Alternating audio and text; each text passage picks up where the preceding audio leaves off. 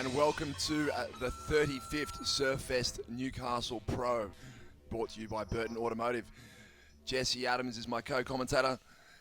Looks pretty solid and chunky out there this morning, Jesse. Yeah, definitely. Looks like a lot of fun on screen there. Looks like a normal 2 to 3 foot day here at Merewether. However, there's a big, long period in the swell, and every now and then we get these big booming sets with a couple of nice, real clean open waves and even a few big pits. So a couple of tubes on offer, a couple of nice long walls. Actually, a very broad mix of variety of waves on offer this morning. So we're going to see some really, really fun heats. Yeah, the surfers have got some decisions to make this morning. If you look at the lineup, it's hard to see on screen, but there's probably about 3 banks to choose from that are inside the contest zone. Yeah, exactly. Yeah, they're sitting they've actually chosen, they're going for glory by the looks of things from what I could see in the early shot. There's kind of like the traditional point sort of set up, the rock shelf, the ladies reef right through to the rocks on the inside. Wide of that, there's a patch of sand at the moment from a lot of northeasterly swell. That's sort of dumped a bit of sand on the edge of the reef there. And it's kind of like a wide peak. That's the tube section that we've been talking about. And on the inside, there's that little rip bowl on the rocks, which is also providing good scores if you can nab a good wave in there. Yeah, there's definitely a good backup on the inside. But hopefully the screen doesn't make a liar of us, because there has been some sort of 5 or 6 foot solid tubes rolling through the lineup. Absolutely, yeah. I mean, the forecast was calling 2 foot maybe, but with like 16-second intervals, so it's kind of... Yeah, it's an unusually large period for this stretch of coast. Mm-hmm. And it's going to be at least 2 to 3 times the size of what it's calling when it's got that many that much time between sets for sure. But yeah, nonetheless, nice clean swell for competitors on day one. Looks like we're going to try and rip into a real long day of high energy competition. It's going to be a big one. Yeah, long day of competition ahead, but we've got waves to open the event. Looks like we're going to have waves throughout the entire waiting period. It's not going to go flat. No, that's for sure. Definitely going to be up and down in terms of the quality of waves and conditions, where the swell direction's coming from, what the wind does. It sort of chops and changes throughout the week. It wouldn't be a traditional Surfest event without a bit of rain. Looks like we're going to get a bit of rain. I forgot the rain jacket. I'm so disappointed. I cursed myself when I drove up the coast. I went, oh no, I forgot the rain jacket. Yeah, we'll be knocking on the WSL door going, have you got any windbreakers in here? I think I've got a beach umbrella. Yeah. Half a beach umbrella. I think that's going to serve as my rain cover. Yeah, for sure. So yeah, we're going to get some weather. We're going to get, but with that weather, traditionally for Newcastle area, we get waves. So I mean, we're not going to complain hiding in the booth here away from the weather as we see Red opening his account. Wow, straight up into the lip. Cole Hauschman out of the USA. Unfortunately goes down in the last turn, but showing signs of what he intends to do out here at Merewether Beach. Big opening backside re-entry. Let's take another look. Here we go. Yeah, deep bottom hand turn. Great opening turn. And we'll be disappointed because the strategy some of the coaches were talking about there on the foreshore was 2 big turns is the objective on that wide bank. And Cole had the sections, and he kind of got 99% of the way there with that second turn, but didn't ride out. So yeah, you can see the intent, the game plan there. Definitely a lot. It's aligning with the buzz that we could hear along the beach there. Two really strong manoeuvres on the outside is probably the key tactic for this morning. However, I think we'll see throughout the day, we'll see a few competitors break from the norm and maybe use the rock shelf, because you may only get sort of half the quality of the manoeuvre, but you may get several. That's right. And if you manage to get 1 or 2 of those big quality ones amongst that, you're going to net even higher score. So there's going to be some risk versus reward to factor in pre-heat. I think analysing the conditions throughout the day as for the competitors and coaches is going to be key as the tide changes, as the swell drops.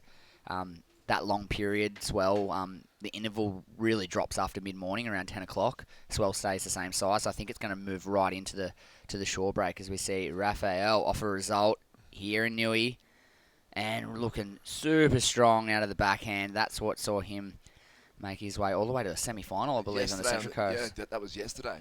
Straight into it, not mucking around. And I think also this surf is coming in hot from a trials win yesterday. Yep. Was Shane Sarks. Was massive win for him yesterday up at Dixon Park. I mean, 2 high range, excellent scores in the final to take the win. Comboed the field. A strong field in the international trials, actually. It's funny, the international trials here in Newcastle is always such a high calibre. You often surf a few heats that are, on paper, almost more difficult than your first couple of heats. The Aussies are allowed in the international trials. Of course, yeah. Everyone, it's kind of like, they call it the international trials because there is a local trials a month, before the event starts. I think who won that? Who won the local trials? A Grom. One of the boys from Shelley. There's about 5 of them. They all surf real good. Yep.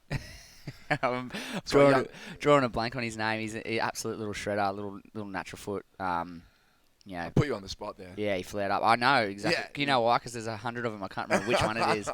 But, he'll be coming up. I'll get the draw up and I'll have a look. But he's coming up later through the middle part of the draw. But, the local trials is Aussies only, I think. And then they call it the international trials because it's open to all all competitors. So here we go, Raphael replay here. I know it's live action there. Just looking for a little tube off the end there.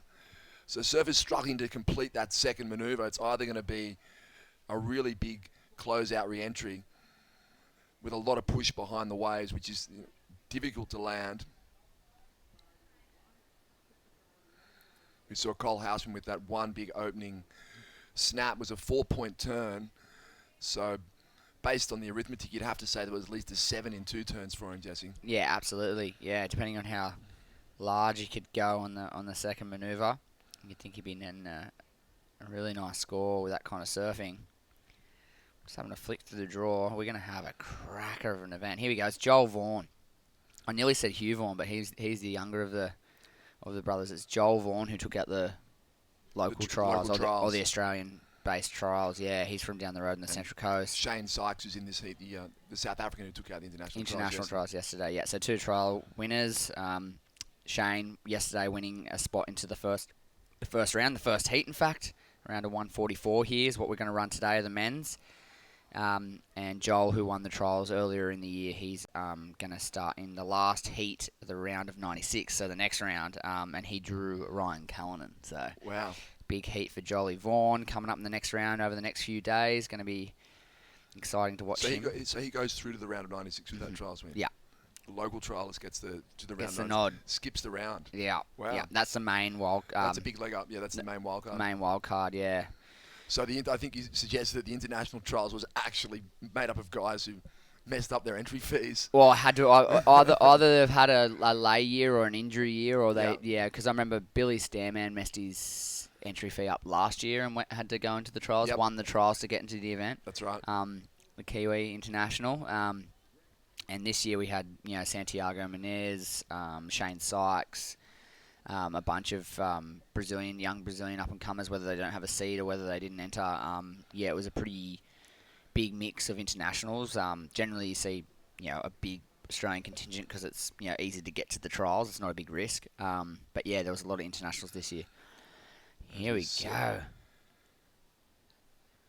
Andy Crier, the Frenchman.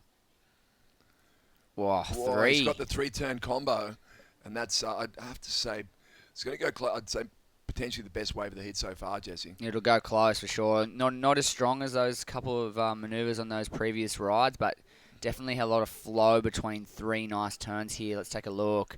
Gets a little fat in the opener. Didn't get much happening there, but does get up into the lip here and then fits one nice connection on the you feel like the finishing manoeuvre was actually the money turn. And it got stronger down the line too, which I think the judges might like, as he wound down the wave. Here's Raphael again, the Brazilian. Ooh, that's draining out that second section and rides clear. He's pretty happy about it. He likes it. He's in the lead. He's got a bit of rhythm. He's in form. This one, there's one of the drainers we were talking about. Whoa, he's going to come out of this thing. Wow, there it is. He got a Can good. he finish the manoeuvre?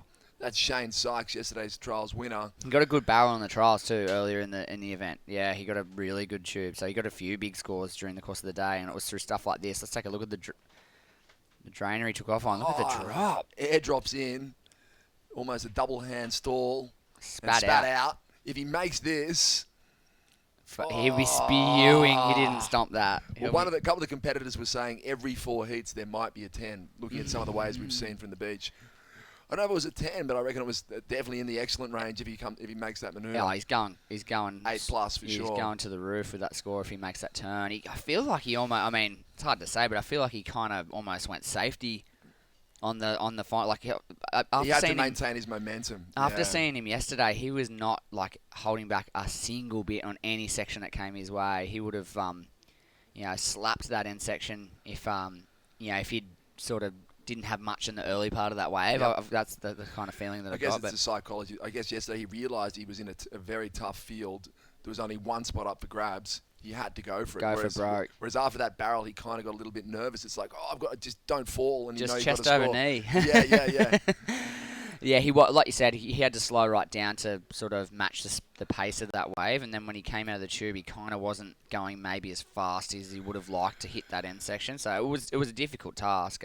Particularly with these really long period chunky swells, if you don't have that speed coming out of the manoeuvre, you'll just get blown up. So much energy in the wave. Yeah, it's a completely different beast actually. If you double for those that don't particularly understand, wave mechanics, I mean the higher the period, as in the seconds between waves measured, the longer it takes for a wave to arrive, but the more intensity that it has, the cleaner, better shape you get. So you basically get better surf that has more gaps between each wave, which sets for clean lines, but a lot of energy in the wave, creates quite a bit of power. And the higher the second interval, the more strength it has. Hawaii always has those, big period swells creating a lot of intensity. So, yeah, there would have been a lot of push in the lip for Shane Sykes to deal with there. And, don't blame him for getting bailed off his board after surfing, I think, 5 heats yesterday. What have the judges thrown at him? Is that the first score? It's almost going to go excellent. It's going to be under. But they took a long look at it. I think they really analysed how deep he got and how long he spent in the tube. The fact that he came out with the spit too, I think they're going to... Plus the free fall drop was a big factor. It was a big factor, yeah, absolutely. Here we go, another nice sucky wave. This is Cole Houshman again. And really linking together some backside re-entries here. And look at this, for really fourth crisp. one. And there's that explosive end section that's proving so difficult. Doesn't quite ride out, but 3 solid turns before, I think there, Jess. Who's been doing squats? That's the question. Yeah, you watch the front foot shuffle as he approaches the last section. He knows it's coming. This was going to be a big number if he stomps this last manoeuvre. Two nice connections. Air dropping out of the turn.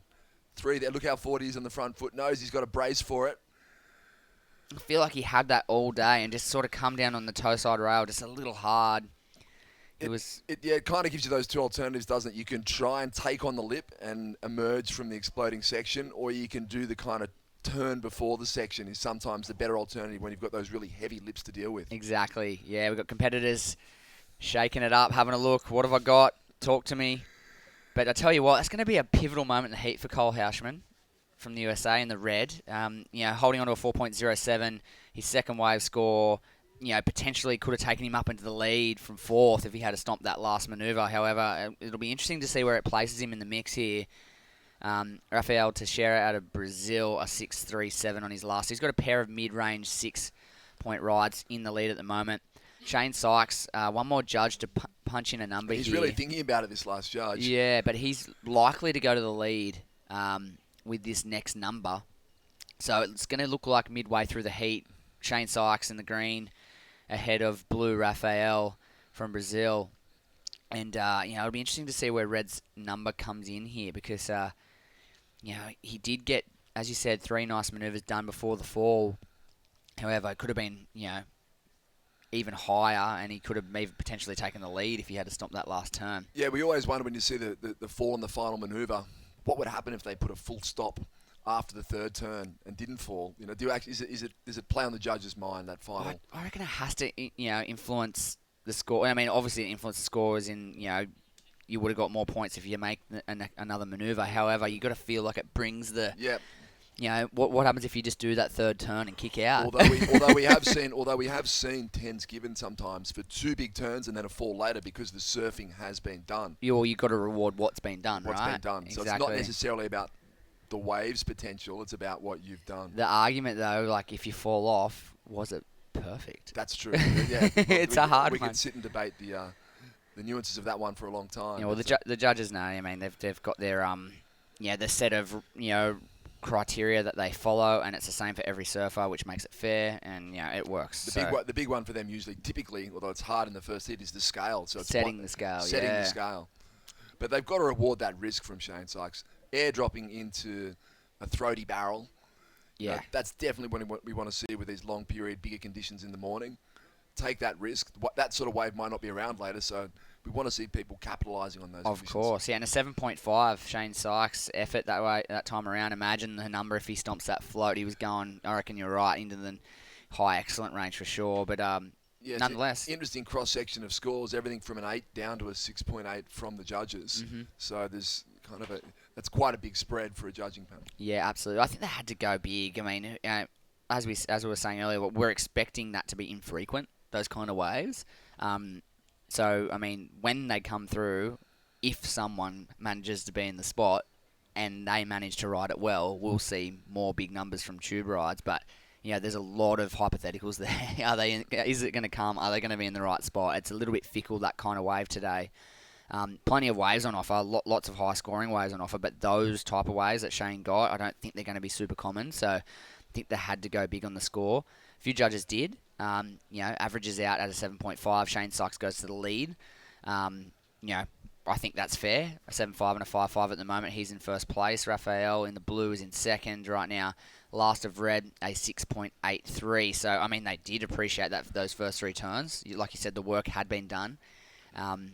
Again, I hope it's not a case of what if when the buzzer sounds with 8 minutes to go. But, he's going to have another opportunity for sure to jump up into that second place position. Yeah, he's about 2 points behind Raphael at the moment. So was there 2 points in that final closeout manoeuvre? That's the question. Actually, you know what? Probably not. But a step absolutely would have been a step closer. I guess you're right. He probably would. He would have needed a second wave nonetheless. But the requirement's going to be higher at this point. 7.5 minutes on our timepiece in the booth here. And if you're joining us this morning from around the world, welcome to Merriweather Beach in Newcastle for Surfest's 35th year in 2020. It's a big one for us. Of course, supported by Burton Automotive yet again. Been a massive support network for us Novocastrians and the Hunter region. And very proud to have them on board again, and very happy to have you with us this morning, checking out heat number 1 of the first official round of the 144 surfers. This man up and riding, the Frenchman Andy Criere, is back into fourth, but not for long. Check this surfing, make it. He's coming out of that. No, you're kidding. No one's stomping that last. Has anyone made the last manoeuvre yet? Raphael Teixeira may be the only one. Okay, here we go. Shane Sykes, the only natural footer, just drifts the fins, gets a little hung up. Another hollow section. Thought he was going to look for the tube. Oh, he was. He got confused. Got caught. Maybe the barrel with the doggy door exit was the better option, but really got hung up a couple of times. Yeah, he's going a little too fast. It's a great opening turn from Andy Criere. Yeah, this is going to help his cause for sure. Little controlled tail slide, and really needs to commit to that. I feel like they need to commit to the final manoeuvre, but not go as high in the lip because no one's making it. That's what I was saying. Like coaches will be watching. Shane Sykes was so committed all day. I mean, as I said, 5 heats he surfed yesterday. He's going into his 6th heat in 24 hours. He's probably absolutely tuck it out. But you got to get into that last section as nice little drift, as he said, and then a little too fast, goes to the float, falls into the ditch. Probably got. He actually had to probably wipe away the first turn, not even think about it, look for the tube, and then the doggy. That was... Or almost come out of that first turn into... fade out of that. He kind of went fast out of that first turn, didn't he? He kind of went past the barrel I don't think he realised it was going to actually throw over like that. When he came out of that first turn, it was kind of a little fat, hadn't hit the bank yet. But, interesting. Probably the wrong option on that occasion for Shane, but he's holding the lead still at this point in time.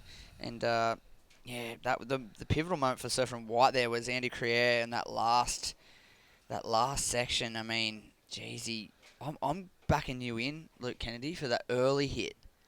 I don't necessarily think you need to get up into the lip on that last section. The early hit, it may be a slightly safer option, but if you really kind of slash out of it, ones, or like carve down the face or do something interesting, I mean, you got a better chance of stomping that last manoeuvre, and you're probably going to at least another point and a half, you think, maybe?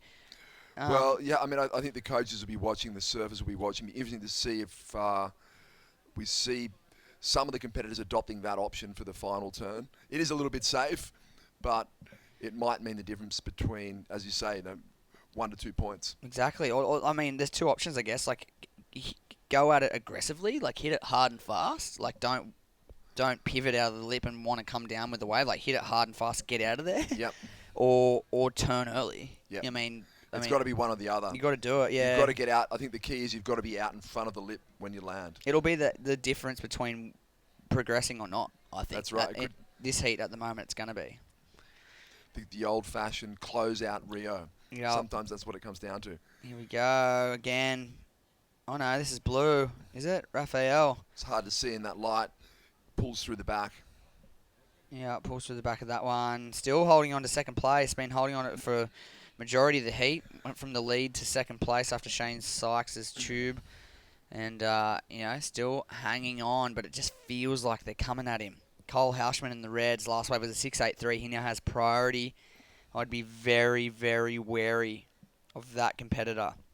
With 3.5 minutes to go, I mean, it is getting very close to showtime.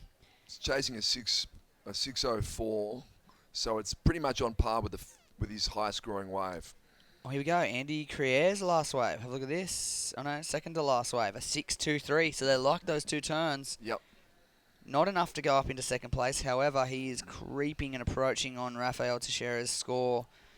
Andy now needing a 6.64. Cole in the red, a 6.04. So not big numbers, Luke. It's going to be an interesting finish. 3 minutes to go.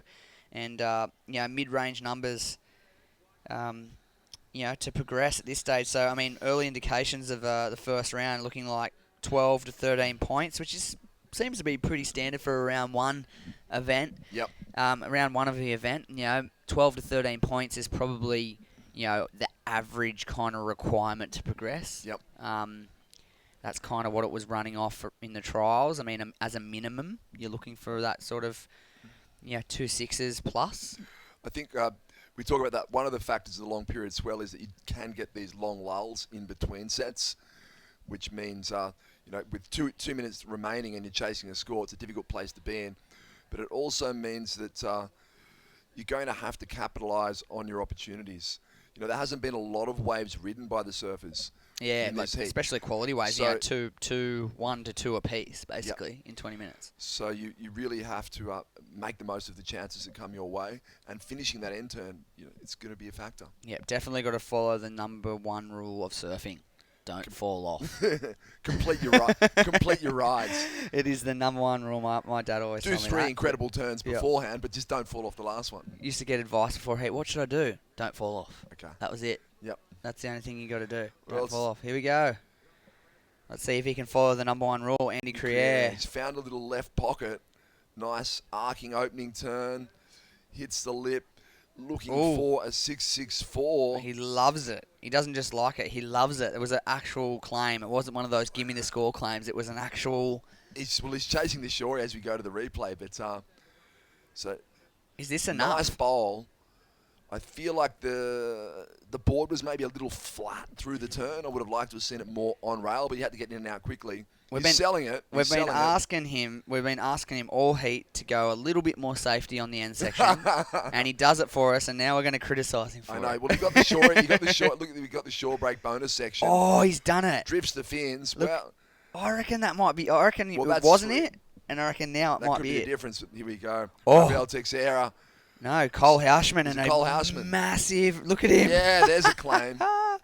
That is the score. There's no doubt about that. What was he looking for? A 6.04. That's all day. Oh, Shane again. You can't stop him. This could be important. Double barrel. Come out. Yes. Yes. That's how you'd finish a heat. You never know. He might need that wave. Yeah, we might see a little bit of shuffling going on. We have no idea what they're going to do. This is a big number from Cole Hauschman. Hauschman. Look at this second turn. Kind it of is big huge. speed carve to open with. Ooh. Second turn was huge. Looking at it again, the first turn was kind of like a down the line speed drift. Yeah. So it's really hinging on that second turn. Here we go, double barrel Shane Sykes. Soul arch fade. Now he's got to chase it a little bit. and Soul Arch exit. Yeah, it'll be interesting to see what they do with Shane's wave because quick first tube, pretty decent second tube. I mean, 2 on the one wave. Be interesting. The purists are just saying you got a double barrel. They're just calling for big numbers. They're freaking out over it, but I reckon they might even go excellent with Cole Hausman's wave. That's my gut feeling. I think they're going to go big, but we'll have to wait and see. There's numbers coming for white, red, and green, which could spell big trouble for the Surfer in blue. But we'll have to wait and find out. Luke, we'll bring you that result after a quick break. We'll see you back at Merriweather Beach with live action shortly.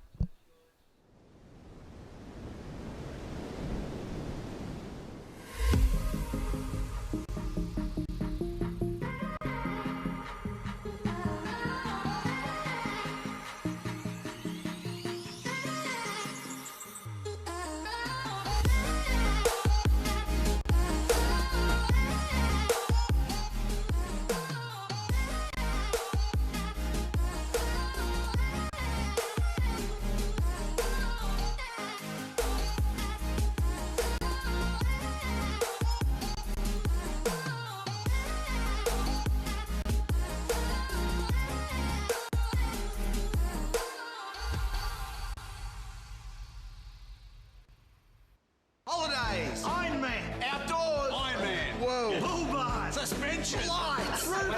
Camping equipment. Recovery gear. Hunter Iron Man Maitland. And Hunter Iron Man. I can't do 2 things at once.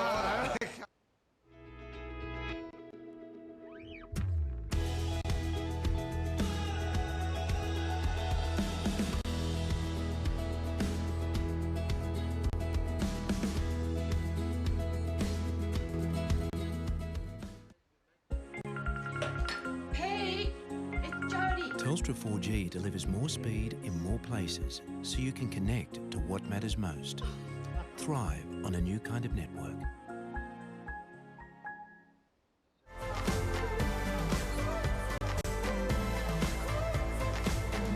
The future is now.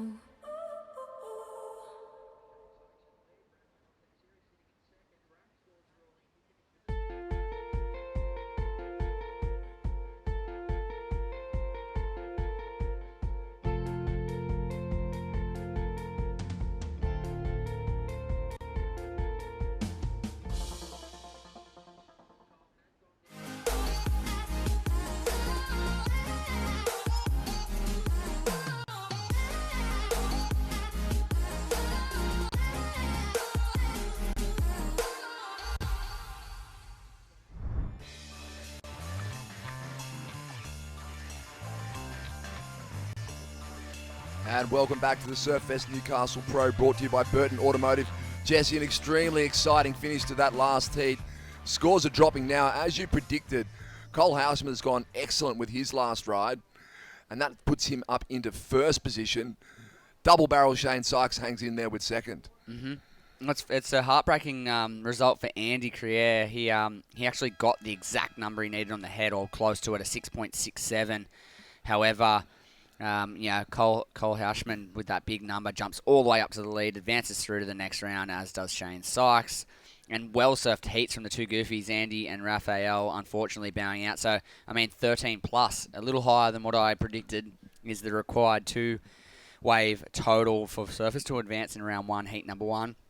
And what an exciting way to kick it off. I'm amped. I haven't even had a sip of my coffee yet, and I'm psyched. I'm absolutely pumped. We're into heat number 2 of round 1. 25-minute heats here, and a full international mix for heat number 2. Marcos Correa, Tiago Camarera, Kajiro Nishi, and Manuel Selman. So all over the place. We've got Brazil, Japan, and Chile represented here.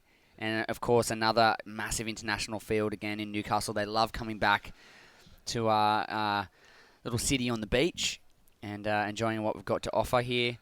As you would have seen in the break there. Don't sell it short. It's not that little. Oh, it's kind of getting big, isn't it? Yeah. It's getting big. Yeah.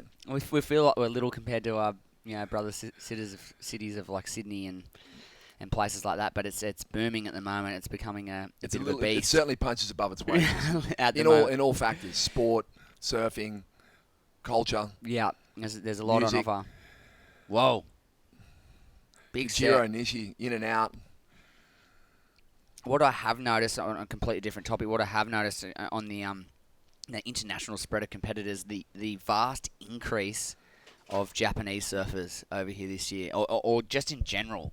I mean, there's always been a big amount of Japanese surfers, competing on tour, but particularly this year, whether it's the Olympics or whether it's what the factor is, there is a ton of young Japanese professionals coming out of that part of the world. Both out of the men's and women's, there's a big push. Absolutely, and it's looking more and more likely that we'll see more Japanese competitors on the world tour in the near future. Well, we want to see, obviously, Kanoa Igarashi is competing underneath the Japanese flag, but I was talking to Maha Ono yesterday, and he's travelling and coaching with Shun Murakami, who is currently sort of the number one hopeful for Japan. He's the highest ranked surfer on the QS. Yeah, absolutely. I believe Shun took out an event at the very beginning of the year. Hainan in China, In China, and a small little fun left-hand point break. You often see Shun and his backhand on all these rights across the world, but he gets an opportunity to go left, go front side, and he takes out a world qualifying series event. So he's going to be a good representative for his country this year, for sure. And one of the interesting things this year, Jess, is quite often, here we are on screen. Hi guys, how are you? How's it going? Quite often we get to Newcastle and there hasn't been that much surfing done, but this year's different. There's been a number of significant QS events in the lead up. Of course, yeah. It's generally like kind of the first cab off the Major event rank. that Yeah. We've seen sort of 5,000 and 6,000 events in Morocco, the one in Hainan, Yep. Rio, Yep. obviously Absolutely. the entire Australian leg.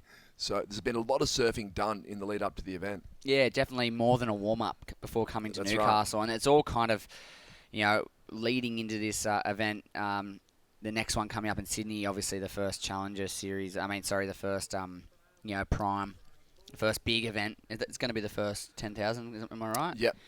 In Sydney there. So this being a QS 5,000, so big points on offer in Newcastle.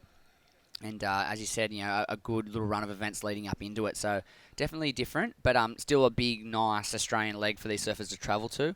As you said, we had the Boomerang event, the Great Lakes Pro down there. And then you had the Central Coast just finished yesterday? Yep. Yeah, yesterday. The Central Yesterday, Coast Pro.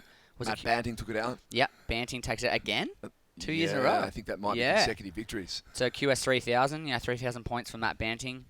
And so a couple of really good warm-up events in Australia before coming to Surfest, coming into town, and definitely got their feet in the wax before they get to Newey. And history shows that a good result at Newcastle often bodes well for your qualification aspirations. We saw Jack Robinson got a pretty good result here last year. This is sort of it was proved to be very important for his qualification. I think the record still stands. If you win this event, you qualify. 35 years of it. Yep. Unless don't quote me on last year. I have to look at. No, it Look at is. those. It's last year's when it definitely qualified. Yeah, so if it helps that the long list and history of event winners are, world champions and and already on the CT. There is a long list of that over the 35 years. However, every surfer that has won this event across a 35-year span has either been on tour or then qualified Then for the gone on to world tour. qualify. So, history states, 35 years of long history states that this is a very, very important event to come to. And no wonder they keep coming back. Well, it's there's prestige up for grabs. There's good prize money, and there's good points. Absolutely. Yeah, 5,000 points are definitely going to factor in come year's end. Here we go. In the red, Marcus. Correa Boom. just drifts the fins out of the last turn. Decides he's done enough. Yep, gets out of there. So a slower start to this heat. It was Marcus Correa certainly posted a meaningful score there. such an exciting start to the event in the first heat. It's kind of left us wanting to see stuff like that. That was huge. Manuel Selman, really big backside re-entry out of the lip there. As we panned over to camera, he just jammed the Jesus out of the top of the wave there. It'd be nice to see that again. Nice, strong surfing. A lot of goofy surfers, goofy footed We surfers. saw 3 in the first heat. Shane Sykes managed to progress as the sole natural footer. But I think this might be the same situation. Tiago the potentially the sole regular foot in this one. So similar story. How do the goofy footers fare at Merriweather typically? Sorry. How do the goofy footers fare at Merriweather typically, Jess? Yeah, they serve. You know, they're often not the biggest fans of the rocks. Yep. Even though they love the rocks, they're often not the biggest fans. But hey, they are. No, almost majority, but a lot of our best surfers in history have been goofy footers. You got Luke Egan, Ryan Callanan, just to name two, straight off the top of my head. Chad Edzer, definitely farewell. This is the replay of the winning wave from the last heat. That was Cole Hauschman. Was it within the last? I'm going to say certainly 3 minutes, maybe 2 minutes. Oh, it was right at the pointy end of the heat for sure. And that's our cue. Shannon's down there. Good morning, Shannon. You've got Cole down there, the heat winner. Good morning, guys. Cool. Congratulations on a big first win. How did it feel on the lineup first out bright and early? Yeah, it was really fun to be first heat, and these are some of the best beach breaks I've surfed in a long time, and yeah, super stoked to get the heat one win out of the way. And how was that buzzer beater at the finish, that 8-point ride? Talk us through it. Yeah, I knew I had to capitalize on that wave, and I just was hoping it gave me the opportunity because I felt really good, and yeah, I just tagged it twice, and I felt pretty confident about it, so stoked on how it played out. And talk to me about the quiver you brought along. Yeah, we weren't really sure how it was going to be this big in the morning, so brought my groveler, brought my shortboards, and just kind of woke up and it was firing. So we're like, oh, it's on, and yeah, I threw my suit on real quick, and they started at like 7:30, so really soon, and then yeah, I was just stoked to get out there. Well done on an early heat win. We'll see you in the next round. Back to you guys. Thanks, Shannon, and apologies if there wasn't total clarity with the audio there, but I think you could hear the responses from Cole Hauschman and another surfer from the San Clemente Surf Factory. Yeah, it's just consistent, isn't it?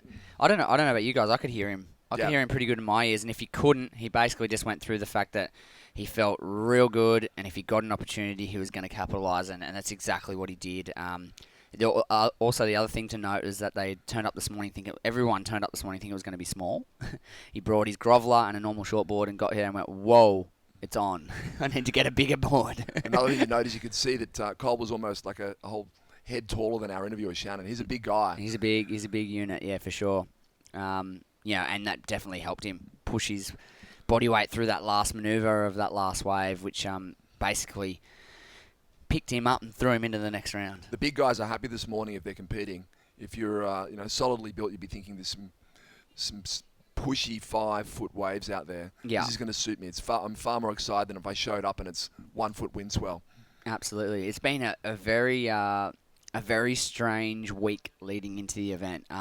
It's been every single style and type of condition you can probably offer here has been on offer, and it's jumped from 1 foot absolute garbage to 6 foot and cooking, and back down to 3 foot and okay, and back up to 8 foot and can't get out the back over the last week, and it's done it again. Here we go. Look at the drop under the lip. Into the lip.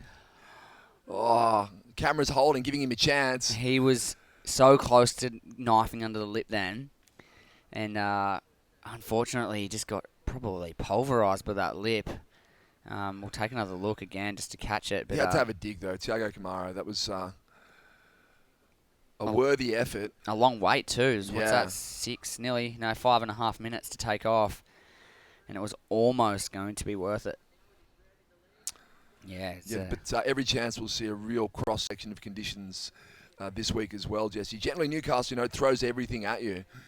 You've got to be a very well-rounded surfer to get a podium finish here. Yeah, as you said, it's going to be a broad range of conditions. Here we go. Look at this. Tiago just... I think he got caught about mid-face. Was there an exit there? Kind of clamped a little bit by the looks of things. Hard to say, not looking into the... Would have required excellent tube riding skills to find the exit point there. Absolutely. But, as you said, we're going to see a pretty broad range of conditions throughout the week, and it does look like we could get some big swell through the middle to the latter part of the week. So it'll be interesting to see. It does drop off a little bit by the looks of things today. In fact, I've got a feeling we're going to see some really, really, really fun waves throughout the afternoon. when it backs off, when the period backs off and it slows up and it's not so much at the back, tides in on the rock shelf, I think we're going to see some really fun bowly. There were a couple this morning, the inside. Unfortunately, you couldn't paddle out and surf it because there's 6-foot bombs out the back. Yeah. But it looked really fun on the. A lot of the women's competitors were warming up on the inside bowl and having a ball. Yeah, absolutely. I think yourself and I might have a fun little afternoon of rip bowls. Let's not announce it to the world. Yeah, you gotta rinse off the day. But yes, it definitely going to be some fun surf throughout the day and throughout the week by the looks of things. And we were talking earlier about winning this event and then going on to qualify. And of course, Alex Ribeiro won last year, and he's reclaimed his position on the WCT, which is obviously very happy about. He's been there before. I think back in 2016 was on tour, but suffered an ankle injury from memory or something. Something's been holding. I think a certain particular injury held him back for a little while there, but. Geez, he come back strong last year. Well, it was almost turned into an air event between him and Jadson in the semis and finals. Jadson Andre pulled off a couple of incredible airs in the semi-finals. And Matt Banting as well throughout the quarters and semis, yeah. And I guess, last year, I think Jadson made the final and he'd pretty much confirmed his requalification. At that point of the year. At that point, because he had a result in Manly and a result here. Mm-hmm. And maybe the Brazil event? I think, too? maybe it was Brazil. No, maybe it was Brazil before here. Yeah. And he pretty much sewn up his spot on tour before the year got going. Yep. Which is a great headspace to be in. Yeah, absolutely, and it's been good for him. Another surfer that has fallen off and gotten back onto tour a number of times and looking really good again this year. And, slow first half to this heat. Let's see what Red's got here for us. Marcus Correa. And really good stuff out of the lip on that first turn. Wow, that was incredible. And just a couple of finishes there to really put an exclamation mark on that ride. All the score's going to be in this first turn. Have a look at it. I feel like it's a slightly mellower inside wave, which means he can be a little more aggressive. First turn was the winning turn, but importantly gets the finishing maneuver, rides out of the frothy section. So at this point in the heat, you'd have to say that was a smart move. Pick up mid-size insider, go to town on the first move, make sure you're right out of the second too. Yeah, take a roll of the dice, have a crack, see what happens. He's going to net himself another mid-range score by the looks of things, which is... So Mark's, surfing the smart heat at the moment. Absolutely, pair of fives, 5.27, his last wave, that one there, just really on the strength of that opening manoeuvre of 5.17. So a good score there, and Marcos is in the lead. Here we go. Tiago gets a wave with something on offer. A little bit lateral with the two turns, didn't really get the opportunity to go vertical or throw the fins. Looked fun, looked down the line. Yeah. But it's going to be at this point for him though. It's going to be a score, given the low-scoring nature of this heat.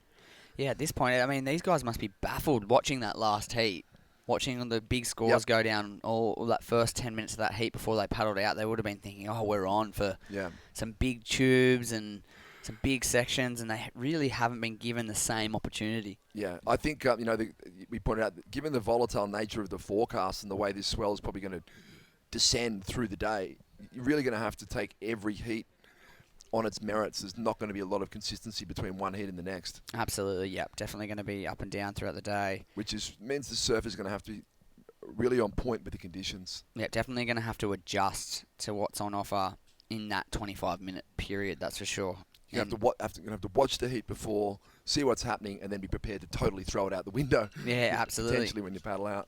Well, it could be a one heat on, one heat off swing. We see that every now and then, like a dip, ebbs and flow vibe. Like the first heat, high excellent scores. The second heat right now, relatively low scoring affair. The next heat upcoming with Michael Dumphy from the USA, Vicente Romero, Noah Schweizer, and Slade Presswich.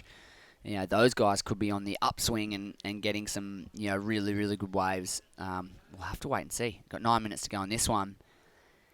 And of course, the exciting thing for Newcastle is you've got a Newcastle representative on the WCT, a new one along with Ryan Cullen. So two surfers from Newcastle, although Morgan may technically claim he's from Angari. I'm not sure who he's, but he certainly surfs for Merriweather.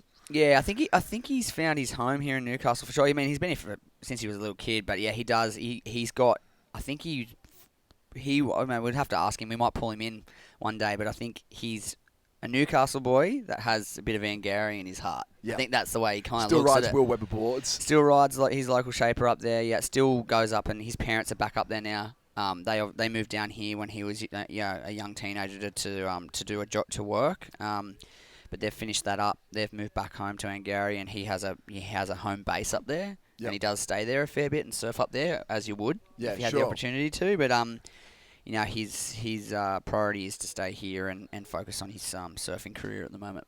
So As I look at Heat 24, Jackson Baker also from Newcastle. So again, who is going to be that first Novocastrian to claim the title? We talk about it every year.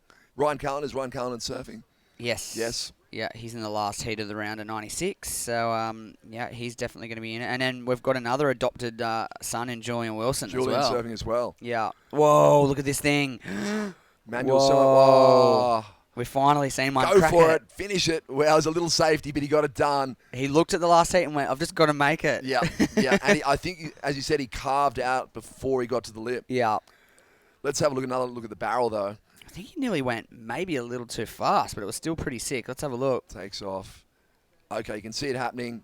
Little grab of the rail. Oh, could have hung in there a little bit longer. Yeah, a little fast. Gets the hit in early, though. I like it. Mega safety, Yeah. as he said. But we've been asking him, finish the wave for us. Let's see a completion. Let's see what the judges do with that. I'll be interested to see where they go with it. It's the best wave of the heat. It has to be, right? Oh, hung up. Oh, no. You can see there's a little bit of offshore in that one, Jesse. Yep, held Kajiro Nishi up into the lip, and he had to eject out of that one. He won't be happy with that. Almost looking at that, you kind of almost wanted a board with just a little bit more paddle volume. Mm-hmm. It's interesting because some of the mid-sized waves, you probably want your regular shorty, but looking at a couple of the outside bombs, you definitely wanted a board that would get you in early. Slightly. The other thing with the long period swell is it moves that little bit faster as well. Yeah, and you definitely got it's a hard one, especially here in Merriweather. The long period swell, you kind of want to sit in further in towards the beach than what your instincts tell you to. Yeah, you got to be underneath it to catch it. underneath it to actually catch it. So there's two options, and you see a lot of the local surfers, like a lot of the the average surfers, a lot of the local guys will ride really, really big boards. And maybe when sit it's, out the back. when it's not that big. Yep. And you often kind of wonder why they're riding such a long, big, fat board. It's because it's so hard to catch a wave. Right. They kind of loom for quite a bit longer at pace than what a regular wave would. Yeah, you're expecting it to jack and then it doesn't. And if you want to ride a normal shortboard, you got to sit way in under it Yep. to knife and get into it, which makes it quite a difficult takeoff. Yeah. It may not look that steep, but by the time you get enough energy to paddle in, you're kind of under the lip. So, yeah, two options: ride your shortboard and sit in further, or get it, like you said, a great option, a little bit more volume under the chest, or a slightly bigger board. It's just sometimes having that board in the quiver that it might only be half an inch bigger and an eighth of an inch wider. It's just but sometimes that's the difference between getting in and not, that tiny bit of volume. Mm-hmm. And this bank in particular is a infrequent but a regular visitor as the sand builds up out there, out the wide of the rocks. We do get it every few years. We get a really good bank out here like this, and this is sort of the start of it. It actually lines up quite a long, nice barrel when it does get there. Yeah, so we're well wide of the point now where we're watching. Yeah, but this is a very unorthodox place to be sitting, for sure. It doesn't happen very often, but when it does happen, the water does suck off the bank really quickly. You can see there that really it makes it super dredgy difficult. section. Super difficult to get into it. So is Kajiro Nishi just getting caught in that chatter there. You can see he's struggling to swing off the bottom with confidence. He hasn't had a great start to the heat. I mean, 4.5 minutes to go, and he's got, donuts really at the moment. He needs to get moving, and I like the fact that he's just thought, I'm taking off on this wave. I need to take off on something, do something. He should have done it minutes ago, but at least he's starting now. He might net a couple of scores in these last final minutes if he gets super lucky. And jags a couple of decent scoring rides. Yeah, it's interesting. Last heat, you felt like anyone could have claimed that last heat. It was really anyone. Everyone was close. Yeah. It was probably, they were all maybe a manoeuvre away from taking it. Whereas this one is, kind of not as much. Certainly the overall average score is well down. Yeah. Well and truly. Or Manuel Selman, 6.93, so almost, getting into the 7-point plus range there for that tube ride, as we suspected, maybe a little fast through the tube and maybe held his score back a little soft on the final turn, but however, it's a big number for this heat. Yeah, we're being super critical, but... well, we did see the first heat of the day, which on was... on a Monday morning in sort of, the round of 144, and you get that wave, you're pretty happy. Pretty happy with that. First day of the event. Absolutely, and Marcus Correa, he's going, on smaller average waves, he's going absolutely ballistic and turning 2s into 5s. And he's seeing himself in second place with first priority at the moment with 3 minutes to go. He's looking like he's in a pretty good position. Well, Tiago Camara looking at a 7.17 to advance, which is a big ask with under 3 minutes remaining. It's certainly the highest wave score of the heat. We have seen those sort of waves push through the lineup. And last heat, we almost sort of assumed it was going to wrap up with 3 minutes to go, and we got one more pulse. So will we see it again? And I mean, if we look at the last heat, a 7-point ride, it's definitely out there. Yeah.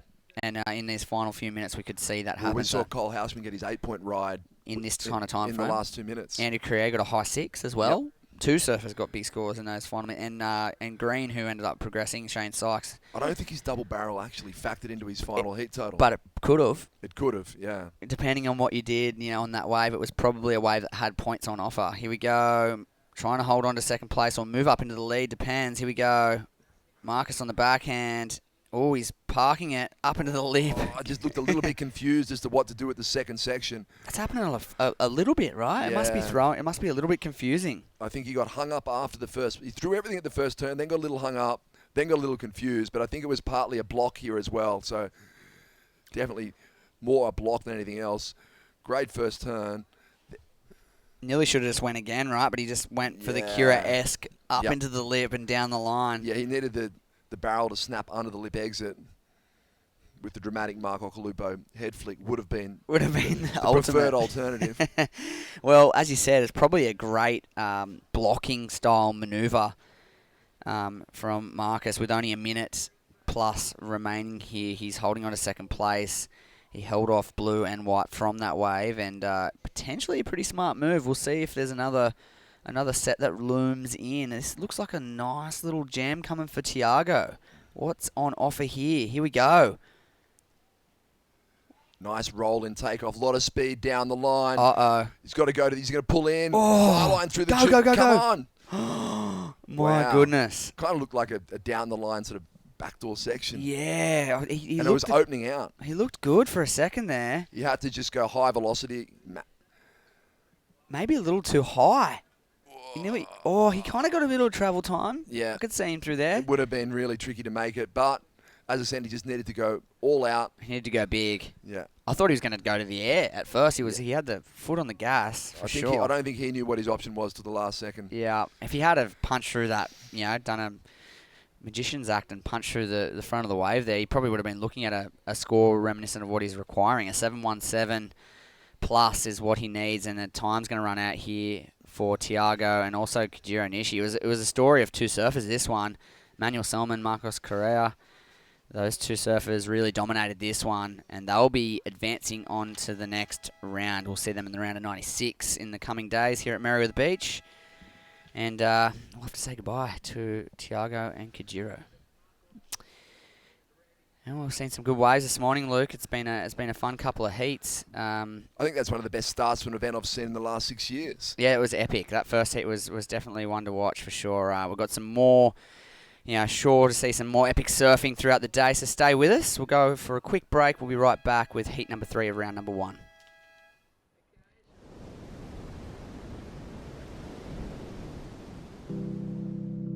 We're running all the time. We're running all the time.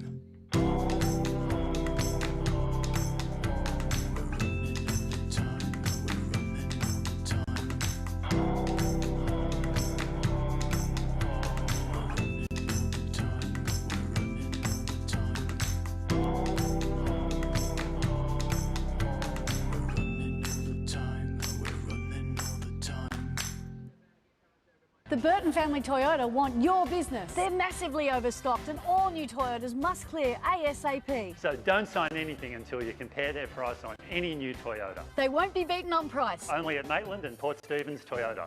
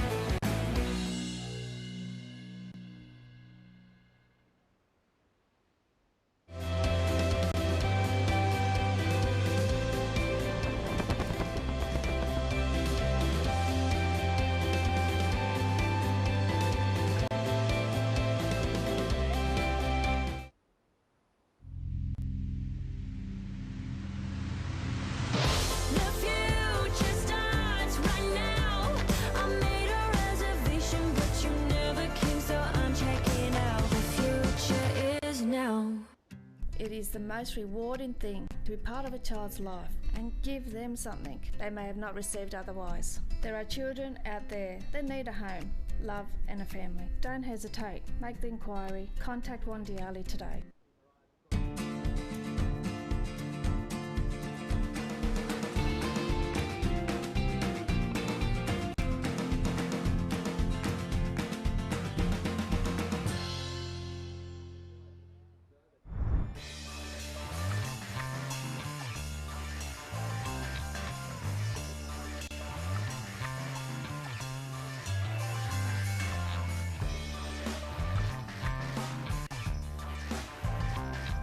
And welcome back to some incredible surf here this morning at the Surfest Newcastle Pro presented by Burton Automotive. John Shamoka. And joining me soon will be Mr. Matt Hoy. And first day of competition, and it is absolutely pumping out here at Newcastle, or Merriweather, I should say. You couldn't ask for better conditions. These guys are being tested straight away. The swell is forecast to grow throughout the week, but here's that Slade Prestige first ride there, looking for a cover-up. Stalls, gets nice and deep. Matt Hoy looking, he's out.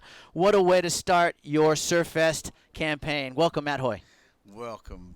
Welcome, John. Welcome back to Newer, you legend. Thank good you, to sir. see you, brother. Yes, I gotta say. How good is it? It's amazing. Welcome back. Thank you. Look at us. Look at us. Shoes off. We're on the lounge. How good is it? I mean, it doesn't get any better. We got big screen for scores. We got big screen for some amazing surf to watch and commentate. Hello, everyone. Here we are. Yes, that's right. We're just lounging on the lounge, bringing you all the live webcast to the entire world. Matt Hoy, of course, former world top 10 surfer, and Nova Castrian. And myself, I live down the coast there in Cronulla, and I drove up this morning. I just had this sense of an amazing day was about to unfold. Hoy, yesterday we finished the Vissla and Sister Revolution Coast Central. Oh, pumping. Amazing. Yeah, Sarah Baum taking out the girls, and of course Matt Banting finally going one better than he did last year in sizzling form, took out the men's, and we're straight back into surfing action right here at this QS 5000. Of course, Slade Prestige opened up with a 6.10, the South African, Noah Schweitzer, Vincent Romero, and Michael Dunphy, who finished yesterday in the quarterfinal. So he's rolling into this event, Hoy, with a lot of confidence. Dunphy, always a solid competitor. Yeah, definitely. He's it's as you know, Matt, it's so important to start the year off correct and strong, and the Aussie leg is a great place to start. And Michael Dunphy are already with a good result, a quarterfinal in a 3,000, so he bagged some points yesterday, I should say. But the conditions, Hoy. Mate, it's pumping. Was this predicted? I mean, no, they said it was going to be 1 foot today. All the locals are going, it's going to be 1 foot today. They're not even surfing. It's pumping. It's 4 to 6 foot. Yeah, and there's some really good waves to be had. You just got to get in the right position. It's a really hard lineup to read today because there's a bank out the back, but. Mate, it's pretty much pumping. If you get the right one, you can get a 10. Well, we saw Slade there on that 610 get a nice cover up. And before that, I saw Tiago Camarero in the heat previous charging into some big barrels. It's gnarly out there. It's absolutely gnarly. Yeah. And you could get pumped. You could have a heat or you could have a non-heat. Yes. It's going to go either way. Yeah. So look, it's double sucking right there. Yeah, it's proper barrels. If you get in the right spot today, you can get a proper I don't think that the cameras or the TV screens do it justice. Oh, It is they solid never out there, and no, it never. You're right. Maybe with a drone or something, it might give it a little bit more justice. Come on, boys. Yeah, seriously, get that drone up there. But it's gnarly. It's gnarly proper. today. It's not at ladies. It's No. what do you consider this break? Because there's a break to the left of screen The there. pipe. So it's called the pipe. Yeah. Okay. So and it's piping. MRs, yeah, it's piping. Yes. I just said to the boys, I say it every year, but paddle out off the rocks, get one out there, and then deal with that. Yeah, because there is waves out at ladies. It's pumping. Yeah, It's I saw a pumping. couple of barrels There's sick ones. while I And was it doing breaks my it- 1-2-1-2. Yeah. Did you do one? I did Yeah. one. Of course I did. Of course I did. It's the best. Well, there we It's go. the best. Look, there you go. So I say it every year. I know you're going to hear it again. Look, same spot. Look, Shmoo. Oh, Take look at off, that thing. Get barreled. Wow. Why is no one surfing up there? Why is everyone surfing to the north here, Matthew? Ah, Shmoo. I say it There's every time. because when I was doing that 1-2, I saw some Mate. epic waves up there. Here we go, though. This is Look. Noah Schweitzer, just in and out. And you got to be super selective too. Yeah, down there, yeah. Because if you pick a wave that just straightens out on that bank it's a- and it closes out, you're going to spend 10 minutes paddling Yeah, out. 100%. So heat strategy out there today, Matt. What would you suggest? I'd paddle off the ladies. Yep. Get one, paddle back out, try and get another one, and then deal with the end bit and try and get a 10. Yeah, and from what we saw there when they did the wide shot, I mean, there's so many good open waves up Right. there. It's baffling that no one's actually gone up there yet. So in time, though, I think people will catch on. The surfers will obviously see something up there and some for scoring sure. potential, and they'll head up towards that ladies' side of the break. Here is Noah once again up and riding. Got to be very careful and selective here today. So 25-minute heats, it gives them ample amount of time here in Merriweather. It's so good to be back. Of course, Surfest has been around for Good well. to see you back. Yeah, thank you. Sure. Thank Always you, sir. a pleasure. You Yeah. Oh well, you know, I know we keep in touch via Yeah. our Instagram and messages, and you're I got to give a big shout out to your son Tex, who's just going gangbusters in the NRL. He's up in that top grade, and well, the apple doesn't fall far from the tree. True. So yeah. So No, congratulations to thank- Tex thank- and yourself. So proud of him. Yeah, you and Leanne must be so proud, Yeah, and, yeah, and I'm so proud of him. and all the little munchkins below him. Yeah, You know? yeah. He's going really well, and yeah, it's all in. So he's going to play 6 or 1? 6. 6. Right. He's going to pair with Piercy. Yeah, I Wow. reckon. Throw him in there. And Why this, not? of course, we're talking about rugby Rugby, league, yeah. and Throw him in Tex there. Hoy is now up into the first grade. Matt's son, he's come up through the ranks, just like you do in surfing. You gotta go through the development squads and the pathways, and he's earned his spot there for the Newcastle Knights. It's going to be really cool to see him run out for the first time in 2020 with a nice jersey on. You must be so proud. Best day of my life. Yeah. 100%. Besides having him. Yeah, I didn't have him.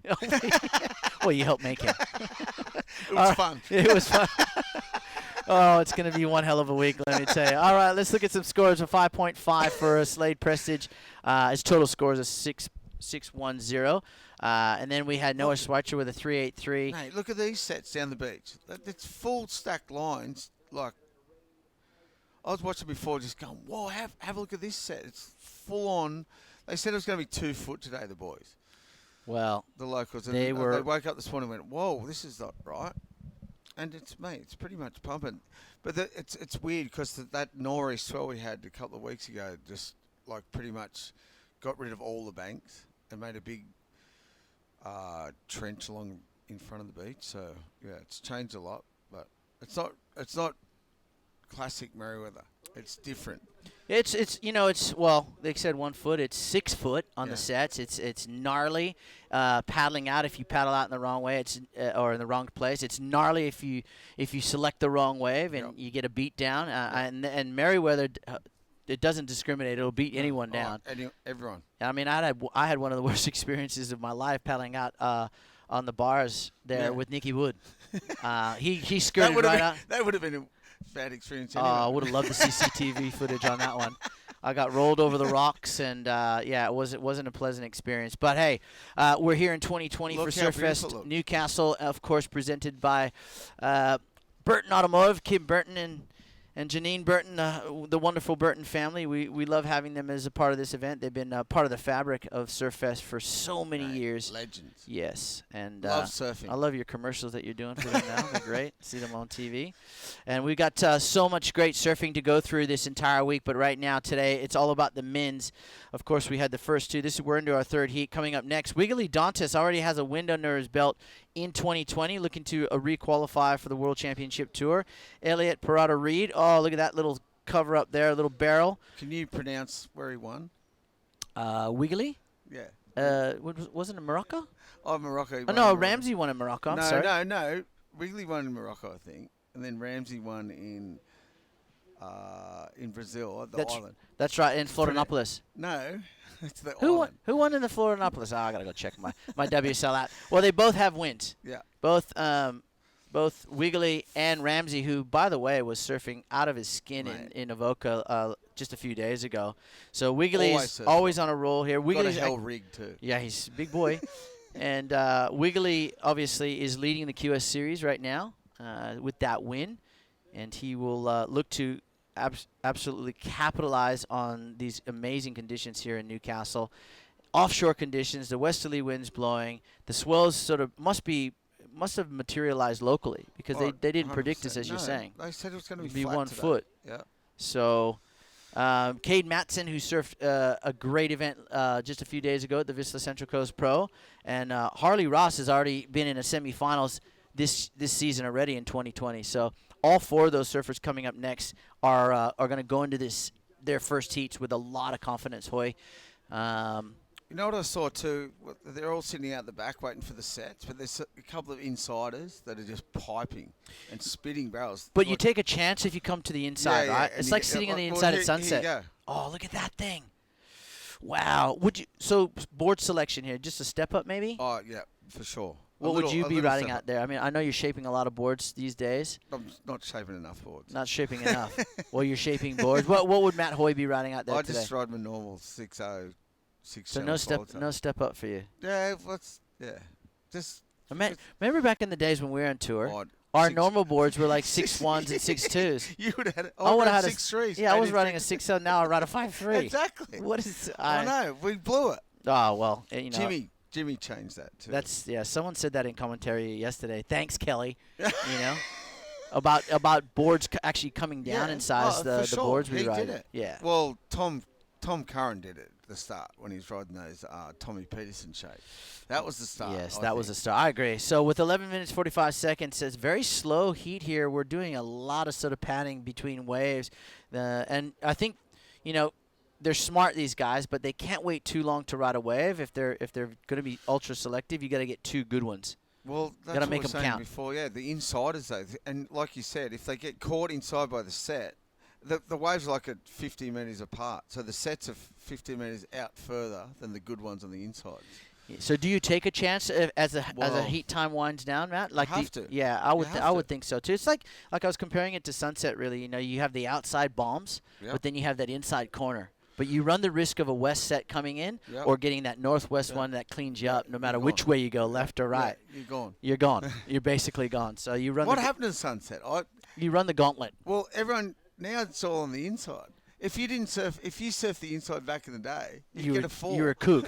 Yeah, exactly. And that's why, you know, back in the day we were riding 7.10s. Oh, yeah, that's right. And Sonny, I know Sonny was riding 8.2s and now they're riding 6.4s. You know, you get guys like Baron Mamiya and Jamie O'Brien and Makuakai Rothman. These guys are riding 6.6s. Billy Kemper and those guys, just 10 to 12 foot. Yeah, it's crazy. You know, and I know Billy's probably watching online. He suffered a really horrific wipeout there in Morocco. He's on the mend, so it's good to know that he's okay and he'll be back in surfing again. He's just an absolute champion of a guy and a champion surfer. So we wish him all the best. That?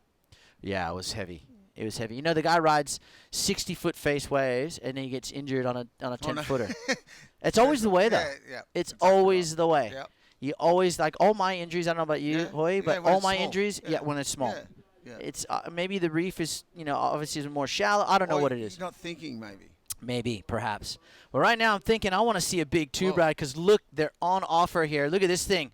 Beautiful wave here for Vincent Romero. Drives off the bottom. Big hack under the lip. And I think the judges, the scale, they'll like what they just saw there. If you can get 2 of those, I'm calling 7 and 8. Oh, yeah, Let's have a look at this replay here. Vincent Romero, as he just drives into good timing. One turn, but sick turn. Yeah, you love those. They never get old, those turns. No.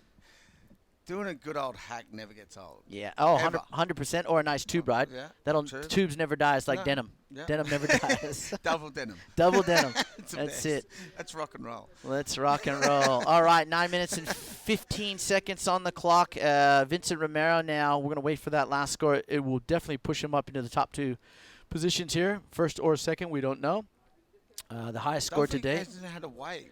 Yeah, it's interesting, coming off the back of that quarterfinal finish from Michael Dunphy yesterday, it's completely different conditions now. He's had to change his strategy, probably change a bit of equipment, and he's sitting out there in the red with priority. You can see how far apart these guys are. Have a look at this thing. Oh, it's a bomb. This thing is Noah Frothy. Schweitzer. It's got a lot of froth there. He gets one turn, and wow, he didn't even make it to the bottom. Whoa.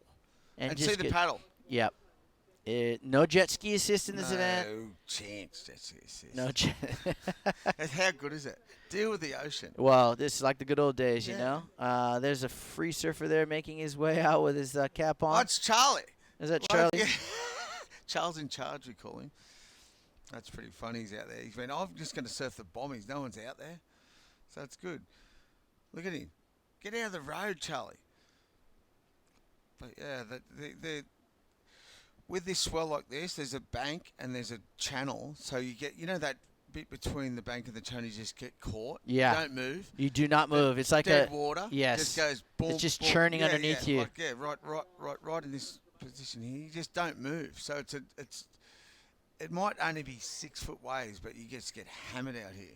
And you do not move. It's torture. And there's a jet ski. Especially if you're riding just a step up too. There's exactly. not enough. Hard to paddle. Yeah, it's hard to paddle. Yeah, and look at you can actually see the current moving from south to north. Yeah. There's a lot of water moving out there. A lot of water moving. And look at the lines. There's another set coming right now. And look, you can see right there at the back of the foam there. There's so much water moving right now. Look at it. Yeah, well, I think the officials are giving these surfers ample amount of time to paddle out here at the Surfest presented by Burton Automotive. The men are in the lineup today. The ladies have a day off just to refresh from yesterday's action up there or down the street in Avoca. And it's all about the men today. We've got how many heats we're going to? We've got 24 heats we're going through today. So it's a full day's action in this QS 5000 on the World Surf League 2020 calendar. And the waves are absolutely pumping for day one. I know there's a little bit of rain forecast through Wednesday, Thursday. In fact, it's forecast all week, but just showers, Yeah. We need the rain. It's autumn, so yesterday was the first day of autumn, so the temperatures are going to start to cool down. But today we're going to enjoy the sunshine and the solid surf here. It's gnarly, solid, and if you get the right one, you're going to get a big score, trust me. The judges are looking for tube rides, big turns, and there's that one from Vincent Romero. Still waiting on his score here. Is it a 137? Surely that big turn wasn't a 137. Well, on the scoring screen here it says 137. So for that one turn. Yeah, I'm a bit confused by that. If that is the score, Hoyt, 6 minutes to go. Vincent on screen to date needs a 2.47 and a 3.84 for Michael Dunphy, who has not ridden a wave here. In fact, I haven't even seen him in the lineup. He might not even be in the. Well, I see an X next to his name on our scoring screen here, so I'm not sure if he's even out in the lineup, Matt. Oh, really? So he might not. Something may have happened. He might have suffered an injury, or he just decided to pull out for whatever reason. I'm not sure. No show. But you're right. Yeah, so there's an X next to his name, so I'm assuming that's a no-show for Michael Dunphy, which is surprising considering he was in the quarterfinals yesterday. Yes. So down the street in Avoca, yeah. Not that far away. So we'll have to do some digging and get to our sources and see what happens. Wow. But the South African. Oh, he'd be Devo too if he's not here. Well, he'd be loving these types of waves right here, Michael Dunphy. So hopefully he's okay. But right now, it's Slade Prestige of South Africa out in front. front. Look at this one. Out the ladies. Wow, this is He's picked up on your telegraphic thoughts there. I cannot believe he didn't pull into that thing.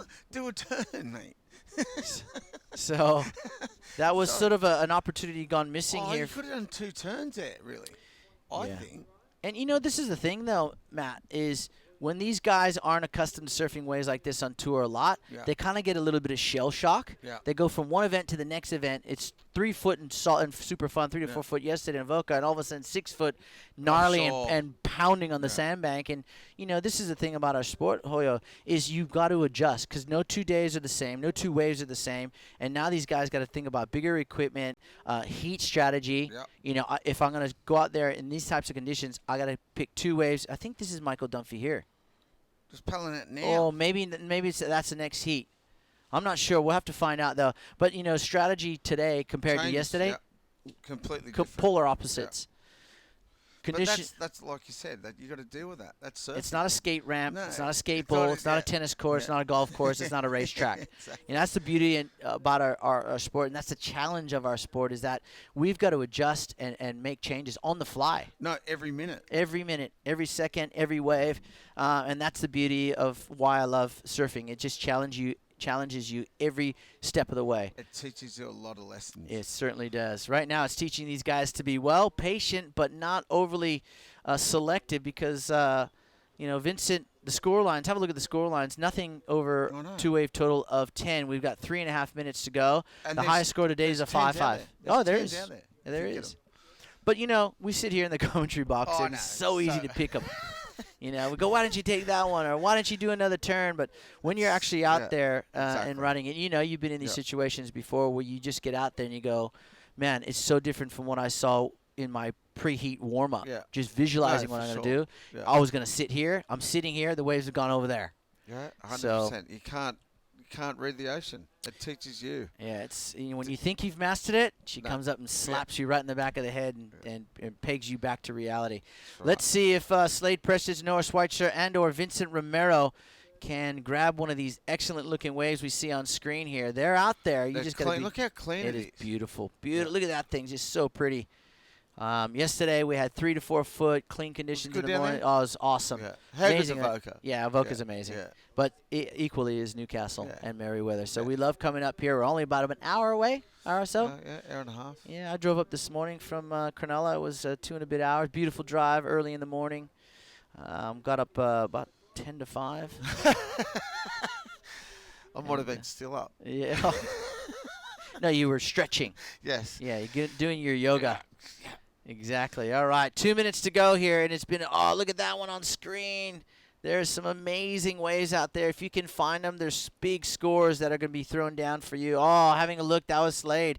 Currently in the lead with just under 2 minutes to go. That's what I was saying about sitting up at the ladies. At least there's a reef there, so it breaks in the same spot. Same spot. Yeah, down the beach, it's random peaks. But up there, it's pretty much, if you sit, you've got a certain spot to sit, it breaks in the same spot every time. So there's a lot of surfers that are watching this that'll be competing later on today. So my advice is listen to what Matt Hoy is saying. They don't listen. There it is. Look, here we go. This is ladies right here. This is where Matt says you should be sitting because it does break in this very same spot. And White's sitting there. He's going to get one here. It might be the best wave, but at least you get 2 turns in. Or look, boom, boom. Close out Rio. As easy as that, right? No. I wouldn't have done it. Yeah, well, White's in the spot, and that's Noah Schweitzer. At least it's consistently in the same spot. Yeah, and you can maybe get a couple of turns in. Down the beach is like a random. Oh, wow! Too small a board. Yep, there you go. He just skipped off the bottom, tracked out, and the end result is, well, he's had to kick out. That's Vincent Romero still looking for a 3.4 to advance into the next round. This is the round of 144. Under a minute to go. Noah Schweitzer still holding on the second, sitting in the good spot. He's sitting in the primo spot. Slade Prestige is your heat leader. And there's Noah having a look, trying to... Oh, he's going to get one, maybe. Look. Look at that thing on the inside. Just paddle maybe 10, 20 meters inside, and you can get one of these things. No. You would have got tubed and then did a big turn. I would have tried. Oh, you would have for sure. I've seen some amazing footage. Oh, look at this. Here's the Slade Prestige. Boy, it's a good wedge down the beach. Good turn at the start. Get one more in. Get one more in. Hit it. Oh, oi, and he holds on. The South African, 2 big turns. He will go on with the win. 5 seconds to go in this heat. A very good end for Slade Prestige. Not so much for Vincent Romero. Noah Schweitzer just hanging on to second place as the heat ends here. The third heat of the round of 144 here at Surfest. Of course, presented by Burton Automotive. This is a QS 5000 on the calendar. It's the first 5,000. No, actually, it's the second 5,000 of the year. Or third. We had Morocco. And China was a 5,000 as well. We're going to cut to a short break. We're going to come back with some epic waves here in Newcastle, or Merriweather, sorry, right after this.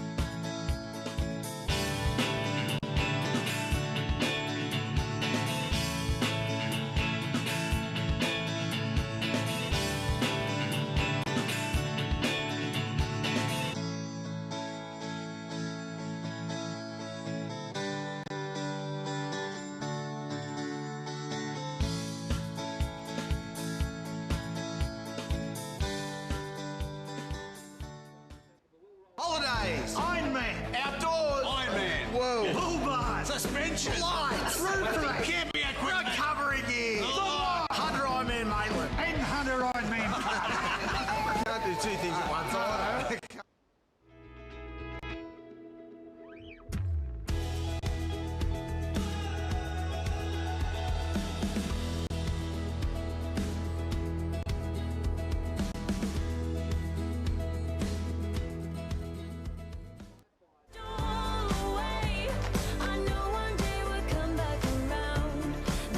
Is now.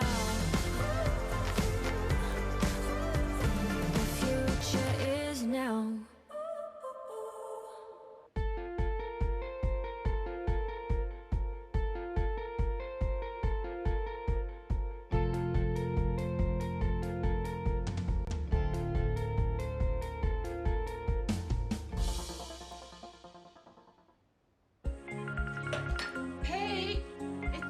Telstra 4G delivers more speed in more places so you can connect to what matters most.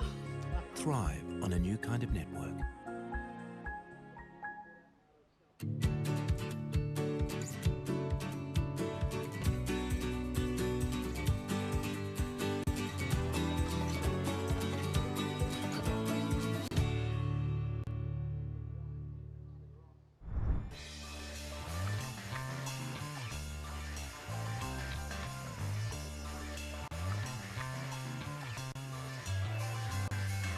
Alrighty, welcome back to a very good-looking lineup here in Merriweather. Of course, the Surfest. You got to Surfest out there, but it's Surfest presented by Burton Automotive. This is the round of 144, and we got 4 very talented surfers in the lineup right now. We've got Wiggly Dantes from Brazil, New Zealand's Elliot Perriata-Reid, and Cade Matson from the United States, and Harley Ross from Australia. So 4 very talented surfers, and all 4 of these guys have already banked some good points in 2020, Hoyo. So it should be, on paper, it looks like it's going to be a great heat, but Mother Nature is really going to dictate how it rolls out. We saw that last heat. It was really slow, and I think the first 3 heats of any event where the waves are like this, they're solid, they're gnarly, and they're pounding on the sandbank. It's going to take a few heats for these guys that are in the further heats down the draw to really figure out what they need to be doing out there. Well, they watch the other heats, right? You're correct. Go, what do we do here? And where's the scores coming from? They go, right, let's do this,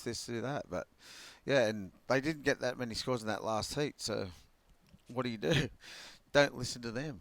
Yeah, exactly, right? Don't listen. Don't do what the other heats did and just sit out there, because if they move, especially if they're listening online, a lot of the kids they'll watch. Well, there's some insiders that, like we said, is 50 metres inside to where the sets are breaking. So if you want to take the gamble and go in there and get those waves. But I also think what you said about sitting at ladies.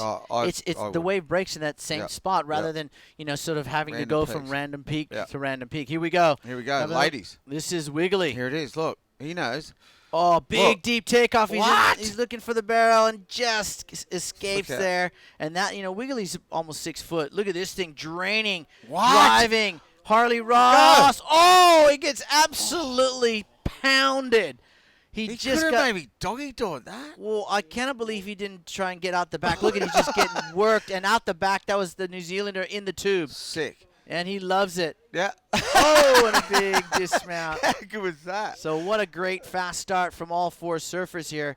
And have a look at this is Wiggly trying to. This one, like, thought he was back in Morocco. Wow, that was a solid wave. Just couldn't get under the lip, but and then behind him was Harley Ross, who just got smacked down. And then I think Elliot Peralta Reed got a sick smoking tube. I think he did a couple of turns before that too. Out the lady. Look how much cleaner it looks looking with the wind too. Look, there's little insiders. There's score to be had out there. If they get onto it in the same spot, it's just a bit more consistent. Here's this one.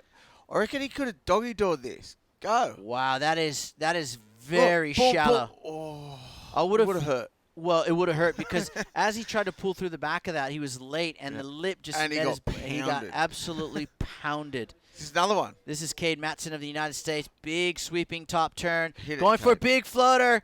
Very smart surfing. He put 2 turns in very a short space there. I really love that first carve and straight into a re-entry there. Here it is on the replay, Hoyo. He's competitive demon, Cade. Yeah, young surfer. Good hack there at the start, and then fits this one in really quickly. Mate, see, that's what you can do. Boom, boom. It'll be a 5. Yeah, definitely somewhere up and around the 5s. Look at that first one from Elliot Peralta Reed from New Zealand, the Kiwi. 6.83 on that tube ride to turn. So you got a nice looking tube ride. We saw the exit of it. Then he came out and did a nice big forehand gouge.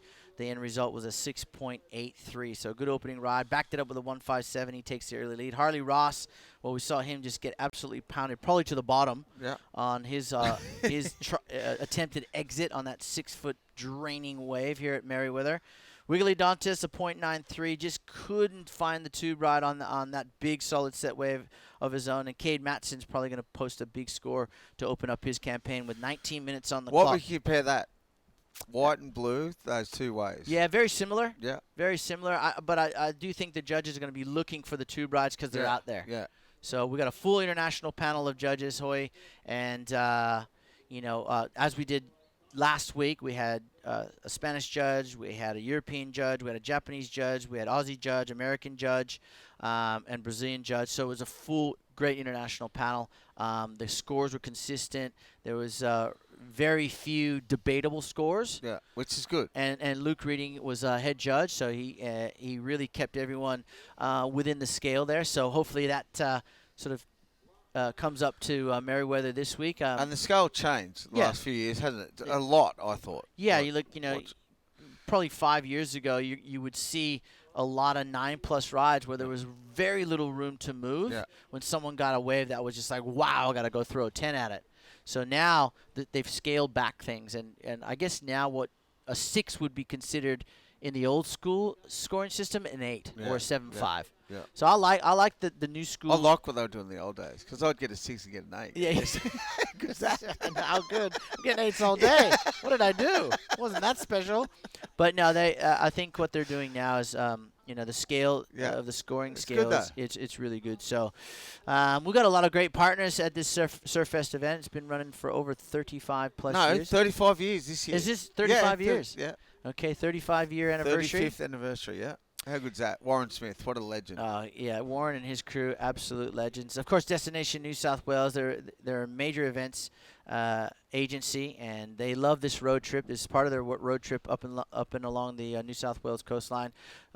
Doyle partners the naming rights to the for the women's pro, so they selected out of a hat, and Doyle's partner won this year. They do all my accounting too. Oh, awesome. Really, so if you want your accounting done, go see the crew at Doyle Partners. The city of Newcastle loves their surfing, loves their footy, and there's so many amazing surfers and world champions that have come out of this this town, this city, this great city. I got a message off Warren last night. He said, it's a city, not a town. It is a city. The city of Newcastle. Merriweather's a town. No, it's a suburb. Of Oh, Newcastle. well, okay, town or a suburb. No, I said it's a big town, little city. Little town. So I'm not supposed to say that. All right. It's well, a city, not a town. It's a town. Within the Surfest, we also have other events. Of course, the Wandiali is the. Here we go. Oh, look at this thing. Wiggly on another one. Watch him throw some spray. Boom. Always. And he get another one. Oh, yeah. Oh. Just got hammered. Oh, he throws the most spray in surfing. He times his turn so perfectly. Watch his this. first turn. Beautiful first turn. Look. Matt Hoy likes it. Look at this. In Whoa. the pocket. Big spray. Just couldn't get enough speed to ride out of that one there. He got some air under his board, at skipped the out, bottom. and that slowed him down a little Yeah. bit, and then the wave just took Yeah. his feet out from under him. And look at the paddle he's got in front of him, Hoy. Gonna get smashed. Oh my goodness, he's gonna spend 5 minutes duck diving Let's some see. 6-foot bombs. Actually, we can time it. Oh well, there doesn't look to be any But sets there. He would get washed down. It doesn't matter. There's so much water moving, so he's gonna get washed down to the north. So Elliot is still out in front with a 6.83 and a 1.57. Wiggly Dantas now with a 5.57 and a .93 is in second. Harley Ross has a 4.33 and a 1.10. He needs a 2.18 to advance into second place. And Cade Matson opened up with a 4.17. That's 2 turns. Yeah, needs Well, a 2.34. We said a 5, so Yeah, we're close. Yeah. Close, but not there. Happens always. Yes. Yes. Well, there you go. Look, that's an iconic Newcastle right there. You got the ship in the background. Couple of good, solid sets coming through. Mate, how good is it? How good is this time of the year? I love it. February into March, April in Australia is like the best time of the year. April, May. Clean offshores. Nice, crisp mornings. Swell. Yeah, it's autumn. This is a typical autumn day, isn't it? Well, yeah, well, yesterday. Tomorrow, I want to give a big shout out to early birthday to my son Brandon, who turns 21 tomorrow. Tomorrow? 21. Piscean. Yeah, yes. I didn't know. Yeah, Brandon, legend. So he's down there in Sydney. Mad fish. Yeah, he's 21 years tomorrow. Wow. Yeah. All right, well, with 14 minutes and 10 seconds to go, the Kiwi out in front of the Brazilian. Let's go down. Beck has the winner of that last heat. Thanks, Shmoo. Thanks, Shmoo. Down here with Slade Press Switch. I hope I got that right. Good surfing out there. It looked a bit tricky. Thank you. It was tricky, but then, like I say, it can go either way because the waves right now are so good. So you could have the heat of your life if you get 2 good ones. If you're in the right position, you're going to get like 8s and 9s. The ones I was seeing out there were crazy, but then, you know, it's very big, so there's a lot of water moving, so you can get stuck. But you know, so it is good right now. So, but it's big, which makes it a little bit tricky. Yeah, unexpected swell, I think, for everybody. I heard there was a few guys who had to go and change their boards when they got down here this morning. What do you do in that circumstance when it's a bit bigger than you expected? I just stay on the same one. You know, it's like how to say it, like the boards, you know, that we're riding these days, we don't really need to notch it up or down because we surf these all the time. But I did see a couple of people today that were actually changing boards, maybe a more longer board, but I just stayed on the same one because you know, it's only 2 waves, so surf like this every day pretty much. Perfect. And from South Africa, this is your first event of the year. You like coming to Newcastle? I love it. Sure, I came here maybe 3 years ago, roughly 4 years ago, and I'm psyched to be back, really stoked to be back. Love the town, it's so cool. That's good. Want to have a shout out to anyone at home watching? Yeah, all my friends back home, everyone's supporting. Thanks so much, and stay tuned. Congratulations. Thanks, guys. Back to you. Yeah, thanks, Beck. Thanks, Stay Slade. tuned. Stay tuned. Yeah, more. Watch this space. Yeah. He's a big lad. No, he's a big unit. So he was riding those waves. It I looked know. small. Yeah. And so what I mean. that's a He said good he indication didn't of how put big it is. Didn't do a step-up board either. No. So that's an interesting thing. Harley Ross, nice look at turn this. under the lip. Can he get Hit it. another one? He goes for it. I like that. Yeah, well done, Harley Ross. That is going to score well. We saw Cade Matson with those 2 turns. That will probably go north of, I would say, in my opinion, 6 points plus. I'd go 7. We'll see. This is a sick. This is a little inside. Look how clean this wave is. Good first turn. I would have been in the Hits barrel. it. Sorry. I'm just looking at No, what's this behind is him, but like- that is amazing. That's commitment. That is That's definitely a solid commitment. wave too, on a solid bank. That was sick. That's down the beach too. Good commitment right there, and I reckon he's going to get a good score. He could put him into the lead. He's in the lead. No. Yeah, they're debating what that score is. And, well, 4.33 is his highest score to date for Harley Ross. Oh, he's going to I double. think he'll move up into the top spot here with that score. 11 minutes and 10 seconds to go. Harley's off to a good season already. The Aussie leg for him has been really good. He's made semifinals. Oh, look at this thing. Wow, go. And he stalls. This is Elliott. The Kiwi gets covered up. Not a hugely clean exit, but he did get fully covered. The Kiwi will better the 157 in his scoreline. That was nice. Good little stall there. It looked like it was going to be a sick one, and it just hit that other bit of the bank. So, look, this lady's bowl, cover up, not that nice an exit. He should have hit that, I reckon. Why not? Apparently the boys, they said, I spoke to Jake Pato a couple of years ago, and he said, the boys charge more in heat than they do when they free surf. Oh, you think? Is that what Jake Patterson said? Yeah. Oh. Back in the day, like the free surfing was when you did it. Yeah, well. Yeah, that's what he said. That's like, a very bold comment there from Jake. Yeah. Bold comment, yeah. Bold. Not bald. We know he's bald. Jake, we know. We know. But that was a good-looking wave there. Well, there you go. Harley Ross is 6.77. Wow. Now he's in the lead. Elliott Pareto Reed. Yep. Sick. And a 6.83 and a 3.9. So Elliott's now down into second. Wiggly into third, needing a 5.17. And Cade Matson into fourth, needs a 6.57. So there's some scores to be had out there if you can find the right waves for Wiggly and Cade. But they've got 9 minutes and 40 seconds to go. Wiggly's got priority. So he's back in the lineup, back in position over there, up there at ladies.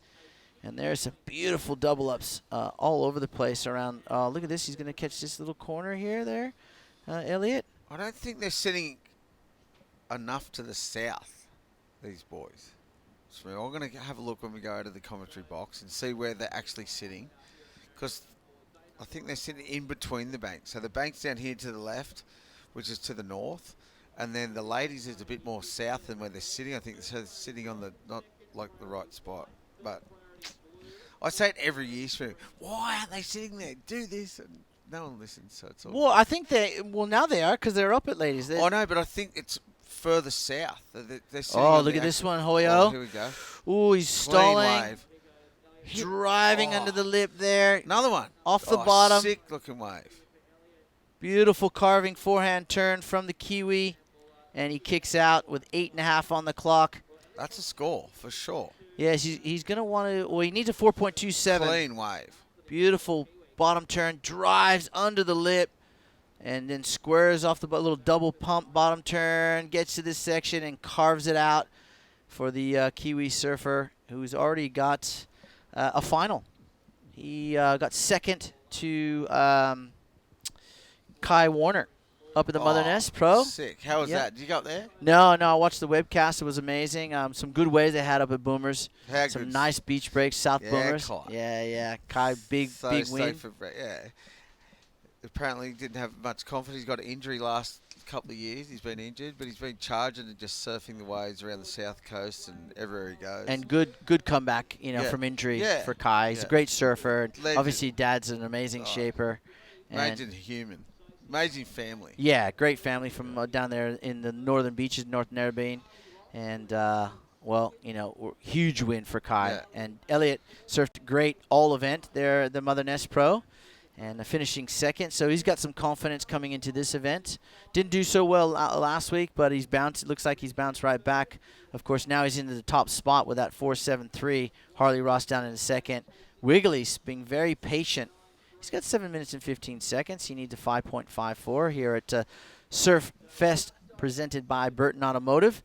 This is a QS 5000, so there's a lot of points on offer. There's a few bucks as well. It's equal prize money for the men and women. Yeah, which is quality. Good.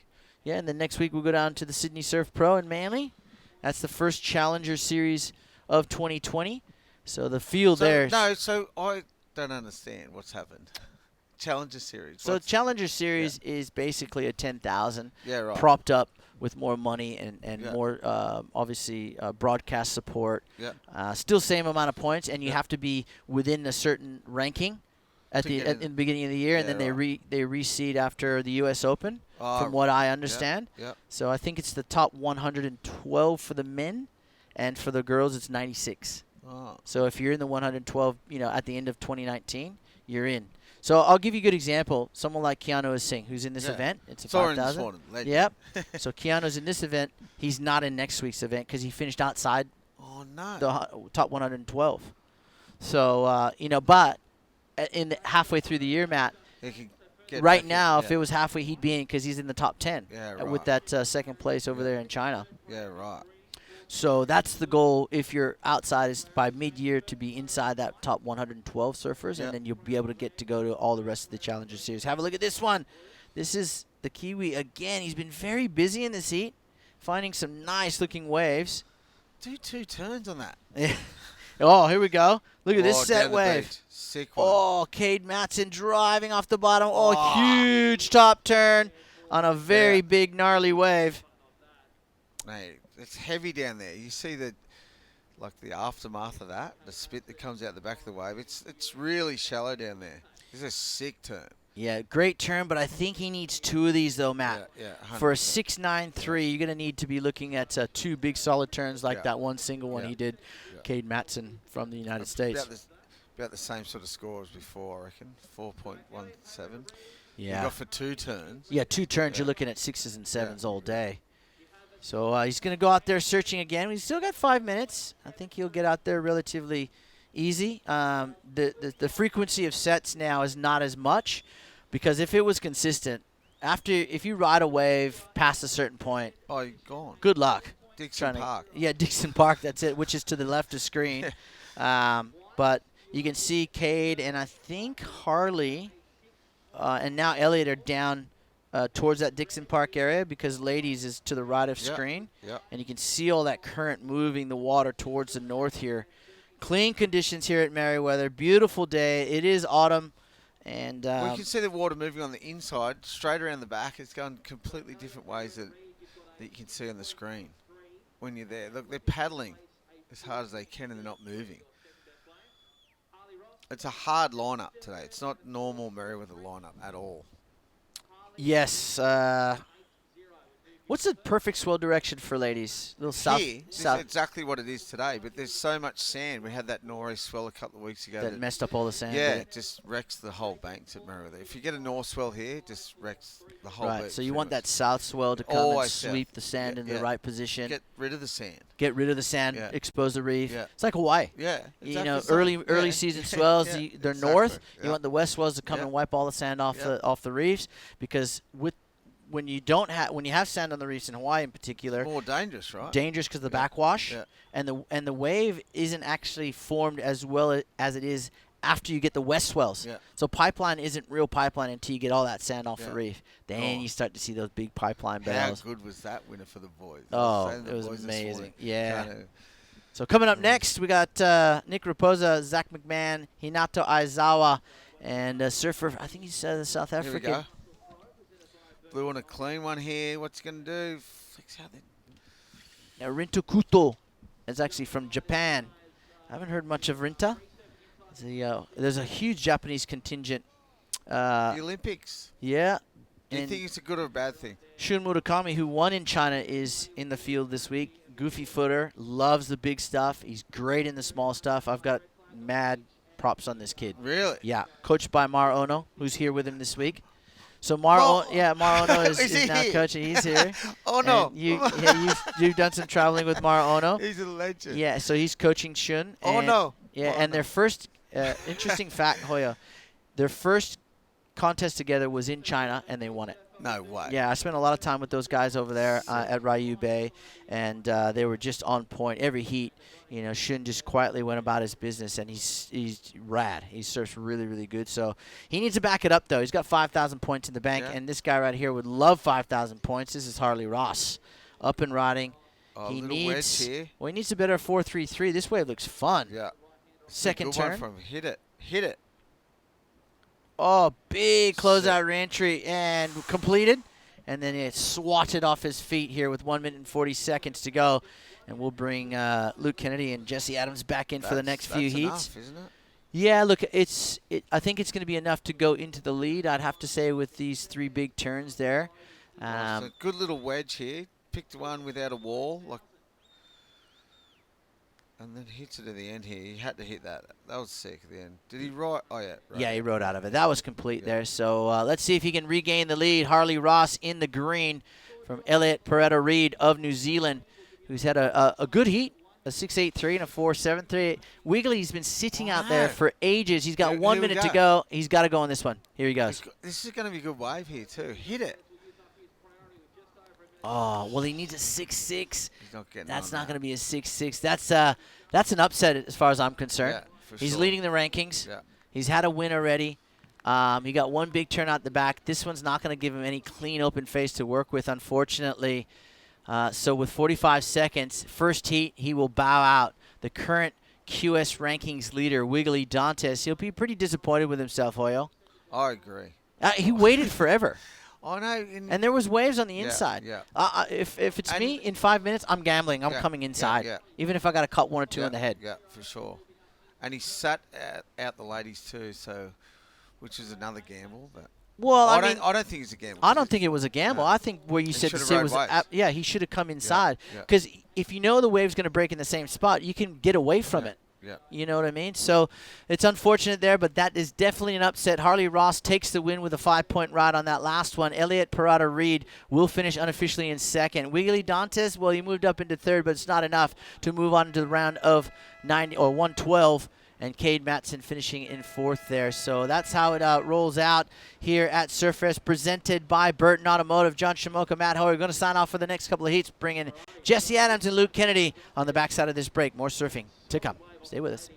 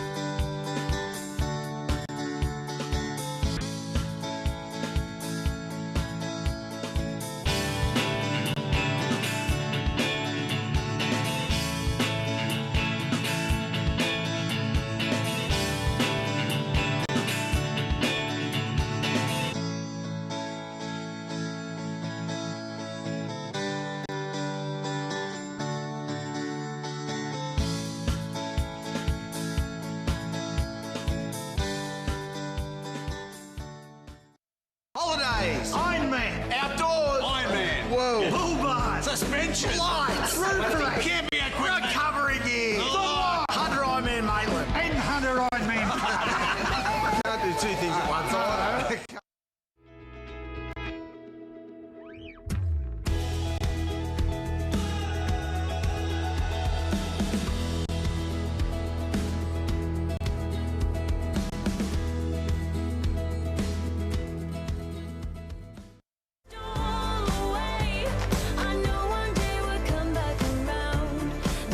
Is now. The future is now.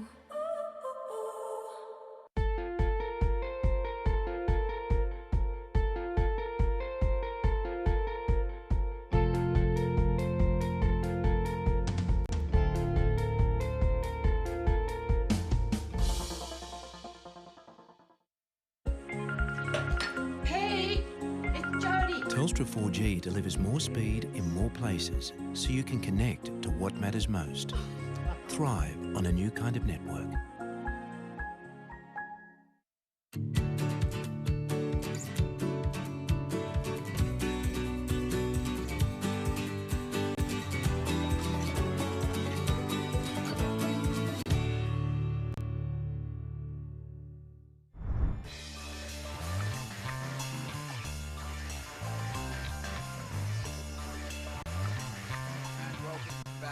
Welcome back to Surfest Newcastle Pro, brought to you by Burton Automotive.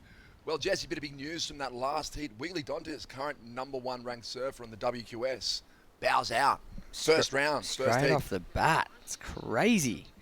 And that was a mental tube ride. I think you were reading from the heat draw. Wait till you see this replay, dude. Green just got absolutely funneled right as we opened up viewing here. Let's take a look. See if it was as gnarly as what I thought it was. Small inside runner. Japanese competitor parks it. Gets moving. Woohoo! What Quick, a drainer. quick in and out kind of, but it was a hectic drainer. Rinta Oito. He's only a little guy, but there's a lot of room for him in that barrel, Jesse. Yeah, he could have roof raised on that thing if he was keen. Looks like almost a junior competitor, potentially. Yeah, potentially. Yeah, he's definitely around my height, put it that way. But yeah, he gets a nice little tube to kick off his campaign in this heat. We're into heat number 5 of round 1, and we've seen some up and down heats. I mean, we were really lucky to call the first heat of the morning, and it was an absolute showstopper. Tubes, big turns, big scores. Here we go, green again, just quick in and out. But yeah, massive scores in that first heat, and then it's kind of been a sort of average seesawing affair since then. There's been some relatively low heat scores and some big names bowing out so far. There has been some good tubes though, Jesse. Like when you look at the lineup from down there on the boardwalk, it looks like it's pumping. Big, clean lines. Yeah, absolutely. Yeah. It actually looks twice the size in real life than it does on screen. Yeah. Because there's a lot of big, clean lines getting unridden too. Because as we were saying earlier, there's a broad space between out the front of Merriweather here and all the way to the right of screen and deep at the ladies' peak, which I think we saw some people sitting there in that last heat. There's quite a lot of distance between those two parts of the break. And the big clean lines are pushing on through the entirety of that space. So it's like almost like one big set wave kind of crashing in from out to sea in hitting all the banks at once. So yeah, it's pretty spectacular to see on the beach. Yeah, even though it's pumping and it'd be great for a free surf, I would find it really hard as a competitor this morning. You know, I like it kind of like a nice defined singular bank, but you know, the wave zone is huge this morning. It's like a football field at least. Yeah, it's massive. It's a massive playing field, but we're sure to see some good waves throughout the next 20 minutes of this heat. In the interim, let's chuck down to Beck with the previous heat winner. Thanks, guys. Down here with Harley Ross, winner of the last heat. It seems like it's a green affair this morning. How was it out there today?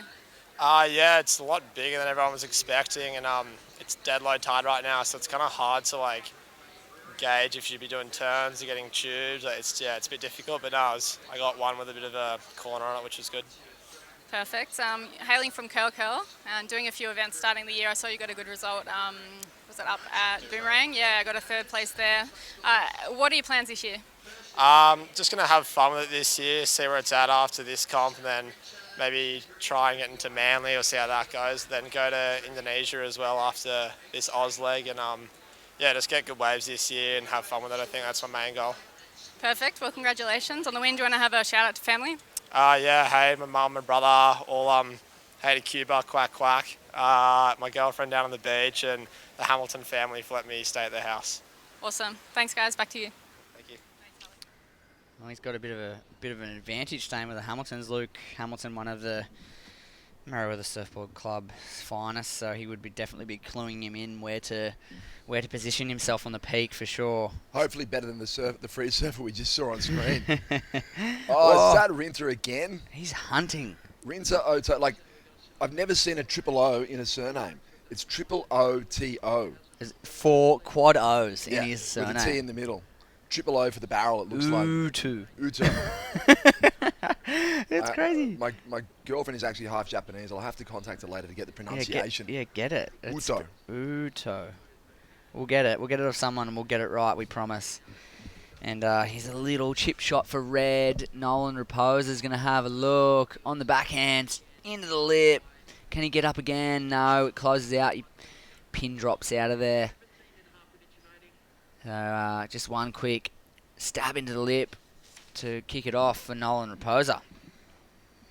Did a trip with Nolan a couple of years ago through Indo. Very charismatic young American goofy footer. We did actually manage to convince Nolan that, you know, he's a good guy, but a bit naive, that there was a fish swimming around in Indo that would swim into a very delicate part of the anatomy. And we had him convinced for 2 weeks So let's just say Nolan wasn't going to the toilet in the water for about 2 weeks. He's heading back to the boat. Yep. Oh, clearing the water. Out of there. Free surfers. Please move. He had his 5 seconds of fame. He got the wave on the broadcast. About 10. Now it's get out of there. Get out of there. You've had your 15 seconds of fame. Yeah. Yeah, so Nolan's, he plays by the rules. Yeah. When told to do so. Yes. Yeah, he'd be great for a coach. He'll do what you say. Classic. Well, let's see how he goes in this heat. He's got a second score to lock in. It'll be his best wave. Pretty low scoring affair so far, although Rinter, 5.83 on his opener. He's got the best of the early exchange so far. Someone's just said to Rinter as he's decided for himself, just go out there and hunt the barrel. Yeah, just punch through some of those tubes. Well, it's hard. You're a surfer. That's right. It's real hard to not hunt down the tube, heat or no heat. Well, I think, there is a danger of overthinking it as well.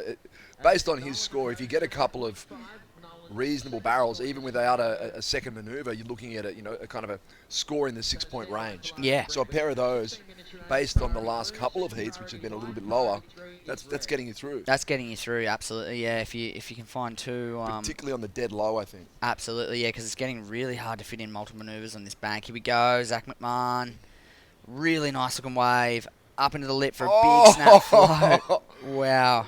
Again, we talked about it before, Jesse. He had to get in and out of that turn before he dealt with the lip. He chose to ride the lip. There's just no way. Zach, not a big guy. I couldn't see any way that he was going to surf out of that manoeuvre with so much energy in that lip.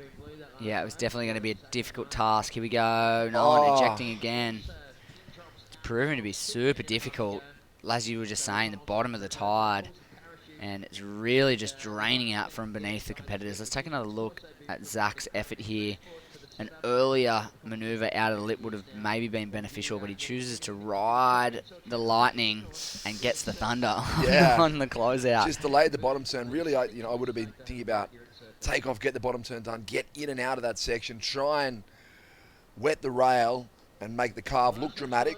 But it was always, there was only ever going to be one manoeuvre in that wave. Absolutely. I'm with you. If you went earlier and kind of set the rail and carved down the face with the closeout, definitely a safer choice. But, it would slide into his top two right now. He's only holding onto a 3-point ride. It would have definitely helped his situation at this point of the heat. And it might be time for some of the competitors to start looking at that as an approach. So are we right on the bottom of the tide at the moment? Looks like we are, yeah. Here we go, blue again, frontside snap. Whoa. Slightly more mellow wave. Yep. Not as much energy on the inside and manages to ride out of the turn. He kind of took the same approach. Yep. Went for the roof ride and proved us wrong. On the smaller wave, as you said, much more opportunity. Here's Rinter. And somehow not in the tube. Oh, drifts the tail on the final manoeuvre. He's managed to not get a barrel. Was he looking for the 360 in the foam climb then, or was it just a kick out? I'm not sure. Just going old school. I haven't seen one of those for a while. They look good when they're pulled off. A real foamy section. Luke Egan used to be good at them, actually. They look good, but don't score that well. Yeah. No. Kelly's been at the forefront of the argument of score my 360. Well, that's the carving 360. That's the debate. Yeah. He does do a phenomenal carving 3-0. Well, it's kind of like almost a backside re-entry on a going frontside, right? That's right. That's how he approaches it.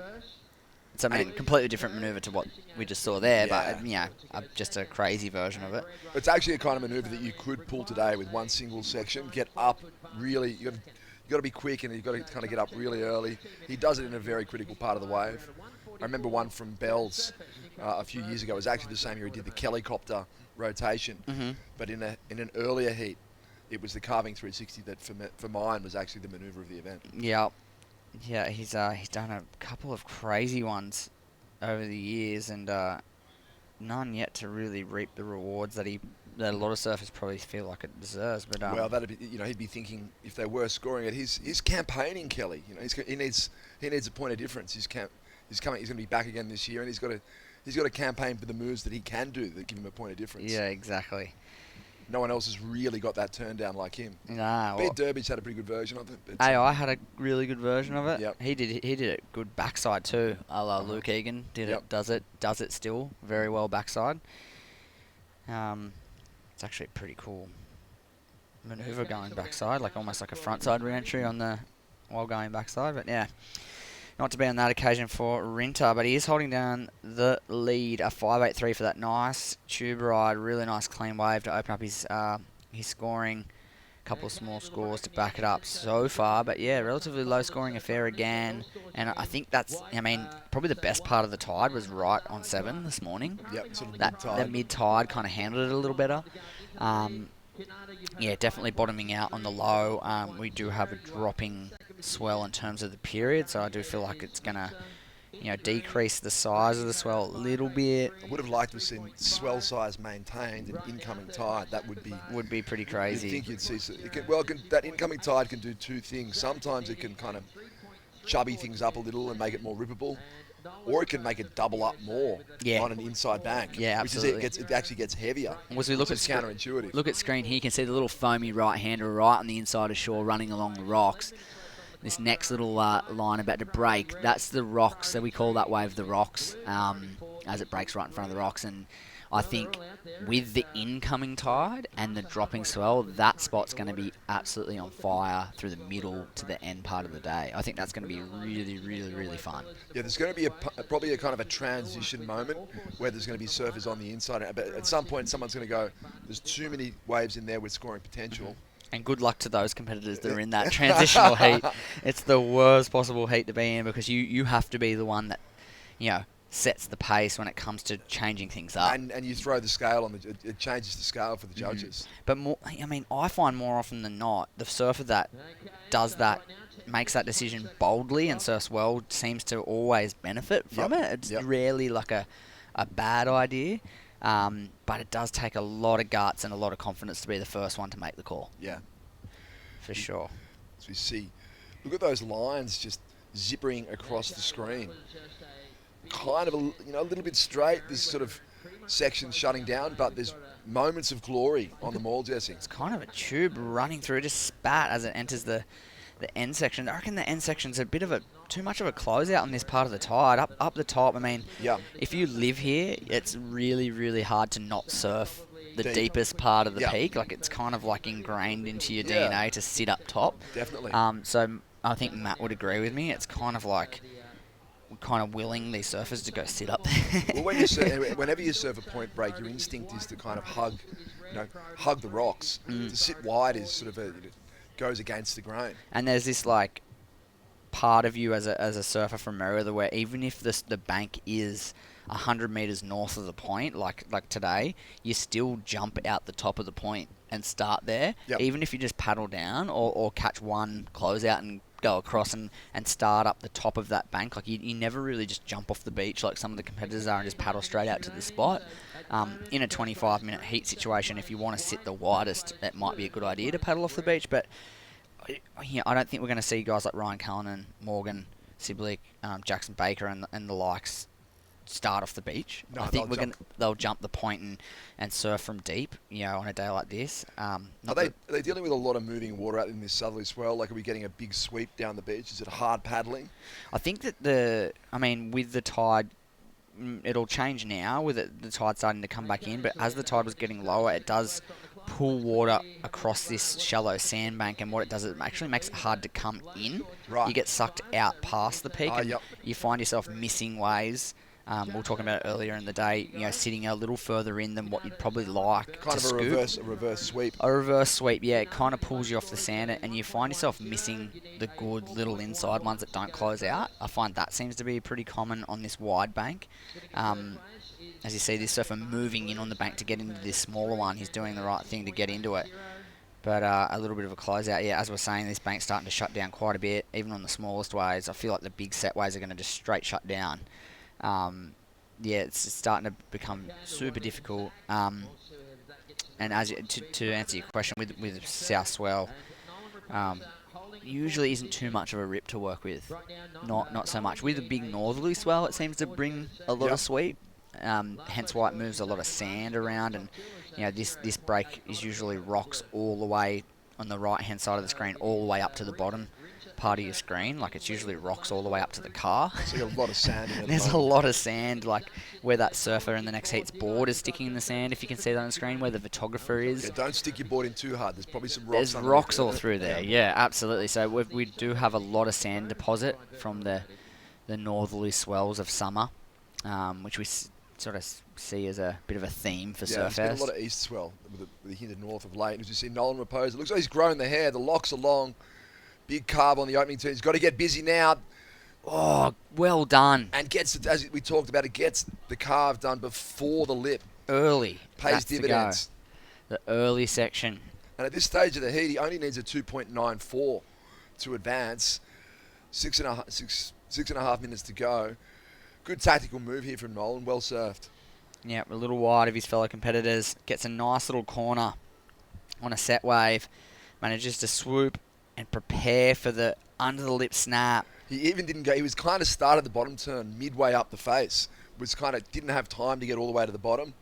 But the snap, I think, is dramatic enough to get the 2.94 to move into an advancing position. Absolutely. Very critical section to work with, and kind of a lot of drama as he fell out of the lip after he hit the section too. The judges are going to like that. A lot of positives to the ride, a lot of shortcomings to the ride. Probably, evens itself out in a mid-range score, but definitely going to be enough. And there it is, 5.43 moves Nolan Raposa up into second place. Yeah, Nolan, he's actually got the Mark Occhilupo long locks going. And speaking of Occhi, I just posted a photo to Track's Instagram of Occhi winning the 86 Newcastle event. So if you switch to Insta and have a look at Track's Insta, there's Occhi with a classic victory salute, biceps pumped, just beaten Tom Curran in the final. He looks so young. He's looking pretty happy with himself. He looks like a Grom in this photo. It's classic. And thanks to Tony Nolan for supplying the shot, Track's legend. Oh, it's a classic photo, isn't it? Yeah. The Steel City Pro, I believe, back then. BHP Steel City Pro. Yeah, classic at Newcastle Beach. Yeah, here we go. Hinata from the Gold Coast in Australia. Oh, wrong wax job. Oh, absolutely. There was a little bit of work to be done on that wave too. There was an inside connection. He used the tropical base coat this morning.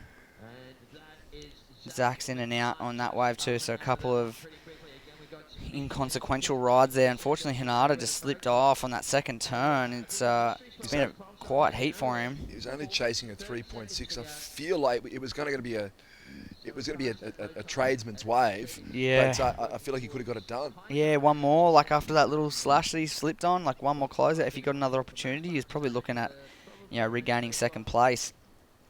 You have to get back out there to the drawing board. A 3.61, unlikely to net the number with that effort there. And needs to get something stickier under his feet. That's going to play on your mind too. You've slipped off once, realising it. You've probably got the wrong wax job. So the next wave you catch, it's hard to feel confident. Yeah, absolutely. And just under 4 minutes to go. I mean, is that going to play a pivotal part of the end result here in this heat? A 2.17 on his last wave, he surely would have been looking at numbers in that 3.61 range required if he had just ridden out of that turn just about. He's driven too far to lose a heat on a bad wax job. It's absolutely. Last to green extends his lead a little, a 3.50. So real low scoring, 9.33s winning at this point in time, two-wave total. And I think it's just about time to make that shift. It looks like they're paddling south now. Yep. This bank is not providing a lot of scoring potential at the moment at the bottom of the tide. And I don't know if it's lulling out in the bottom of the tide, but it's looking like the swell is sort of dropping already. I feel like the problem also is that there's kind of like definite like 9s and 10s out there potentially, and the judges know that. If someone gets a bomb and gets the line right, that sort of high wave score barrel is there. So they have to hold back.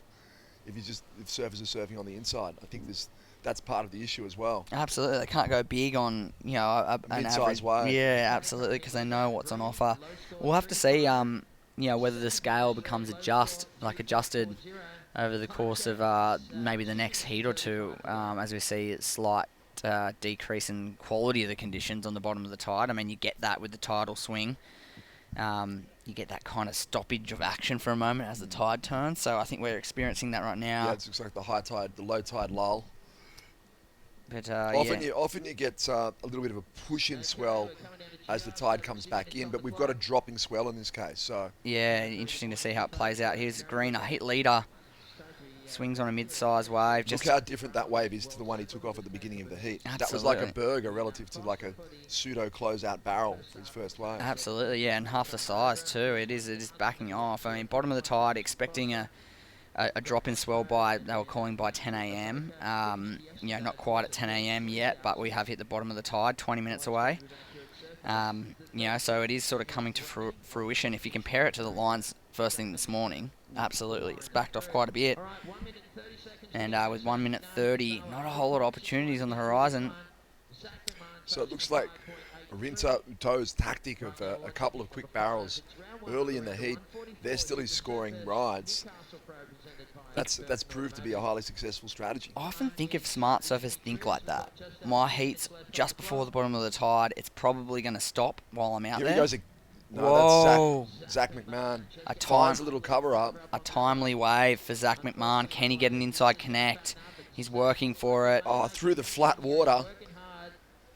Oh, he's going to do it, and this is going to help him dramatically. He's chasing a 5.83 on this wave. And I reckon this inside connection, if he maximises, is going to do it for him.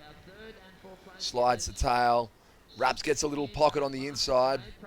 A lot of hard work done on this wave. And the finishing manoeuvre could be all in that. Oh, that could be the difference. There was so much hard work in that wave, and you have to think if he gets that last turn completed, he's in. Well, here's Nolan Raposa in second. We didn't see the opening part of it. Sorry, no, that's not. No, that's Hinata Ozawa. He was only looking for a 3.61, and we haven't seen the start of his wave. Jeez. 15 seconds on the clock. Where is Nolan Raposa? Where is Rinta? High fives. High fives. Did we both just do enough with our last waves? Well, these two have competed a lot together through the junior series. Zach from the north coast of New South Wales, I believe, and Hinata's from up on the Gold Coast, so very relatively close to each other, and competed on the junior series and the QS together for a while now, so they're mates. They were in fourth and third respectively, with scores coming in. It's going to be very interesting to see if they jump up into second place, or which surfer jumps into second place. It will be, yeah. Hinata, obviously, although despite the Japanese-sounding name, competes under the Australian flag. Yes, yeah, absolutely, yeah. Lived on the Gold Coast for quite some time. Looks like Zach McMahon's fallen short. I was intrigued to see how they scored that tube. A 3.7 was what he's locked in there, and he needed a 5.14. No, he needed more than that, because that 3.7 is his high score. So he required, a high range 5. Probably not 2 points in that last manoeuvre. Yeah, maybe he wasn't going to get it. Oh, spitter out the back. Well, yeah, interesting. We'll have to see how Hinata Zawa's score locks in. He still just only requires a 3.61. We'll see how the judges... Nervous times for Nolan Raposa right now. Absolutely. You'd be shaking in your boots if you were Raposa right now. It'll be interesting to see how they see this ride for Hinata. Judges are having a good, hard look at it. And, wow. Well, there it is. Is that the last wave? A 2.17, not enough. Looks like unofficially Nolan Raposa. Rinta Uto. I think you got it right there, Jesse. I tried. Looks like unofficially green, red going on through. Let's light up the next heat. Looks like Chris Zaffis, Aiton Osborne, Luke Dillon, and Sam Coffey coming up next.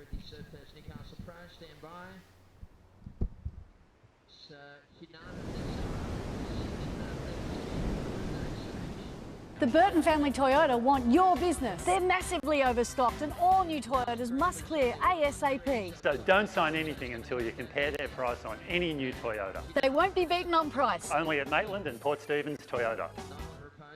My first time ever in Newcastle was in 1985, which was the very first, it's 35 years and hence the anniversary, and I won the event. It's one of my biggest memories because being an event win, and then that set me on the path to winning world title. I just fell in love with it straight away because the people embraced me. I was this young kid from South Africa, but I'd never been here, and people just took me in, and I'm assuming that's why I won the event, because I was so comfortable. You know, it was like all of a sudden I was hanging out in surf shops, and the crowd at the beach for me was just mind-blowing. In fact, I'm thinking of coming back just to go surfing with less people and fun waves and heaps of stuff to do. You know?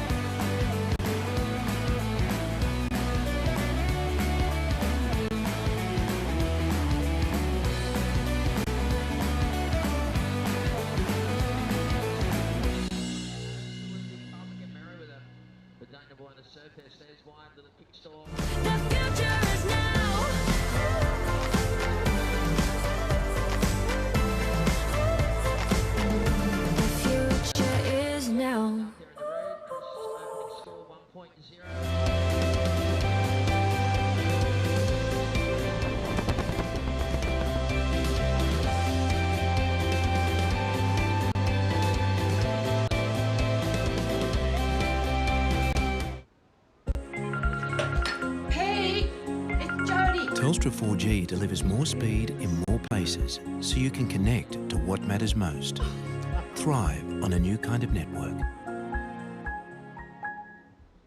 It is the most rewarding thing to be part of a child's life and give them something they may have not received otherwise. There are children out there that need a home, love and a family. Don't hesitate. Make the inquiry. Contact Wandiali today.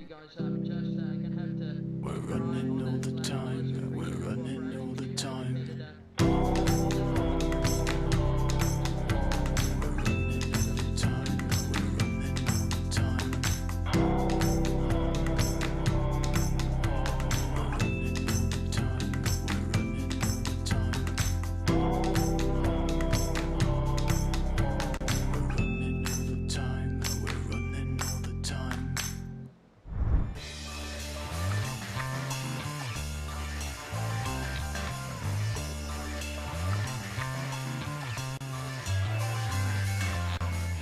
And welcome back to Surfest. It looks like a little bit of dolphin activity out in the water, Jesse, just to complement the classic clean lines. Just a couple of free surfers. Who's going to win the heat here? Can they get out of the area, please? Can someone clear the free surfers? Yeah, that's right. The best surfers of us all. It does. They look great, but if you were dropped in on by a school of dolphins midway through the heat, it'd be quite distracting. Oh, absolutely. I mean, after seeing that one clip, I think WSL might have even posted it as well, that one clip of the dolphin flying through the air in WA and just about cleaning someone up. That's actually, think about that now. Like when they jump near you, they're like torpedoes coming at you. I used to want to get closer. Now I'm kind of like, I might just leave them to it. Whoa. Looking for it. Wow, Ethan Osborne. Wow. That was absolutely sick. And again, are you kidding me? Holds on, rides out. How cool was that? Well, he kind of didn't quite get as tube as he wanted to, so he felt like he had to compensate with the couple of finishing turns, and he did that. So now that the barrel looks like a little bonus on top. He kind of like nearly got tubed and then kind of weaved around and then kind of a little bit of coverage. Probably not going to factor in too much, but the next two turns are great. Oh, the nose came so close to pearling on that first bottom turn. Kind of spat as he pulled in. It was kind of cool. Big layback jam, straight out of the Matt Hoy handbook. Gets another little head dip. And Buster Fins takes on the lip. Had no business riding out of that one, really. There's a lot happening. Yeah, that was epic. That was really good surfing for Aiton Osborne. And a great way to start your heat. So we did see at the end of the last heat, we weren't sure if Hinata actually got the score, but he did. So Rinta Uto and Hinata Aizawa progressing officially through Heat 5 of the round of 144. Unfortunate for Nolan Raposa and Zach McMahon. Yeah, you'd be disappointed if you were Nolan Raposa. He put together one really nice wave, struggled to find a backup, and Hinata just grabs onto that 3.93 right in the dying seconds. We actually didn't get to see the wave, but saw the finish on the shore break. The high five from Hinata and Zach McMahon, and Hinata does enough to go on through. Young competitor from the Gold Coast, so good on Hinata. We'll see him in the next round, and so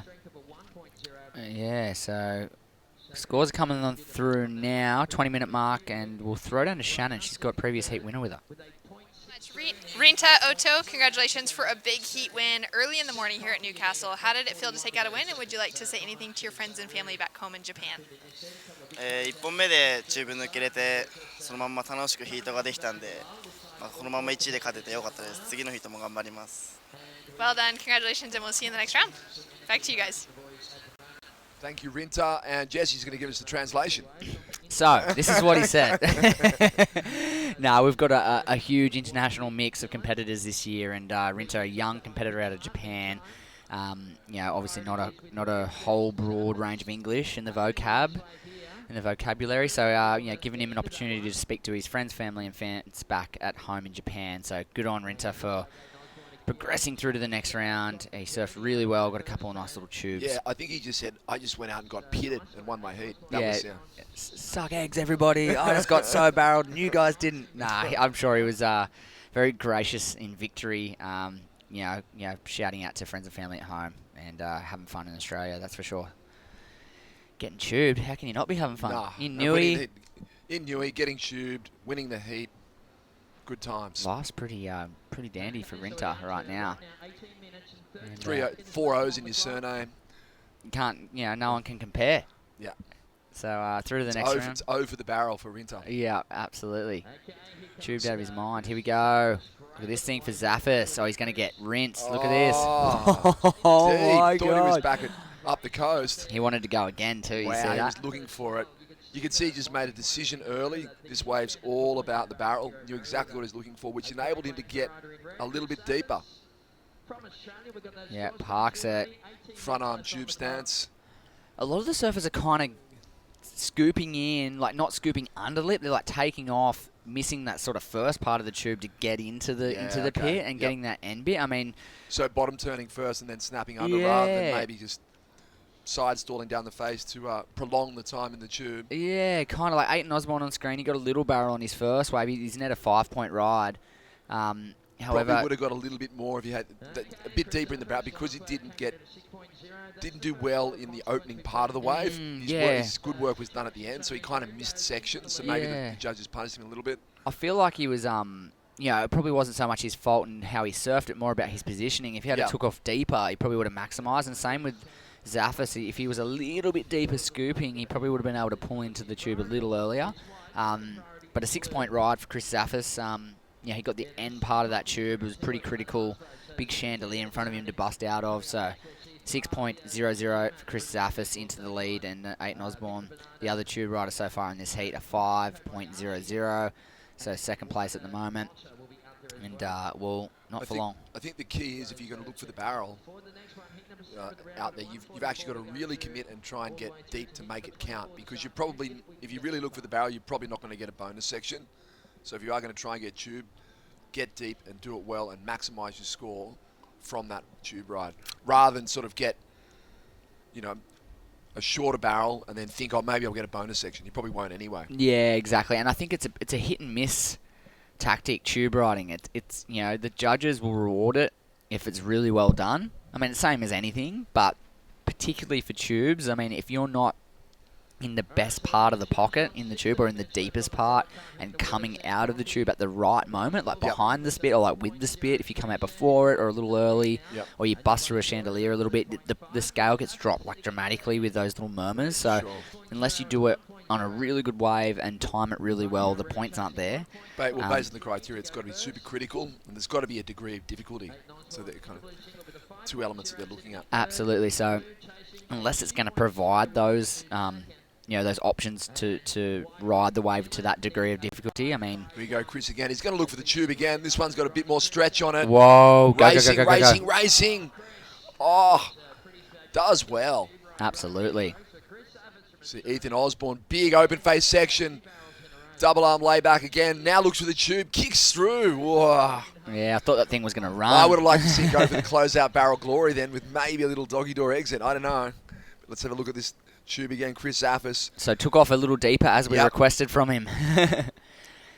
and maybe exited just a fraction early, but negotiated it really well.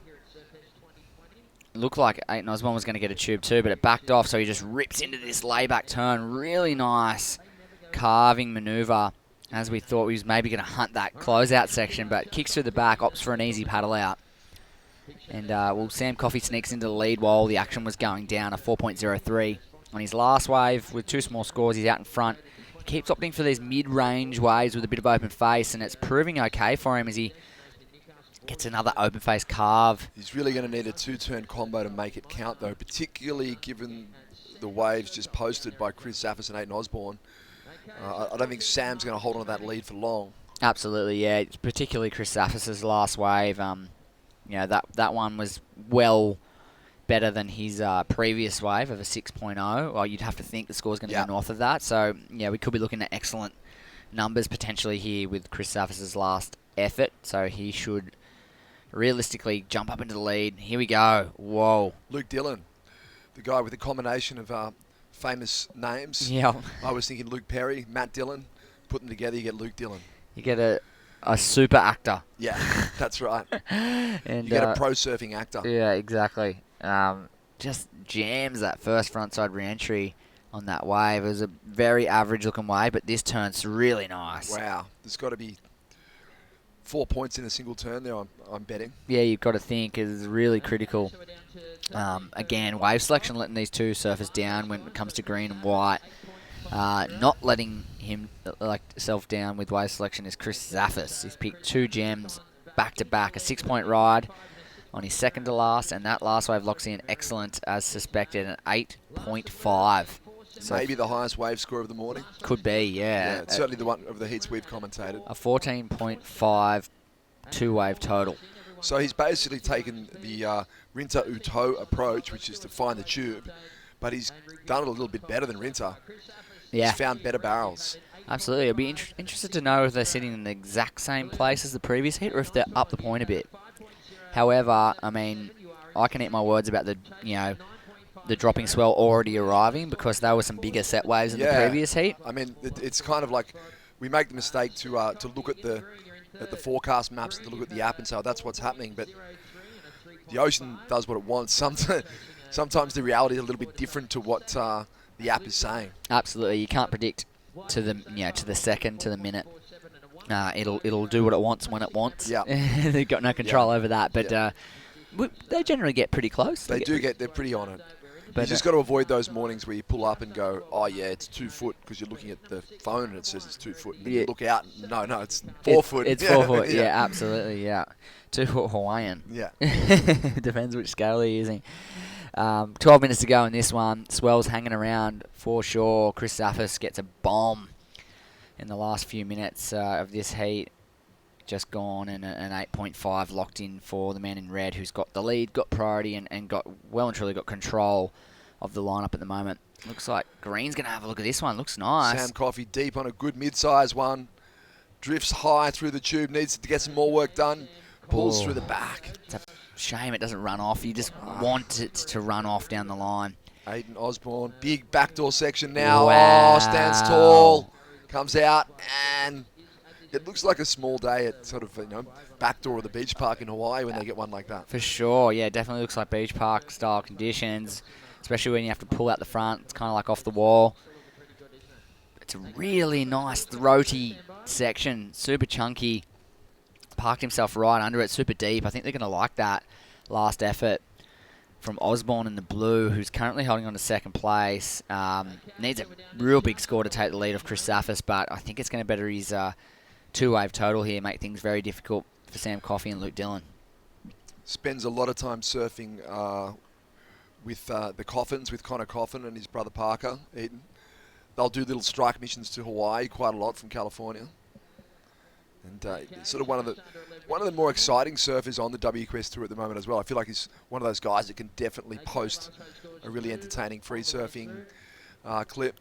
Probably can do well in an air comp and also perform well in a standard QS event. Yeah, I was very excited to see him, to have a full, go at the WQS last year. I was excited to see his name there because obviously we've known him for his video parts, his aerial prowess and some of those unofficial aerial contest events, and making a solid name for himself in that part of the surfing world, and to have a full crack at the qualifying series last year and join the crew with training with some of the world's best coaches and doing that kind of thing. He brings a certain level of entertainment to the qualifying series. So another good big year coming up for Eaton Osborne, and I'm very excited to watch.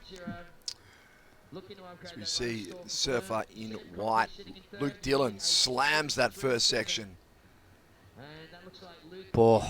Big direction change out of the lip. Handles it well. Doesn't mind the bigger sections, Luke. He goes to that wave really well. Here we go. Tube master Chris Safis backdooring another section, just drifting, weaving through the barrel.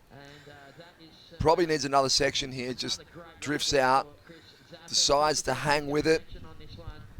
Gonna try for the connection. Well, he's serving against himself here. He's trying to beat an 8.5 or a 6. The 8.5's under no threat. The 6 was maybe, but... kind of weaved through the tube. It wasn't exactly deep. This was Luke Dillon's effort. Nice carve out of the lip, and then... Love that second turn. Yeah, it really decimates that lip. I felt like there was another backhand snap in the wave, though. I feel like he maybe shouldn't juice that wave up. He'd already committed to it. This was the weave high line through the tube of Chris Safis. You kind of can see him the whole way. Yeah, it's not going to be... It looks fun. You'd love to be on that wave right now, but unfortunately in a QS 5000, it's not going to score big points. Yeah, like as we said, they're going to be critical with this tube riding stuff. We've seen a couple of good ones already this morning. The deepest tube rides, the ones with the most degree of difficulty, they are the waves, and the tube rides are going to net the biggest numbers. And Chris Safis himself has shown us that on his previous to last wave, an 8.5, an excellent number. And for sure, not going to compare with that last wave. However, looked like a lot of fun. He's just playing with it. 14.5 total, commanding this heat. Yeah, Chris's path to sort of the WQS and pro surfing has been a little different to a lot of the other surfers. I think he completed his apprenticeship while he was competing. I think his dad's a tradesman, so he's able to do it with his dad. But slightly alternative approach, but I think he's probably almost at the end of it or finished it now, which means he's kind of got something under his belt and can just take risks on the QS, knowing that he's got a good solid fallback. Yeah, absolutely, and that's that classic, he's mid-north coast of New South Wales, kind of country town, good waves there, but kind of like where he's from. It's a classic country town New South Wales approach. Have that backup. Work hard for yourself, and have a good hard crack at the QS as well. Do it both, do it all. And given the nature of sponsorship in the modern era of surfing, it means he can probably do a couple of jobs between events and make some cash to fund his own trips around the world if he needs to. Exactly, yeah, to make sure he gets to each and every event to capitalise on, these next couple of years of the grind. You got to have a bit of cash in the bank to get that happening. If you're not winning heaps of prize money. Or you have big sponsorship backing. Exactly, yeah. It can be very, very difficult. And there's some classic stories of surfers, working their whole way through, a long, slog on the QS and eventually making it on the world tour. So, a la your Micro Halls and people like that, Wade Carmichael, people that are working between events just to get there. There's plenty of part-time jobs. A lot of lifeguards in Australia, I think. A lot of casual lifeguard work happens. A bit of labouring. Yeah. Absolutely, everyone's got a green card or a work safety slip in Australia. That's if you're going to go into a career as a pro surfer, you need a lurk, a backup lurk, to work. Absolutely. Or some of the surfers are fortunate enough to not have to do that. Well, but yeah, that's true. A lot of surfers do have to kind of pay their way. And a couple of semi-interesting numbers dropped in that last 5 minutes. I mean, Chris Safis' last score didn't come into play, a 4.33. Eaton Osborne, a 6.4, so that deep, throaty, closeout S-looking tube that he pulled through, a 6.4, good number, his best wave. Maintains his place there in second, but Luke Dillon creeping up. That two-turn combination, a 5.47. So now he only requires a 5.94. So something of that nature, again, could see him sneak into second. It's within striking distance. Again, as you mentioned, it would have been good to see him just juice that last wave. Maybe look for Maybe he actually caught a little bit of a rail coming out of the last move and just continued to pull out.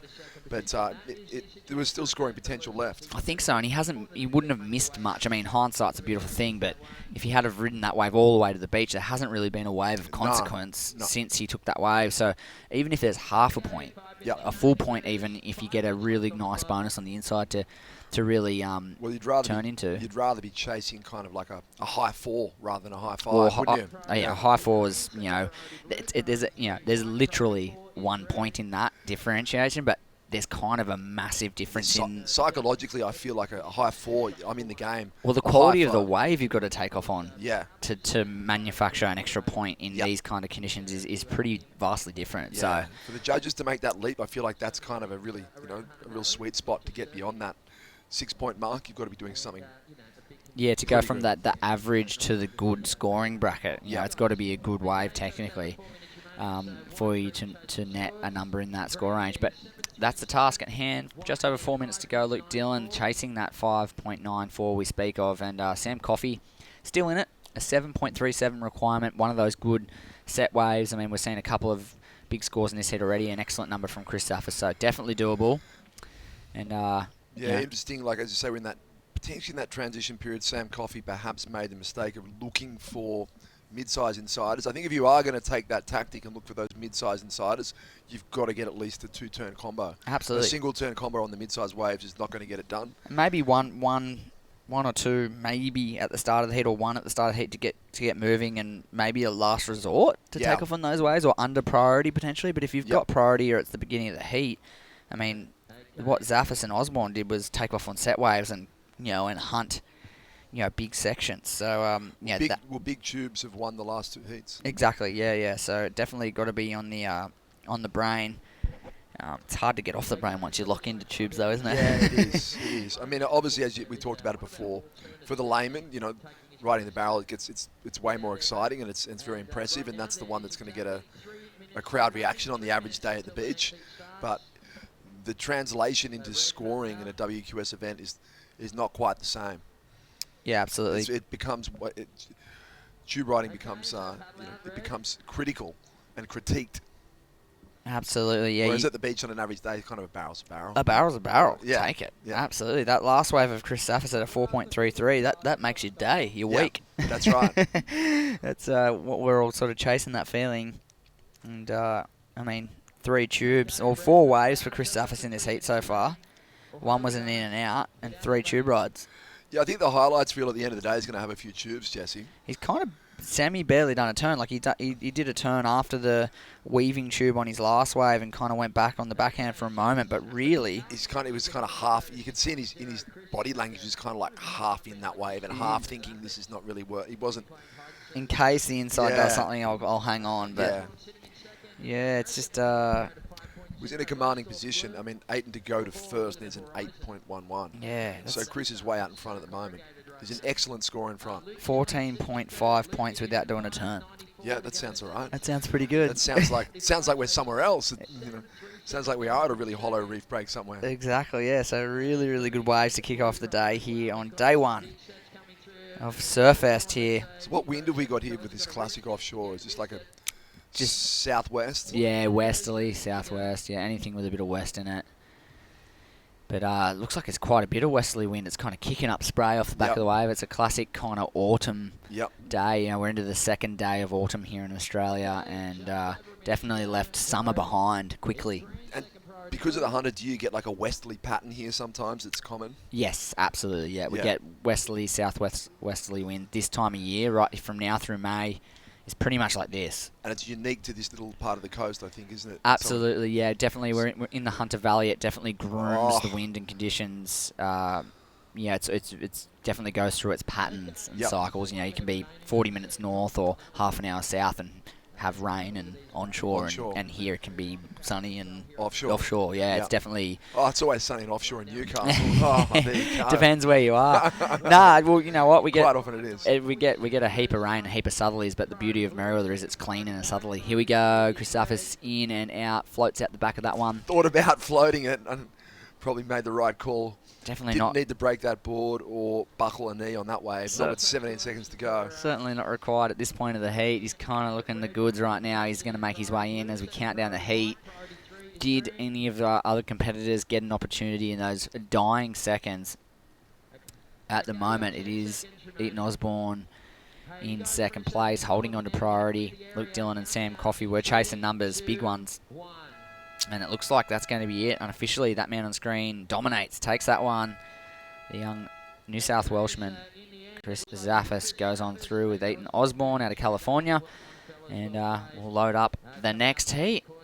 And that'll be coming to you shortly. That'll be heat number 7 of round number 1. Stay with us at Merriweather Beach. We'll be back.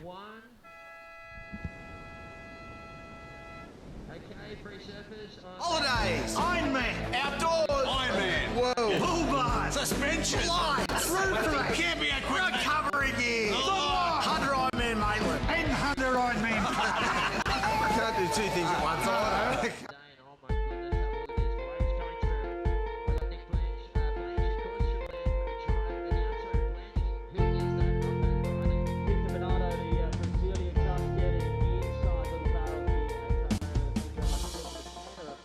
voice of surfing around Australia. 25 minutes goes on the clock.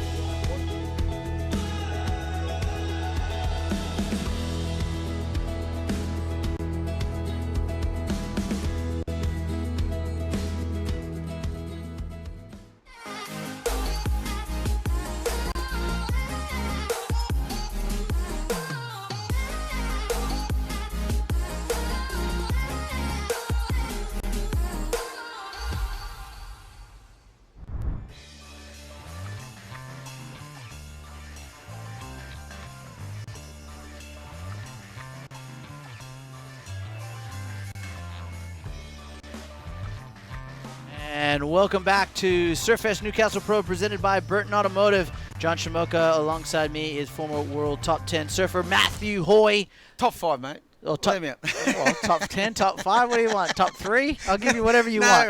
You just got to cue me in there, champ. I'll claim it all.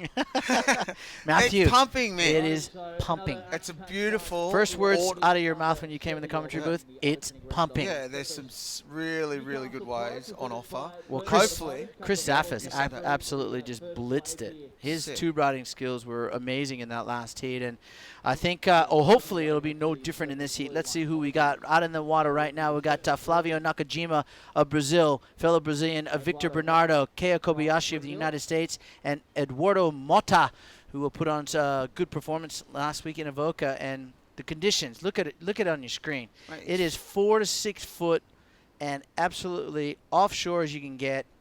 The tide is perfect. Now that surfers have actually moved up towards the ladies' break, and we're seeing a lot better score lines. Yep. It's just easier to read up there. And it looks like the wind's going to be offshore for the next few hours. It's going to go southerly, the Savo, by looking at it. Big change this afternoon. But in Newcastle, because of the valley, it stays offshore for a lot longer than Right. anywhere else in the I think coast. I heard Jesse Adams saying that in the previous heat. Yeah. So, all right. Well, we've got another great Look at heat it. on our hand.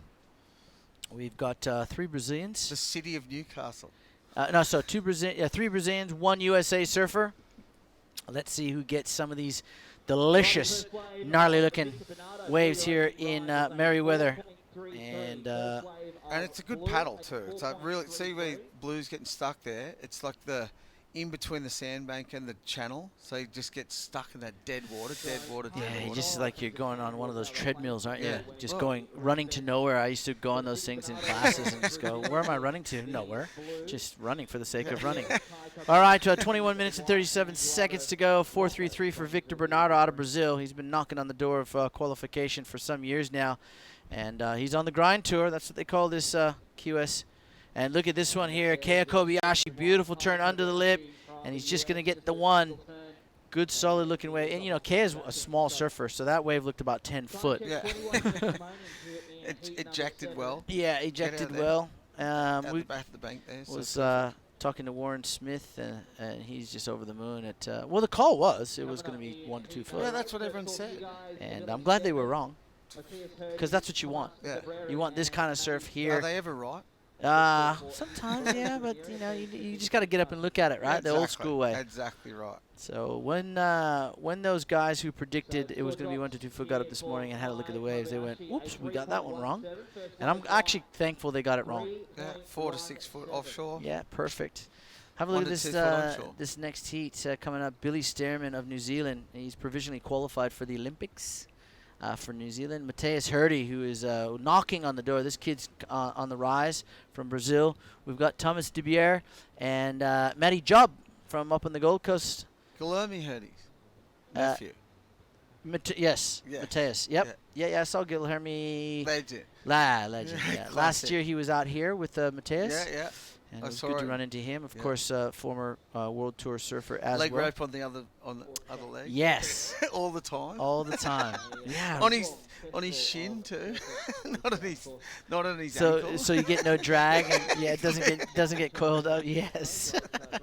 Yeah, now we're going way just digging in the archives here. It's classic though. It is classic. All right. So Victor Bernardo takes the early lead from Keo Kobayashi with a 3:17. So Eduardo and Kaidi Noro, sorry.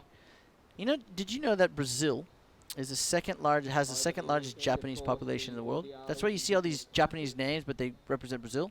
Really? Like Flavio Nakajima is a good example. Yeah, it's the second largest Japanese population in the world. Wow. Brazil. Yes, especially in Sao Paulo, if I'm correct. Well, there's 13 million people in San Paulo. Yeah, it's a isn't concrete jungle down there, but it's a crazy. beautiful part of the world, and very well represented in this event. Of course, inside this Surfest, you've got, of course, the Wandiali Indigenous Classic.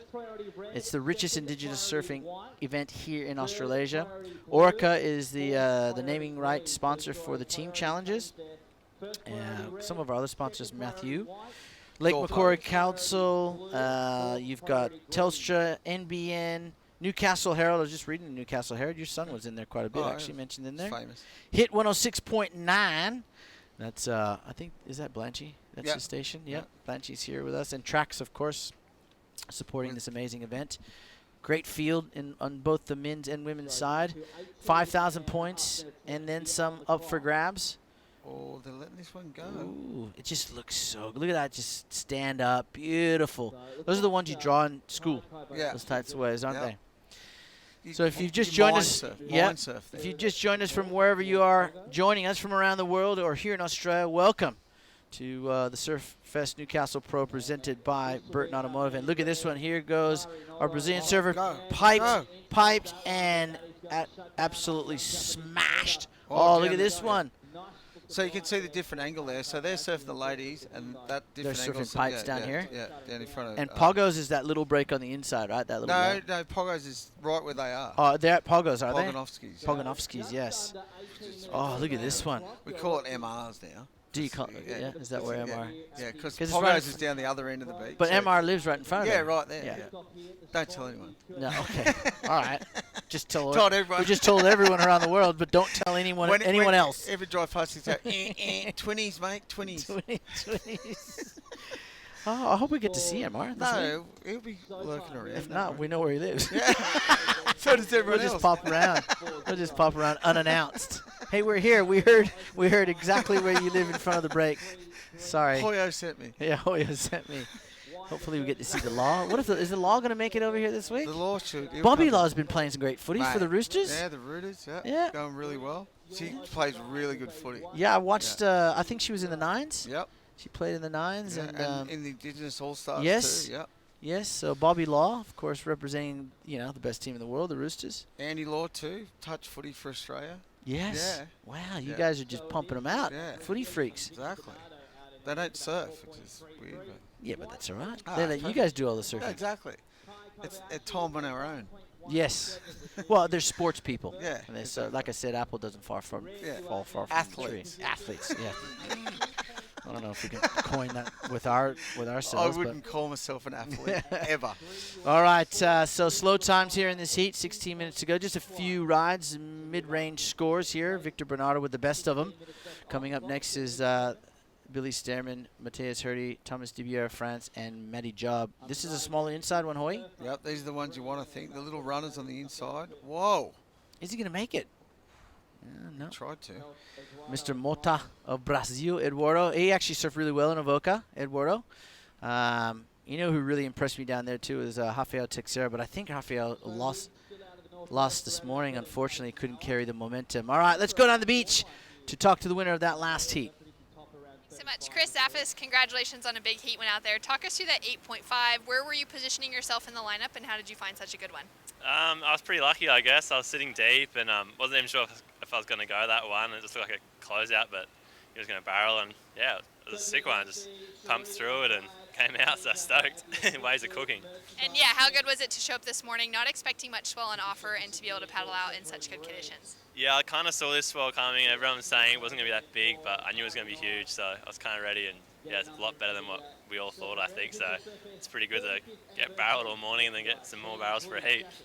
And coming into this year's season for 2020, you finished in the top 100 last year for 2019, number 76 on the rankings, which is your best result so far. How do you feel coming into the new season? Yeah, I feel really good.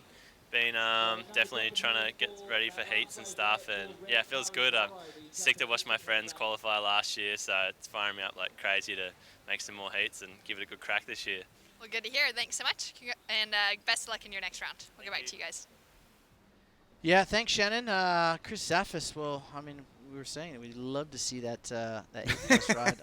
I missed it, so I'd did. love to see it. It was amazing. He was stoked with it too, by the sound of it. So yeah.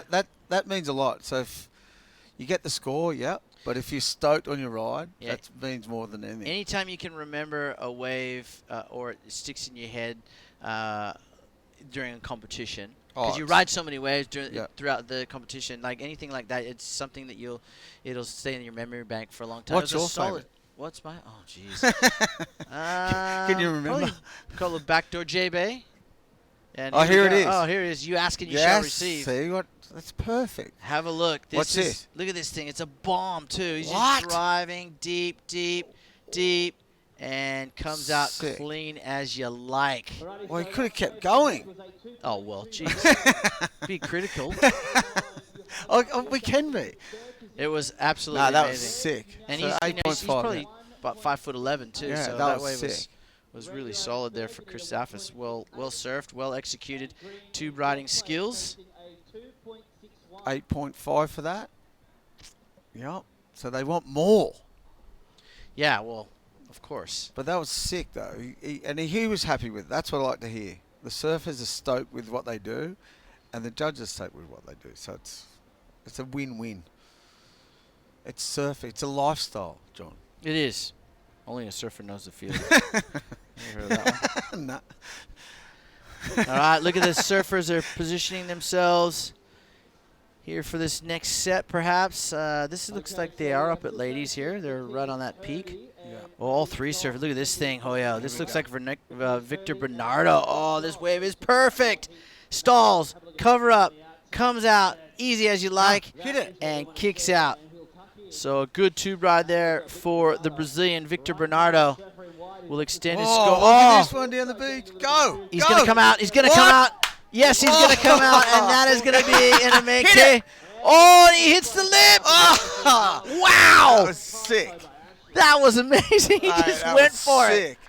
He claimed it and then had another go. That was epic. Watch this. This is the first one of blue. Gets its nice little cover up. Comes out. Should have hit the lip maybe. No, kicks out. And then this next one, watch this. Double pump. That was a sick one. So the 8.5 in the last heat, that's better. Look at the size of this thing's draining off the bank. What? Just gets under the lip, drives into the barrel. He's still there. He's still going, still going. Sort of doggy doors it out and says, hang on. What? Look at this section. I'll go for it. And this thing is draining, airdrops, and just nearly completes that one. But that tube ride alone is going to be a massive score. That was sick. That was an amazing tube ride from the American.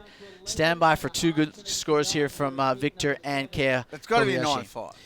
Well, it's going to be excellent. Well, we saw the 8.5 in the last heat, so that's better than that. It's got to be a point. It could be a 10. It was draining hard. Yeah, that it was was sick. steep, You deep. backdoored it too and Yep. pumped. And the last move he went for was sick. just crazy. He claimed it Yeah. and then still did the last move. I like it. So he was very happy with that one, Kea. Beautiful tube ride into a massive re-entry floater. Hi, Mum. So stand by for the scores. 11 minutes to go. Kaidi and Eduardo just shaking their heads going, what just happened there? Yeah, straight up. Boom, boom. Yeah, there you go. 9.17 for Kea Kobayashi, and well-deserved, by the way. Had he made that last turn, that had to have been a 10. For sure. Would have been a 10 because it was a crazy steep section. Can we see that again, maybe? Yeah, I'm sure that we'll watch that replay one more time because it was, it's worthy of deep. a few. Yeah, he was so deep. And, Here we and go. late, too. Here it is again. What do you reckon at home? Let us know. Look, good Big wave. paddle, late drop, straight into the tube. Just stand here, would have had the best view. Look at it, Wait. so deep. You couldn't even see him for a while there. And then he Look, claims it. mate. Yeah. Hang on, I'm not done yet. Wow. If He he got a would've- bit stuck in here at the top then. Oh, he would have airdropped about 5 foot. Yeah. And At least nearly 5 stuck foot. it. That was sick. That was amazing. Wave of the day right there so far. Just goes to show you how amazing the conditions are here, Matthew. If you get him the right one, obviously, it's pumping. It is absolutely pumping. And he's down the beach. That was not off the ladies. So either. that was Yeah, at yeah, down near yeah, Poggos yeah, or Pipes. MRs. Yeah, MRs. I wonder if MR was in his lounge room watching that. 100% he would be. Of course he would. No, he'd be in the shaping bay right about now, wouldn't he? No, peeling tape off his sprays. Stop it. He's probably listening. Oh, well. Oh. Good. Hopefully he is. 9 minutes. No tuning out. No That's right tuning now. out. He's just turned down the volume. All shmoo and hoyo on. Just turn down the volume. I'll just look at the pictures. Exactly. Yeah, he's a smart man. All right, 917 and a 317 has the American out in front. If you're watching over there in the United States, that not last 917 from Kea Kobayashi was just it looked like backdoor pipeline. Yeah, it did. It was steep, deep, late, and he stayed in that tube for quite some time. Victor Bernardo also got a nice-looking tube ride. He's got a set of 4s. He's in second place. Look at Kairi the Noro conditions. It's and pumping, Eduardo man. Mata need scores, and they're out there. They're out there. 100% they're out there. Just got to ride them. Find it. Here we go. Driving. Pumping. Oh, he's still going, and you can just see him get swallowed up there. He's to me, it looks like he's not on the right part of the bank. Yeah, It looks a little bit like pinchy at the end. Pinchy at the end. We're down near Poggos or MRs and up at Ladies more steep. Bit throatier down there. Yeah, definitely. Good crack at it though. Watch how far he went. This is Eduardo Mota here driving. He's still going. You can see him still going to about right there. Yeah, just is got where he clear. gets swallowed. Wow, And like that must. you said, it's clampy at that last bit because it goes to deep water. Yeah, I think more towards Ladies and down the beach a bit. It's a lot shallower, more steep, and holding up a little bit more, wide open. That one, I mean, Kea's wave was so wide open. Like you said, he would have had the best view. Oh, mate. How good's that in the heat? Just going, how good's this? It's like when you surf Kira, and it's pumping, and you only got one other guy out there or two other guys out, or if you surf Pipeline and backdoor and pipes just pumping, you're in froth mode. I mean, as tricky as it is to read the lineup out here today, Matt, it's still when you get one like that, you are just your froth levels are like through the roof right now. Here we go again. He's going to get a little inside of here. Look, Ooh. nice clean wave. Look at this He's going thing. to get barreled again, man. Look. Oh, yeah, why not? Still in there. Come out. Yep, Kea Kobayashi just going to extend his lead. That'll be 5 or 6, and he'll go up into a great-looking score line, of course, with that 917. And he's Smart just sitting surfing. by himself. Yeah, down smart there. serving too. Just get a backup, make sure. He's got the wave of the day so far. It So just have looks a little backup. where he's sitting there is a lot shallower on the bank, like we were saying, and he just can, if he picks the right corner, one of those waves, it just has a shoulder on it, not a wall. It's got a little shoulder, a little corner shoulder there, and he can just sort of time it, position himself as he did, get barreled, and come out and get some good scores. 6.5 minutes to go. The American out in front. So where they're sitting there, so this is right in front of the rock, so they should be deeper than they are. They're sort of in between, like you said, in between the bank. They should be off the ladies or down to the north. Yeah, because you can see right there. See that little wedge there? Where Kea is. Yeah, he's in the right spot. And but the other guys are like in between. They're not off the ladies. Yes. They're not down. It's sort of in that dead zone almost, if you like. I mean, Edwards' wave was nice to watch, but it really didn't ever look like it was going to let him out. Yeah, slapped at the end. Yeah, slapped at the end, or clamping, as you said. Yeah. So that score still waiting for Kea. It's going to better as 3.57. Has to. Imagine just sitting there, boys. It's pumping today. I just got the whole break by myself. They're way up there. And so you either go deep south or deep north, not in between, not in the gutter. Yeah, not in the gutter. It's pretty much straight out the front is where the gutter is. Once I would have heard because there's the pipe there, so it's a stormwater pipe. Yeah, so it naturally pushes the sand out and creates the bank. It was a creek back in the day. Oh, that's why the okay. stormwater pipe's there. So Gotcha. so that's where the water naturally flows. So there's always a bank out there, and it's been raining so much in the last few weeks. So the bank's nice and sort of set up really perfectly for a good swell like this to produce some tube rides, which we just saw one of the brilliant tube rides of the day so far. Kea Kobayashi a 9.17. Outstanding. I think it could have been a bit higher. Well, how do you? I mean, it was a 10 begging to happen. Yeah. If he made that last turn, you had to throw 10s at it. 100%. And now Eduardo has moved down, so they've moved more north. Go, mate.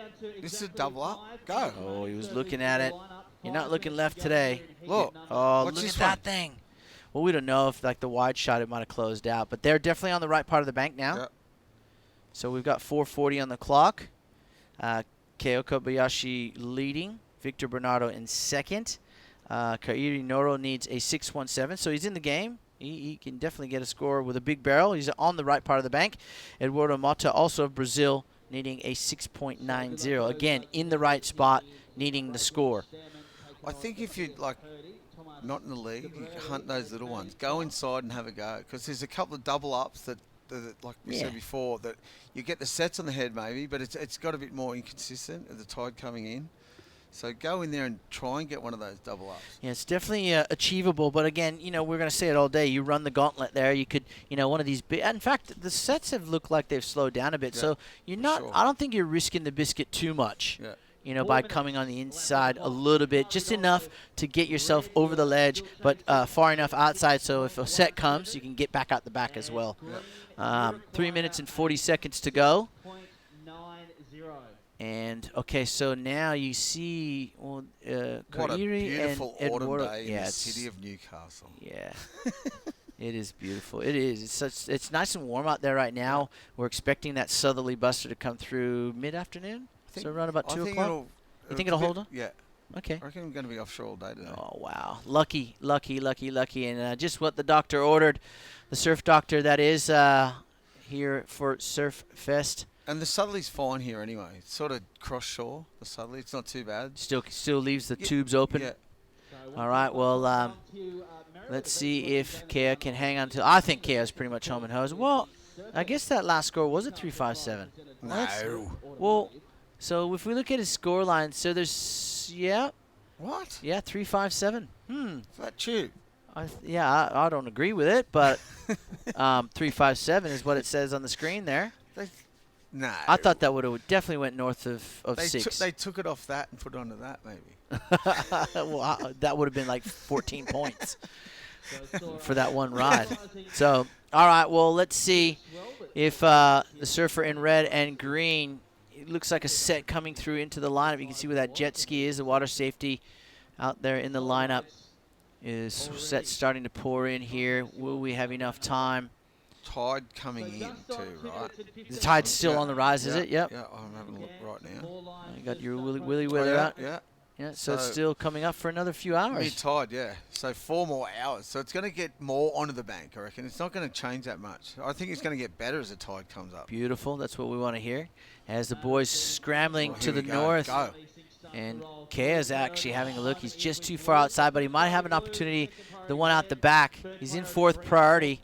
Victor Bernardo has priority. 1 minute and 40 seconds. Anything can happen. This one's going to push too far down the beach. Yeah, look at it. the end of it, though. Oh, look, Kea's going. Go. He's having he just can't get into it. I think that one would have been a bit walled up for him, though. He was definitely eagerly trying to get into that wave. Solid-looking set, too. You can see these ones are just a bit straight. We're talking about the corners that you're looking for. You got to really look at this thing, though. What? Oh, that section there. Yes. It's foam bally, but Coming up next, of course, there's your next heat on screen there. Heat number 8. That'll be Billy Stearman, Matthias Herdy, Thomas Dibier, and Matty Job. So Brazil, France, and Australia being represented with 1 minute to go in this heat. And I can dare say that Billy Stearman and the rest of the field would be looking down towards Pogos to select or to sort of well, they've sit all themselves. moved down there. Yep. Because of that one score, though. Smart. Yeah. Just ran out of time. Yeah, but still, there's ways off the ladies that Yeah. they're back in the same spot. Go get a score and then go down there. and Yeah. get a bomb. Hey, look, if I was competing today, I would heed your advice. No one does, though. Yeah, I would. I would. I always. You'd probably lose. I've always, especially when I got a heat with the local, I'm always following the local. you have and if to. I had the resource like they do with a live webcast, Yeah. and I'm listening before my heat, I'm listening to what the commentators are saying. And if one commentator like yourself, who surfed this wave 1,000 times over, says go to ladies, then go down and get a score, get a score at ladies and go down and get a score down at Pagos, that's going to be my heat strategy. Well, it's just easier. I agree. The rip's powering down there. The water's moving. You can't get in the right spot. It's all over the shop. At least you get a score. It's got to sit. You just get one go at it, do it, and then. There you go. All right. Well, unofficially, looks like Kei Kobayashi moves into the next round with Victor Bernardo of Brazil. A great heat from the American, a 9.17. One of the highest scores of the event and the day so far. And someone's in the 2, but it's a little late. We're going to go to a short break, come back with the next heat right after this.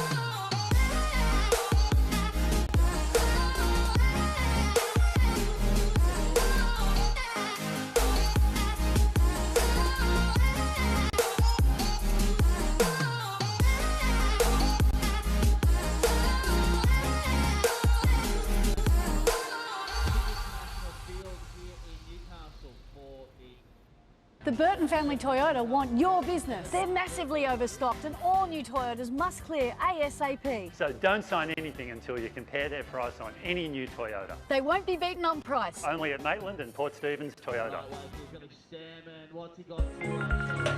Hey, it's Jody. Telstra 4G delivers more speed in more places so you can connect to what matters most.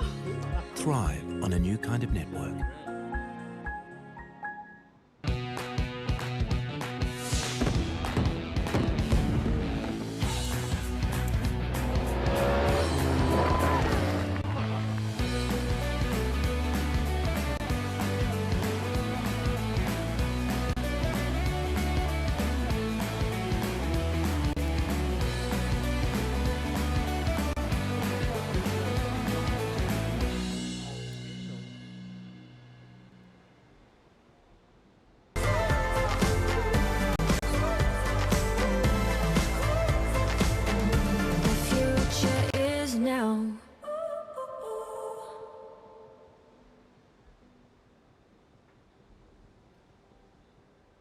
It is the most rewarding thing to be part of a child's life and give them something they may have not received otherwise. There are children out there that need a home, love and a family. Don't hesitate. Make the inquiry. Contact Wandiali today.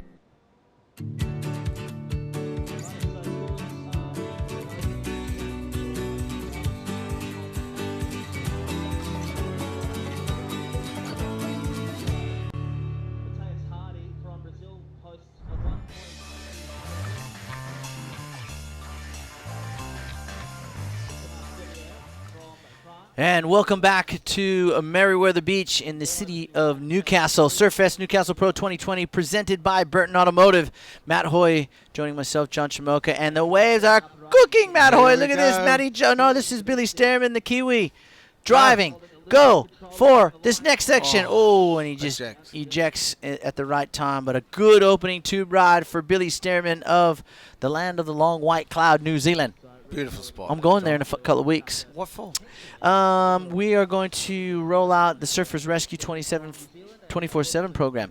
At What? The, yeah. 24/7? Yeah, well, that's what the program's called. It's board safety techniques. Yeah. Utilizing your surf craft. It could be a SUP, it could be a bodyboard, it could be your surfboard, and that basically works as a rescue everything. resource, Yeah. spacing between you and the person who's in trouble. Yeah. So Surfing New South Wales, we have a program called Surfers Rescue 24/7.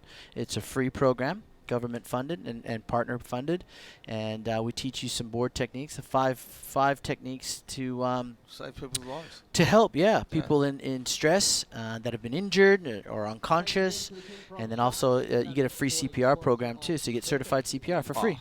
3 hours out of your day, and you're certified. Everyone should have that. 100%.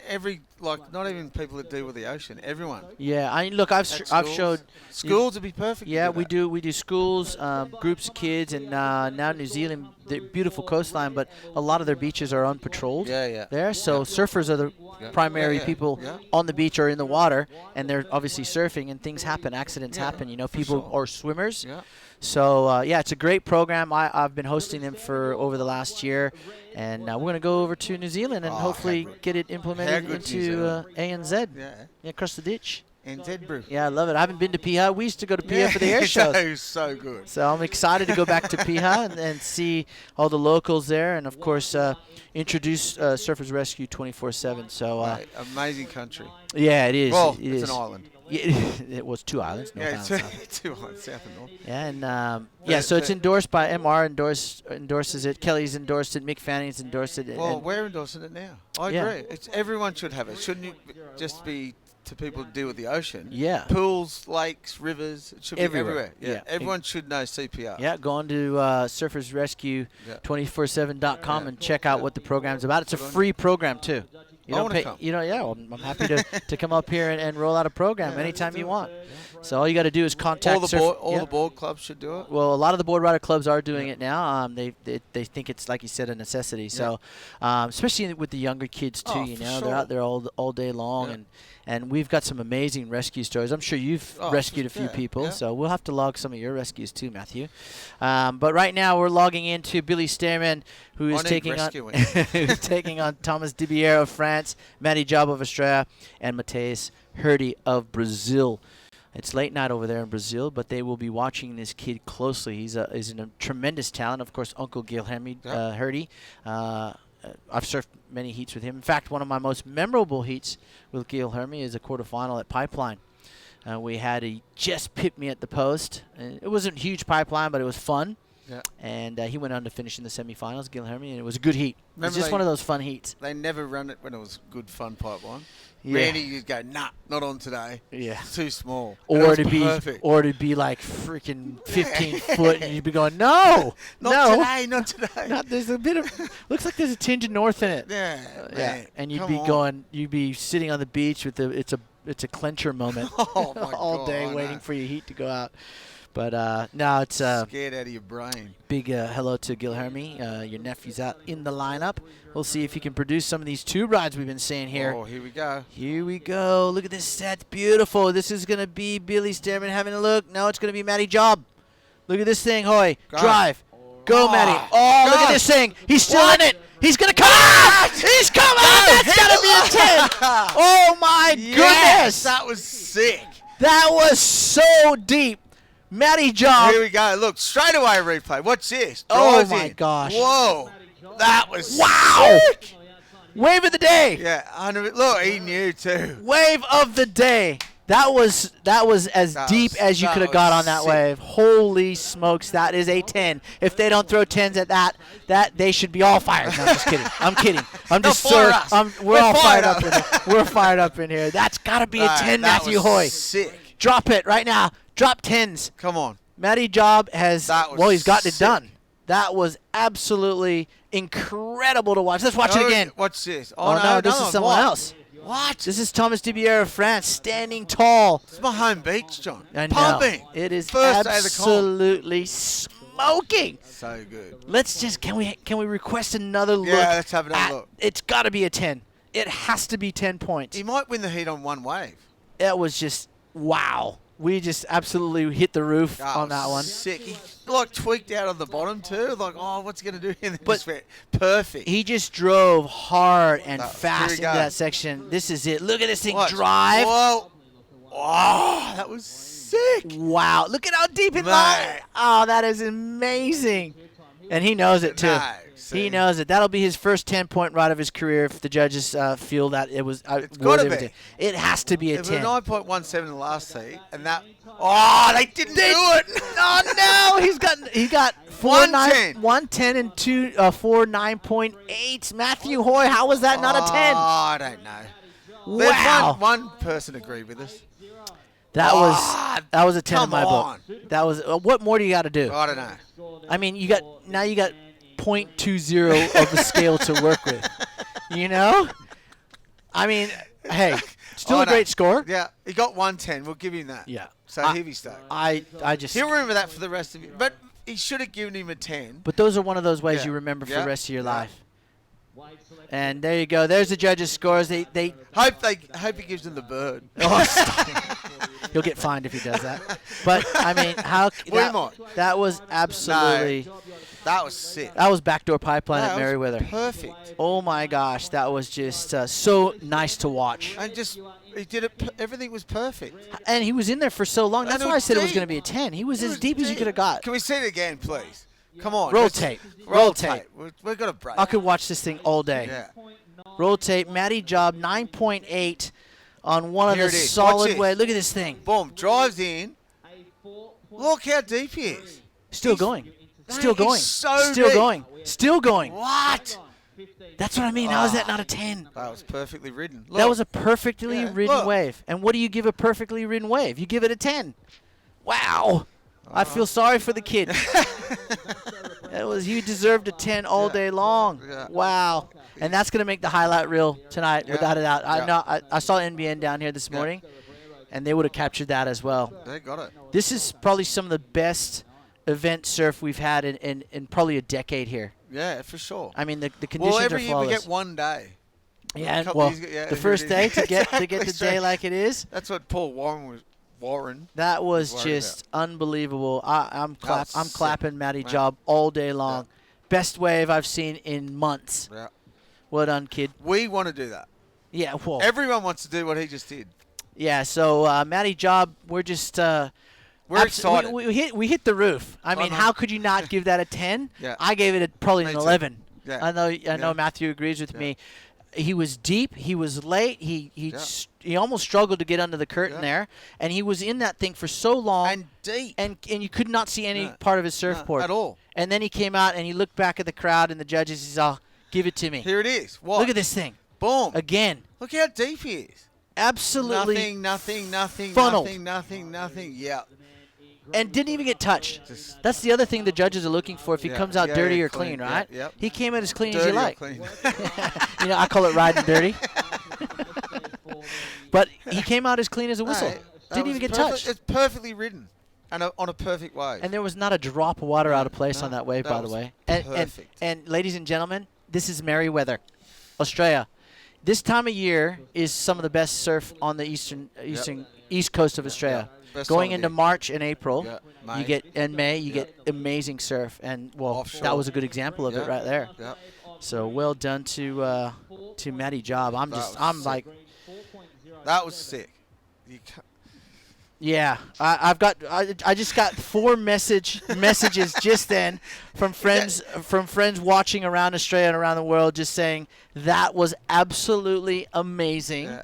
It was as gnarly as you can get. Yep. It was as deep as you can get here at Merriweather. Yep. It was as perfect a wave as you could want and imagine. Tick. And he ticked all the boxes. So look, the end result is we're not going to change the score. It's a great score. It's a great score. And I'm stoked for the kid. It was amazing to watch. But right now, let's go to Beck, who is standing down there with the winner of that last heat. Thanks, Shmoo. Thanks, guys. Down here with previous hit winner, Kei Kobayashi. Sorry, I didn't want to pronounce your name wrong. Amazing surfing out there. 917. Can you describe the barrel that you got? Yeah, I'm pretty stoked. I talked to one of my good friends, Aton, before the heat, and he got a pretty sick barrel down the beach, and he was like, hey, keep an eye on that peak down there, and I'm like, yeah, don't worry, I'm going to head down there in a sec. I just didn't want to go down there before, the heat started, because, you end up, having other guys follow you and stuff. It's part of the game, and, yeah, I was paddling into it, airdropped into it, and, pulled into it, and yeah, like was driving and I was like, oh my gosh, I'm gonna come out. And, like saw the waves all morning and the waves were firing. And this is probably the best Newcastle I've ever surfed. And yeah, to have barrels like that in a comp is it's what you wish for. So. Yeah, awesome. You've been in Australia for a few weeks now. You're enjoying it over here, been getting good waves? Yeah, I surfed that swell at Kira for that cyclone swell, and yeah, I mean, it probably wasn't the best Kira swell, but I mean, I had some of the best waves I've ever had, so yeah, I'm just super stoked. I got to sneak a couple under the crowd, and yeah, super stoked to be here. Awesome. Big plans this year, going to be moving around to different contests and just aiming more to enjoy your surfing, you were saying? Yeah, for sure. Like last year, I put a lot of pressure on myself, and I've been training really hard with all my friends back home, and yeah, I've been putting in the time. I just know that it'll come sooner or later. I just want to have fun, and that's when I usually do the best. I think everyone's the same, and yeah, I'm just stoked to be here. And just like that heat, I was just like, don't stress it, just have fun. Like try to get barreled. If it doesn't happen, it doesn't happen. But yeah, I rode my brother's board actually like a couple of months ago. Like I would never be able to ride my brother's boards, and yeah, I rode one of his old faithfuls, and it worked really well. And yeah, thanks to him and lost surfboards. And yeah, I've been on a pretty strict diet back home with bonsai bowls. And yeah, thanks to everyone back home for all the support. Awesome, great surfing. Good luck in the next round. Thanks, guys. Yeah, thanks, Beck. Well done to Kay. I mean, that 917 was amazing. I've just been reading all my texts during that interview from around Australia, from Sydney to the Gold Coast to a good friend of mine, Greg Young from Body Science Compression was, why wasn't that a 10? Toby Mossop chimed in. That was crazy. Good. Well, compare that to the 9.17. It's a point better. It's definitely a point better, if not more. I mean, obviously you can't get more than 10. But look, hey, we can hype on it all day. The score's locked in. It was an amazing ride, and one Matty Jaw will remember for a very, very long time, as will we. Oh, as will we. And frothy. From the messages I was getting, there's people from around, some people from around the world were just going, you guys just went bananas, and rightly so, because we nearly hit the roof. It was sick. We jumped up out of the lounge here. It was We're perfect. excited for him and us. Oh, it's, as a surfer, as a fan of the sport, this is what you want to see. Waves like this. And they're frothing. All the competitors going, how good's this? This is the best wave you get to comp. Yeah. I mean, they were all frothing last week, how good the surf, how fun the surf was. Now you get surf for consequence, like we have here in Merriweather, and the levels go up. Yeah. So here he is again, the man of the moment, Matty Jobs stalling, looking for another little cover. Oh, and gets lipped in the head there. He was getting a little bit, you can't get too cocky out here. Yeah, exactly. Respect the wave. Yeah, respect the wave. He is in the lead. Thomas Dubier in second from France. Billy Stearman looking for a 4.28, the young Kiwi. And Mateus Hurdy, well, he's only got a 1.27. I'm not sure if he's sitting in that sort of dead zone. No, they're up. I think they're ladies. They're halfway. Are they in the gutter there? Yeah. Okay, so maybe they should be moving up or down, up coming or down. Up or down. Okay, so Takeo Butler, Vasco Ribeiro, Joshua Burke, and Noah Stock are coming up next. Another great heat. I mean, one of the heats is heat number 16. Some of the biggest heavyweights on tour will throw down here in Merriweather at the Surfest Newcastle Pro 2020 presented by Burton Automotive. And that's heat 16. Ramsey Buchenheim, who had a great performance last week. Mark Lacomere from France. Australia's Matty Wilkinson and Wesley Santos. Those guys are going to hammer this place. That's all goofies. All goofies. Crazy. And they can throw buckets, and they don't mind a tube rider, too. Yeah, exactly right. So it's going to be amazing to watch that heat. But we've got a few heats before we get there, Matthew. Right now, we have been treated by some amazing tube riding skills from the likes of Matty Job. Little Matty Job. He stands 4 foot nothing, this guy, and just plucked one of the... That's why that wave looks so big. Well, it was still a 6 foot solid top to bottom wave, wasn't it?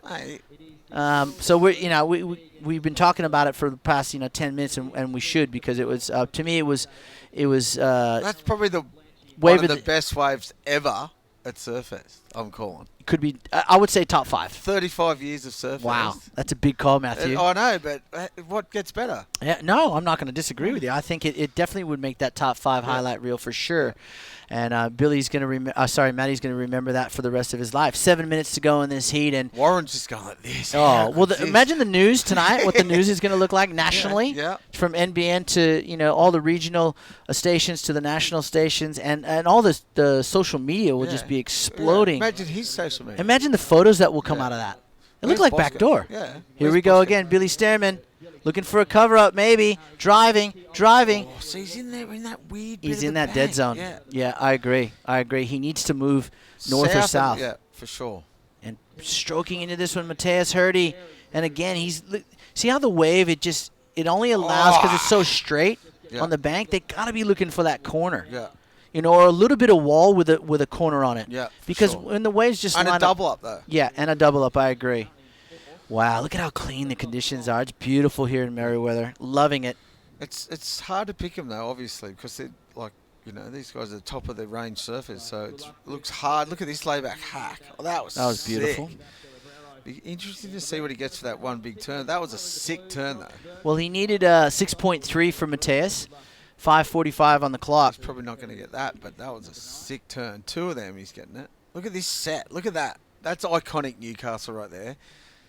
Set line to the horizon, offshore wind, and a coal boat out the back. Yep.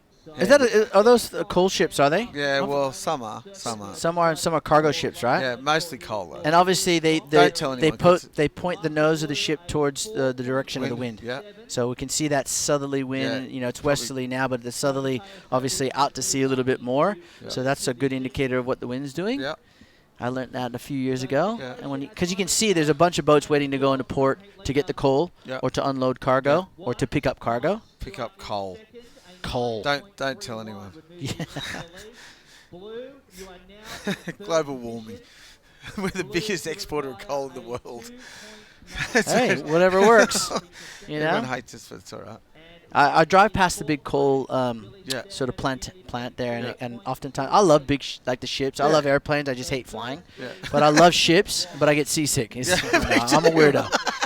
But I love watching the loading of the coal and I love the cargo ships sometimes because I drive to go to our office. I drive past Port Botany. Yeah. And you see all the cargo containers I like when they lift them on there, and it's like a puzzle. Yeah. Because if they don't balance the weight Yeah. right, that Well, ship can turn over. Yeah. Well, that's what they did a couple of years ago with that storm. They all That's lost, right. Yeah. And we saw Craig Anderson get the cover shot. Yeah. He went and did a naughty. Oh, yeah, no. Wasn't that Craig? No, Reese Smith. Was that Reese Smith? Smithers.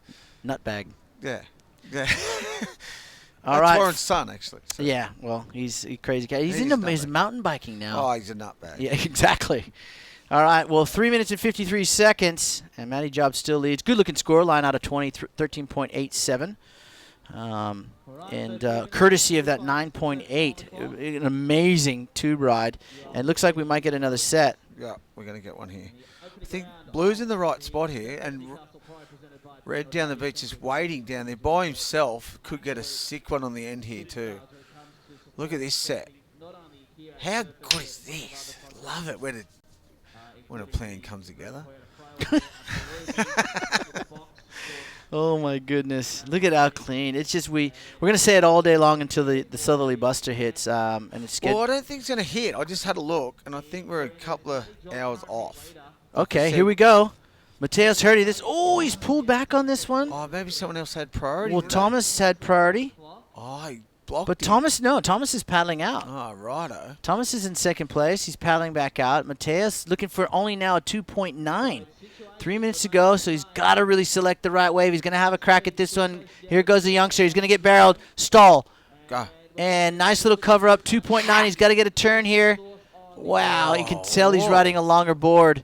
It's really hard to turn under. You got that extra foot or so of surfboard that you got to manhandle around. It can be very difficult if you don't have the muscle, but he did a really good job of getting a nice little cover up here. Watch where he turns. He just goes, whoa, this thing's hard to turn. Just hold on. Hold on. 2 minutes and 20 seconds Maybe his to go. board was too short. No, I think he's actually riding a step up. It looks like to me. So a 2.9, Matthew, is what Mateus needed. I think he's going to get that. Yeah. Here Nice. we go down the beach. Look how nice it looks down the beach. Billy Go. Stearman. Oh, here we go. The Kiwi. Go. Let's see it. Oh, he likes it. Go. He likes it. Go. He likes it. Oh, this is a sick one. Go. Oh, what is he going to do? Big top turn. And again, go Hit for it, it. hit it, hit it. Oh, big closeout re-entry. Wow, that was gnarly section. It was a so crazy late section. too. He liked I thought it. He should have. Oh, I don't know. I would have got barreled there. Nah, look at the tube section he missed. But he made up for it That was a right sick here. Turn. Sick turn there. Watch, this is so late. Watch him climb the lip here. Oh. Whoa, he's riding the lip line. That was well sick. done. Yeah. Well done. Well ridden. That was a hard wave to surf. And that was clutch with 1 minute and 20-something seconds to go. He needed a Needed 4.28. oh, got it. Well, Mateus is going to get the 2.9, Matthew. Yeah. So he'll move up into second. Thomas DeBier is in trouble here. Billy Stearman with that ride needed a 4.28. He's getting that. Well, he's probably going to need something higher Yeah, now right. because maybe, because you got to Mateus, look at yeah. Mateus' 4.67 here. Yeah. So the judges got the work cut out for him again in the back end of this heat. 1 minute to go. They're down lowing Mateus here. Yeah, well, he needed a 2.90. I'm not sure. Okay, so Mateus has gone up with a 3.53. Now a 4.9 is what Billy needs now. I think he's going to get it. I reckon he's getting a 6.5. I think he's going to get at least a 5 here. 40 seconds to go. Nail-biting finish. No waves. Look at being this ridden. set. We could see another. 6.5. What did I say, John? I'm on. Okay, so Billy Stearman 6.5. Well done, Matthew Hoy. Got the score right, and Billy Stearman now into second place. But 30 seconds to go, Matthew. We see sets pouring through the lineup. Will we see another Matty Job special? Will we see Thomas DeBier move back into second? He's looking for a 5.24. Whoa, here it goes. Up and What a riding. Sick one. What? Go. Oh, did he get deep enough? Hit it. Oh, that would have hurt. Oh, that slapped him in his face. Ow.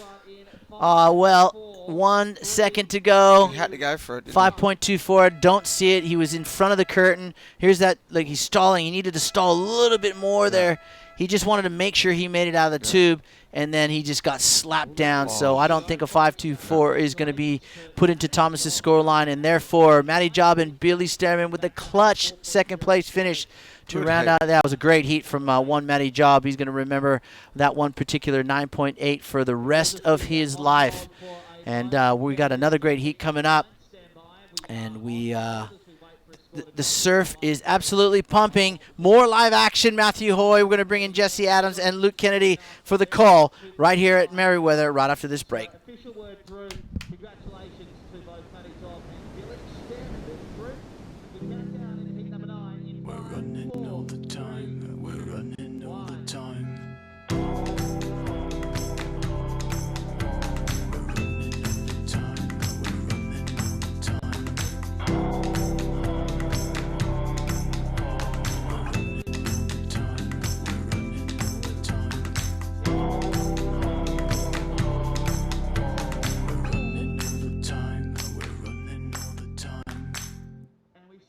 The Burton family Toyota want your business. They're massively overstocked and all new Toyotas must clear ASAP. So don't sign anything until you compare their price on any new Toyota. They won't be beaten on price. Only at Maitland and Port Stephens Toyota.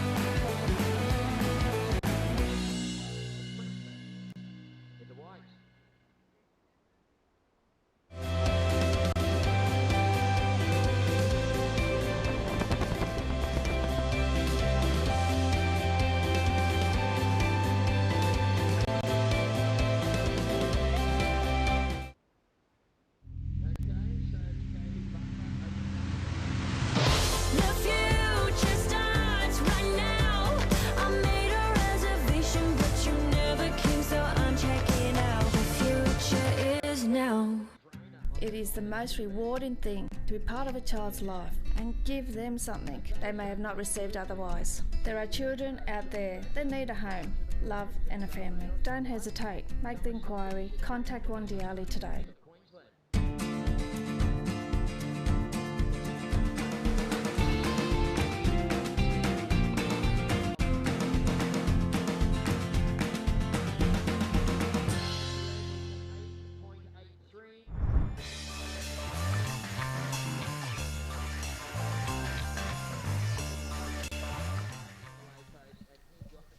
And welcome back to the Surfest Newcastle Pro presented by Burton Automotive. An extremely exciting morning of surfing. We're going to go straight to Vasco Ribera's 8.83, which we missed during the break. So double hand drags on the takeoff. Big section slabs in front of him, rides out tall. What a way to open the heat for Vasco. Doesn't quite top the effort of Matty Job from last heat, which was a 9.98. The commentators and the fans at home are still kind of screaming, how wasn't that a 10? The big question is, what do you have to do to post a 10 this morning? Some of the best conditions we've seen for a Surfest event in years, and fittingly, it's the 35th anniversary of the event. So I was just up on the competitors' deck about 2 minutes ago, and everyone's pretty excited. Big hollow wave straight out in front. The bank down the beach is a free surfing frenzy and looks like off the wall at the moment. So, yeah, they're big calls, I know, but there's some heavy tubes going down. And so far, for the last few heats, it's the surfers who have chased the barrel who have progressed. We see Vasco Ribera having another look. Looking for that double-handed drag again. Misses the tube. Right up in the pocket. Big open face carve and rides out clean. So within the space of just a few minutes, Vasco has posted a couple of significant scores. Take another look at this one. Free falls out of that first turn. Gets a little hung up and then wisely goes for the open face carve before that section clamps down. Vasco with two decent scores already, leaving the other surfers with a lot of work to do. He's up against Kihu Butler from New Zealand, Josh Burke and Noah Stocker from Australia, Joshua Burke from Barbados in the Caribbean.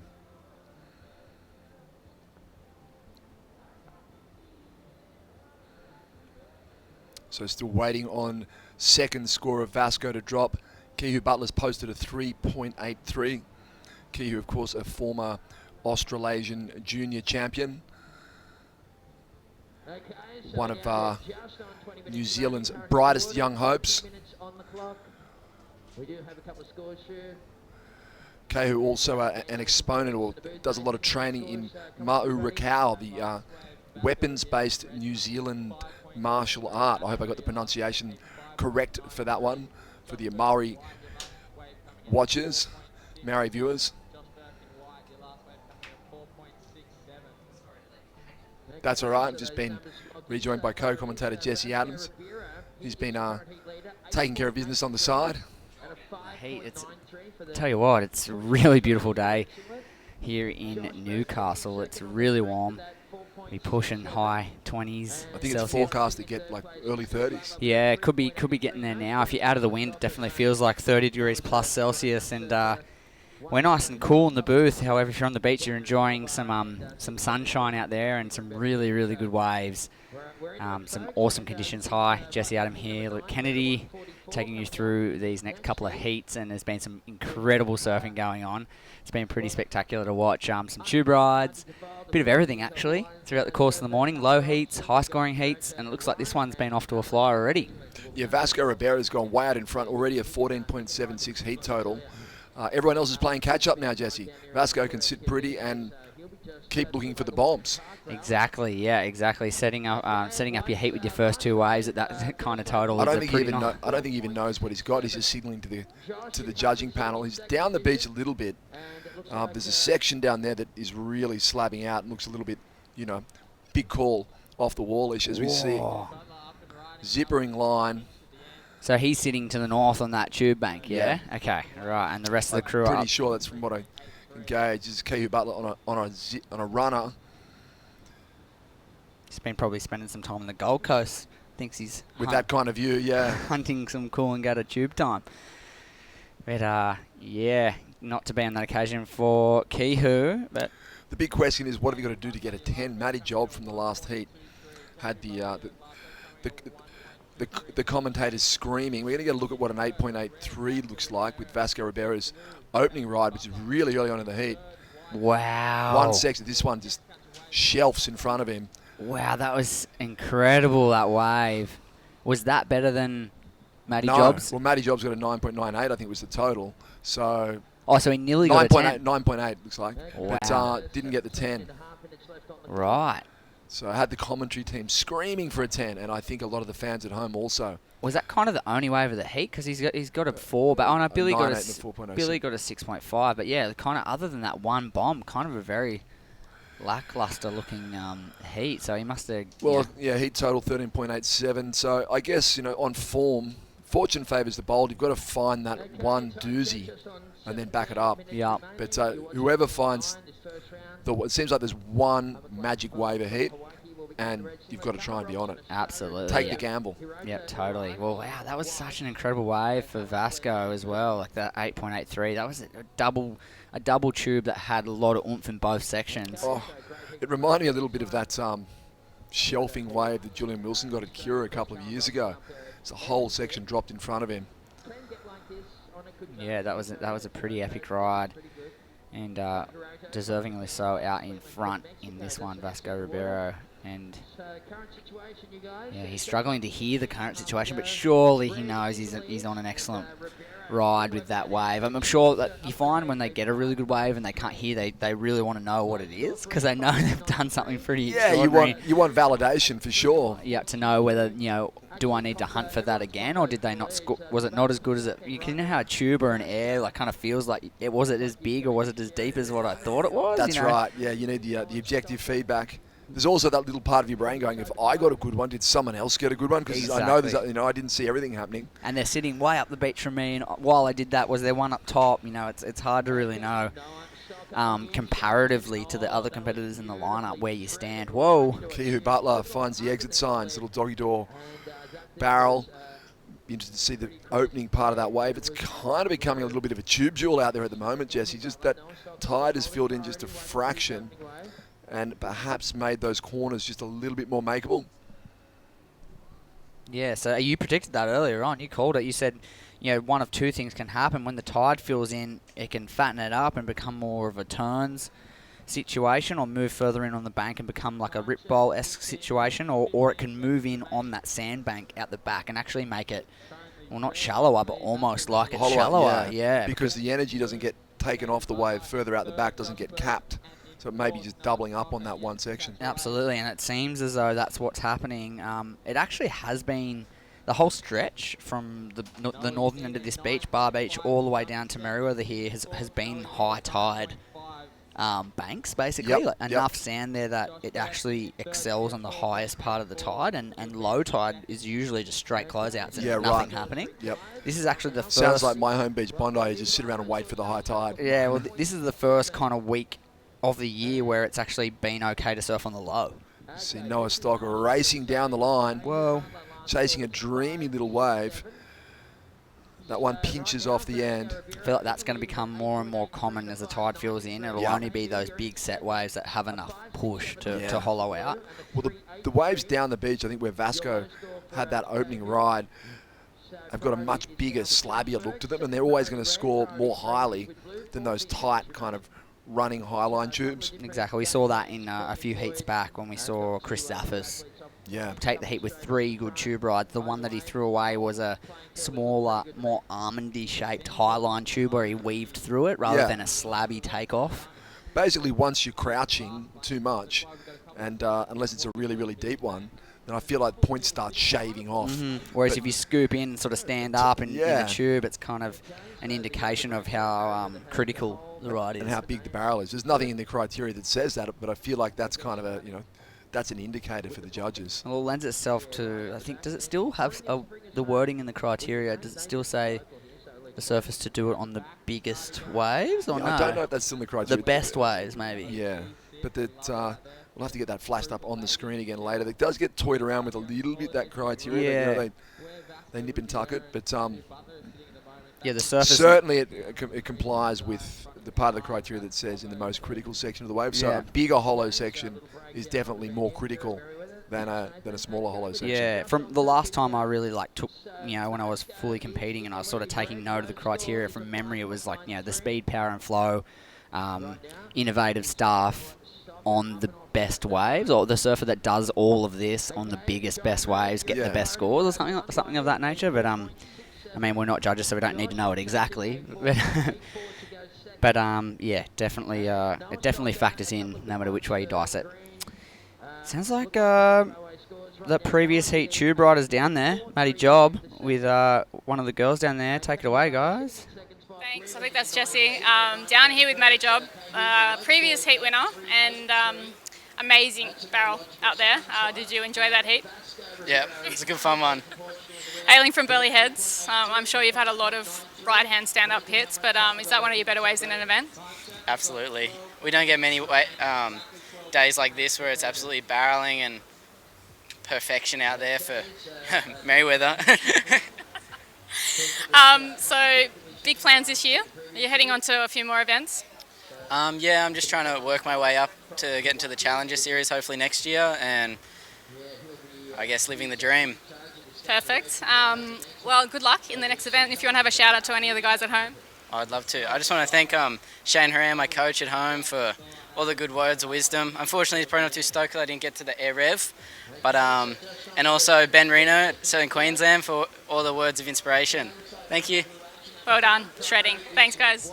Thanks, Beck. And yeah, Matty Job, the Burley boys get the barrels, but he's got Shane Horan in his corner. Yeah, epic.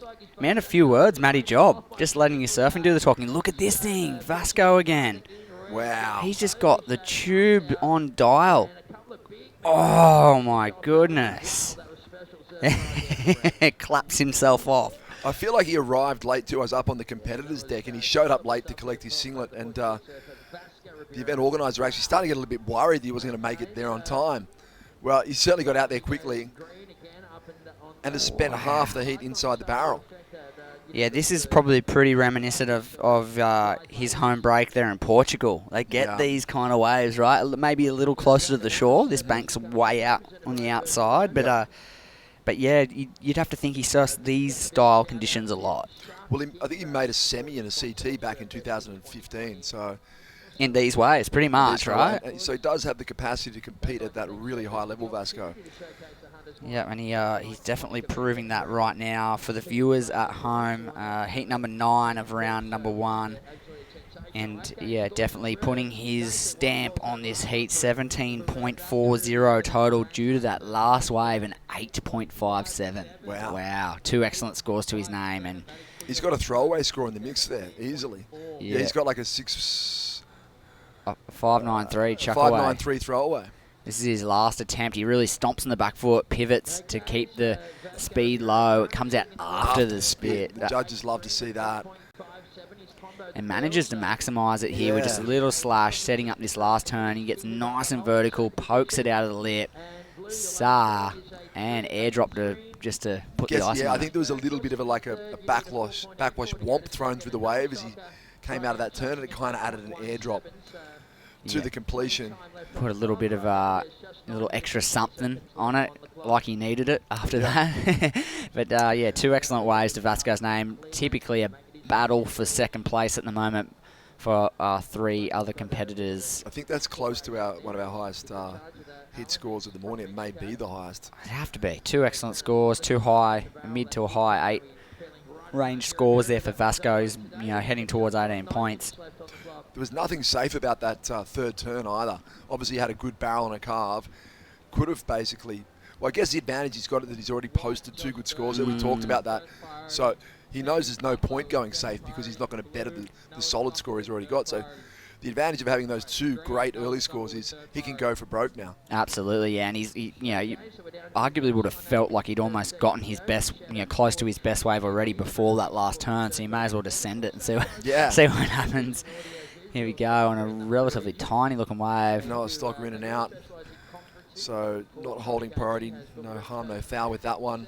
Vasco, of course, a former World Junior champ. I think 1 year won the World Junior champ, the European Junior titles, and the Portuguese national titles in the 1 year. That was a huge year for him, and certainly competing like a surfer now with a shot at the WCT. I think he's sitting at about number 14 on the QS at the moment. Wow. So looking to follow in the strong tradition of Portuguese surfing with Tiago Perez and Federico Moraes. And funnily enough, they all surf very similar. Yeah, they've certainly been shaped by their section of coastline. Vasco particularly surfs quite a lot like Tiago. Yeah. Quite a lot, actually. I mean, Fred's got his own sort of flavour and style comparatively, but all regular foots, all very strong in the rail game. Yeah. All kind of tall. Yeah. Heavy set dudes, like really fit, big, like almost like. Yeah, they could be playing rugby. They could be playing rugby if they weren't surfing. Yeah, but they're very agile, very sharp, and really good rail game. So yeah, it's funny enough that, like you said, that part of the world really shaping those surfers to be the way they are. Here we go, Vasco again. Can't stop him. Double-handed drag. This one's just for fun. Oh. I don't think it's going to go into his high score, but he had a good time doing it. He's got a free pass to just go for broke now. He's just having fun with it. And that's been the theme too. The surfers that have got the magnet on, they've got the magnet on. Yep. They're drawing it. Noah Stocker late into this one, gets underneath it, chasing it down the line. And see, again, he got one that was a little bit pinchy off the end. Kind of pinch. He's not picking the right waves at the moment. This guy, however, is. You can see this wave's far more top to bottom. It's staying wide open. Right, maybe a slight pinch at the end, but staying a lot more open. He's further down the beach where the waves are just a little bit slabbier, a little bit more open. Mm-hmm. And any one of these other competitors could have used that score. It's going to be a mid-range score, but they all could use it. That's a good point. Why? Yeah, you'd think, wow, he's had. Again, we talked about Vasco's won the heat twice. With his throwaways, he's winning. Exactly. So Kehu, Josh Burke, Noah Stocker, they're all chasing. Anything in that mid-range would really help right now. And Vasco's going to toss one away. He's surfing well, but essentially his key strategy is wave selection. Absolutely. That's what's winning him the heat. I've just had a text come through from one of my good mates, CBW, KL Bell Warren, a QS competitor himself, and president of his board riders club, his beloved Torquay board riders, and he works for Surfing Victoria as well. So he's very surf knowledgeable man. He's got a podcast as well. He's got a podcast. He's all over it. He sent through the word I'm looking for is critical. He said for the criteria. Right. He's like, please do your research, mate. Yeah. Right. Okay. Judges analyse the following elements when scoring waves. Yep. Commitment and degree of difficulty, Yep. Innovative and progressive manoeuvres, combination of major manoeuvres, variety of manoeuvres, speed, power and flow. They're your dot points. Right. Print that out, Groms, and paste it to your bedroom wall and read it before you go to sleep.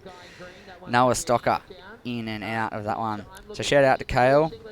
I'm surprised he's not up here. He's had a couple of big results in Nui. Here we go, Kehu. Punches through the back, as you can hear the golden tonsils, Tezza McKenna on the beach commentary outside the booth. Yeah, I'm not sure how he does. He's got some sort of secret method because he's been talking for about 2 months. Started at Maroubra. Ginger, honey, lemon teas, I think he said. And hasn't stopped. There's been obviously a series of events on the east coast of Australia, and Tezza has been calling them all. Yeah. I'm just going to listen. Flawlessly. I'm going to listen to him on the outside and just copy what he's saying. Yeah. And just steal his material. It'll probably work out just fine. Well, we do know he literally wrote the book in commentary. He has written a book. He's got a little brown book with quotes and sayings and things he can interject with if he needs to. He's got fallbacks. He is a professional commentator. Absolutely, yeah, one of the very best, Terry McKenna. And he'll probably continue up until you'll hear the dulcet tones of Terry on the Gold Coast as well, most likely. Absolutely, he does the All whole up to the C2. the whole leg. So just on 4 on the timepiece, 4 minutes to go in this one. Heat number 9, and very patient Josh Burke with priority right now, holding on to a 4.67, looking to grab onto his second wave, well over 17 minutes. Yeah, he's into the event. He's in a good position, but he's left his run late. Only chasing a 4.84, Josh. He'd be thanking Vasco Ribeiro right now. Thanks for taking every single good wave. Like, you know what I mean? Like, when someone's winning the heat, you're like, please just take all of the good waves. And He's been greedy. There's no doubt. But there's no rules against it when you're in a heat. As any of the other three competitors, blue, white, green, you're all probably thinking, if there's a good one and I don't get it, I hope Red's got it. Yeah. Because it doesn't matter what he does from here. He's won the heat. That's true. Let him run with it. Let him run with it. I want either me or Red. Yeah. But yeah, if it was a free surf now, you'd be kind of like, hey Vasco, maybe can I have the next one? Like Hand one over. You've had 3 good ones. Come on, it's like you'd be tempted to kind of like shoulder him off one and go, you just had the last 3 good ones, buddy. It's it's my turn. Yeah, share the love. But 3 minutes to go, he's been greedy. 17.4 total. He's on a heater. Could have come in 10 minutes ago, but he's going to toy with it and get tubed for the rest of the dying minutes of this one. I guess it's up to who gets the next good wave. Right now, Kihu's sitting in second, but by no means safe. Needs to better a 3.83 to lock in that second place progressing position. Josh Burke, Noah Stocker. Well, Josh, a 4.84, not much at all. Noah's sitting on nothing. On nothing. Josh has got priority, which is working in his favour, you would argue. I'm not sure on the distance between the surfers at the moment, if it's a factor. Now I totally understand why Noah Stocker's been taken off on so many average waves, because he just wants a 2 or a 3 just to give himself a shot. Oh, look who it is. Oh, it's Vasco again. He's going to come out of this one. Would you believe it? Toying with it. At this point, you put money on him getting a tube, wouldn't you? Here we go. No, I still need a big score, though. He's got to get away from the chandelier. He's caught 4 waves exactly the same. They've done exactly the same thing, you'd think. Well, he's got 9 waves now, all under 1.33. That is a lot of 1.33 and unders.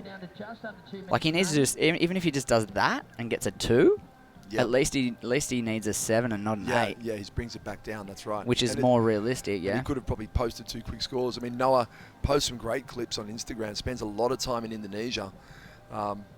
Perhaps that's the problem. When you take off in waves in Indonesia, it's generally going to be perfect anyway. You don't have to think as much about your wave selection. Well, on the bigger days at that previous event, the Central Coast Pro that just finished yesterday, he had a couple of big heat totals down there, especially on the bigger days. They had some up and down swell as well. Small days, big days, small days, big days. On the bigger days, Noah was getting excellent heat totals. So he's got big numbers in his surfing, but maybe it's, pull it back and, 10.25s right now. Sees you through. Game plan change needed to happen 10 minutes ago. Yeah, I think Vasco spotted that bank down the beach was going to be the go-to with the incoming tide, and it certainly served him well. Kehu Butler may sneak through with a low heat total here. Well, has Josh Burke got another wave in him with 40 seconds to go? Where is he? Where's Josh Burke? He's got priority. Kehu might have got a wave. He's just posted another score, yeah. Now he's got like a pair of high fives. Okay. So he's improved his situation. Josh Burke needs a 6.87 now. Whoa, here we go. Needs something special needs here. Needs to go big. Good turn. Second good turn. Oh, he wanted a third real bad. Yeah. 6.87. Had Kehu not had that other wave, perhaps he was in contention. But chasing a 6.87, I feel like those 2 turns weren't quite going to hit the mark. You know what? He banked on that third manoeuvre instead of going for broke on the second turn. I feel like he'll regret that. Noah Stocker finally finds a little exit sign, but that's not going to be the score he needs because he's in combination situation as the heat fades out. So at least he got out of the tube. Yeah, look at that. Look at the smile on Vasco Ribeira's face. He's got some strut as he walks up the beach. Wow.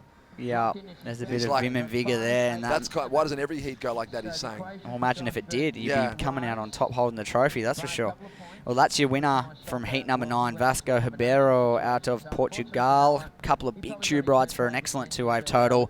We'll see him in the next round. Let's load up the next heat. Heat number 10 coming your way shortly. Stay with us.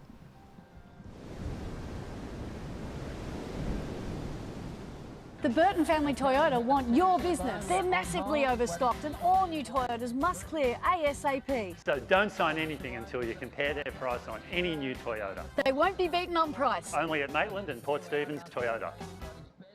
My first time ever in Newcastle was in 1985, which was the very first, it's 35 years and hence the anniversary, and I won the event. It's one of my biggest memories because being an event win, and then that set me on the path to winning world title.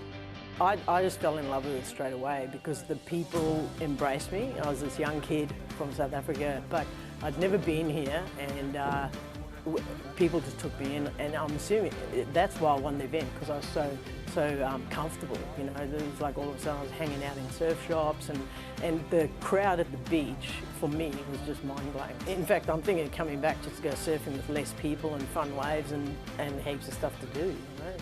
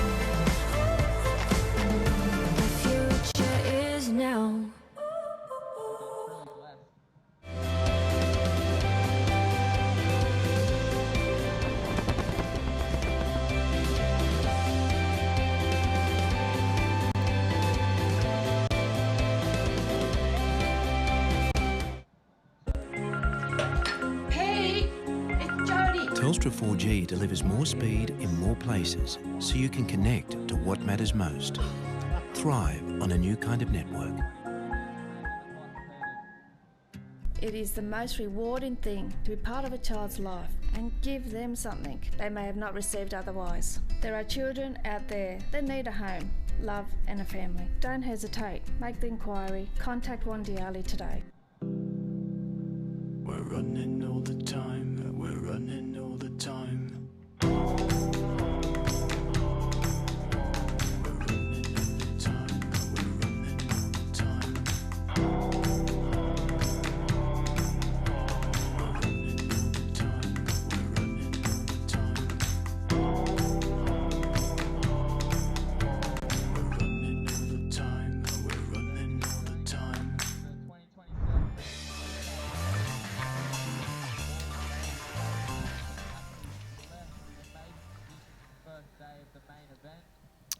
And welcome back to the Surfest Newcastle Pro, presented by Burton Automotive.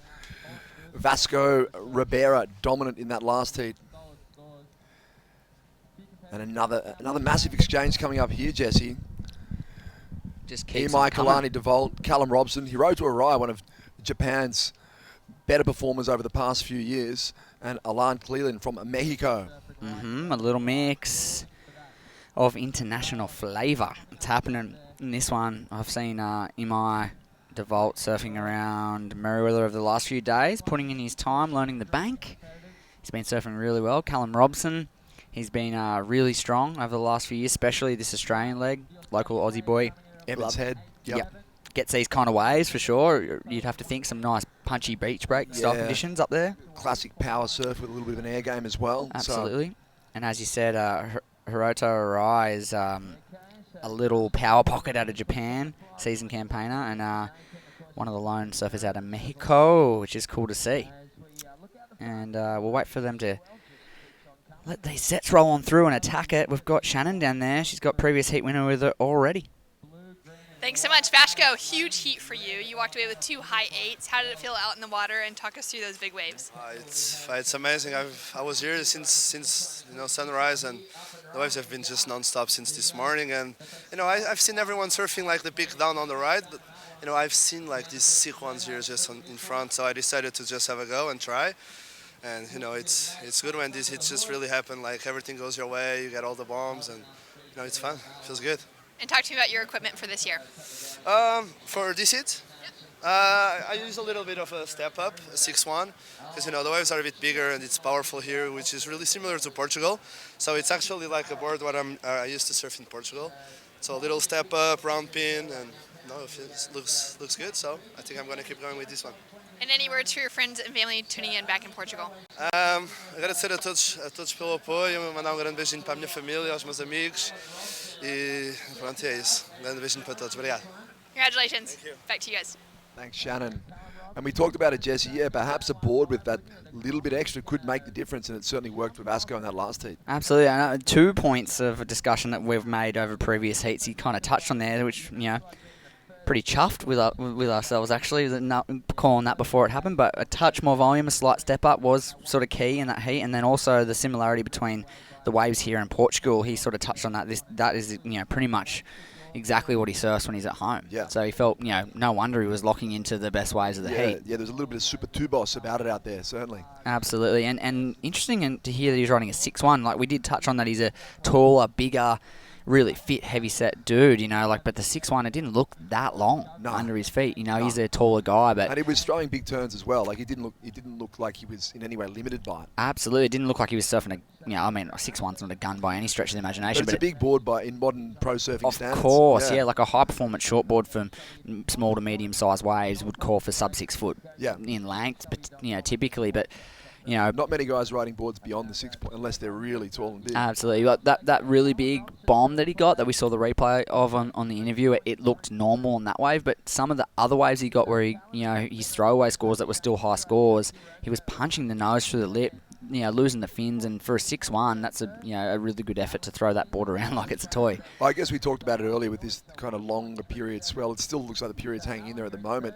When the wave is pushing back hard, it will push the board through the rotation. Absolutely, yeah, absolutely, and it almost makes for that. That was kind of my number one tip to a few crew that were like kind of going, what should I ride? What should I ride? And I thought, bigger the board the better, because those first couple of heats we saw, a few guys were going down on that final maneuver. Yeah. And if you have that slightly bigger board, it may inhibit the that extra little bit of rad that you can get out of a shorter board, but you're going to stomp a really strong maneuver on the end section if you've got that extra got that length. volume to pull you out of that heavy white water. Absolutely. You obviously see a free surfer just tunneling through a tube in the background there. There's been some big moments. I wouldn't mind seeing the highlights reel from down the beach today. Absolutely. I'm sure there's probably a couple of photogs posted up down there. There's one bottom mid left of the screen, duck diving with the fins on. He's been trying to shoot it. Yeah, definitely some action to be captured pre and post heat down to the north, up to the north. Sorry. So no real score of consequence yet, as we see. That was Callum Robson having a look at that one. He's posted a 3.33. Emai DeVault had a wave early on, just a 1.03. Of course, we saw Emai with a wild card into the Pipe Masters at the end of last year. She kind of capitalised on, yeah?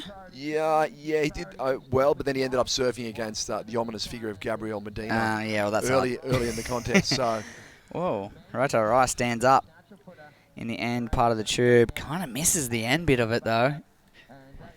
Maybe a little bit mistimed. We'll take another look, but nonetheless, he gets inside the pocket on his third scoring ride. We'll take another look at that shortly. But yeah, as you said, Emai very experienced in a Hawaiian. He's used to riding the tube. He knows what's good. Maui base. Put in a bit of time at Honolulu Bay, I dare say. Yep, absolutely. He spends obviously quite a lot of time on the North Shore too. He made it through I think he was at trials. He progressed through the trials to get that wild card, no? It was either the trials, or I'm not sure if he was the highest placed surfer in the Hawaiian division. Right, There's two ways to get to claim it. He surfed in the trials and made quite a few heats. I know that much because he surfed a fair bit leading into the Pipe Masters. So that's probably where I'm getting my he did really well vibe from. But he was definitely there with a wild card. Absolutely, yeah. Surfing against the best. He got a really good wave at the end of his heat against Medina. Oh yeah, he got a massive score. Yeah, left right at the end, keeping it interesting for the viewers. Yeah, I think he posted on Instagram that was his last wave of the year in competition, so he was pretty happy. Yeah, you got to be stoked with that. Fresh new year, 2020, here at Meriwether Beach for the Surfest Newcastle Pro, presented by Burton Automotive. That's Emai DeVault, the Hawaiian, in his he's got a small score. He had a nice running tube to start off his campaign, but couldn't find the exit. He'll be looking to find another wave.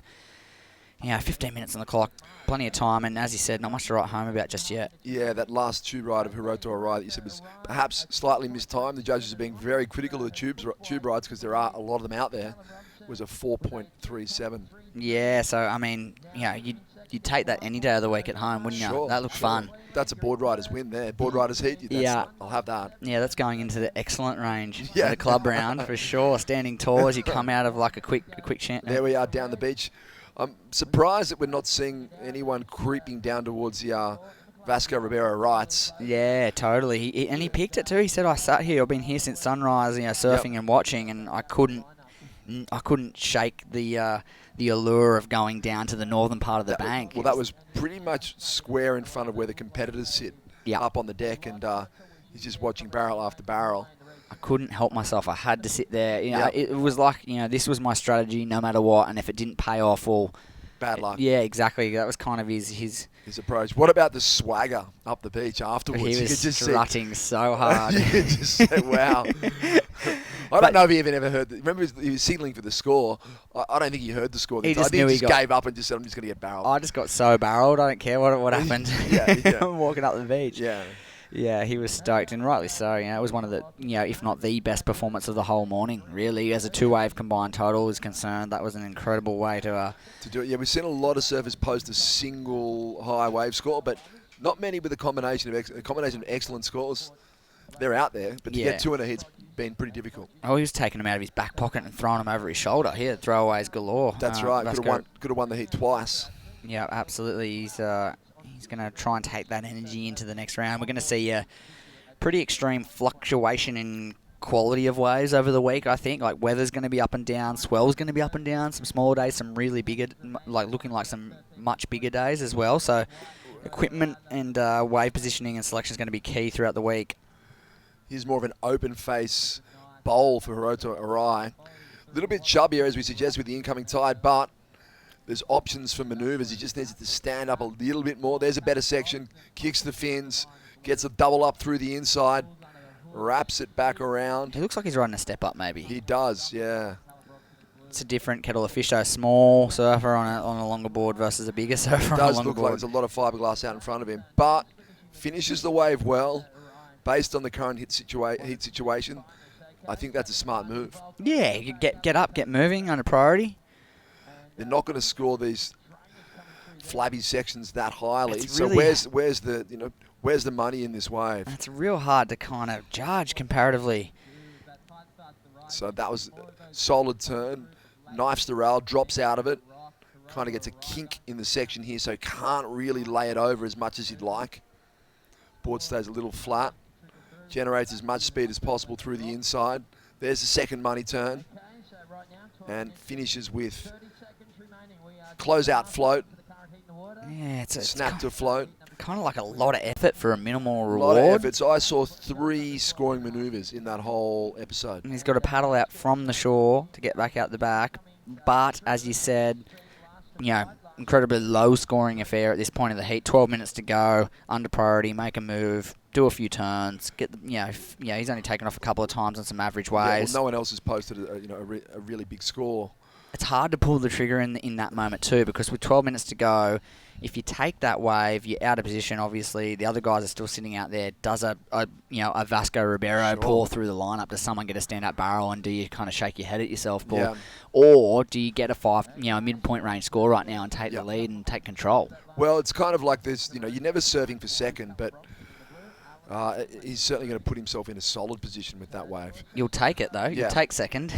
That's what I mean. You'll take it. So a wave like that, getting a wave like that is kind of, it's a sort of wave you take to confirm your second position. Of course, It's not a chase the lead sort of wave. But here we go, surfing blue, Callum Robson. Racing down the line, throws up into the lip, looks for a rotation out of the lip, but just never looked like riding out of that manoeuvre. Yeah, he had to go for broke. One section, one turn, so he just went for board. it. Well, I can reflect on yesterday. I personally surfed the trials yesterday, as we see Callum Robson. This is his attempt on this section. He went for broke. Thought he was just going to lip line, but he opts to rotate, and that was where it went wrong. But yesterday it was up north at Dixon Park, the trials, the international trials. I had a roll of the dice, made a few heats, and lost in the quarterfinals. But I did the same. I did the opposite. I did a Vasco without the result, and should have done the Hiroto. Yep. Because I went out thinking, unless you get a big bomb and do 2 big turns, you can't progress. Yep. But the other competitors caught small ones and got moving, and that was what was required to win that particular heat. So I actually don't blame Hiroto taking that way. You know, he was studying your heat yesterday for sure. Jesse should have, just taken the easy one. I think experienced in current competitors that are super smart with their strategy, if you get halfway through a heat and you haven't gotten anything, it's probably time to start moving. You're probably a little bit, thinking these are big international competitors. I've got to kind of post big scores or I'm not a chance. Yeah. Rather than just surfing like the smart Merriweather surfer that would have got the And that's that classic, any other heat, you sit and wait, you probably get one. It's that classic thing, but that's the nature of the beast. Vasco could have sat out there waiting for those waves and stuck to that strategy for 20 minutes and not taken off, depending on which heat he's in. That's right. There's always an element of luck in surfing, and that was just one of those heats where Vasco was completely in a rhythm. Absolutely. He did point out that he'd been there since sunrise, which means his mind's kind of been watching everything.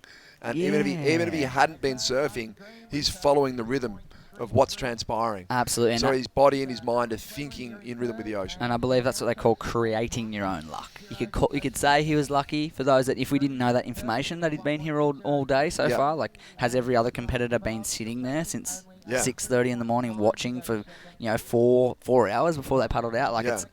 It's hard to say if every competitor here has been doing that. He probably paddled out and had a couple of waves early. And Absolutely. Got a feel for it. So there is an element of creating your own luck, so to speak, for sure. And I think that's where people get a little bit lost with you guys like Kelly Slater and those guys. They're always in the right spot. How come they always get the waves? Well, what are they doing the 12 hours leading up to their heat? You can't control everything by no means with the ocean, but you can do as much as you can or control as many variables as you can. Absolutely. Well, back to the scoreboard and a 3.37 and a 3.90 for Hiroto Arai. So, relatively small scores, but look, it's put him into the lead. He doesn't look like he's missed too much in the interim. Not sure if they're going to factor into his two-wave total, but it does give him a sense of control in the back end of the heat. No one's posted a big score while he was riding that wave or paddling. Here we go, Callum Robson. He may on this wave. Whoa. Double hand drags. Looks like somewhere up the coast on a Coolangatta point break. And kicks through the back. So a little bit of time behind the curtain. Not one of the best barrels we've seen, but let's take a look at it again. It was a brilliant wave. He maybe should have parked it a little harder. He gets right into the tube here, but maybe that little pump, he maybe needed to hold on the brakes. Wasn't going to close out as quick as he anticipated. No. Could have been a shade deep, but it's going to factor into his two top scores, which is the good news for Callum right now. Yeah, absolutely. He's in second place prior to that ride, so it's definitely going to help out his two-score total, that's for sure. He's only holding on to 1.60 prior to that wave, so it will increase his scoreline, and it looks like it'll take him into the lead at this point of the heat. It's a challenging barrel to ride because it's not necessarily an obviously tapering wave where you can just put yourself as deep as possible and know that you're going to get that nice tapered finish. It is shutting down off the end, so you kind of... Well, you got to pick and choose. Constantly adjusting your line. Absolutely, and we're being hypercritical in the booth here, obviously, as are the judges, though. Emo on a beastly-looking one. Here we go. Oh, nice big frontside snap. Oh, my goodness, he just went down super hard. Wow. He was so close to sticking this. Let's have a look at it. You could just see it doubling up on the bank and thinking, what's he going to do? Is he going to barrel? Or he's got to get something done soon. Realizes it's not going to tube. Winds up, drifts through the lip, airdrops, bang, front foot slips off the front. He had it. It just, needed some stickier wax. There's just a lot of momentum on that front, a lot of force and momentum on that front foot. Yeah. Maybe just needed a little bit more wax on the front foot and maybe a little bit of a weight distribution more to the back as he landed. He kind of had he had a little bit of air between his front foot and the board too, so when he connected, he kind of had that, as you said, that forward momentum kind of caused him to slip. But it was a very lateral down the line maneuver, but it was a really critical element to the maneuver as he dropped out of the lip. Yeah, the free fall was where the points were. That's what made it look dramatic.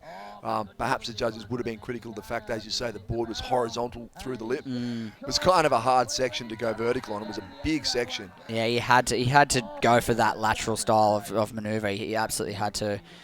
It sounds like there's some, we can hear the cheering from the beach in the booth here. I don't know if you at home can hear that, but everyone just went up. So either a free surfer or one of the surfers in the heat is. I feel like someone in the heat's just done something pretty incredible. Are we a little late with vision here? Could this be it here? This is Callum Robson. Here we go. Let's see if it's a frothy one. That might not be it. No, kicking out. He's our heat leader, by the way, and 4.5 on the second to last wave. So that was that tube that he was a little fast on, but nonetheless he nets the best score of the heat so far and jumps up into first. Hiroto Arai with priority in second place now, and it'll be interesting to see if. Oof, that might have been what everyone was. Alan Cleland just got one right on the head. The audio might have been a little late in our head, and they might have been. The tombstoning board pops up, held on with the alligator wrestle. Yeah, that's always going to be. Oh, he's getting out of there, is he? He's busted the board by the look of it. Oh, maybe he's busted the board. Because he looked like he was heading straight in. That's a bummer with 4.5-ish on the clock. That's not a good place to be with a broken board. So that's just one of those duck dives where you kind of. It's not even the wave lands on the board. It's just so much pressure underneath that it rattles and buckles. By the look of your it. hands holding the rails versus the wobble in the underwater explosion. It Yeah, just buckles it. Here we go. Surfer in white, Hiroto Arai. Great looking wave. Whoa. Perfect positioning. Get out of there now. There it is. Yes, that was epic. Again, More work to be done. Floats the section on that longer looking board and hits the eject button before he runs over. I'm going to be hypercritical again. He's still going too fast. Park it, Hiroto. He tried off the takeoff, and he was really in a good position there, and then he kind of lets go. Yeah, should have kept parking. Could have kept travelling through that thing for a little while, but he does well. He finishes it too. Yeah, and at this point in time, it's a definite keeper. That's right. That's right. And that board does look a little long for him, Jesse. You're right. Yeah, he's probably when he's putting it through the manoeuvres. A little extra pace out of it too than what he's probably used to. That's true, yeah. And it's again, we're being super critical, but I guess the reason is that the judges are being as well. So they're not throwing down easy scores just for a tube. Yeah, and when we're seeing, waves that are ridden by Vasco Ribeiro in the last heat, we saw Matty Jobs in the heat before, Chris Zaffis earlier in the day, like really stalling deep, pulling in behind the curtain. Aiton Osborne got a couple of good ones really deep, and coming out after the spit and things like that. That's when you start to get a bit hum-ha when you see some really good tubes, but they're not quite excellent, So we've got to be kind of critical. There's the wave that we heard the screens about. Alan Cleland. Before he snapped the board. So we did miss something pretty spectacular. Okay. Yeah. He's gone way down the beach to Vasco's rights by the sound of it. And nailed one. I wonder what happened with his board. Did he break it? He did spin to the beach. It looked like it, unless he was just, I don't know. We'll see, I guess. But I thought he was done for all money. I was like, 4 minutes ago, broken board. See you later. You're gone. But he's dropped a 9.5. So I'm assuming that was before he got the one on the head. Absolutely, it must have been. In comes Matty Hoy. Did you see Green's wave? Is it pumping? He reckons it's firing. He said it's firing in certain terms. Yeah, Matty Hoy's looking for a wild card entry to the event. If anyone's going to drop out, Matt Hoy's ready to go. He's ready to get in there, isn't he? So Green must have just got absolutely tunnelled off his melon because a 9.5, the highest or one of the highest. Sorry, it's almost the highest score. I think 9.8 was Matty Job. Yeah, so one of the biggest scores of the day so far. He's going to take this heat by the looks of things. Hiroto Arai's last wave, I told you, 4.83. Well, you called it, Jesse. Yeah. It's going too fast. Park it, Hiroto. Yeah, but maybe it's going to be enough. At this point, we're looking at it's enough to finish just in front of Callum Robson if he doesn't find the 4.24. He's got priority, Callum. He's got just over a minute and a half. He doesn't need a lot. He can do it, that's for sure. He's hunting with a minute and a half. Look at him. Mid-size wave on the inside. He's got to roll the dice. He's got to get moving. And I tell you what, I could have put money on him coming into this heat. I was talking him up big time. He's been surfing so well in and around the event. Well, we talked about it. They kind of look like Hawaiian beach park conditions. Yeah, on a small average day. But yeah, it does. It definitely looks Maybe like... I'm talking it up a little bit too much. No, it's pumping. It's firing. Matt come in here freaking out 2 seconds ago because everyone's getting stand-up. It is. It looks like beach park a little bit for sure. Small fun off the wall even with those closeout sections, even though it's a sandbank out the back, it kind of looks a little like that. Yeah. And so you'd back the Hawaiian surf? Absolutely. I would have thought Imai would have been a shoe-in if he found the waves, but he just hasn't been able to locate a good section over the course of this 25 minutes. 45 seconds to go, and he's he still only needs a 7.33. Anything can happen at this point in time, but it is like Alan's looking pretty good. A Mexican surfer. I wonder if he's used to hitting Porto in those tubey kinds of beach break conditions, because he's feeling right at home with a 9.5 to his name. Love to get a look at it. Yeah, I think there was a lot going on at that part of the heat, so if we can find it, we'll dig it up. I think it's just gone wide of the camera, that one. We'll have to use our imagination. And as the time winds down, our heat leader's having a look right at the end of this heat. Where's Callum Robson, more importantly? There's Hiroto trying to get a look in before the heat ends. They're counting it out on the beach. 4, 3, 2. Callum Robson's not going to get a look at it. Where is he? He's not up. And Hiroto, right. Is he going to... He'll ride this wave out, but I think he's resigned himself to the fact that it's not going to go into his top 2. Hey, you called it from a mile away, surfing for second. Yeah, and he kind of did it. He did it, yeah. And it's not a bad idea at this point. Oh. Wowza. That was a big connection. But yeah, nonetheless, didn't need that score. Wasn't going to factor in. Does look like the Mexican and the Japanese surfers are going to progress through this one. We'll see Callum Robson and Imai Kalani DeVault bow on out of the event. And we're going to load up the next heat. Stay with us for live action from Merriweather Beach. Red at middle, straight in that pit. Who's that? Oh, he's still going.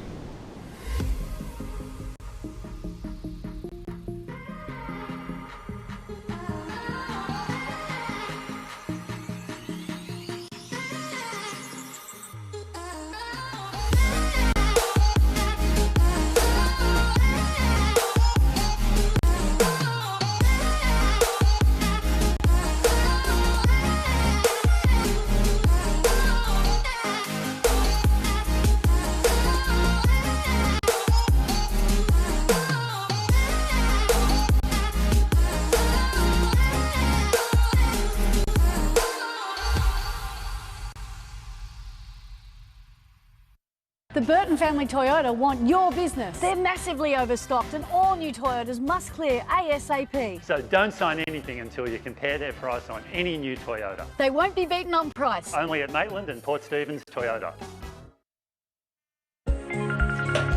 Hey, it's Jody. Telstra 4G delivers more speed in more places so you can connect to what matters most. Thrive on a new kind of network.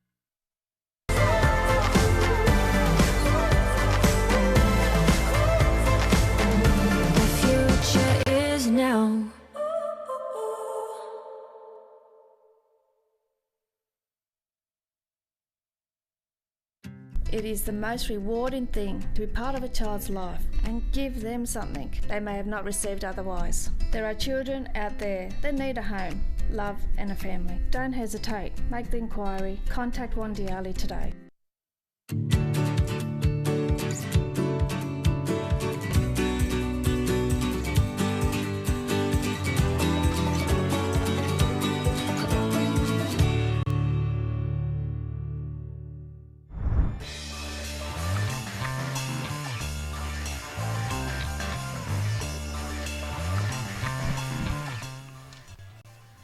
And welcome back to beautiful Merriweather Beach. John Shamoka, Matt Hoy, and another great heat. Some very familiar names in the draw here in this 25-minute encounter.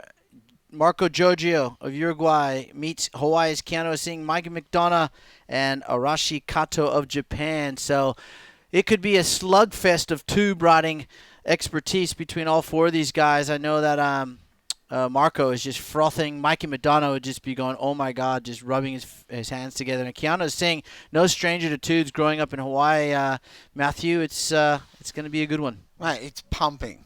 Well, you know what? It's still hard to get in there. The conditions are amazing, but it's really hard to find an end to the wave. But there's a couple down the beach that are pretty mental. Like a couple of solid 6, maybe 8 foot sets just came through then.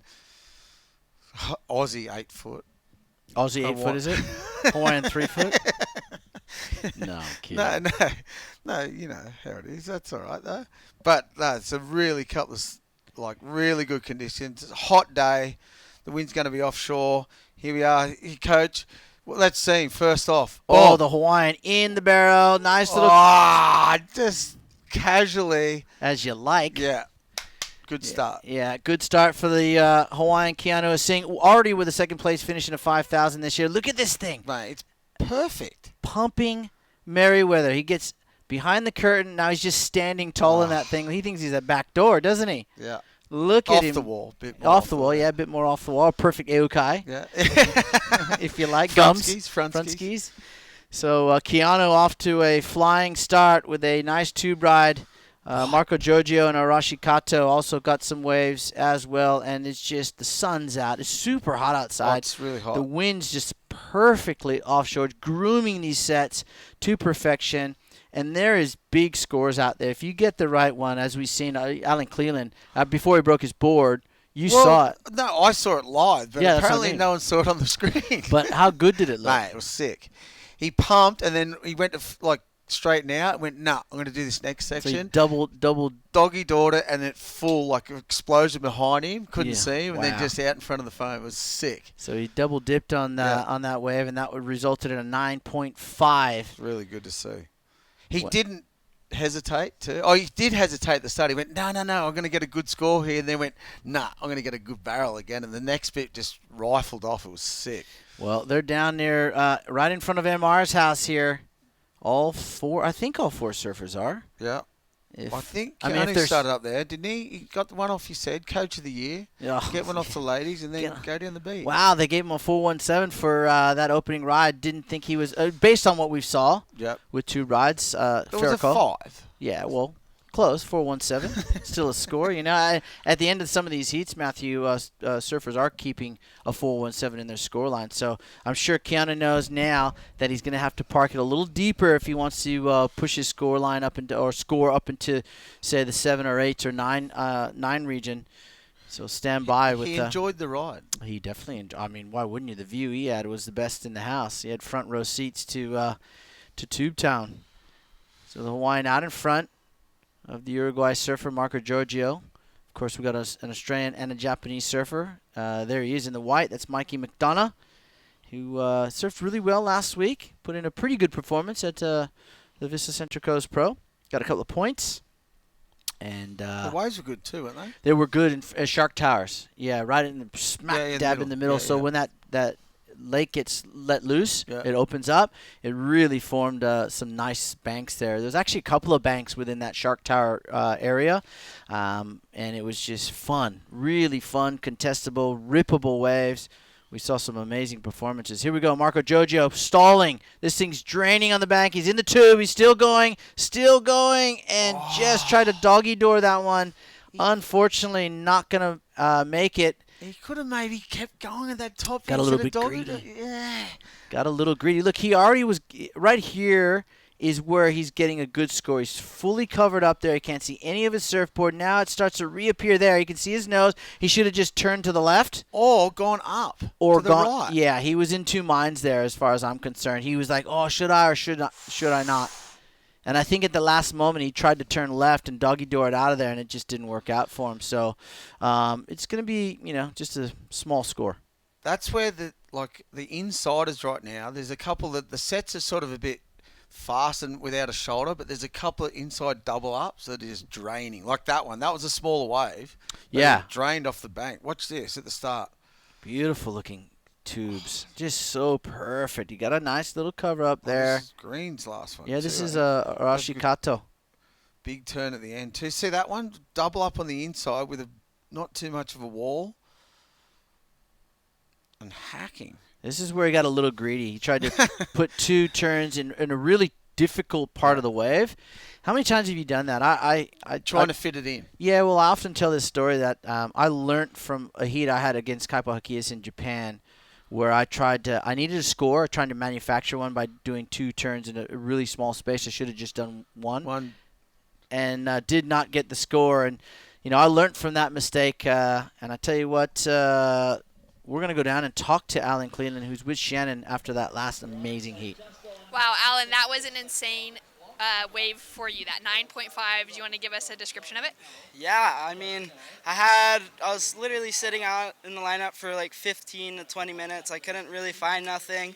I got a couple waves, I fell on them, and then I got this little one, got like a 3 or something, and then there's probably like maybe 6 minutes left or something, and I was kind of getting like stressful, like I couldn't find anything, and then just like out of nowhere that wave just came right to me, and I was like, oh my god, this is the wave I need, and I just took off, tried to stall as much as I could at the start because I thought it was gonna barrel. It didn't actually barrel at the start, and then I like saw it just like launch like way down the line, and I just pumped as hard as I ever could, and I somehow made it.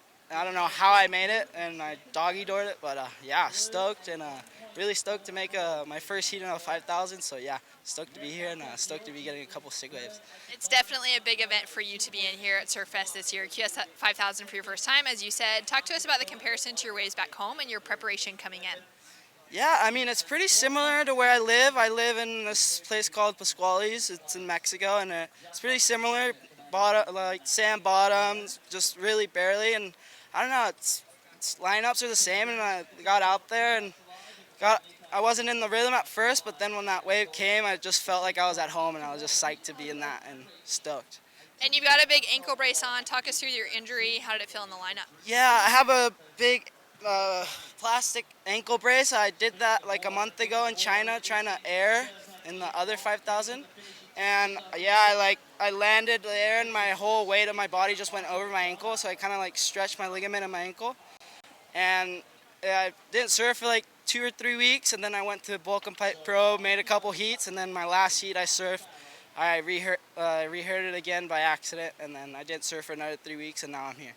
So I'm really stoked. Really looking good in the lineup. Anyone back home you like to say hi to? Yeah, un saludo a todos los mexicanos y un saludo a Boca de Pascuales, porque de ahí soy. Ánimo, banda, hacemos colines. Back to you guys.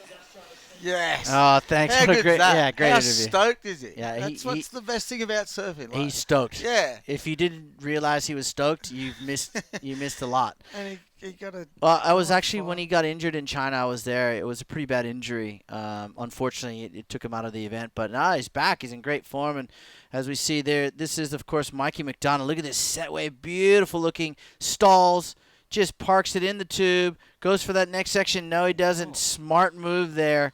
So Mikey McDonough on the board now with 13:21 remaining in this heat. We saw Keanu Singh as well right away. It wasn't going to amount to anything, so he just, he was in the tube, but he realized it was just raced away from him. So the Hawaiian elected to eject, and he's out. Currently in second. The lead is with our Japanese competitor, Arashi Kato, does have priority. Getting those little double ups on the inside too. Yep. Different tactics to everyone else, waiting for the sets. But yeah. Keanu's pretty much on his own here. So priority's not. He's got second priority anyways, but it's not really a factor. He looks like he's up towards that ladies area, where you said, look at these inside ones. You can see them just peeling off. They're not as steep, and if Keanu can find one of those double ups up there, he's gonna get piped for sure, and hopefully post a big score for the Hawaiian. I know his stoked Alan was. Yeah, he was so pumped. Profiting. Pasquale's too sick waves in Mexico. Amazing waves in Mexico. He's like, I felt like I was at home. How good's that? To like go to another country, surf a heat, and go. I felt like I was right at home. It's like the same sort of setup. He went, all right. Pump it into a big barrel, and here we go again. Yeah, when you're comfortable in the lineup or in a heat, that's when you're probably your most dangerous, to your competitors, is because, you're just not feeling any of the pressure. You're just having fun out there, and I always say fun always wins. Yep. No matter how hard the heat is and who you're up against, if you go out there and have fun 9 out of 10 times, your rhythm will be good. You'll find the best waves, and you'll produce the turns that will get you the big points. Yeah, and sure. a lot of competitors in sport forget that when they get to that top level, because they've worked so hard to get there, having fun along the way, they get to the big stage and they go, oh, hang on, now it's a job. Yeah. And if you look at it like that, it's the wrong way to look at sport. Sure. One, you get to live your dream. Yeah. 2, you get to go to places that you wouldn't normally get to go to if you had a normal 9 to 5. And 3, don't forget about having fun because that's what sport is. That's how you started. That's exactly. Don't forget where you came from. Easier said than done. Now. It is. How many Because you're times- stressed about it. Exactly. Especially now, there's a lot of these guys rely on a paycheck from event to event to get, they don't have the next flight, sponsors. As we did, though. Yeah, a lot of times we did, but, we did have, the financial backing as well. But a lot of these guys don't, and they want to live the dream and make it on the dream tour, and they have to fund it. So that's an added bit of pressure. So we'll see how all 4 of these guys go. But everyone started surfing because it's fun. Do you start playing tennis because it's Yeah, fun? 'cause you liked it. Yeah, because you liked it, exactly. don't- If yeah, you want like to you be a said. drag racer, you got to have money. Then you can have fun. More fun. That's right. Here we go, Marco Giorgio on this one, looking for maybe a cover-up. No, he kicks out. He thought he saw something down the line. Keanu is saying he's going to look at this little one. drainer. Oh, he's going to park it. Oh, Yeah. it's deep. He's in the barrel this time. Yep, disappears. Oh, he's having a hell time. Oh, he's going to get Hit some it. more section, too. The Hawaiian.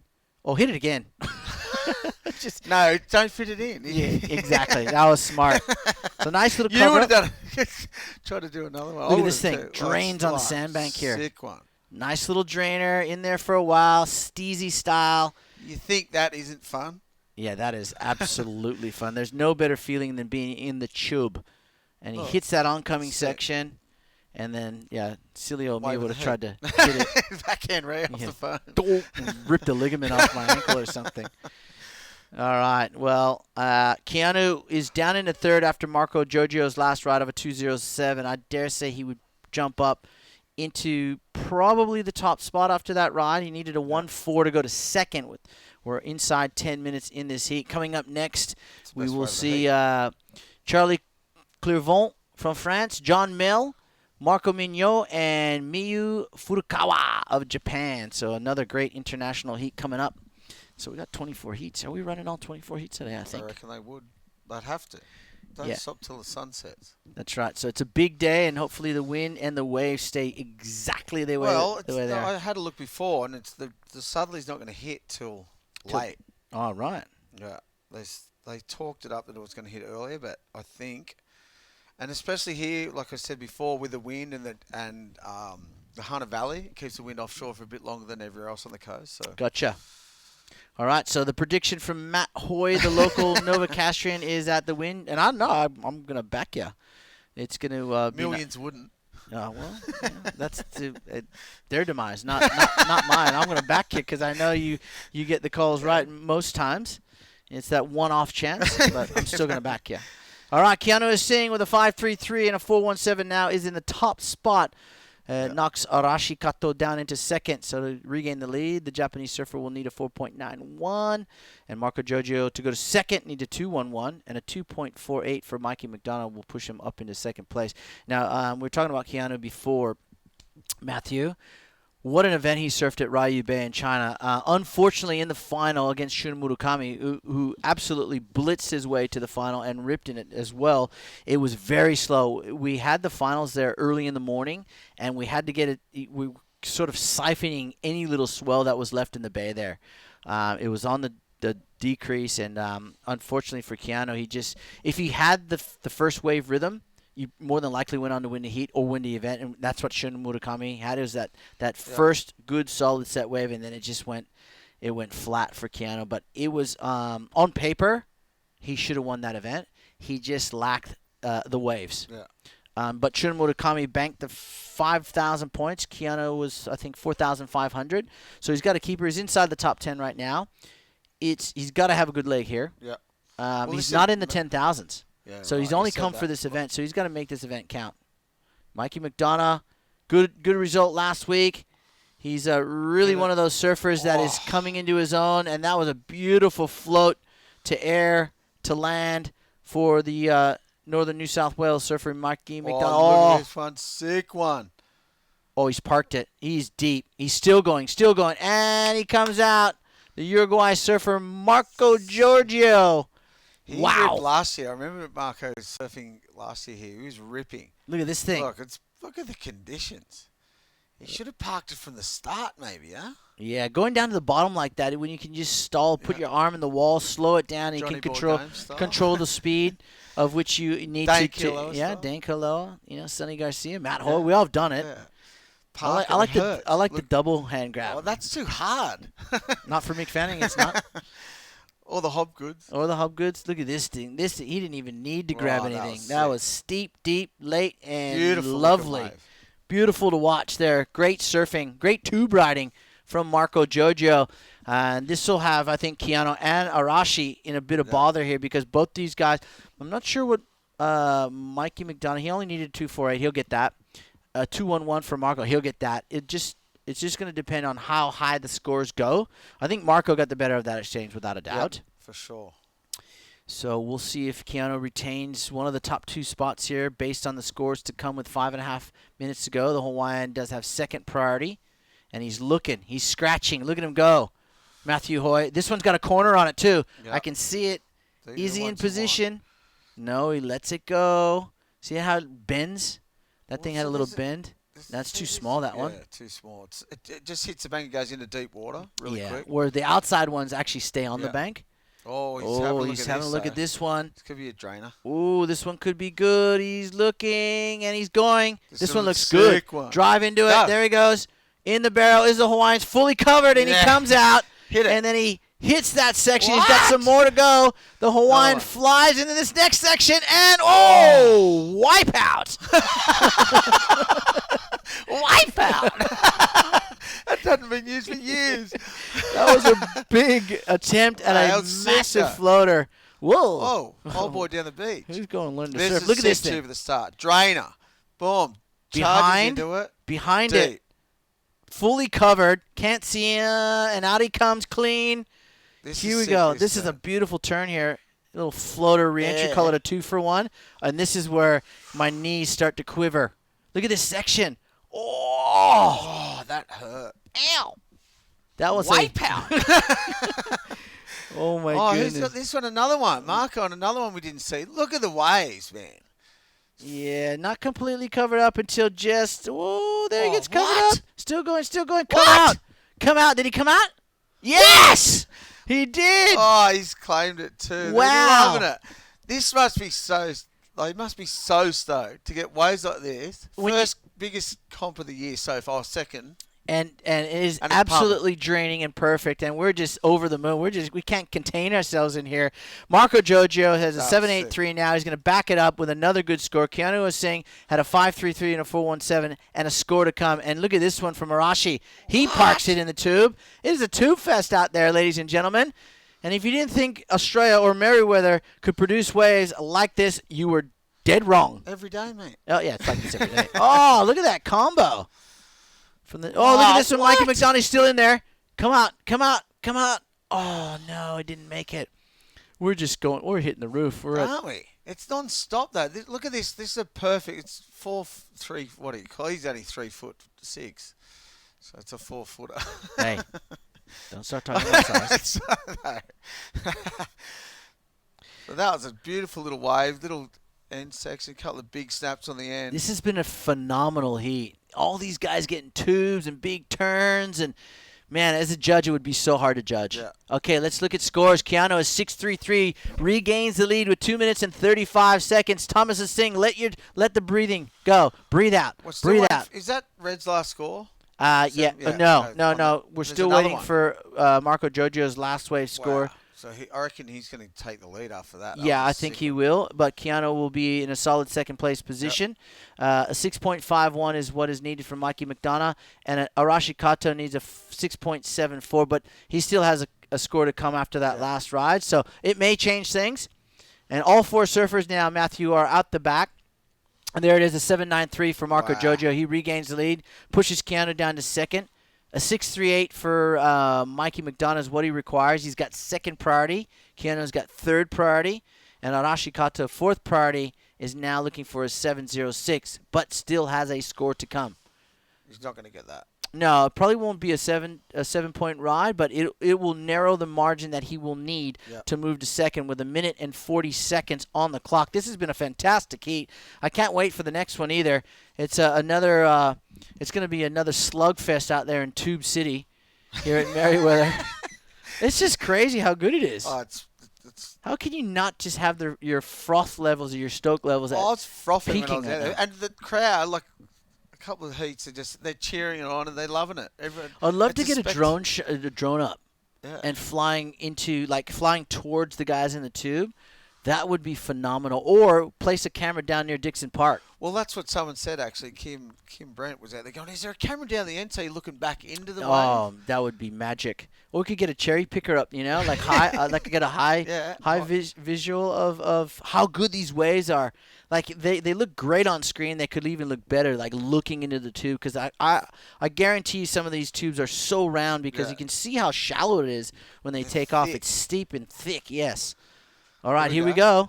This is Keanu, the Hawaiian, looking at this one, driving. He's covered up, driving, still going, and he's out. Watch this thing. He says, nah, don't need to. The flying Hawaiian. Just cruised into that one. And another one. Oh, this guy is tube master. Right, look at him. Sensei, come out. Yep, why not? He's just loving. This has got to be one of the surfs. His best surfs of 2020. It just so happens to be in his heat. In a heat. That's what. Wow. Like we said, Shmoo, it's fun.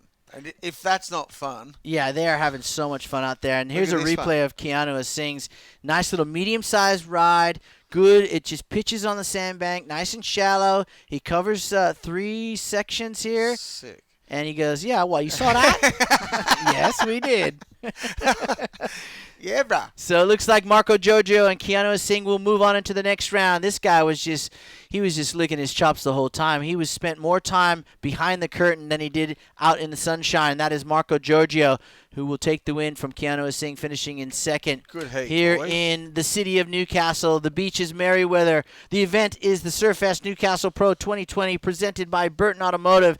And if you have not just parked yourself on a lounge or looking at your computer screen, do so. That's my advice. Because we're going to come back from this break with more amazing surfing from Merriweather right after this.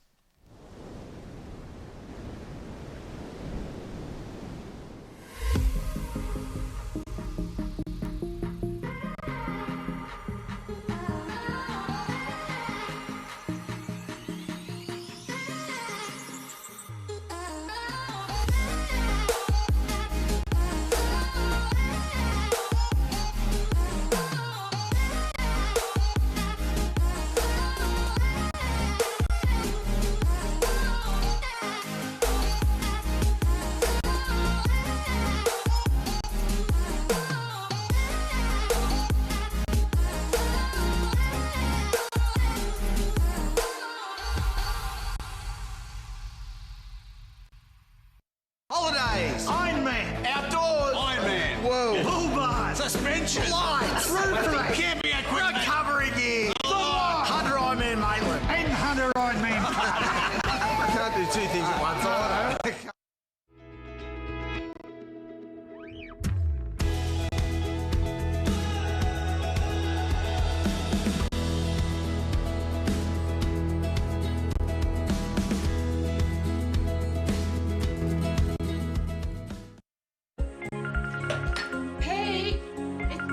Telstra 4G delivers more speed in more places so you can connect to what matters most.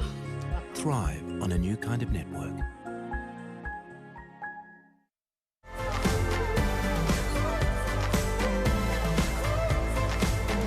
The future is now.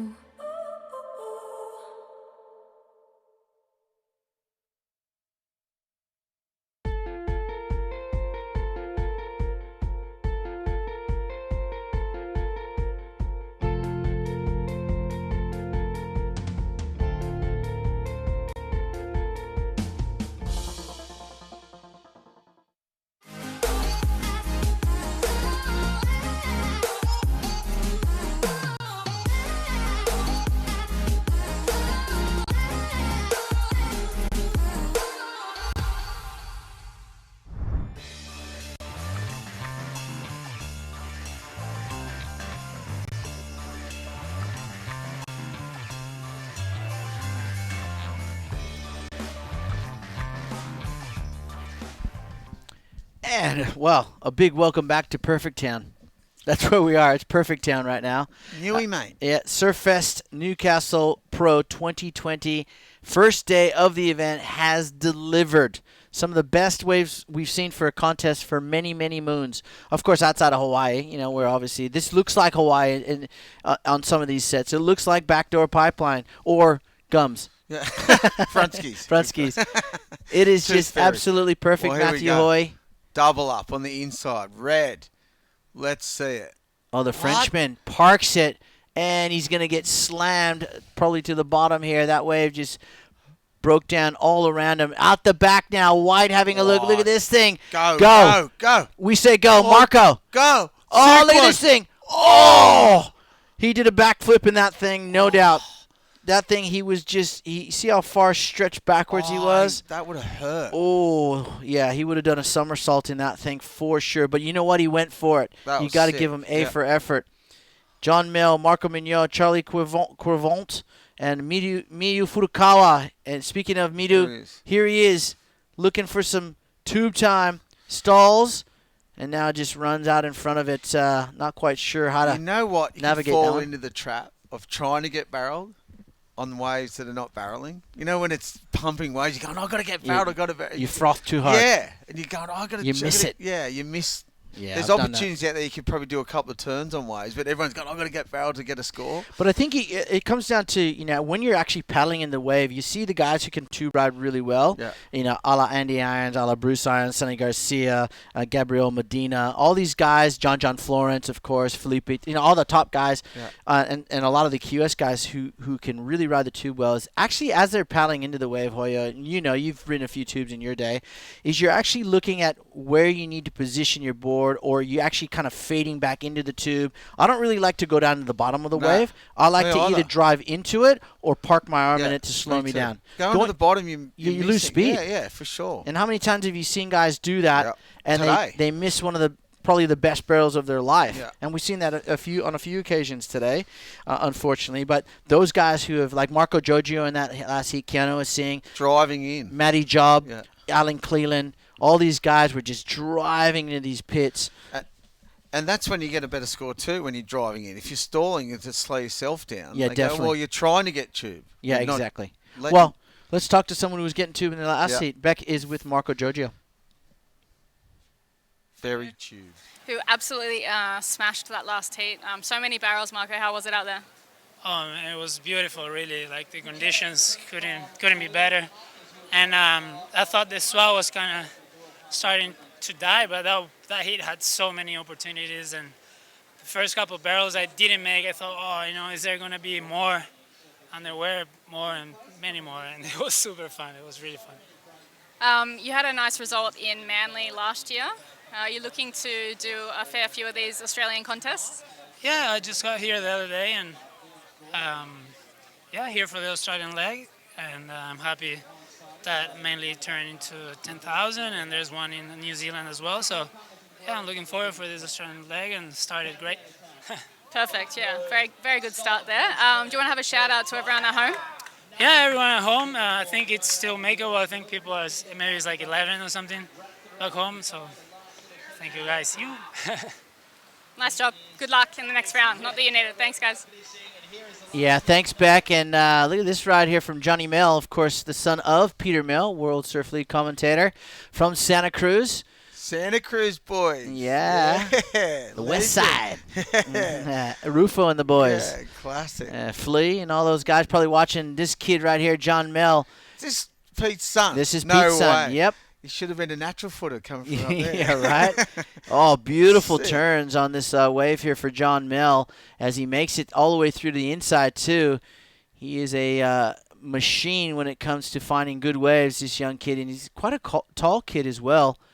And then he redirects, floats over that section, airdrop, and a good opening ride for John Mill. Well, he had a 1 previous to that ride, so he will definitely wipe that one away with a pretty good-looking score here in this heat. Of course, we've got 24 heats. So we're halfway through the round. So we got plenty of great surfing action coming up. Next is Patrick Gadauskas, who's had a pretty good start to 2020. He had a semifinal finish in China. He was into the quarters, I think, at Avoca yesterday. He surfed extremely well. Matthew Navarro of Brazil, Caius King, and Dakota Walters, who's had a win in 2020 down there at the Carve Pro in Maroubra. So all these guys ready and raring to go. And I guarantee you, all four of them will be looking at what's been going on in here in Merriweather over the last, I guess, let's say 4 hours, and be just rubbing their hands. This is what you be a surfer for. Exactly. To surf heats like this in perfect ways. Well, you know, they call this tour, for those people out there, they call it the grind tour, because you're more times than not grinding it out in, some subpar beach breaks, and that's just how it is. It's not going to change. Yeah. We've all gone through that process, and you got to grind your way onto the World Surf League's biggest stage. And once you get there, of course, you get to go to places like Chopo and Sunset Beach, of course, Pipeline. You get to go to Brazil, J Bay, the Wave Pool, the KS Wave Ranch. So. But in order to get there, you got to pay your dues on the grind tour, on the Warriors tour, I call it as well. It's a hard slope. So to get a day like this is a massive bonus, right? First day too. First day, but then again, it sets the bar up here. What's the rest of the week going to look like? Warren's like do that. we even care, though? No, exactly. That's what I said. You don't Who even cares, care. Mate? It's a good start. But I do think we're going to get swell the whole week. Yeah, it's going to be waves. From what I heard, and in fact, it might get quite large. Yeah. And then that's when this bank here, right in front of MR's place in Pagos, or towards Dixon Park, and/or Ladies might turn on as well. So if we can keep the winds down, I had a look at Willy Weather too. It doesn't look like the winds don't get that strong all week. So we could see some more amazing conditions here in Matthew Hoy. Right now, John Mel with a 6.33, backed up by a 1 is your new heat leader. Marco Mignot in second. Charlie Quivant is in third, needing a 1.44, and Miyu Furukawa looking for a 2.0. Priority is with the Japanese surfer. Second is with the Frenchman. And then Marco is in third, and John Mel fourth priority. Speaking of the Santa Cruz boys, I used to host them at my house just around the corner Did every ya? Surfest. Yeah, they used to pack in. It was the best ever. Rufo and gang. Yeah. Well, Peter, no doubt, will be watching this heat very closely. He'll be making his way down to Australia during the Corona Snapper Rocks Pro. And there is John Mel with a quick combo, and he kicks out. Wise choice there. Yeah. Now, Hoya, let me ask you. You've been part of the Quicksilver Pro on the Gold Coast for the almost 2 decades. It seems like at least a decade. Yeah. This year, are you going up there? No, and I'm staying right away from it. How does it feel? How does it feel? I mean, look, it's so much fun up there. Oh yeah, I had a hell time up there. Every time Oh, I've been here up we there. go. Look at this wave. What? Oh, drainer. Pipeline drainer, and kicks out there for Charlie Quivant of France. Beautiful looking tube ride. Airdropped from the takeoff, parked it, got tubed, came out, and kicked out. Here we go. Have a look at this one. Nice wave. Beautiful looking wave. Late drop. Stalls in. Double hand drag. Schmoo style. Oh, Mick Fanning style. It's not Schmoo style, trust me. When I'm double hang dragging, that means I'm falling off my surfboard trying to claw my way back up the rocks. Help. Yeah, exactly. That's my call for help. Help. Wipe out. Oh, we're having so much fun here. And how can we not? I mean, I kind of just pinch myself on how good the waves are. Like, I know you're trying to get me. How much more exciting is it when the waves are good? It makes our jobs so easy, right? But, I mean, you were talking to me before we came in previous to the last heat. You say, we got to get out there and just get one. Just get one, But imagine you and me trying to get out there just to get one. No, we wouldn't get one. And frustrated. And poor Jesse in here would be in here for 8 heats. What took you guys so long? Couldn't get in. You couldn't get in. Or we'd get that many, we wouldn't come in. Yeah, just not. We're not coming in. And Warren Smith would be going, deducting 1 day's pay from these 2 guys. But might be worth it to get one. Oh wow, yeah. You know what? I'd pay for some of these waves if I was getting a half dozen of perfect waves out here. Then you'd be worth the money. Here we go. This is again Charlie Quivant in a nice little drainer on the inside. It is so perfect. Yes. Oh, that was sick. Beautiful little steez there at the end. Now at the back, our Japanese surfer Miyu Furukawa. He's looking to do what John Mel did, is get some inside connection, but then you run the risk of a big, long paddle out. Oh, what did we see here at the start? And that was Marco Mignot. So Charlie moves up with a 6.57 into second place. Have a look at this one. Beautiful little drainer. Nice. Just surf this wave perfectly, really. For the small wave it is, look, and hits a lip there, air floater at the end. Sick, little steez on the way out. Little steez on the way out. He'll take first place here with that. That score has not been locked in for Charlie. So with 12 minutes and 20 seconds to go here at the Surfest Newcastle Pro 2020 presented by Burton Automotive, it is definitely shaping up to be one of the best days for an event in 2020. It could go down, if the waves continue to be like they are for another couple of days during the event window, Matthew, this could be in contention for event of the year. Perfect. In 2020. Yeah, it's only February. Yeah. Oh, no, March. But, I mean, we've got a long event calendar. But when the selection panel decide on what event of the year looks like, based off today, it looks like this. Oh, it'd be sick. Imagine these. You know what? And the best surfers win on days like today, I think. I think all surfers win. Yeah, I think true. fans. We're winning. I think we win. The fans win. The surfers win. And if you don't have a heat today, you're going, why? Yeah. Or if you only have one, I want to get back out there. I know that there's a lot of free surfers to the side that are also getting some nice tube rides. But you just, on a normal day, if you're doing a surf trip up the coast, if it's your local beach break, you're out there 3 or 4 sessions. Yeah, for sure. All day long. This is just as good as it gets. 4-hour mission. Actually, give it a rating out of 10 being a local here. Right now, you've seen this place, from 1 to 20 foot, and as good as it gets. In your opinion, Matthew Hoy, give it a 1 to 10. I'm giving it a 7. A 7.5. So it gets better. Gets way better. Wow. Because they're surfing down the beach. The ladies, if there was no sand where it normally is supposed to be, it'd be firing. 7. Okay, he gives it a 7. Look 7.5. at this. Look at this. Beautiful little drainer again for the Frenchman. He's parked himself in a few beauties. Sweeping cutback and just floats over that last section, but that's just academic. He's done all the work to get the points in the tube ride and that first turn as he exited the tube. 7.83. Yeah, well, there he goes. Matthew's called the score here with 10.5 minutes to go. So a 6.5 and a 6.17. Will this wave better one of those scores? We'll have to wait and see. John Mel into second. Marco Mignot into third. Needs a 2.19. And Miyu Furukawa needs a 7.19 to move into second place. Priority is with the man in blue, John Mel. He's got 10 minutes. He'd love to replace that second wave score, the wave 2 score you see in the columns, to the right of a 3.03. In order to regain the lead, John's looking for a 6.42. And Marco's in a good spot here too. He's got a 1.5 and a 7.17. So most definitely. Yeah. So coming up next, Matthew, we get to go outside and watch Patrick Gudauskas do his thing here in Merriweather up against Matthew Navarro, Caius King, and Dakota Walters, who was in the quarters yesterday as well. He's surfing out of his skin, that kid. He's already had a win. He's I can't wait till he fills out. Like, he's still very young, right? I think he's only 17. Yeah, right. And Cedar Lee Jones made the finals yesterday against Sarah Baum. 15. No way. Yes. Surfed incredibly well. Never been past, I think, a second round in the 3,000. Amazing. Matty Cattle's her coach. He was over the moon. Yeah, and, sick. She disposed of a lot of top talent at 15 years of age. That's a confidence booster for the rest of the year, right? At 15 years old, you're going, maybe what I'm going to do. Well, you're just stoked to make a few heats, right? Yeah. Let alone make a final of a 3,000 up against the world's best. Yeah. So she did very well. And Sarah Baum won the championship. She had 2 firsts and a second.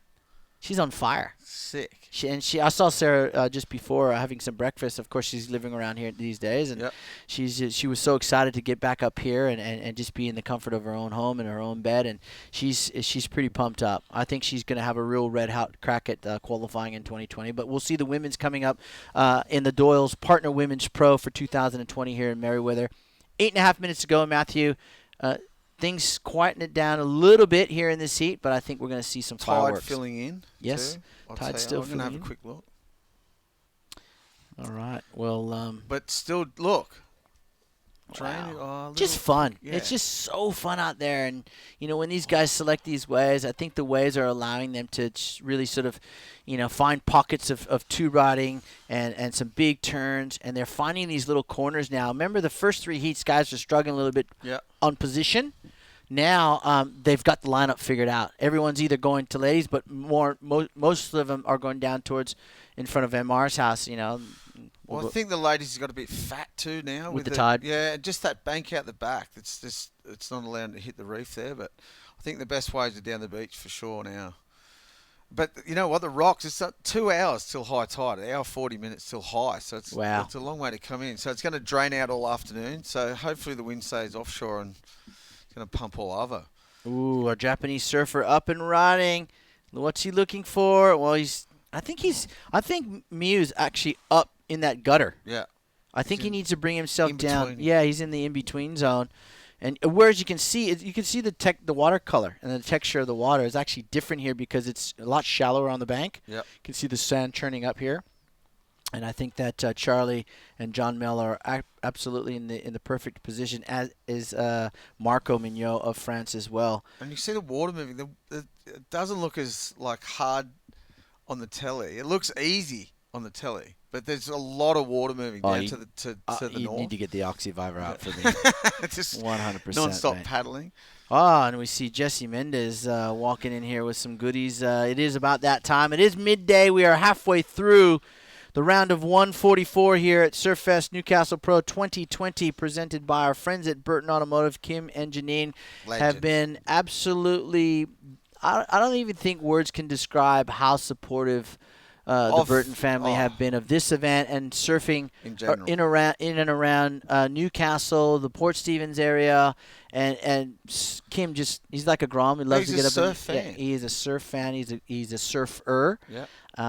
And he is just poured so much time, love, effort, and money into the sport of surfing. So he's one of these long-standing surf partners, not just of this event, but of surfing. Yeah. Sponsors Merriweather Board Riders. Yeah, I think he's better part of 20 years plus. Yeah. Works hard. Yeah. Plays Plays hard, surfs hard. And that's what we love about the Burton Automotive Toyota family. So thank you very much. Here we go. Rocks Bowl. See that? Rocks Bowl here? Inside of there. No one in there. I think as the tide comes in even more, that inside section that you just saw that wave then is going to get fun. Okay. It's not going to break out the back. There could be scoring potential in there. We've got 5 minutes. It's probably our favourite wave. Oh, okay. 5 minutes and 20 seconds to go here. Charlie Cuivant of France is out in front of the other Frenchman, Marco Mignot. So those two guys are 1 and 2. And guess what? The Olympics are in France in 2024. What do you think about the Olympics, Matthew, while we got 5 minutes in between sets here? I don't like it. Come on. It's the Olympics. It's the pinnacle of sport. Well, it's not a sport. If someone handed you a spot in the Olympics to represent your country, Australia, what would you say? No? Come on. Yeah, exactly. Exactly the answer I was looking for. I wouldn't say no, but I'd say it's not a sport, it's a lifestyle. We know it's a lifestyle. We've had these I've had these discussions with that many people, and for me, it doesn't mean we're giving up the lifestyle. No, I know. Once a surfer, always a surfer. It's a lifestyle no matter what. But here's the deal, my friend.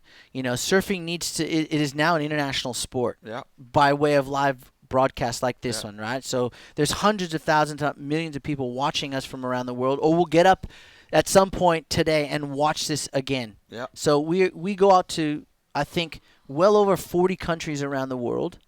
Millions of people watch through World Surf League.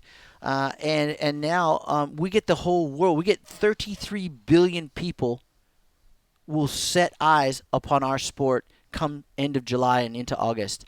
And is that a good or a bad thing? I think it's a great thing for the industry. Well, I've got a point here. So why there's more surfers in the world now and the surf industry suffering more than it ever has? Oh, well, I'm going to say online. One word, online. Well, look, true. and you know what? This is a perfect segue for the Olympics for surfing to come right back, to bounce back. Well, I think for the Johnnies and the Marys of Midwestern Wisconsin to see the big brands represented by the best surfers in the world. But apparently you're not allowed to have sponsor stickers on your board. Is that true or not? It's still the surfers that are representing the Olympics, my friends, still have sponsors. Yeah. So the sponsors will gain notoriety regardless. As we see John Mill currently in third, looking for a 3.92. Beautiful backhand turn. and strapping one on for the last one. Yeah, he Oh, likes he it. Gives does himself like a big it. clap. Sells it to the judges there. I'm sure Peter's doing the same thing at home. All the Santa Cruz boys. Yep. Pete's probably just He's just like Nat Young, huh? Same sort of style. very long and lanky. Yeah. Yep. Sick Look wave at is. this first turn. Boom. Sick. And then the second turn, just very academic. But this last turn, under the lip, well positioned. Oh. Yep. 3.92, easily done in my opinion, Matthew. Yep, easily. So with for sure. 2:25 left on the clock. That's going to better his 6.33. That's his best way for Okay. sure. 3 big turns. Well, there it is. It's a 5.4. Whoa. So he's into second at the moment with 2 minutes and 10 seconds to go. Marco Mignot now down into third, needing a 4.56, my friend. And Miyu Furukawa needs a 9.56, near perfection. I thought that was a bit better than So that. prior to the end of this heat, look, the Olympics could do a lot for the sport. Not just the athletes, but the sport. It could rejuvenate, the bricks and mortar stores, the confidence in the big brands. It's no secret that yes, the surf industry is struggling a little bit, but this could be the kickstart that brings us out of this hiatus. And I hope because so. the Johnnies and Marys of, like I said, Midwestern states and new countries will want to buy into that lifestyle that you live. That's my point. Oh, whoa! John Mel, settle down. He's on another wave already.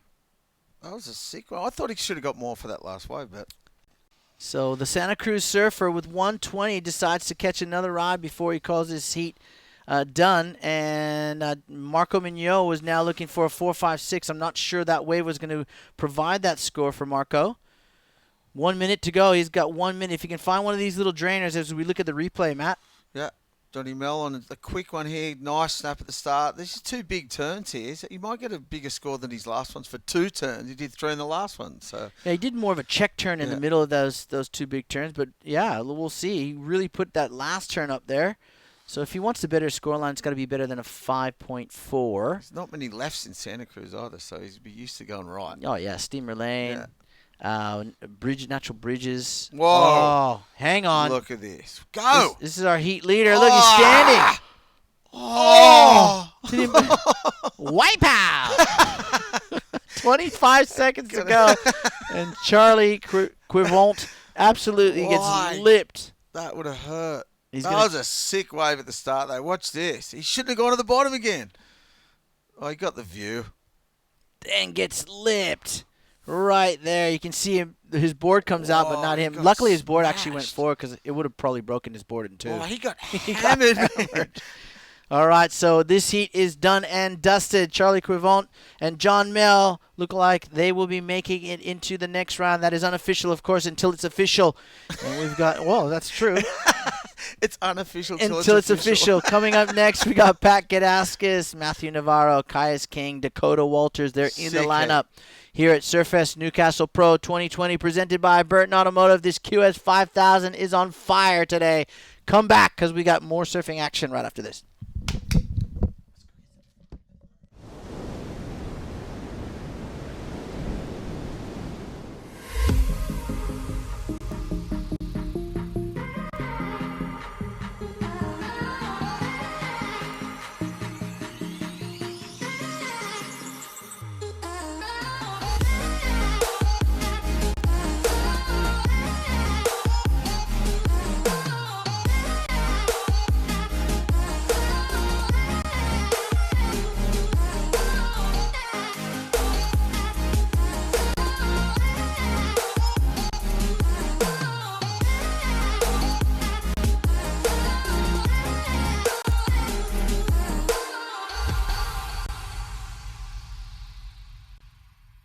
Holidays. Ironman. Outdoors. Ironman. Whoa. Bull bars. Suspension. Lights. Roof rack. Camping equipment. Recovery gear. Hunter Ironman Maitland. And Hunter Ironman. I can't do 2 things at once. I know.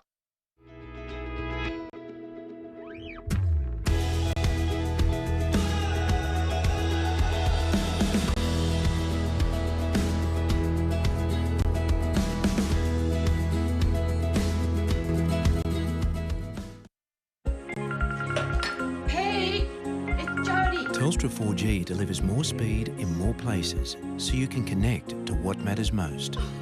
Thrive on a new kind of network.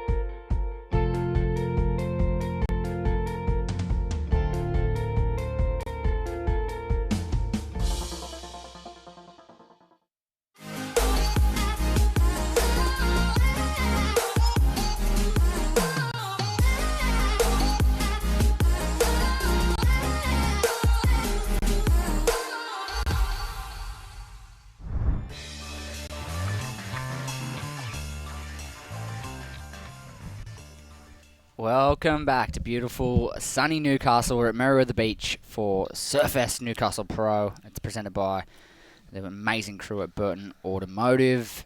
And we're in the round of 144. Heat number 13 underway here. Pat Gadauskas, Mateus Navarro, Caius King, and Dakota Walters. So 2 young Aussie surfers from the north coast of New South Wales taking on a couple of internationals. Mateus Navarro, the Brazilian, and Pat Gadauskas from San Clemente in the USA. It's a pretty big heat, Jesse. Pat Gadauskas obviously has been on the CT. Whoa. Wow. Speaking of, and loves the barrel, getting it underway. That distinctive yellow board of Pat Gadauskas poking through the barrel. That was crazy. That was the opening ride for Paddy G. And as you said, loves a barrel. Been on the CT before.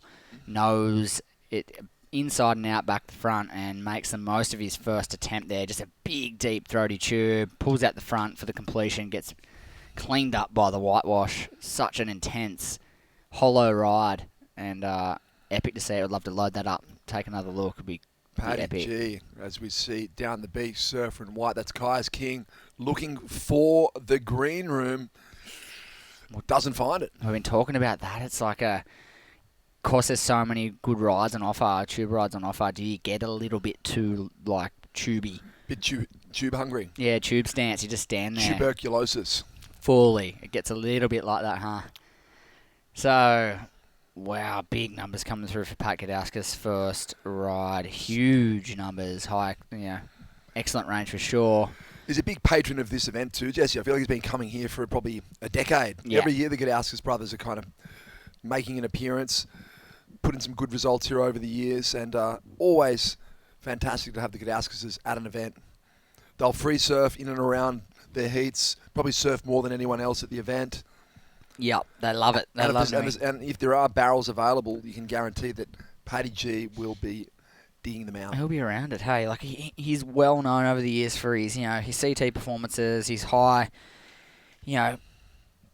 flying aerial maneuvers. He's one of those guys that really, put his name to the rodeo clown. He's got like this. That big helped flip. him requalify the first time. Yep. Exactly. Like, he's got this big air game, but people that are on the pulse know, but not a broad scope of surfers really understand how good he surfs big waves. Like, he surfed the Big Wave World Tour, and he's done some pretty amazing things in really, really big waves of consequence. So it's no wonder that he's going to take to some medium to large size tubes here at Merriweather and just like get under the lip and get amongst it. He's definitely going to be one to watch over the week if it continues to shape up like this. Oh yeah, like 6 foot slabbing rights. It's kindergarten playtime for Paddy, but he's going to have a ball. He's going to toy with it. Exactly, 8.83 opening wave. Got to be chuffed. Look at that! Look at that heat total already with just over 5 minutes gone. 13.1. Yep. Quick backup straight after it. With priority here, it looks like green's going to try and sneak underneath blue here on this one. He's right under it. This is Dakota Walters. Check this out. Knifes into the pit. Oh, it's a good-looking little wave. Can he get something on the back end of it? Kicks out. Oh, I feel like it was almost worth one more gouge there, Jess. Maybe. Just to kind of hard to see. We're looking at it from a different angle. We're looking down the beach. Dakota's obviously had a good start to the year. Had a win at Maroubra, won the air event won the Red Bull Air event and won the contest straight afterwards. Yeah, absolutely. And then went on to another result. I think he's had a couple in a row, really, Dakota.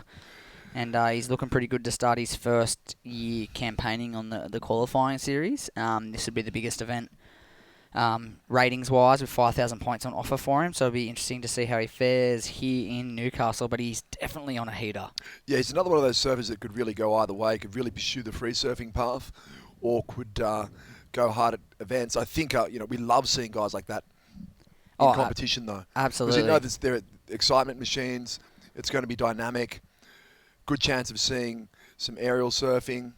So looking forward to seeing Dakota competing more. Absolutely. Yeah, he's definitely got a future ahead of him. I mean, he's the current Australasian Pro Junior champion from 2019. Putting in a good Here's Paddy G again. Just chasing the tube down the line. Drainer. And just exit at the optimum moment with a little head flick soul arch. He's having fun. There we go. So, yeah, more points rolling on through for Paddy G. Let's let the score roll on through. Look at that free surfer down the line. Crazy. All right, we've got a post-head interview down there with Beck. Take it away. Jesse, down here with previous heat winner, Charlie Quidron. Sorry for my Australian accent. Absolutely ripping out there, amazing waves. Got a few barrels. Enjoying your time in Australia? Yeah, I'm actually really surprised where it get like this, and it's my first time I see Newcastle like this. So I'm really happy to experience it, and yeah, we're lucky to have some barrels and everybody's getting good waves. So. Yeah, you come from Hossigal in France. You get a lot of barrels over there, but you're saying it's winter time. Is it winter time at the moment? Yeah. It's nice to be in warm water over here. Yeah, it's nice. We were getting good wave around France, you know. It was a really fun winter, and actually we're getting a lot of barrels. And now we're like, oh, we're not really training for Australia, like, you know. And we're getting here and it's barreling, so good.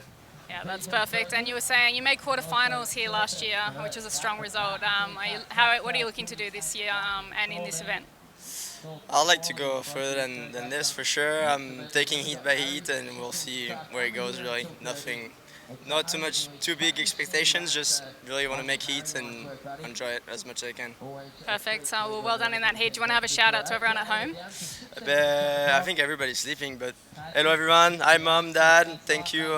Merci à tout le monde de regarder, à ceux qui sont réveillés. Et voilà, gros bisous à tout le monde. Ciao, ciao. Merci. Thank you. Thanks, guys. Thanks, Beck. And thanks, Charlie. Very smooth in his post-heat interview. He's been training for Newcastle, as it turned out, in French beaches. Yeah, we've been looking for analogies for these waves all day, and that's probably a pretty good one. Yeah, absolutely. Hollow French beach breaks. Yeah, this time of year in Europe, getting tubed on the sand, and that's exactly what they're doing here. Look at that.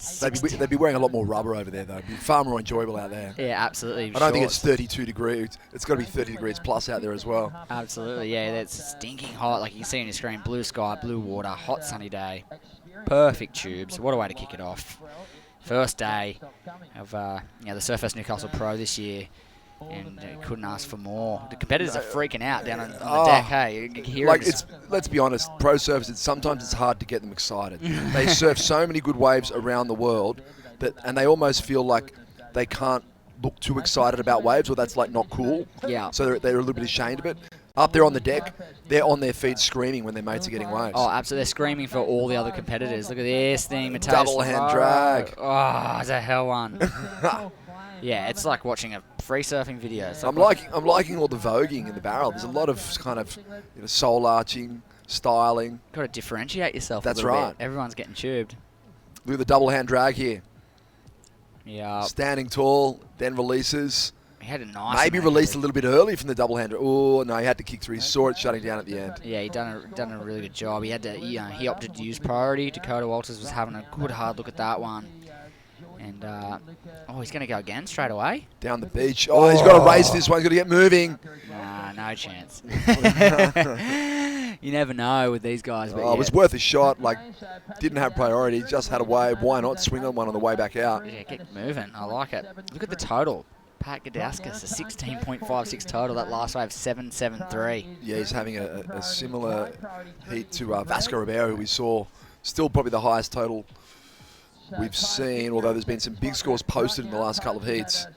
Yeah, well, how's that? His was all of 7 minutes or something, Paddy G. Yep. He was onto a heat win straight off the bat.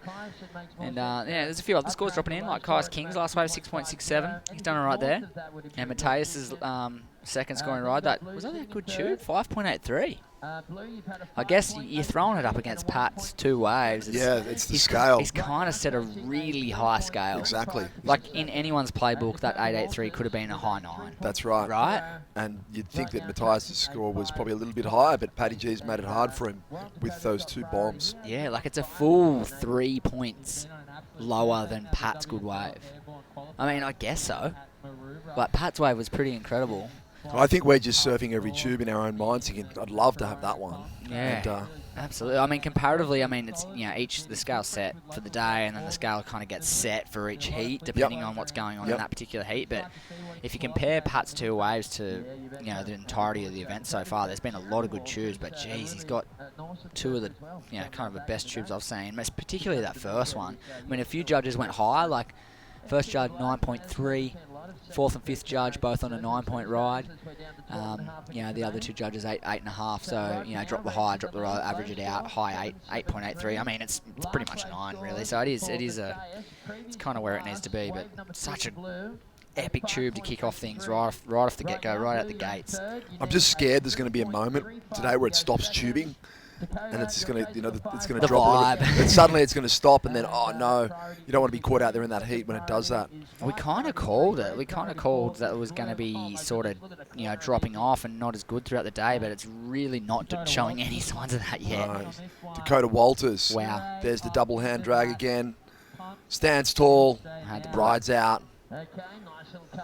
Had to pull out the front. Yeah, so no one's getting like a clean tapered exit, as we've talked about. There's a lot of tube management, a lot of speed management going on. Yeah, it's like a constant balance between get as deep as I can, but make sure I can find an exit. Well, they don't give you any points for not making it. Yeah, it's not like it's going to, like you said, taper off, and then you just come out the regular way, like straight, like as it stops tubing, you come out of the tube or whatever. It's pulling out the front of the wave. It's trying to not get lipped in the back of the head. Whereas a lot of guys, I feel like they're pulling out the front of the wave quite early, which I'm not blaming them for doing because the wave's pretty heavy out there at the moment. It'd cut you in half if it landed in the back of your head. But the guys that are leaving the longest amount of time with the most risk and just pulling out. Well, they're making you think that maybe they didn't make it, and then they're coming out after that explosion of white water and riding out the front. And that's the wow factor that pushes that score up north of 7. So I think that's what Pat Gadauskas has done really well in the early stage of this one. If we do get a chance, it'd be epic to load up that very first wave and give us another look at that, because it kind of set the tone for the whole heat. Whatever happens from here is really indicative of what happened on that very first wave. Well, yeah, if you look at Kaius King sitting in second, he's chasing a 9.89 to go into first. So they're kind of, very close to combo land there. Absolutely, yeah. All the other two right on the cusp would be. Yeah, absolutely. Dakota and Matthias, both had a couple of tubes each, and they're still comboed for the lead at least. But in terms of progressing positions, I mean, Kaius King, he's in second at the moment, as he said. He's got priority too, got a little bit of control. And Dakota and Matthias, they both need low to mid-range scores. Seconds is anyone's right now. Absolutely. Yeah, I'm stoked the waves are still on the cook. Loving this opening day. I mean, as we've been saying, we're going to see a pretty broad mix of conditions throughout the week. I mean, we're going to see a lot of swell, which is great, but we're going to see pretty much the polar opposite today. Today's like super beautiful, hot, sunny, blue water. Yeah, picture perfect day, great for photos. I think tomorrow onwards we're going to see a bit of rain. We're going to see like some variable winds, maybe some really big swell throughout the week too, which is going to really create this big melting pot of variety for all these surfers, and it's really going to have to be someone that brought the right equipment, has the ability to surf all those different waves and surf them well in order to make it to finals day. And surf those different boards, be really comfortable with your equipment. And we're going to see it probably, it's going to seesaw. It looks like it's going to go down, then come up again. Absolutely, yeah. It's actually really hard to pick. If you were, the contest director, if you're Dave Kilby, having a look at what to do. I mean, I guess he's going to be able to just run because there's going to be swell. Well, today's good, I think. I think today's a pretty straightforward day for Dave. Absolutely, yeah. But the coming days, I mean, we're going to have a big, long day today. I think we're going to try our best, and we're likely to run the whole round, the whole first round here, 24 heats or so. A big sort of 9.5 hour day. That's going to give us a little bit of breathing room, so we may be able to, hold off a few days down the line. Mateus Navarro just dragging through an inside drainer. Where is he? Oh, he's held on for too long. Yeah, he kind of had a smaller inside wave. He kind of had to work it, juice it up a little bit, try and net some points. I mean, he only needs a 3.35 to be, to be frank. So maybe he could have just, played this game a little safer just to get up in second place. But he's logical. He probably knows he needs something north of that 6-point range in order to progress at the end of the day. To be secure. Yeah.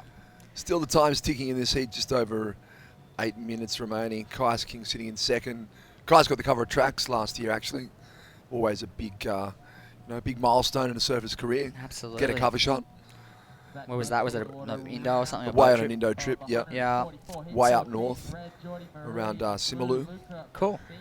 Found a little nuggety secret slab. Nice. Yeah, it always seems to be like, if 9 times out of 10, so-and-so got the cover of X, and you're like, yeah, that's an Indo trip, right? Yeah, well, it is photogenic, but to be honest, someone got the right water shot out there today. There's a couple of moments. Absolutely, I'd say there'd be some incredible imagery coming out of today's free surfing session to the north of screen. It's just been firing tubes. I mean, with more people on the peak, I mean, there's, say there's 20, 30 people sitting on the peak. It's kind of consistently barrel, people in the tube. So you'd be like shooting fish in a barrel right now. I know a lot of surfers sometimes, and I know I'm that sort of surfer, struggle with self-restraint when you see it barreling down the beach. You got a heat coming up.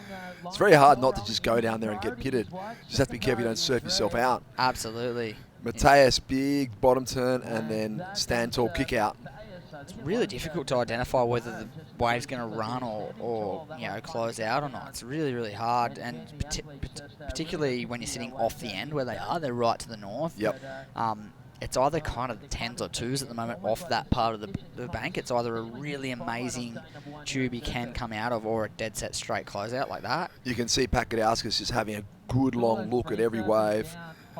He's not going to hit the trigger unless he's 100% sure that he's going to get a shot at an exit.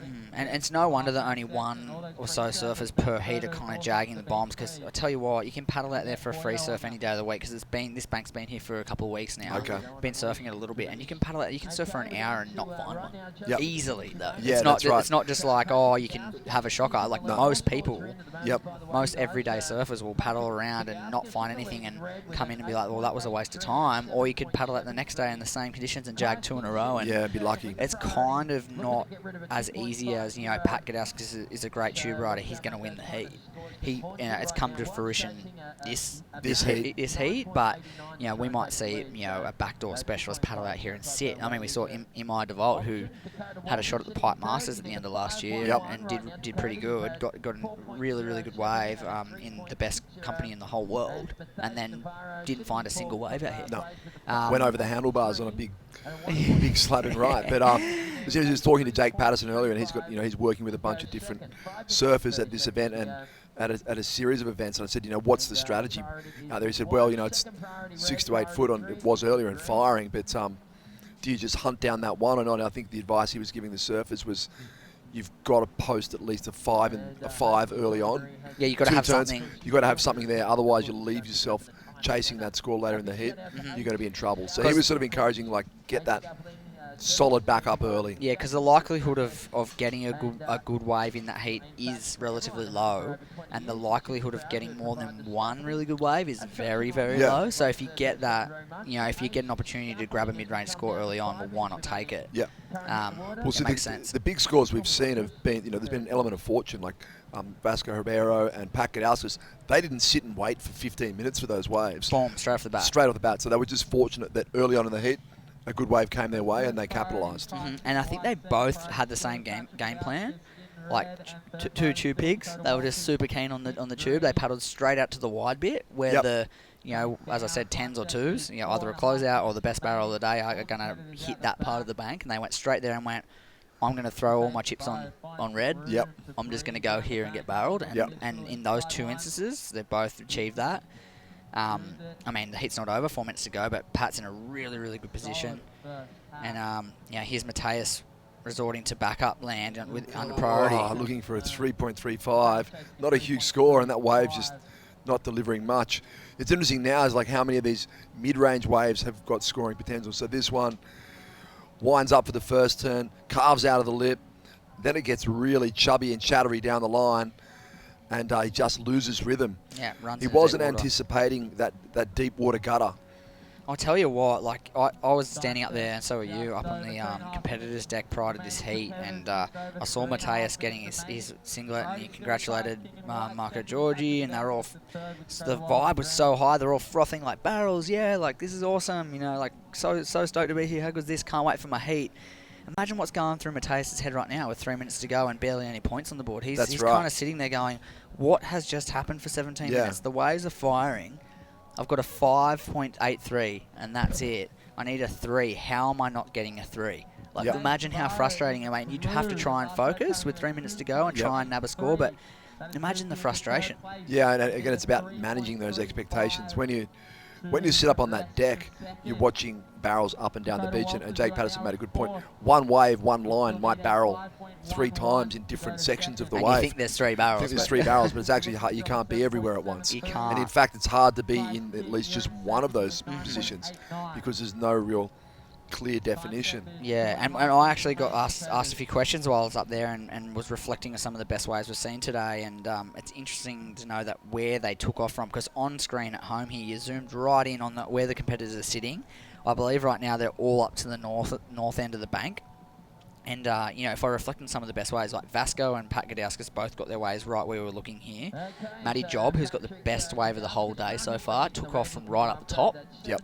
Like he rolled in from up the top of ladies through the wide bit out the back of the rock. So completely different part, like 50 plus 70 metres to the south of where these guys are was the best wave of the day so far. Yep. So, like, how do you know exactly? There's no exact spot to sit, basically, is what we're saying. Like, there's barrels everywhere, but be in the right place at the right time is the game. Yeah, and try and maybe identify where, for your heat, given the whims of tide and what the swell's doing, where maybe the swell is concentrating itself more often than not. Or coaches could be watching and timing out like consistency, like what's got the most consistent amount of barrels. Like he's out the front got 5 barrels for every 2 that break up the top. Like what's the situation? I think Matty Job he really backed himself and got super lucky with that. Yeah. Like you're right saying probably the absolute highest scoring potential waves were probably those really deep ones out behind the rocks. But how many waves did that? Well, the reason why I asked is because one in the previous heat to last, when I was up there, like the best wave I've ever seen in my life broke from up there. No one in the heat was up there. Was even near it. And I watched it barrel all the way down to where they took off the end of it and it closed out. And Yeah. I thought, why aren't they sitting up there? And the beach marshal was like, oh, there's been a couple, like Matty Jobs one was up there, but I've seen 10, but I've seen 500 at the front. Yeah, So, well, there's got to be at least one every 25 minutes, doesn't there? Well, if there's not one every 25 minutes, then there's no point. Don't sit there, exactly. There's maybe been...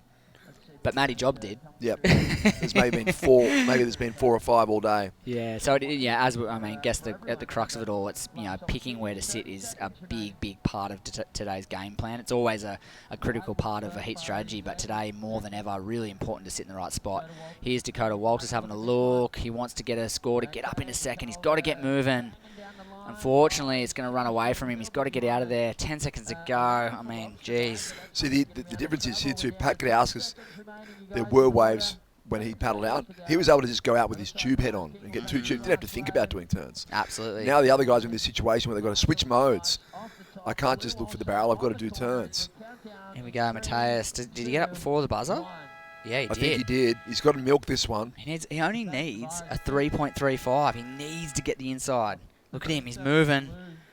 Flat water, absolute flat water. You can see that left bending towards him. God, get there. Get down it. Here we go. And throws the fins. Oh, did he like Vision it? obscured. Oh, he looks to the judges. Bit of a stand tall semi-claim.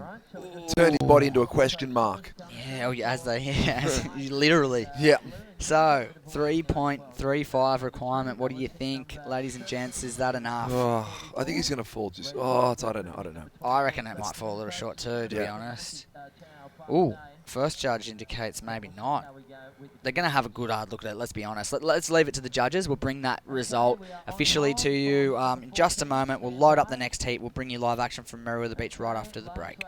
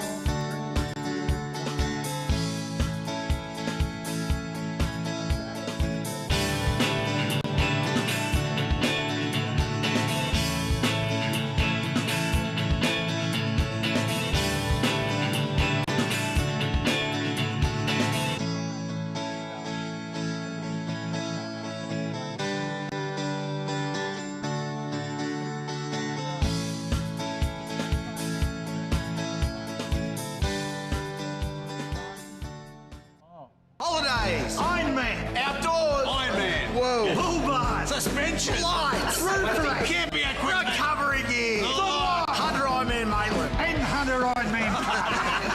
Can't do two things at one time.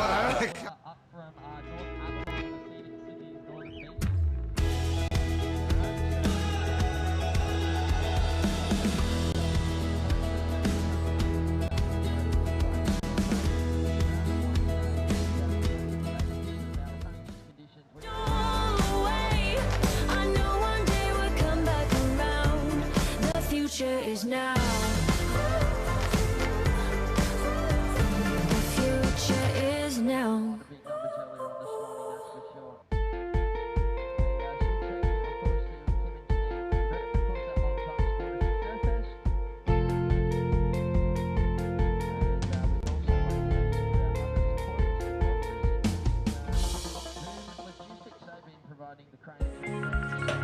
Hey, it's Jody. Telstra 4G delivers more speed in more places so you can connect to what matters most. Thrive on a new kind of network.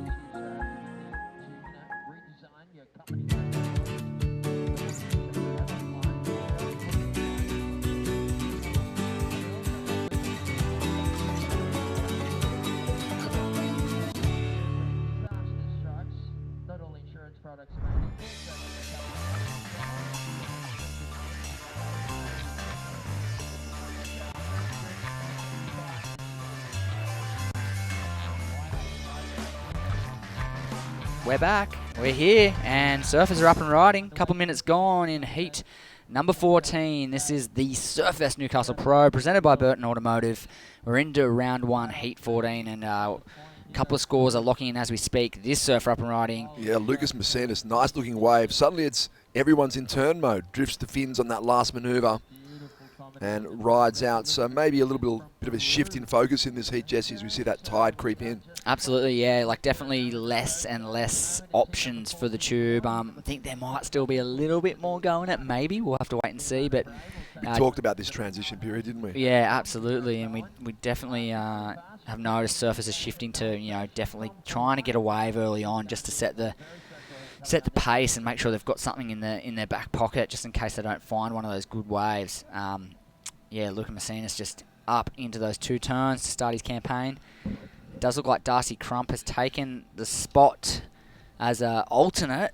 What are we in? Heat 14 here. So who was that meant to be? It looks like Geordie Marie from South Africa has called in and sent an email saying I can't make it for whatever reason, whether he's hurt himself or not. We'll get the goss on that, but couldn't be here, so his spot's been forfeited, and for the next alternate in the list was Darcy Crump from Avalon in Sydney, so he's in. Darcy says, I'll take that. Absolutely. Pumping waves at Newcastle, straight in. Sat there all morning watching. Probably wishes he was maybe like an hour or so earlier with his heat, but we'll see. It's too soon to call off the tube duel. You see Surfing Blue Lucas Messina looks like he's going to post something in the 5 to mid-5 range. That's what we're asking for. He is, in fact, sitting at number 5 on the ratings for WQS at the moment, Lucas. No way. He's done well early in the year. He'll be looking to back that up with another good result here. He set himself up, that's for sure. He's on the way to the Olympics for Peru as well. I think he's one of the first surfers to actually qualify for the Olympics. Provisionally. What, they have that Pan Pacific thing contest for that? Yeah, right. Cool. Well, yeah, good stuff. Lucas Messinas is going to represent his country on the world stage. Fingers crossed in the middle part of the year. Yeah, we're all hoping that the Olympics are definitely going to be. I heard on the radio recently that I think the president of Japan was like, "It's on." In his own language, he basically got translated. It was like, "Hey, the Olympics are happening." Like there was stern, like this is happening. So if anyone can sort of make things happen, I don't know. Japan's pretty good at it. They did a fabulous job with the World Cup last year, and they had a typhoon midway through the World Cup of rugby, and still it was considered one of the best World Cups ever. Yeah, so very, very clinically professional in most things that they do. They'll be prepared. They're already prepared. It'll be a fantastic Olympics. I've got my ticket booked. I can't wait. Nice. Yeah, absolutely. Yeah, and it'll be cool to see a bunch. There'll be a ton of surfers here this year.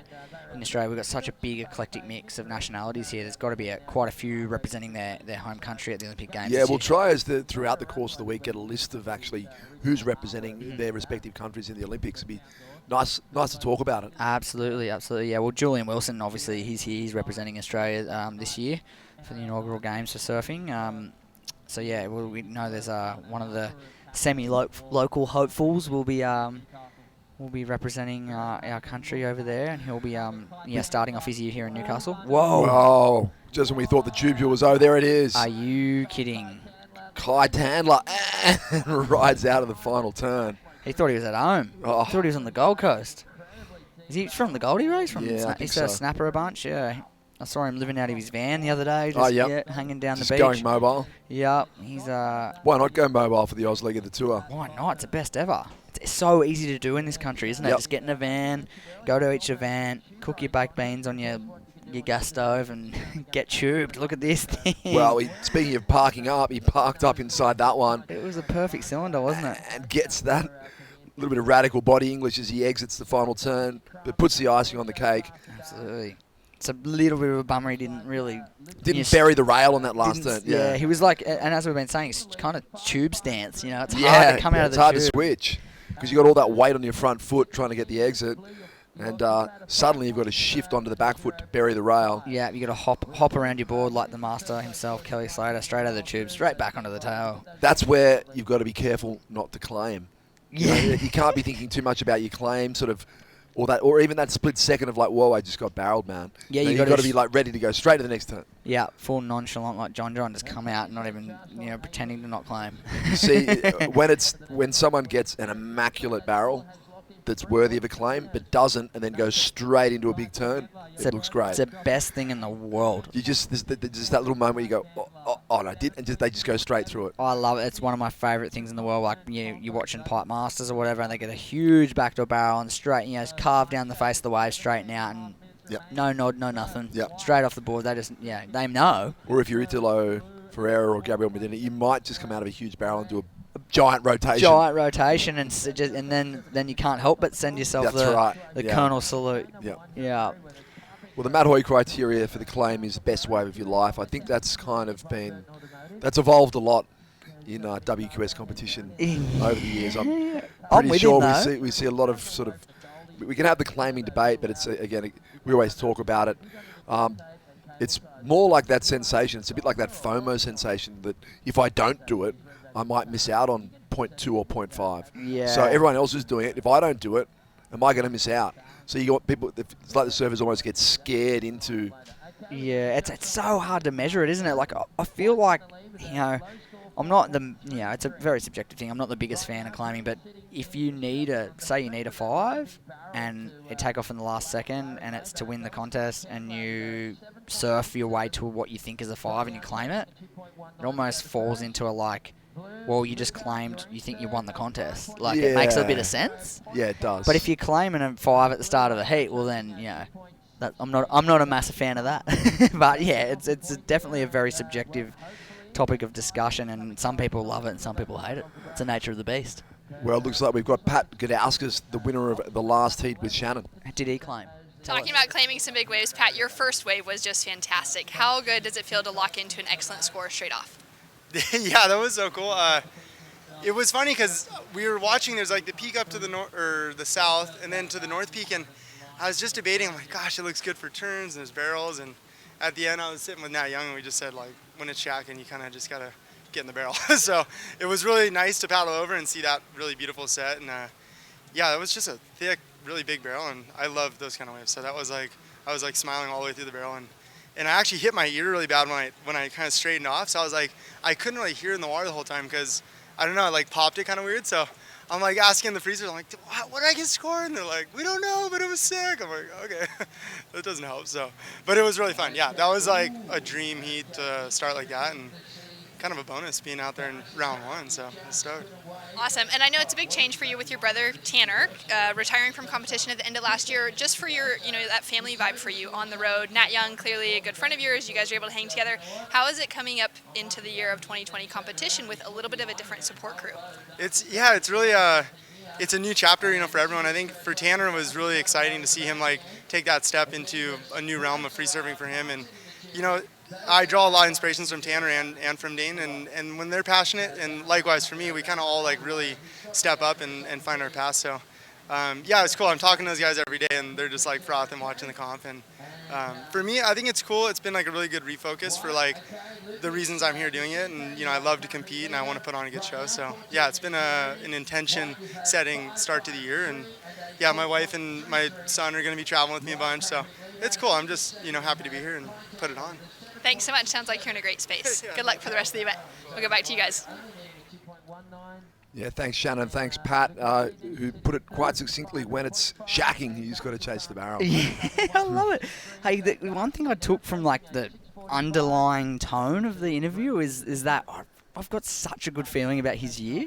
Doesn't he sound like he's just absolutely zoned into where he wants to be? Like, he's always a happy guy. He's always talking about how cool it is to be here. He's always genuinely super stoked just to be surfing. But he seemed a little more relaxed. He seemed as though he just, like he said, I've got intent this year, but I could tell that he actually meant like, hey, like this year I'm going to do what it takes, watch me, without having to say it. Like, I feel like he's on the tour 2021 just from watching that. Yeah, that's a big call. You heard it here from Jesse Adams. Like, I just can't. At Newcastle. He's too good, and he's got a good headspace. I really can't see him not being there. He's got to keep the Godowski stream alive. Obviously, we heard Shannon mention it that Tanner is off tour. So I feel like the good vibe meter on tour just went down. Oh, absolutely. A couple of leagues there. Absolutely. But Pat doesn't have his travel buddy brother to bounce off. When they get together, it's like all three nuclear fission. But it's going to be interesting, as he says. He's traveling alone. Yeah, with his, he's going to bring his family on tour with him, and he looked like he knew exactly where he wanted to be, and he was there. He just seemed really content, which I like. He certainly knew where he wanted to be in that last heat, and that was inside the pit. Inside the pit. Yeah, did it better than most. In that last 25-minute affair. Here we go. D-Crump straight from the reserve list, straight down the mine shaft. Yep, needed the parachute for that one. Yeah, he had a crack though. Can't hold back. He get an opportunity. He's been waiting all morning for an opportunity. He's been given one, and he's going to throw himself over the ledge no matter what. Yeah, I think he had to tackle Matt Hoy out of the way. Matt Hoy was ready to paddle out. Yeah. He was ready to tackle someone else out of the way. Absolutely, yeah. He's been frothing, chomping Pumping at the bit. Merriweather. Yeah. The most asked question up there on the competitors deck is like, is this the best you've ever seen it? I don't know. You're qualified to comment here, Jesse. Yeah, I don't know. Where does this? You forget how young some of not how young. Like, I'm not that old myself, but like the up and coming guys that have maybe only done this contest say 2 or 3 times, they don't remember like.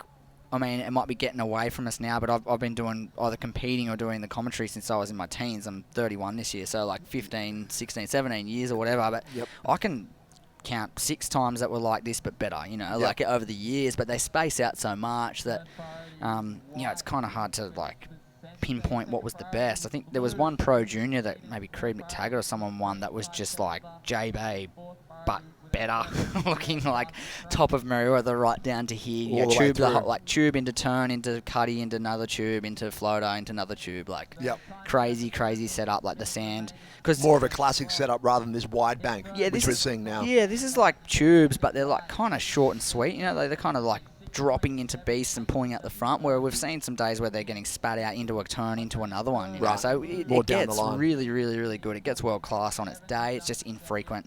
And the reason being is the sand movement. We've been talking about it, like with some north swell, so from left to right of screen, you get the swell pouring that way. It pushes the sand towards the point break, and the rock shelf collects that sand. And what it does is it creates a longer piece of bank where it more often than not will shut down and close out like we're seeing.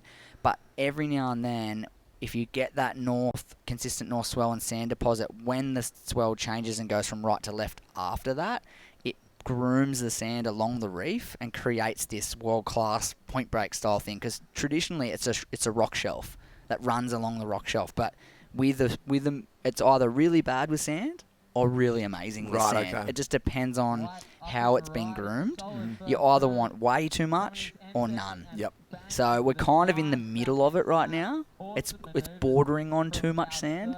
So we might see a little bit of sand movement even by the end of the week. Well, if we get like big swell like we're looking at and it's from the south, it could turn into this epic tubey point break thing. Yep. Yeah, we could see it. Connecting those two sections up Absolutely. from the point into this wide bank. Because if you look at it from the beach, there is like 3 spots to surf, and all 3 of those spots can link up. That's for sure. Whoa, look at this thing. Kai Tandler again. Oh, Kai Tandler. Just how far did he travel? It looked like he went away. That's for sure. Look at this little tunnel. Jeez, who's on this? Red. Crump. Parking it. Ooh, Get out. Some travel time. See what I mean? Like it's like some of the best waves these guys are probably going to see all year on the qualifying series, but there's a lot of closeouts. Yeah. And the best guys aren't picking them, but it's getting to the point, as we're saying, where the waves aren't as good as they were this morning. They're still absolutely pumping, don't get me wrong, but there was bigger, better waves earlier this morning. And, you're going to see more and more guys having to make choices and take chances on average waves. We're seeing that in this heat, but, can't forget that the 7.67 to open for Kai Tandler was a perfect funnel. Yeah. So we're still going to see, some good round tube rides. Yeah, the bank is still there. I guess this morning we were seeing a period north of 15 seconds, which is pretty rare for this stretch of coast. That's why we're seeing such kind of big, slabby, heavy waves. That period, sort of, according to the forecast, fades away to a much more leveled out, even sub 10-second period throughout the rest of the day. So we're probably going to see these waves just tapering off with size and power all the way through the afternoon. Absolutely, yeah. We could see it shift into the rock shelf on the highest part of the tide with a dropping, swell period for sure. But that part of the wave is the regular part of the wave, which is in itself a really, really fun little rock break. So we're not going to see bad waves at all. Just a complete change of conditions and the way I they're think going to approach it. Getting close to the top of the tide. Must be close to the top of the tide now, I think. But still managing to stay at the back. Yeah, it'd be interesting to see what's actually happening at Off the Rocks right now. Yeah, probably some really fun waves getting unridden, actually. That's right. Don't go out there and look. Don't think about it. But, I think we're going to see good waves for the rest of the day. Even if it drops radically, there's still enough swell there to, with a couple of other parts of the break will provide some decent scoring rides for sure. And as we said throughout the week, some wild weather coming and a lot of swell, whether it's up or down, there's going to be waves, everywhere across this bank. I know a couple of the surfers were sort of lurking around up and down the coast. There was talk of a few secret slabs and a lot of guys not surfing to the round of 96 tomorrow. So there'll be some good free surfing going on up and down the coast, I dare say. Saw Liam O'Brien out there earlier. This is the first event he's doing for the year. Came very close to qualifying last year for Australia. So looking forward to his appearance in the round of 96. Yeah, he'll be super keen to get moving again because I think last year for Liam, a young competitor, probably one of his first real goes at the QS too. Like he'd surfed QS events, of course, but his first sort of full-time appearance on the QS grind, and maybe exceeded his own expectations. I think so. Yeah, I mean, I'm sure he sort of had known he had what it takes in there eventually at some point, but I don't know if he was expecting to net some really big results before the midway cutoff, and then be in those primes and then be like, okay, like I'm kind of sitting up there in the top 50, and then all of a sudden he found himself in the teens. And kind of went, okay, and did pretty much exactly what Morgan Siblick did. Yeah, was within striking distance. Absolutely, they were both kind of right there come Hawaii, and they both can surf those big, like good, clean, perfect waves really well, and I don't think the rest of the surfing world really understood how good those two young Aussies were in those kinds of conditions. And they both ripped right in, and it was Morgan who actually ended up getting that last spot. Yep. Of course, a Novocastrian competitor, so a local that's in the event this year. But they were sparring. They're really good mates. They're best mates. They travelled and trained and surfed together. And I think they're both really built off each other. I think Liam will be as hungry as ever now that his sparring partner's qualified for the tour. He probably feels like, all right, I'm next. He's a very bright young lad as well, Liam. He's actually been doing... You wrote a story for Tracks the other day about his trip to Morocco. If you've got some spare time, go in and check it out on the Tracks site. Look for Liam O'Brien's Morocco story. It's a fantastic little piece about his travel adventures. Classic. So he writes, a gifted writer. I think he deferred an engineering degree to pursue his professional surfing career. So a lot of options available for Liam. You see Lucas Vicente making his way down the line. Big critical section to deal with.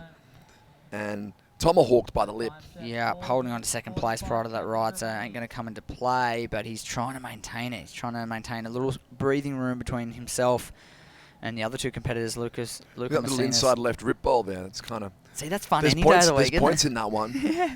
It's winding all the way through. Yeah. Tons.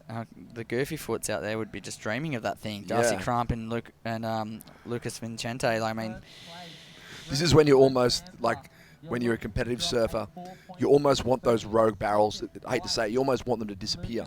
Because then there's just not that one rogue barrel that can catch you out. Yeah, You know, absolutely. there's just kind of like a rippable left bowl, and you can target yourself at that without worrying about that one, rogue barrel that's going to catch you out if someone gets it. absolutely. Well, the train of thought that I would probably be carrying right now is Green got a crazy barrel at the start of the heat. I want one of those. But Yeah. the train of thought that's probably the smartest right now is there's only ever one or two in a heat. So it's come through. Hey, it's come done. through. I'm going to go surf this left. Yeah.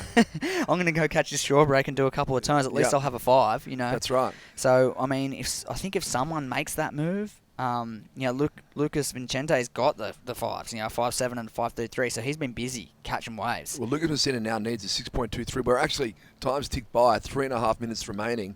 It's going to be tight. We've seen the consistency drop dramatically throughout the course of this heat. Absolutely, and now they're heading into, I've got to catch one wave territory. 3 minutes to go. If they were moving earlier, I mean, they might narrow it down to 2 mid-range scores in order to leap it. But right now, a 6.23 for Luca Messinas is, I mean, it's a big ask if he doesn't get the wave, if he has to have manufactured the score. And White's not going to stop. No. It goes That was over, but... Kind of maybe looked like a good little wall on that wave. Slightly missed opportunity to improve his situation. Lucas Messina sitting out the back with priority. Little lump emerging on the screen. We saw a left rip bowl kind of roll through a few minutes ago. Is this one going to break? It's looking really full out there now. Yeah, I don't know if they're sitting in the right spot. I reckon you're onto it. I reckon it needs to shift in and to the right of screen off the rocks is probably really fun. Yeah. This Well, tide- there's the broad view. You can see that. See the little right there, bowling through. Yep. The next one outside, that's probably an average example, but you can see with the way it's set up. On a Yep. set wave, that's going to bowl right way through to the beach. There's points. There's 4 points or in 5 it, turns yeah. in it. Yeah. And that's your 5 that you need, or your 6.23 for Luca Messinas. And for Darcy Crump, I mean, he's going to be a little bit bummed, a wasted opportunity. He's grabbed the alternate spot, been sitting there all day waiting, and he's had no opportunities, unfortunately. He's had barely anything. And Luca Messina looking for 6.23. Kind of misses that first section, and at least he's separated himself. You from can the see his pack. head's down. Yeah, a minute 45, Just and kind of read that wave a little bit incorrectly, and Yeah. It's probably 2 turn opportunity on that wave. I feel like there was. He just didn't get the right read. Kind of sort of thought about the tube early on, but if it's not 4 foot and heaving, it's kind of No, like get away from it, huh? Yeah. As you see a little funnel on the inside burn on through and close out. I mean, unless it's a certain size and stature, it doesn't really hold up enough. Yeah, it's kind of not Again, really. you got to just get out of that mindset, that kind of tube hunting instinct. So if it's not, it's hard to pull yourself out. Here we go. He's going to get another look at this one. Is that Lucas? No, it's not. It's Kai Tandler. Kai again. Tandler. There's a worthy pit. Chase it. Is it going to open out off the end? Way too far Probably back. stalled up a little bit too much. Yeah. That was one to chase. Yeah, 12.3 total right now, looking pretty comfy. I mean, anything can happen. Lucas Vincente could get a score. And Lucas so could, Messina hooking. There's that left bowl we talked about. A little bit of foam on the face. Has to ride out of this. God, he's got to stomp it. He does. Gets it done. Oh, Little claim. It's a very Stick with it. It's a very average claim. Yeah, I wasn't well- feeling the. I wasn't feeling that I got the score. Yeah, no, it was one of those. I better do this to make them think that I thought it was good, just in case they're second guessing themselves. Yeah. I'll half-heartedly. If you're gonna fake it good. That's right. I mean, I'm maybe they just throw it all out the window and just everyone has their own signature claim and just accept it, like in soccer or rugby. That's it. Yeah, exactly. Well, Lucas Vicente trying to yeah. improve his situation. One turn. Body language says no more. Yeah, that's going to be my scoreline. I'm settling for 11.23. Lucas Messina's looking for a 6.23, and my sort of gut feeling was not enough. Probably not going to get there. I mean, he did kind of hooked it off the top. 4.5 comes in for Lucas Messina, so not looks enough. like Kai Tandler and Lucas Vicente wins the battle of the Lucas. Yeah, goes through. Yeah, one Lucas through, one Lucas out. So we'll see one of them through to the next round. The Brazilian will go on through Kai Tandler. Stay with us. We'll load up the next heat, and we'll be right back with live action from Merriweather Beach.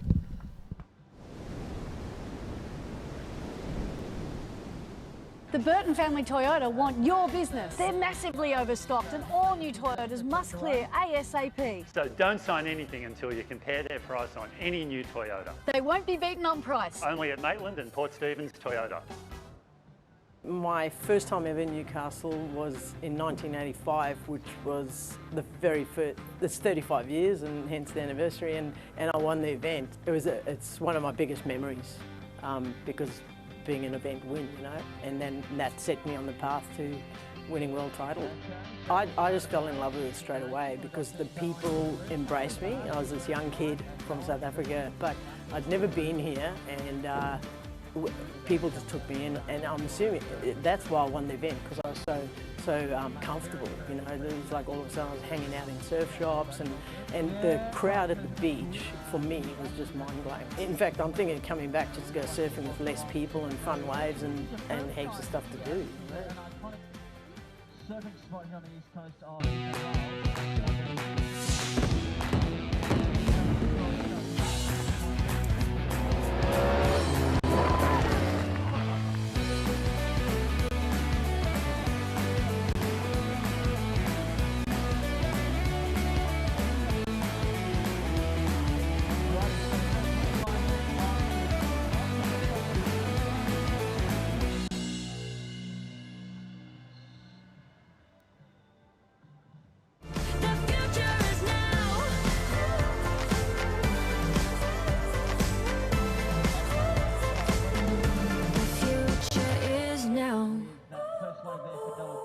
unfortunately that was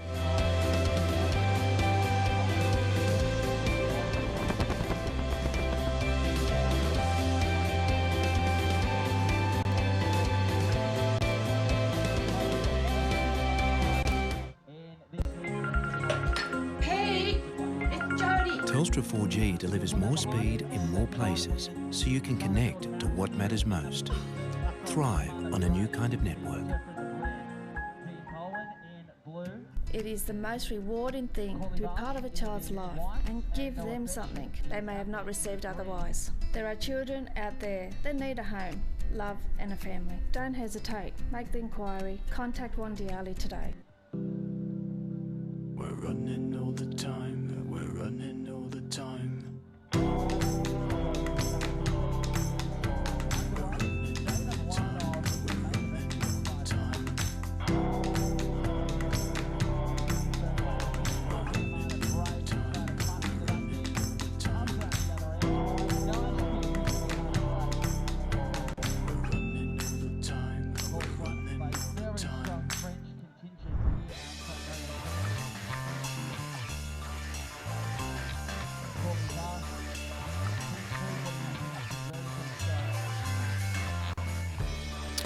And welcome back to Merriweather, of course, for the Surfest Newcastle Pro 2020.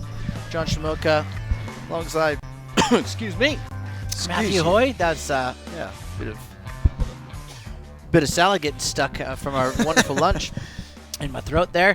Of course, this wonderful event is presented by our friends at Burton Automotive. Matt, another great heat in the lineup. Mihi Manabre from Tahiti, Dean Bowen from the south coast of New South Wales, Kaili Vast, also from Tahiti, and Noah Beshan, son of none other than Shane Beshan, who would be online. Aloha, Shane, and Beshan family in Hawaii. Bro. So, we're underway. We were just talking off camera how the waves have slowed down significantly due to the tide, perhaps. Yep, definitely due to the tide. And yeah, it looks like there's a couple up off the ladies now because it's sort of, the barrels are sort of slowed up as we see someone just get barreled.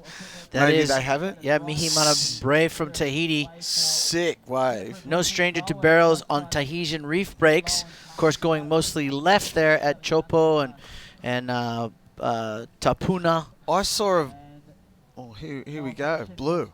Dean Bowen, mate. The veteran on a bomb. Oh, come out.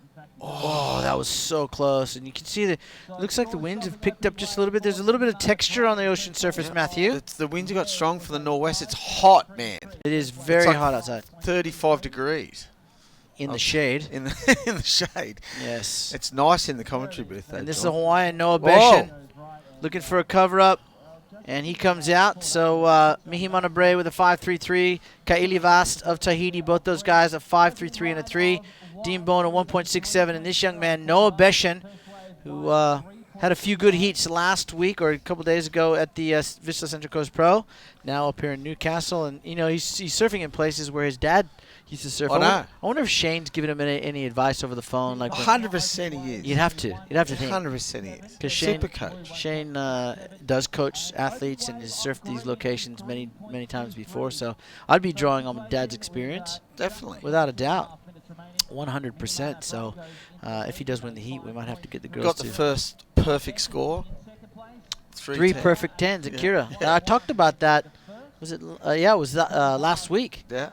Where Shane pretty posted- crazy if you watch it now. Yeah. Well, it's only 2 waves now. Yeah. Back then it was 3. Yeah. I think he got 4 10s, didn't he? A 9-9 and 3 10s. So, well, just text warring with my father over there, listening online, watching online over there in Yeah, Hawaii. Mr. Shmoo. Papa Shmoo, yeah.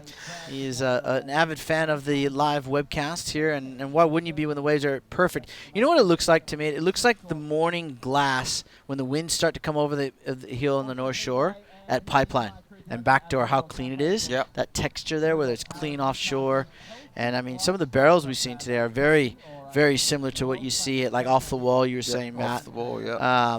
And there's been some crazy rides. Mate, and everyone's frothing. You should see in the competitors there, everyone's like, oh, how good's this? They're like cheering for each other. And I'll tell you who's frothing is... get the amp up. It's coming up next is going to be that heat that we talked about, Heat 16, Ramsey Buchenheim from Oh, Morocco, yeah. Mark Lacomera, France, Matt Wilkinson of Australia, and then Wesley Santos. So the interesting story about Mr. Santos, his wife is none other than Mackenzie Dern, who is a 6-time plus world black belt jiu-jitsu champion. No way. She now fights in the UFC. No way. And she's here with Wesley. Do not mess with her. Oh, look at this. He's parked it. This is Mihimana. Oh, nice one. He's going to come out for sure. Sneak out through the doggy door. Do it. No, he gets hung up in there in that tube. Look, he went pretty far. Look, he's still under. He got hammered. Yeah, imagine the free surfers on the side having a look at those guys in the tube, just screaming the whole time, no doubt. But so going back to Mackenzie Dern, I interviewed her. I'm a full fanboy of her jiu-jitsu game. She's now fighting in the UFC. She's got an upcoming fight in April. So they switch gears. So now it's time to focus in on Wesley, who had made it through a fair few rounds of the Vista Central Coast Pro last week, surfing really, really good. Kind of an unassuming guy. He surfs really, really well. But then they'll do this leg, and then they'll go straight back to California where she resides now and go straight into fight camp. She got an upcoming fight in the UFC. And we'll try and get a camera shot of her with their little baby Moa. Oh, She's really? 8-month-old No baby. way. So 8-month-old baby, husband competing, and she's just about to get punched in the face in UFC in April. And when you look at Mackenzie, like she is one of the legends of the sport of jiu-jitsu. She's that good. And you look at her and you go, no, not that. That's not a black belt. And she just smokes guys on the mat and punches girls in the face. Yeah, it's kind of like Keanu's wife, Kylie. Yeah. They're just beautiful souls. Yeah, They're beautiful but people, friendly, and she loves punching people in the face. What do you like to do on most days? Punch people in the face. What's your job? Punching people in the face. Oh, he goes over the handlebars. That's Noah Beshan. That's gnarly, isn't it? Yeah, that's a gnarly sport. So she's absolutely a huge fan of surfing. Sick. I know that she a couple years ago she was in Chopu and she surfed there. She's obviously still learning how to surf, but she loves it. Has a crack and so they're here with their baby. I love the interviews they do on the UFC. Yeah. The pre-fight interviews, and they can swear and do themselves. It's the best ever. So, but Mackenzie's is such a sweetheart, right? And when you look at her, when you actually see her, you go, that's not a fighter. Yeah, right. That's unassuming. And she gets you to the ground, she chokes you out, or snaps your arm off or your leg. Yeah. Well, she makes no secret about the fact that that's her strategy right now, because she's still, she strikes very well, but not as good as some of her opponents. Yeah. So what do? You work to your strengths, just Yeah. like in surfing. Yeah. Your strengths tube riding today. Yeah. You're a PIG, and you know what. Yeah. But for Mackenzie's grappling, it's on the ground as we see. Blue now. This is Dean what's Bowen. Oh, he's driving, going deep, still going, and gone, as Fetty would say. Going. Wipe out. It's a new thing today. Wipe out. That was Dean Bowen driving into that one. This is Kaili Vast. This kid, I've just familiarized snap myself there. with him. Yeah, he's got a steamer on it. It's like, it is. You remember I said it's 35 degrees. It's 34.9. He is actually from Tahiti. Ah, true. So yeah, righto. Fair enough. They're used to the very warm waters of the beautiful. It's pretty reef much breaks. that warm here. Yeah, the water's actually quite warm. I Yeah. surfed almost every day on the Central Coast, and most days. Whoa! This was the start of that wave, was it? Oh, What? wow! Look at this thing. That wave was so deep. Oh, is he gonna make it? No. Oh my goodness! He went for That so was sick one. far in that, and he was weaving on his backhand. Show that once more, please. That was awesome. That was a drainer. It was such a gnarly wave. All right. Well, speaking of winners and great barrels and good results, let's go down and talk to Kai Tandler, the winner of that last heat. Kai Tandler, big win for you. How did it feel to get that first win under your belt this week at Newcastle? Yeah, that felt really good. I was a little bit nervous because it was pumping all morning, and then the high tide was dropping out, and I knew I was kind of going to stop barreling a bit. I was really spewing because I wanted to get some barrels, and then I got out there and got that one at the start, and then it all kind of came together from there. And who's behind you this week at Newcastle? How are you able to keep yourself in that space, paddling out into competition when the waves are really good, but there's a lot of pressure on the line? Yeah, I've just got Piper, my girlfriend here, with me. She's competing too, and yeah, she's just kind of keeping my head straight, making sure that I don't get overexcited, and yeah, just make sure I'm doing the right things. And I know you've had some early round knockouts in competition so far this year. How does it feel to get that first win and your motivation moving into the rest of the competition? Yeah, like I said, it was really good out there, so I was kind of just trying to not get too nervous and keep myself calm and just try and get two waves instead of go out there and try and get the wave of my life. So yeah, it feels really good to get the job done and move on to the next round. And any words for your family tuning in on the Gold Coast? Yep, Mum and Dad probably be at home watching, so yeah, thanks for watching. Congratulations. Back to you guys. Thank you, Shannon. Well done, Kai, and hello to Mom and Dad. And yeah, he's still sort of, you're kind of out of. It's like an out of body moment because the waves are so good. You just want to be out there, but you're actually physically here on land. But how do you keep the froth? Like he said, he was watching it all morning, frothing, thinking he's going to get the wave of his life. It's hard to keep the froth down when you're going, it's pumping, I've got to get barreled, I've got to do this, you know what I mean? Here's the downside, and I hope I'm wrong. I hope it pumps all week, right? But the reality of it is that today is not going to be what tomorrow's going to be. And tomorrow could be bigger and better. Who knows, right?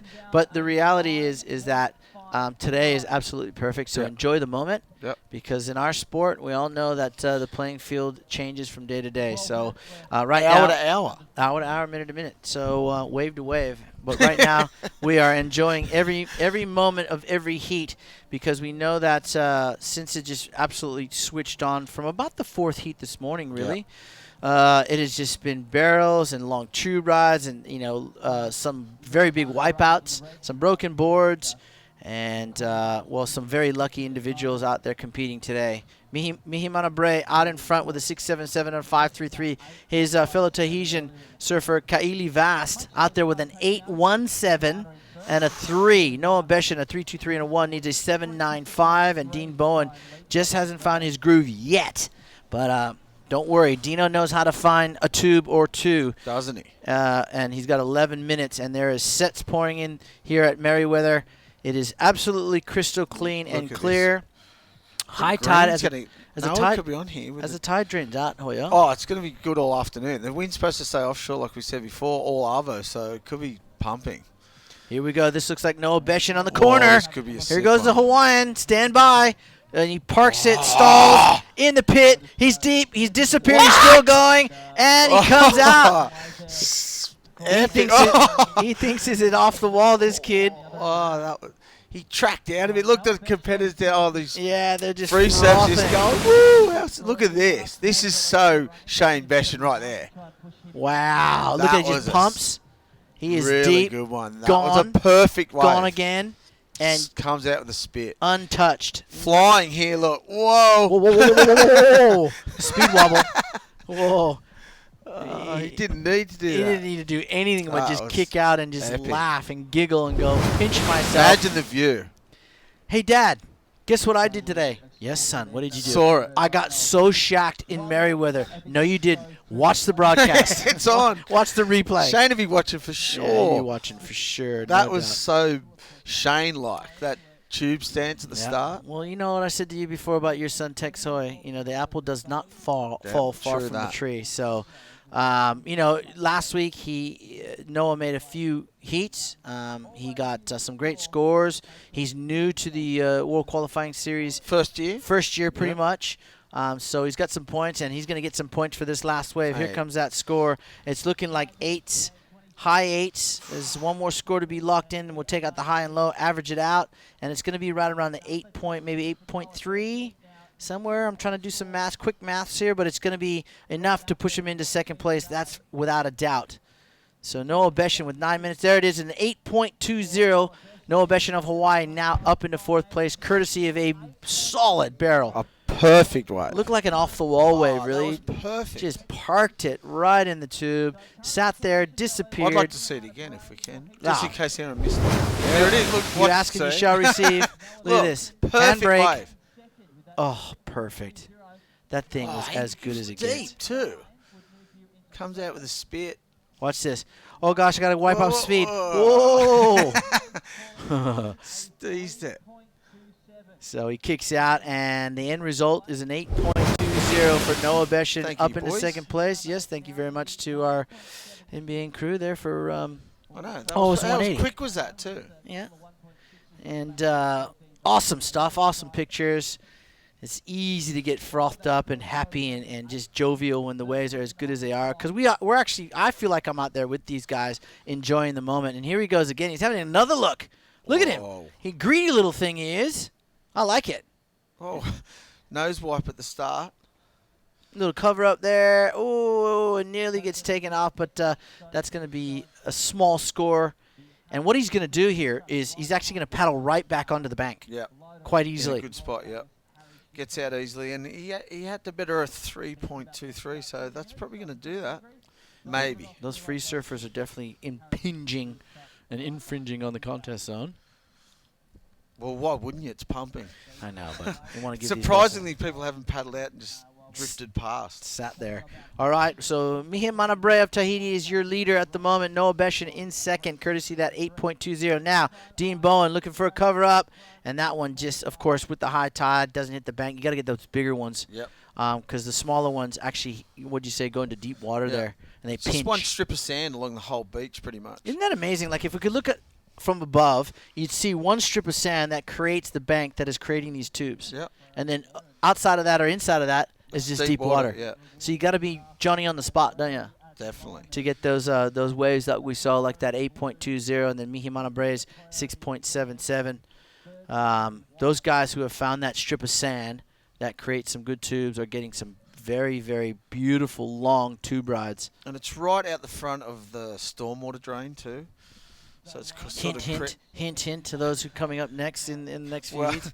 I said that to the boys before. I was like, just sit out the front. It's right off, pretty much right off the stormwater drain where the good ones are. Yes, indeed. And, of course, Papa Shmoo, this is myself and Matt Hoy giving you all the live broadcast commentary. And Dean Bowen looking for turns, looking for points. Second turn, and he's taking a different tactic here. He's going for the turns. Nice third turn. Good combo for Dino. He's going to be on the board here. He's going to better his 1.67 for sure. But he needs a 9.76 with, just on 6 minutes to go. There's so many barrels at the start, so this one he's gone, all right, well, I'm not coming into any of them, so I'll try a couple of turns. Gets a little stuck at the first one. Wave goes a bit fat. And the last turn's the money turn. Here he goes. This one. Bingo. Ooh, that was nice. Very nice. Needs a big score, though. Yeah, well, it's going to narrow the gap. Okay, so it's a 3-8, 3-9, 7-6-1, still in 4th place. The lead is with our Tahitian friend, Mihimana Brea, who does have priority. He's in the red there, Noah Beshan. 3rd priority, who's in 2nd place on the leaderboard. And Kaili Vast is 3rd, needing a 3.27. So, oh, look at this thing. Kaili having a look at the Tahitian. Watch him park it. Sit down on that board. Yep, he's in the tube, ducks his head in there. He's still going, and just comes out with the white water and then gets swatted. Yes. It's like he laid down and then come out standing up. Well, 3-2. When we watch the replay of this, he needs a 3.27. I'm going to say he's going to get it because he completed the first part of that tube. Have a look at this wave. It's a set wave, too. Nice, drops into it. Watch him come out here. Gets shut down at the end. Slap. Oh, he went to doggy door that and then gets slapped here. Look. But he actually completes the tube. For sure, look. He comes out, yes, gets to his feet here. and then 2 waves? And then goes down. So I'm going to say he's going to get at least the 3.27. For sure. So that'll push Noah down into 3rd, and he'll be needing a score with 4 minutes and 20 seconds to go. So stand by for that score for the second of 2 Tahitians in this heat. And this next heat is going to hold. There's going to be the goofy footers. Powerhouse heat. Sick heat. And if they go to turns, there's not going to be too much water left in the Merriweather surf break. Let me tell you. All of them can do massive backhand turns. But I tell you what, they're going to be wanting to do is pig dog all day long. After they've probably been watching for the better part of the last hour, seeing some of these amazing all day. Oh well, yeah, I've probably been online watching, and then of course come down the beach, and you're watching before you heat. You come down 2 or 3 heats before, you're just going, oh my gosh, get me out there right now. Did you used to like coming down and watching it all day? I used to sort of stay away. Yeah. I get too frothed out, like everyone's saying. Well, the sun beats down on you too. Out there today, it's 35 degrees nearly. Yeah. But yeah, I used to come down, 2 or 3 heats before. Sometimes longer if the waves were really good. You just wanted to get in the moment. But I was like you. I wanted to get away. Speaking of wanting to get away, the Hawaiian, 2nd priority, still waiting on that score for Kaili Vast. Yeah, this is going to be interesting right here. Hang on. So I'm looking at Kaili. Yeah, so the score hasn't come in yet. No. Because the last score he got was a 2.13.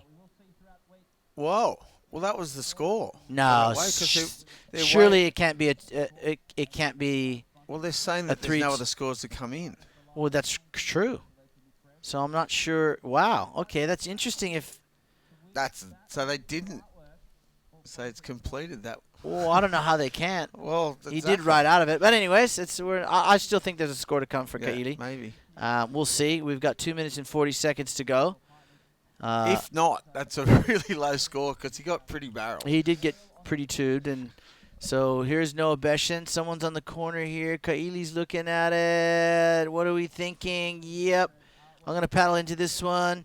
He's going to go to turns now. Big vertical reentry. Straight into another one, and he's going to get a 3rd. Here we go. Oh, this could be trouble. Yeah, he likes it. He gives himself a nice little clap there. And now we'll see some scores drop in for the man in white from, he says France, but he's actually born and raised in Tahiti. Look at this thing, Matthew. What do you give it? Nice little wave. Really good turning here. Vertical snap off it. Throws some spray. And another one. And finishes with a good one as well. 3 good turns. It's interesting to see what they do with this because they've been judging the barrels, of course. But then, people turning like that. Wow, okay. So back up. Here we go. Scores are coming in now. There it is. It is going to be enough to push Noah Beshan down into 3rd place and might even be enough to take him to 1st place, and it is. So now Mihimana Brea is in 2nd place. Noah Beshan in 3rd, needing a 3.90, and he holds 2nd priority. Mihimana has 1st, and see him. They're in a paddle battle here. Look at this thing coming. What are they going to do? Let him go? 120. No, no way he's going to let him go. He's going to have to go. Oh, this is a good one too, is it? Mihimana Brea driving into that one. He's not going to come out of that. No way. Forehand, maybe. Huh? Forehand might have been. So he had to go that. He definitely had to keep Noah. 1 minute though. He's left him out there. There's time. There is definitely time. He's got a never say die attitude. Noah Beshan. It's going to come down to this final minute. Noah Beshan needs a 3.9. Dean Bowen has pretty much been out of this heat. He needs an 8.27. Now he is hunting The Hawaiian, okay, this wave is straightening out here on the bank. He doesn't like it. Still has And he saw something behind it, though. 40 seconds to go. Will he steal second place? Needs a 3.9. Here he goes. Here's a corner. This is a smaller inside wave. Can he get to it? Oh, backwash. Oh, no. 26 seconds. Didn't get it. And Wow, he's the scratching. backwash hit that. See, that wobbled out then, that wave. Was there a wave here? Yep, he's turning. 17 seconds to go. Dean Bowen now. Oh! Down he goes. 10 seconds. Here goes the Hawaiian. He's dry. Oh, no. He's too late.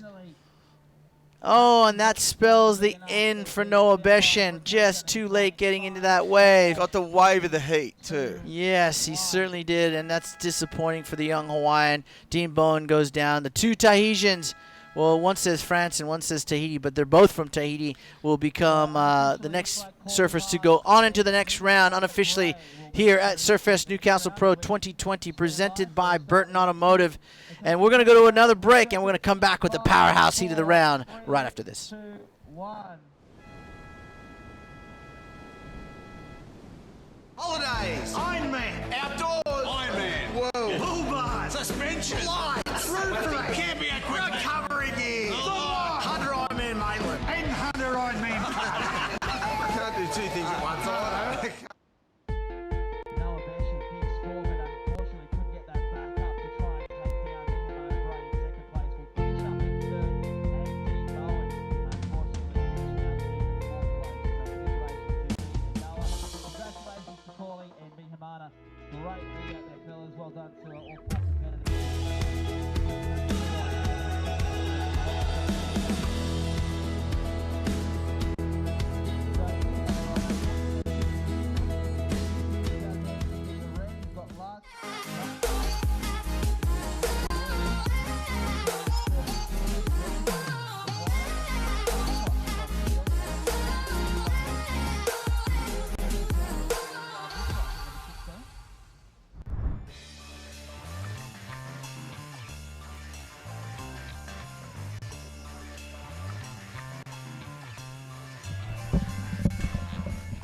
Welcome back. We are set, ready to go for this powerhouse out in the lineup here in Merriweather. Ramsey Buchenheim of Morocco takes on France's Mark Lacomere, Australian. Former #1 in the world, Matty Wilkinson, now residing up there in Byron Bay, and they're up against the big powerhouse from Brazil, Wesley Santos. What a heat Wow. for a first-round heat. All goofy footers. Stacked, yeah. It's going to be the pig dog fest of the round. Hopefully. Well, yeah, I think we'll see a few barrels, but what we mean by pig dogging, that means when you're riding the chub on your backhand and you're just pig dogging it as deep as you can get. Well, you saw that last white in that last hit, that one drainer that just didn't come out at the end. Yeah, Kaili Vast. I mean, we're so used to seeing those guys go left at Chopu and get absolutely pitted, but they actually have some skill on their backhand as well. So I saw a photo of Michel Perez at this other left. He said he went not island hopping, trying to find ways around his same island, and found this other left. He said it's not Chopu, and it was a 8 or 10 foot drain. I was like, what? Where's that?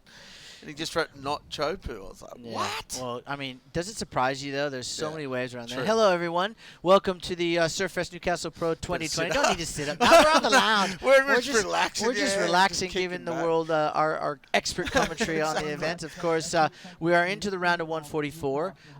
We're more than halfway through. It's been an amazing day so far. The highlights for me, obviously, Matty Job, Alan Cleland, Keanu Singh had some great tube rides, Marco Giorgio, and of course in that last heat, Mihimana Bray and Kylie Vast as well. But there's been others that have just, Pat Gadowskis. Oh yeah, Pat got it. He really turned it on, didn't he? First wave too. So we still have a lot of surfing to come, so don't go anywhere. If you just joined us, this is Merriweather Beach. It's not backdoor or off the wall in Hawaii. This is Merriweather in the city of Newcastle. The talent pool here is endless. It's the home of Matthew Hoy, Who'd believe it? Luke Egan, Craig Anderson, Philippa Anderson, Ryan Callanan, the talent pool. Morgan Siblick, who's now on the CT. So I mean, with he's a Yamba boy. Yeah, but he's now. And Julian Wilson calls Newcastle home now. Yeah, just up the street. Yeah. He's got a new bub. Well, he's got 2 kids now. One. One. Okay. I thought he had 2. Maybe one on the way. Maybe one on the way. But Practicing. Family show. Family show. But would expect nothing less. Everyone expects nothing less with you and I. I was talking to a friend back home, and she was saying that we were just hilarious. People were just. I was talking to a couple of my boys back home in Cronulla, and they go, "Man, you guys are just too funny." Well, it's fun, man. Yeah, well, that's it. F-U-N. Capital yeah, F-U-N, right? That's what surfing is. Exactly. And that's what we try and convey in our commentary. If you're too serious about the sport, get out of it. Yeah. Stop it. Get out of it. Get out of it. Wipe out. Well, as soon as we ramp up this heat, look, it goes flat. Yeah, it goes flat. Not a wide feed rim. We give it the commentator curse, and then we got to pad the whole heat. Yeah, We got to draw back on our old surf stories. We got a few. We got a few, and I remember my first. That's a family show. It is a family show, so we'll keep it family. Look, my fondest memories of Newcastle, obviously coming to compete in this event, but hanging out with you guys while I was here, and with Nicky Wood. When I first came here, I would stay with the Woods, Woods family, and classic. One day, ladies was pumping. It was about 10 foot. It was my first surf out there, and I made the stupid mistake of trying to follow Nicky off the bats, or the bars. And guess what? I didn't get very far.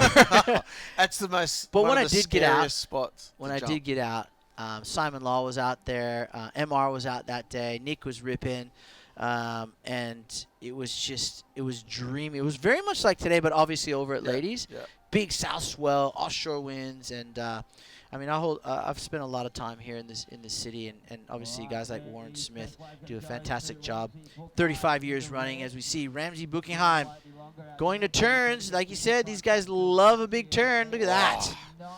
He is so fired up for 2020, Matthew Hoy. In every one of his interviews, he's so fit. In every one of his interviews down the coast at Avoca, he was so confident, and it showed in his surfing. He was, whether he was going left or right. We just won one of the first events, right? Yeah, he won in, I'm going to say Brazil. Yeah. I'm going to say Brazil. Fernando de Lagora. Yeah, and hopefully and Wiggly won over in Morocco. Morocco, Did you see the waves over Morocco? Oh, how good is it? Wow. Have a look at this replay. Somewhere I'd love to go. Same. Ramsey says every time, you got to come. I'd love to. Look, this is Moroccan, all right. He's used to these rights. He's Moroccan his way into a big score is what he's doing. Wow, that turn was epic. And finishes well with a good foam floater here. His warm-up is so awesome to watch on the beach. It looks like he's actually going into a cage fight. Really? Yeah. And here's his buddy, Mark Lockamere, driving into that under the lip snap, and he just gets the one turn, but it was a nice one from Mark Lockamere, Francis. 6.83 opener for Ramsey Buckingham. He went to the turns, and now he's going to settle in, maybe look for a tube or two or, another good wave where it'll allow him to do some big turns. Here's the Frenchman, Mark Lockamere. He gets this one big turn here. Matthew driving square off the bottom. Bang, under the lip. Holds that nose above the water there, and, just gets one in, though. Gets one in. He's on the scoreboard at 3.63. Yeah, Ramsey looks like he's getting ready for a UFC fight. Really? He's kicking the air and doing arm drags and punching, and he got into it. He's fired up. He's fired. Good. It's great to see. It's good to see. Yeah. So hell rig on him too. You're kind of worrying. You're kind of worrying me a little bit with these rig calls. Well, I told they were actually at my house. Oh, Wilco and a good insider.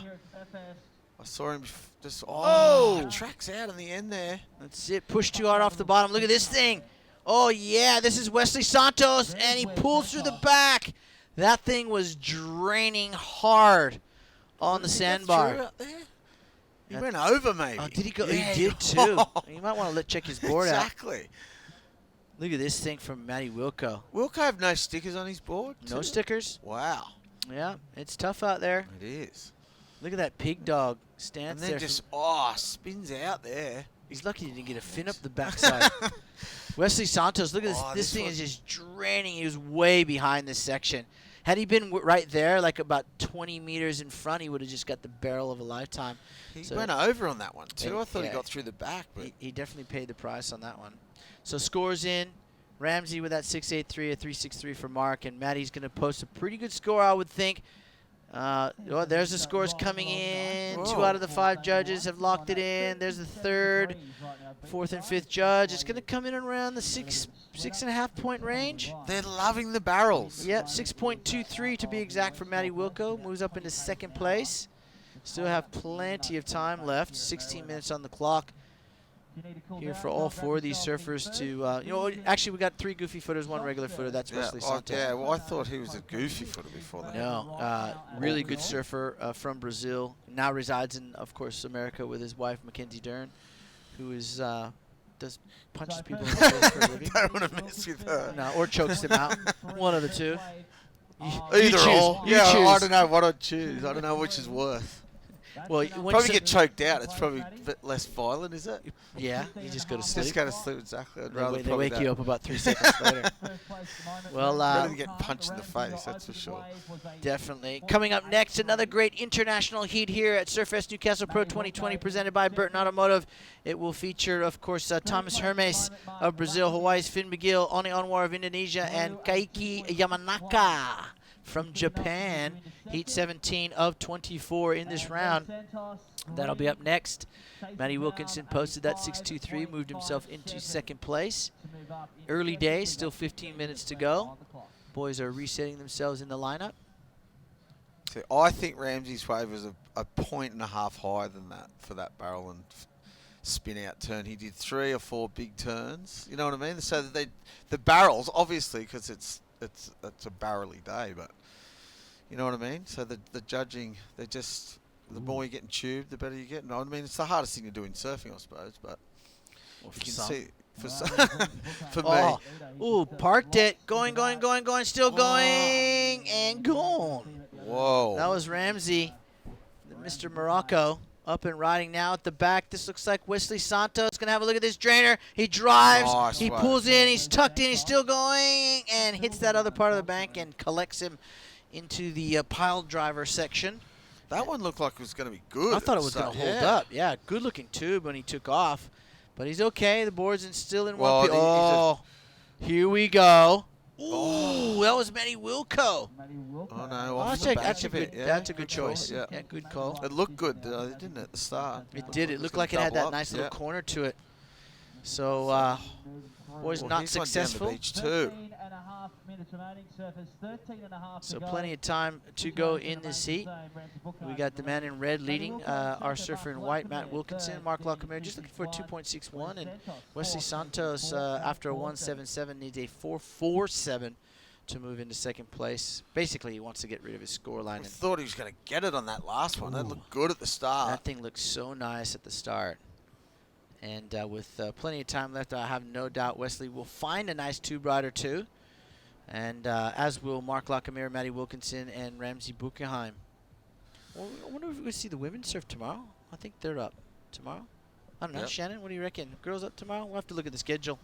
I think I saw the girls out there tomorrow. Of course, that's the Doyle's Partner Women's Pro for 2020. They won the naming rights. They do crowdfunding. I think it's an excellent. It's a brilliant concept where local businesses all donate. I think it's like $1,000 to between $1,000 and $2,000, and there's like 160 of them or something like that. There's heaps. So good. And they all come together and they draw a name out of the hat, and the name they draw, so it's just pure luck. Becomes the naming rights for the event. It goes on all the collateral. It gets their own flags, and I think they might even get a wild card or so. But their business, gets promoted in the big lights and surfing. It's over amazing. the world. Here we go. Well, here it is. Mark Lockamere driving. Oh, look at that. Steezy. Oh, come out. That. Go. Oh, what? So close. That was, mate, I thought he was making that for sure. He'd be spewing. Style King points. Watch this when he gets into the tube here. Watch the style. Watch right here. Ooh. Look at that. That would make a great shot looking into that thing. So close. Right here, it collects him. Right there, you see his head pop up right around. He's still there. What? There's his head right there, yeah. No way, so close. That foam ball must have caught up to him. Yeah. You know how you just... shouldn't have that one bit of stalling. It's the steez. It's the steez. Trying to make it look too good. Don't steez and sneeze, because it'll collect you. It did. It got him. It that got was him. Sick And that wave was too. really nice to watch, actually. Now look at how clean it is. That one just not big enough to hit that strip of sand we talk about. 11 minutes and 10 seconds to go. A score went begging there for Mark Lockamere. He sits in Didn't it? third. Man, that wave was so pretty. Oh, he's up and running again, though. Whoa. Boom. 2.61. Definitely will get that on that wave based on what we just saw at the back end of it. And he'll move into second place, which will mean Matty Wilkinson will need a score. Here's that replay here. He got out there quick. Very quick. Look at this thing. This is a double up too. It's a solid one. Look at that turn. Bang. Beautiful turn. Wow, this is going to be a good score. Well, this will be interesting to see what they give these two turns. Well, they were big turns. I was going to say, you got to consider the size of the turns. And on a solid wave too. And the seamlessness that he flowed from turn to turn. Yeah. All right, well, we're going to wait. We're going to keep you in suspense here with 10 minutes and 24 seconds. We're going to go talk to the heat winner from last heat with Beck. Thanks, Shmood. Down here with Cali Vast. Amazing surfing performance there. Were you happy with that heat?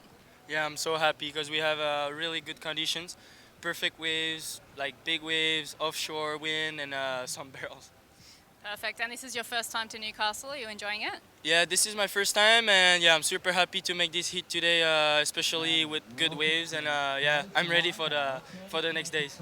Okay, and have you got a big year planned this year? Are you going to do a lot of the QS events? Yeah, I'm gonna try to do all the QSs that I can get in, and because I don't have many points now, and yeah, and this is also my last year on the junior, so I'm gonna keep focus on the junior this year, and yeah, try some QSs. Perfect. Do you want to have a shout out to everyone at home? Merci de suivre, c'est cool et content de passer cette série. Perfect. Congratulations. Thanks, guys. Thank you, Beck. Well done, Kaylee. Of course, in Tahiti they speak French. Yeah. And in France they speak French. Did you know that? Fancy that. Oh, mon chéri. All right, well, let's look at that score there for Mark Lockamere.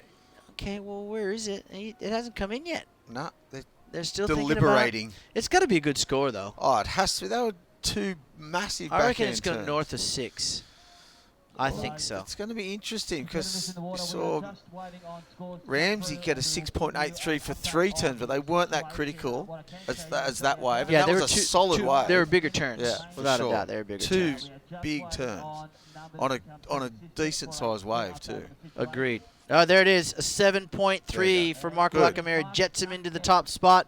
Brings Ramsey down into second, who holds on to priority. Matt Wilkinson into third place now, needing a 2.54 as we see Wesley Santos in fourth, needing a 6.99. And he is going to go and lock himself into a tube. Yep.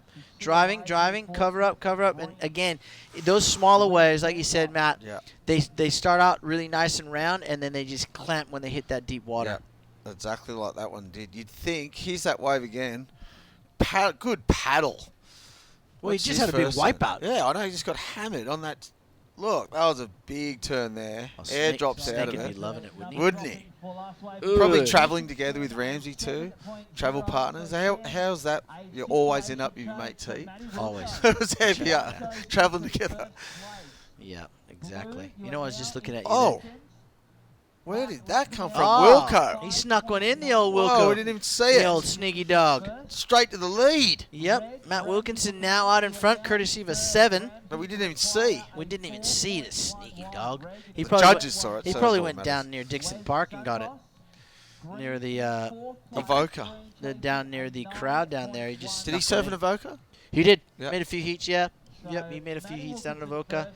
It's quite odd to see him without any stickers on his board, to be honest. There's a lot of guys and girls without logos on the board. It's sad to see, but you know what? You know what I gotta respect about those kids without any logos is they're still here. They still turn up. Oh, for sure. They still have the desire to be on the World Surf League and by way of the QS Tour. And here we go, Wesley having a look here. Looking at this corner. Nope. Doesn't like it. He's got 7 minutes to react and post up a 9.16. That could be a series of 2 5+ rides or a 6 and a 4. And he's right back in it.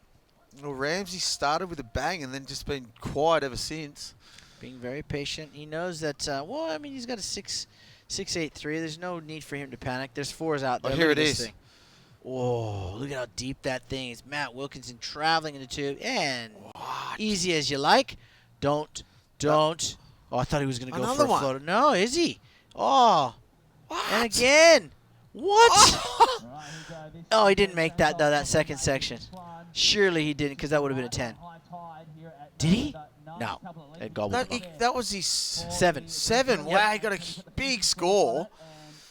Well, that first two That was mental, solid. It was yeah. round ass. That next bit, too. Imagine the view. Here's Wesley Santos getting some inside love. He's going to have to hit this section now. He's got 5 minutes and 50 seconds. He's on the beach. So essentially, he's got a big paddle in front of him. Oh, Ramsey, too, fell on one there. Oh, it's heavy. I think Wesley would have been pretty confident, only natural foot in the heat, going out and barreling right-handers. Yeah, he just hasn't been able to find that strip of sand on these on a set wave. So he did get a nice 2-turn combo out the back. Then he'll hit that oncoming section, of course, because we all know where he finished was on the beach. So 5 minutes and 20. So scores coming in for Wesley going to be up and around, well, high 3s maybe. Yeah, they didn't like it. Well, the wave wasn't as steep as the other ones, like Mark's wave, where it was really steep. It was solid. But he's, okay, so he now needs a 7-1-7 to move into second, the Brazilian. But he's got a big paddle in front of him, and he's not beached getting it. back out. Okay, so 5 minutes left. It's my call. That's a long paddle from the beach. It is, especially if you get caught on that bank in between the fat section on the inside. You just get stuck. Yeah. Dead water. I mean, that's maybe 300 meters from the beach Yep. to the outside Yep. break. Wow, and he ran down the beach. Maybe he's going to try and circle back around and get pushed down into that sand, part of the sandbank where he can just maybe find a lucky corner. All right, Ramsey needing a score. Oh, it's late. Oh, yeah, just trying to force it. He is still in third. Oh, have a look at this one. This is Mark Lockamere. Whoa, he's off the bottom. Goes for the big highline turn. Wow, how was that? Watch this one. What? Oh, make it. Yes. Oh, right in front of Ramsey too. How good was that? That first turn. He got so much speed out of the lip. Look at this thing. He has got. He didn't know. He wanted two to pig dog minds it. there. He probably could have. Watch this highline. Whoa, flew out of that. How did And he into make this it one. Look at this section. And he has to negotiate all that white water crashing around him. And that's going to be the highest score of the heat, without a doubt. He's already got the 7-3 for that 2-turn combo. He did another 2-turn combo, but I think it was bigger than that 7-3. Yeah, they're loving There it. it is. Yeah. There's the first, 8-8-8. And score still coming in. It's going to average out at about an 8 point. Well, there it is. It's an 8-2-7. They loved it. They absolutely. Well, why wouldn't they? Yeah, that first turn. He got so much speed out of the lip. Amazing surfing. High line, big re-entry, difficult to handle because it was so steep when he was actually coming off that turn and trying. Then he had to square up off the bottom, and the whole wave, the whole section coming at him, and the one chasing were coming together so fast. And he got his board up to the top of that lip in time, did a big backhand vertical re-entry, and then airdropped about 5 or 6 feet down as the wave was crashing out around him. Going and that's too. the speed helped him. Yeah. Because otherwise, if he would have dropped straight down in that vortex, it would have just cleaned him up. Hammered. But he was going so fast. So fast. So very well-ridden wave there from Mark Lacamere of France. He's one of the most powerful surfers on tour, and he showcased that on that last ride. He's now got a good scoreline, 15.57, and someone's in the tube. And Ramsey. Whoa. 6.4. 6.41 to be exact. Let's the Moroccan see the surfer. start of that. He liked it too. He did. He clapping and fist pumping. Look at him go. 2 minutes and 10 seconds. Have a look at the replay. Oh. Whoa. Oh, beautiful no hands. Oh, he comes out. Look at this. Yay. Look, Mom, no hands. Whoa. That's 6'4", Matthew. Mark Lackamere, you are currently the heat leader. So it's going to be... well, that tube ride was... I mean, it's hard to tell. Was that it? Already in? No. At the moment, we are waiting for a No, Oh, he needed a 6.41. So those are his top 2 scores at the moment. 1 minute, 35 seconds. Mark Lackamere is going to win this thing. Yep. We know that. Yeah. Wilco could be in trouble here. Yeah, he could be in trouble of this. I would consider it an upset if he loses. For sure. Former number 1 surfer in the world. He's won multiple titles on the World Championship Tour. And now he's in trouble because Ramsey Buchenheim, if he posts anything better than a 6.41, he moves into second place. 1 minute on the clock. And they're deliberating. They are watching the replay is what they're doing. And you know, it's kind of hard because the camera angle suggests that it was and it probably was a deep tube ride, but if you're looking back at it, it basically... It was quick. It looks deeper. Yeah. And then if it was front on, right? So the judges got to be really, really, really in sync with the, you know, what they think, how deep it was. Yeah. It looked deep. I mean, there it is. Oh my gosh, he came short. What? Short. 6.3. He fell short for Ramsey Buchenheim. Matty Wilco. He gets his get out of jail free card in this heat with 29 seconds. The Moroccan will be disappointed with that score as it's read out to him. It was a quick barrel, so it could have gone either way. That one. And again, you know, it's hard with the camera angle to know how deep he was. He could have been super deep, and you know, and you can't blame the judges for not giving him the score, or he could have been right in front of it, and the judges could have gave him the score. Yeah. And people go, "How did he get that score? We watched it from the other angle." Well, the judges can't see that angle. Yeah. So that's why, you know, if we had another camera looking into it, in cases like that, you're gonna get the right score. I think the judges still gave him the right score. Yeah. It could have went either way. Either we way, were that's saying what I that. thought, So the heat is now done and dusted unofficially. Mark Lockamere and Good Matty heat. Wilkinson. Lived up to the potential. Yeah, really good heat. Ramsey Buchenheim in third. Wesley Santos in fourth. And the powerhouse, he is done and dusted. Coming up next, heat number 7, round 1. Thomas Hermes, Finn McGill, Oni Anwar, and, of course, our Japanese surfer, Kaiki Yamanaka. We'll come back with more live action on the backside of this break. Stay with us.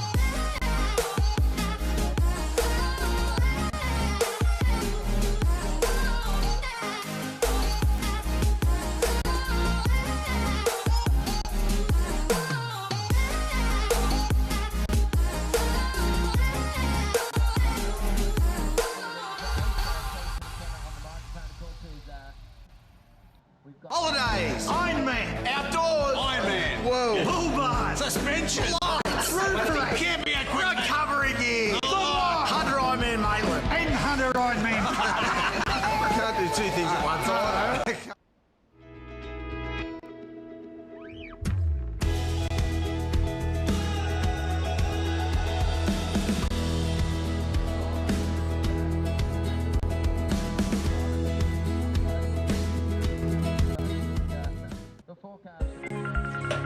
Hey, it's Jody. Telstra 4G delivers more speed in more places so you can connect to what matters most. Thrive on a new kind of network.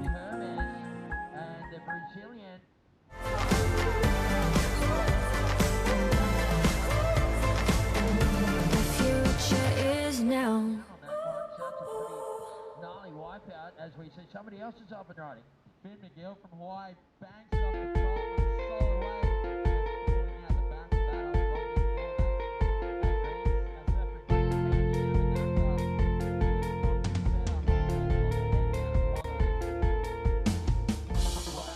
Okay, so we got some scores coming through.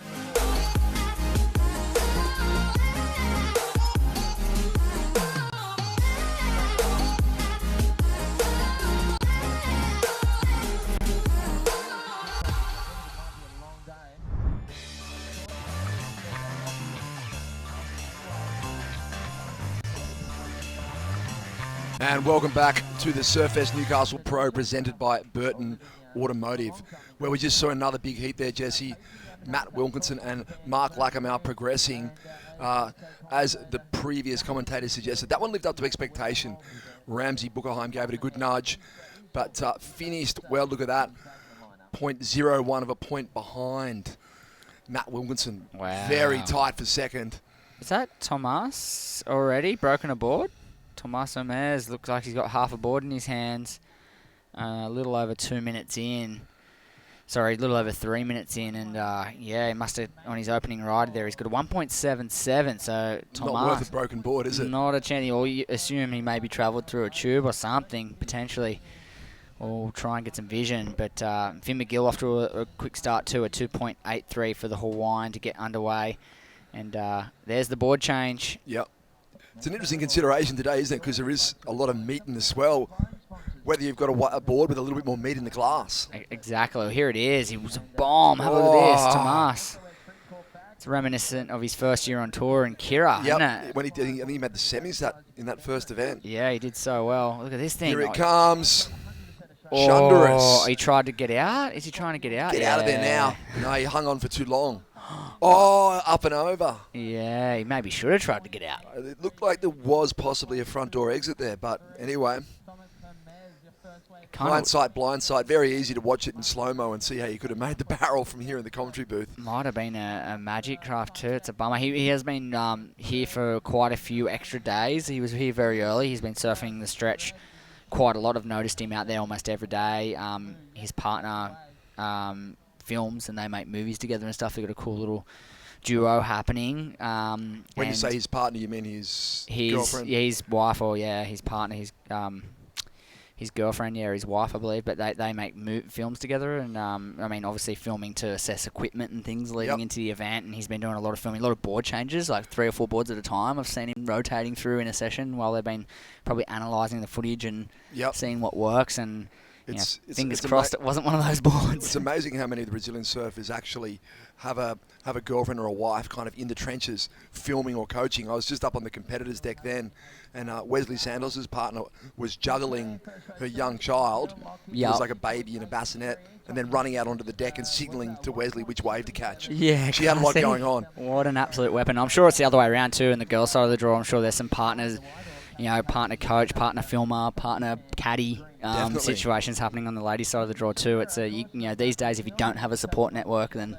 it becomes all too hard. There's so much to gather and get together these days. It's completely different from the good old days, as Matthew Hoy would say. I know his girlfriend is often on assignment to film, Yeah. Often with the drone, I think. And I think her assignment in places like WA is to catch his waves and look out for sharks. Yeah, that's the job description. Yeah, it's a good. It's probably the safest way to go about it, I guess. But only the luxurious have a drone sights person on them as their caddy. But that's what you get when you're world champ. Yeah. Right. But yeah, I mean, we've watched. Locals have been lucky to watch Tomas surf all week here. I mean, a couple of local lens smiths, a couple of filmers, a couple of photographers have been shooting him all week. So there's been some clips popping up everywhere of him trying boards, and he's gone out in his first heat and snapped one clean in two. I actually was walking back from the break to come back into the booth and saw Cooper Chapman. I'm not sure if he surfed a heat or not, but he had 2 halves of a board as he was signing in as well. So complete clean snap. I think there's a bit of that going on up the beach for sure. Well, it's the sort of day I think where it's worthy of a board sacrifice for a barrel down there. Just in case you get one. But that said, if you're a competitor, I wouldn't be paddling my best board out there for a free surf. Cool. Yeah. Well, I definitely wouldn't be taking my magic stick down the beach. That's for sure. Sounds like we got Beck. Yeah. Yeah. Former event winner Rebecca Woods, who won back in 2004 and 2003. Actually, she's got the trio and 2006 triple winner. Beck Woods. Sounds like we did have Beck. We had her. So right now, white and green sharing that neutral priority situation between Oni Enwar in the white and Keiki Yamanaka in the green. Just under 18 minutes. Victories. But Beck Woods can. But we'll get back down to her when we can. And she's got the previous heat winner down there, Mark Lacomar. He'll be down there frothing out on his heat win. So we'll get back to them when we can. Yeah, it was interesting last heat. Mark got a couple of good barrels. Didn't necessarily find the exit signs, but went to the turns to get his big points. Well, that's where he's so good in and out of the lip in size. Yep. Like he's definitely got that real powerful back foot display of surfing. Super different style, but really nice and buttery and smooth. So he really likes it when the swell picks up, particularly on the backhand going right. Always seems to do well when it's like the lady section through the rocks. He really likes it here when there's a bit of push, and I think he's going to fare well this year with the predicted swell. Yeah, he was top to bottom on some big sections in that last heat. It was good to watch. And Oh my God, it's so hot. It's hot. Yeah, so yeah, we might actually get a chance to hear from him now. It sounds like they're sweating it out on main deck there. It's Beck Woods and Mark Lackamore. I'm here with Mark. He absolutely blitzed that last heat. Really perfect waves out there. How did you feel? Yeah, I feel great. In fact, so lucky to have this kind of wave for the first day of the contest. It's everything you ask for: swell, offshore wind. It's a bit too hot though. I'm not used to it now, but seriously, it's been an amazing day. I was scared the wind is gonna change, but luckily it stayed good. So gotta surf good wave. Had lots of barrels at home as well. Yeah, it's been a crazy winter, non-stop swell with sun, not too much storm. So yeah, really happy. Okay, perfect. Are you now going to do this event and then head on to do the Challenger Series in Australia? Yeah, I'm really excited. I barely qualified for it, so I'm in it. That was my goal. So yeah, it's an exciting year, a little bit of a change, a lot of big contests. So yeah, just try to give it all and learn from my mistakes. Well, that was a very good start to the year. Congratulations. If you want to have a shout out to anyone at home. Yes, thanks everyone. Merci à tous ceux qui regardent à la maison et je vous embrasse tous. Perfect. Thanks, Mark. Well done. Yeah, good stuff. Mark Lackamore there out of France. He's been a major player on the qualifying series for a number of years now, and he's had some big results in the past. He's finished well and truly up into that top 50, even into that top 20 mark in the past. So he's definitely a seasoned campaigner. He's had a few starts at the CT level as well at home in France and shaken some trees. So I think it's a little bit different for him to be just almost outside that top 100 sort of mark, barely qualifying for the Challenger Series this year, but he's snuck on in. It's where he's meant to be for sure. And yeah, you feel like he's one of those surfers who should be knocking right on the door of the CT. Absolutely. Particularly with backhand surfing like we just saw. Yeah, you can imagine it at places like J Bay and Snapper and Bells like being very dangerous. There's Oni as we chat away there. Is it Haril? Yeah, it's Oni. Yep, that's Oni. He's taking off deep outside of the ladies, and then he's little tube, and then he's wound this one back down to the left. So no one's really ridden a solid wave yet. So this is going to be could be a good backup. Ooh, could have gone a little bit higher on the backside snap. Maybe too much Kira tube time in that turn. Yeah, a little missed time that last section, unfortunately, because it was kind of going to be the bulk of the points at the end there. Didn't look like he'd been surfing his backhand perhaps as much as he needed to imagine he was at home at Palm Beach surfing 25th Ave. Yeah, that's true. Yep. Just cruising on the little, generally pretty average fun shore breaks, like a bit, good to average sort of waves, and that's kind of what he had there, a good to average wave. You think he would have been right at home going right to left and off the foam, but a little missed time, but nonetheless he's probably going to get the best of the early exchange. I mean, the first half of the heat, but hasn't been much to write home about just yet, just one wave apiece, and it is the best wave of the heat so far. It's small, 3.33, but yeah, he does jump into the early lead, approaching the halfway mark, so very quiet. We've had a broken board. Yeah, we have. We've had kind of one good set wave that sort of didn't really amount to much, and then the rest has been small time, so... Yeah, that one, that's well, is it? It's not quite a backup, really, is it? You'd like it to be a little bit stronger, maybe if he'd been a little more crisp and timed that backhand snap better on the inside. I saw Oni up on the competitors' deck before he paddled out, and he was actually pointing over to, over towards the point of the ladies. So I think I'm going to start out there, and that looked like that was his tactic. Kind of got the wave he was looking for, but couldn't say he really converted to meaningful points. But who knows? As I said, not many waves ridden. Perhaps the 3.33 will factor in at some point potentially. Yeah, well, he's staying with one of the local boys. Shout out to Jacko, Hayden Jackson. He's a local photographer. I think he's sent some photos to you guys, I believe. Hayden Jackson, he's been working for some of the brands over the course of the event. Jacko, thanks for housing the boys. He's been staying with those guys, with a local family, and I'm sure he's been dialing them in on the break. The advantage of staying with the local surfers. We heard Harley Ross mention that he was staying with the Hamilton family earlier in the day, and he said, when they said, "Do you want to thank anyone at home?" He kind of went, "Thanks to the Hamiltons for having me and showing me where to sit." So, that's one of those things. I believe. It's kind of like an unofficial building process that goes on here at Newcastle, isn't it? Yeah. A lot of people stay with families. Absolutely, yeah. Well, they've actually a mob called Hostess Surfers come on board this year as one of our event sponsors, and they're kind of set up a sort of network of surfers that are happy to have you stay, and then you pass that forward, and you get to stay at, you get to basically house swap, couch swap is the way I sort of, from what I understand, that's the way it works. So makes a bit of sense. Kind of cool little initiative for those that just need somewhere to stay. I know the crew at Surfest, like Warren over the years, has been super duper accommodating for some of the crew that have to travel really, really far with not a whole lot of funds. I mean, that seems to be pretty common these days. There's a lot of surfers on tour with a lot of potential, but not a whole lot of backing. So he kind of tries his hardest to make it work for absolutely everybody. And I think that's another reason and another testament to the longevity of this event. He works his butt off to make this happen for surfers. And it's a grassroots event. It's a community event. And absolutely.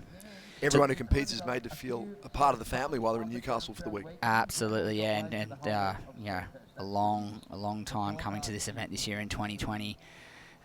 35 years strong. One of the longest running events in the history of professional surfing. So, and certainly one of the most prestigious also.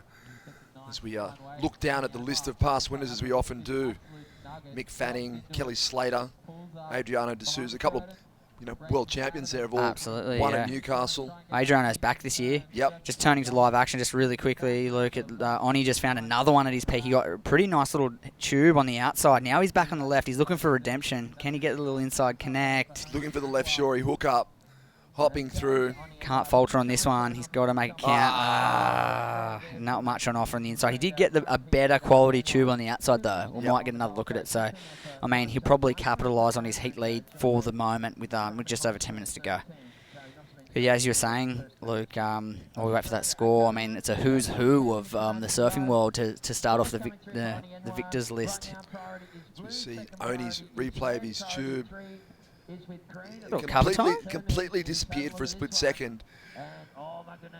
Funnily enough, he came out of the barrel in really flat water. Yeah, it's kind of like exited, and the wave was completely flat. But because he had enough speed and momentum, he was able to transition through and get a couple more carves in. I think you're right. It's going to better his first score. You know, he should have went right and just finished that thing, right? Sometimes you just got to keep rolling with the speed. But look at this out the back. Whoa, Tomas again. Whoa, yes. That was epic. That's the way to back up a broken board. Really tricky section to surf off the end well with all that white water chop on the face, and does well to finish the wave. Yeah, best wave of the heat, we'll call it. Sitting out there is also Finnegan Thunders McGill. So one of the, again, more exciting and talented surfers we've seen on the WQS, capable of incredible tube rides and really progressive surfing as well.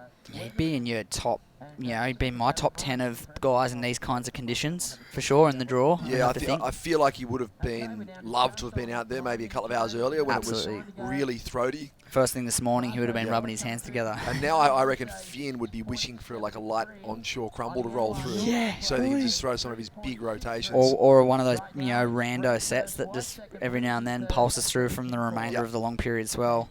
Here we go, Japanese friend. Keiki Yamanaka. Whoa, almost spat out of that nice thing. Clean pit, arcs back into the pocket.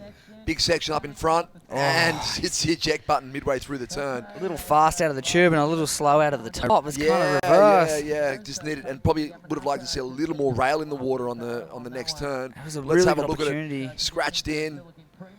Nice clean drop off the bottom. Yeah, just a little bit of barrel riding experience there, perhaps. Needed to kind of be a fraction deeper and a bit late to the game. Yeah, it's a little flat, as you said, through that carve too. Kind of a little lackluster in each kind of point. It's a score in this heat though, Jesse. So he had basically posted nothing at that point. Yeah, it wasn't so much his barrel riding technique, I guess. It was kind of positioning. He was a little wide. If he had been able to knife deep, he would have got such a cool little pit and probably come out with more speed into that turn too. Yeah, that's true. Probably sort of set the pace, trying to slow down. We've been seeing that if you try and slow down for the tube and then you come out, you kind of don't come out with pace, whereas if you backdoor, you come out with pace into the turn. So maybe a little bit of mistiming, but still a 3.57. It puts him up into the mix. He only needs a 3.4 now for second place off Oni Anwar. Tomas Hermes goes into the lead. That last score, Luke, is 6.73. Yeah, that was a solid pit from Tomas and well finished also. So despite the fact he broke the board very early on in the heat, he's managed to wrangle his way into first with 7 minutes remaining. Yep. He spent the least amount of time in the water and he's managed to find the best wave. Yeah, Finn McGill has just been sitting with priority for a long time. I'm telling you, in conditions like these, priority is the biggest decided curse ever. he's decided he's going to wait for the bomb, but now he's starting to get busy. Look at this It's thing. Finn having a look at this one. Uh-oh. Eyeing it up. It's got a slabby look to it. Takes off. Oh, snaps under the lip. Yeah. And that wave, it didn't quite barrel and it didn't quite offer up a turn section. So, the unfortunately thing. for Finn, waited a long time for that one. Priority can just sometimes isn't your friend. No. I think it's your friend in random moments that you're never going to pick. I mean, Finn, he is a swing for the fences kind of surfer. Yeah. He's not the kind of guy that wants to paddle out and look for a mid-ranger. It's just not his style. Yeah. But I guess sometimes you have to adjust for a competitive setting. He's well known also for his skateboarding clips that he dropped when he was much younger. Doesn't skateboard as much so now because of injury, but kind of had a look into a competitive skate career as well. So Classic. A lot of those Hawaiian guys do that. Like Kalani David and John's even got a skating pass, and his brothers do too. Finn used to spend his summers at skate camp. Classic. Yeah, right. And he can throw himself over the ledge at pipe too, so he's a bit of a full package. I love his description of actually when he knows the surf is big at pipe, because he lives up on the hill, and so he doesn't necessarily see it, but he arrives at the Billabong house, and when he sees fog on the windows, he knows it's going to be on. Yeah, That's his indicator. Classic. Because it's big and it's sprayed up, and he knows, okay, it's on. It's pumping. Yeah, right. Classic. Yeah, well, I guess you live there, you surf there, you grow up there. I mean, you get those little nuances, you pick up on that. Yeah. Yeah, we're lucky enough to all live really close to the coast, much like that on the shore at Pipeline. Across Australia, there's a lot of east coast property on the water, and you get to kind of hear the surf before you see it. You've got your own little indicators. Only Almar racing down the line. Get it, go, dude. And that one just shuts down. Well, yeah, that's the thing. How do you pick? I mean, you got to pick the line, but some of them back off and hold up enough to get out, and some of them run off into the deep water. So it's kind of hard to pick. So Finn McGill still only needs a 4.13 to go into second. Isn't that funny? Like, so still a 2.83 for that last single. Actually, his first wave was a 2.83, a 2.77 for the sort of pseudo under the lip snap on that last it's wave. like you got a 5-point total and you're still in the mix. It's crazy because the surf is absolutely pumping. Yep. But you can have these heats, these downtime heats where, that's that long period factor. Yep. A long period means there's clean long lines but infrequent sets, which makes for very interesting heats. Here we go. Tomas is our heat leader, slashing on the front side, up into the lip again. Big section, gets hung up a little bit. Whoa. That's one of those ones that's on the cusp of complete. I think they want him to ride out in front of I think the he curl. might be cooked on that last turn. I don't think they're going to pay that one. So perhaps a missed opportunity for Thomas to consolidate his lead. Little rail slash, and then really looks to set this up nice and crisp out of lip, rides the lightning. Then just gets clipped by the white water. I don't think they're going to pay it. Maybe he should have just stood tall after he did the first part of the turn. Yeah, it's kind of cool, super stylish. The vertical re-entry into lip line flow. It's kind of a really cool classic maneuver, but the way the lip's thundering down into the flats is not friendly on the ankles and knees, and it's really reflecting in those finishing maneuvers. And I'd say 50% of guys are getting knocked off. That's true, yeah. Knocked off their board in that last turn. It's just a matter of timing and strength and all those things coming together at once. It's really, really difficult to manage, and everyone's got it in them, but every now and then it just bucks you off the horse.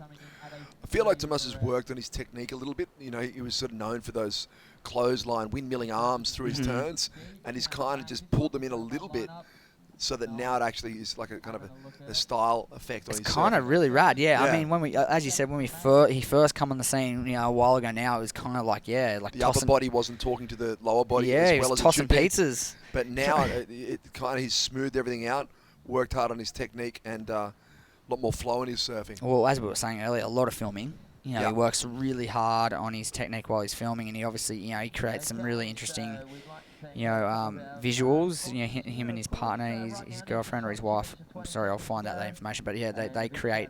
She directs. Films and directs the movie. She's a bit of a creative. And, she's the Spielberg in the yeah, partnership. So went to a premiere once upon a time in California, I think, and they put on like a whole show for a premiere for a movie they created together, and it was really cool. Yeah, really, really cool. And she's like right into it. She's not just getting told to sit here and that. She's finding the spot. It's and a creative project. She's getting the tree in the foreground, and like editing, cutting it together, and putting music to it and scoring it. And Sounds stuff. like a good collaboration. Yeah, it's super cool, and I know that his sponsors really back that in. They push him to do that stuff, and he's kind of got that to balance out with his, with his contest act. Yeah, exactly. Everyone's striving for a point of difference. Yeah, it's super cool. I like his style. I really like the way they do things, and as I said, he's been putting in the hours leading into the event. So I'd say if you're in his mindset right now, you'd be feeling it. I deserve a result here. I've been working. Thomas's objective is obviously to reclaim his position on the WCT without a doubt. As we see Kaiki Yamanaka. No, that's Finn McGill racing down the line. Whoa. Oh, big slash. He's going to look for the inside. He knows he needs this. Back in third, a 4-1-3 will advance him into second. And makes no mistake on the inside as he lines up back on the front side for one more. Kicks the tail. He likes it. Give me the 4-1-3. That was that in the body language. He's like, I just got that. Yeah, well, I think Finn proved us wrong. He proved that he can surf sensibly if he needs to. This is a clutch wave. Big carve off the top with just a little glimpse at how talented he really is. Has the whole repertoire. Can go to the air. Great in the barrel. And obviously big, powerful carve turns as well. Little fin drift to finish. Bit of flair on the end. It sounds pardon the pun. In the cans here, it sounds like someone went to town on the outside. Well, could this be it? This was happening during the replay. No, that might not be it. A little slap of the lip for the competitor in green there. Kaiki from Japan. He gets the inside linkage. Is he going to make the most of it here? He's working it. It looks like it's going to disappear on him. Oh, no, he makes it. Have a look at that. Lines up the inside, gets a snap. Steps off onto the sand. A hard-fought wave there. He was in third place. Well, yeah. If he only needed a 3.4, he got it. But now Finn McGill waiting for that final score to drop. Yeah. Chasing a 4.5. Oh, no. 3.87 for Finn McGill. Not enough. Wow, doesn't get the score. That is big. Only Unwell off the hook. Well, Oni dropped to 3.7 on his last wave, so that kind of increased his scoreline a little bit. Wow, it was agonisingly close for both Finn McGill and Kaiki out of Japan, but it looks like unofficially they're going to bow out. Wow, a big loss to the draw. Yeah. Well, onward and upward. There gets the thumbs up for our heat winner there. Tomas Hermes moves on through. Let's roll on through to the next heat. We'll be right back with live action after this.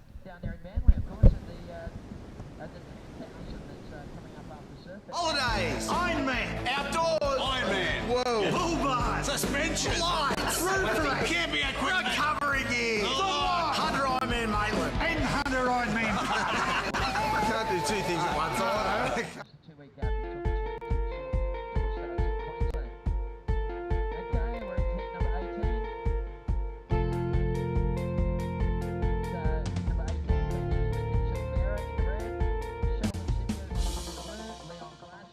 There in the white, and Tyler Gunter is in the green.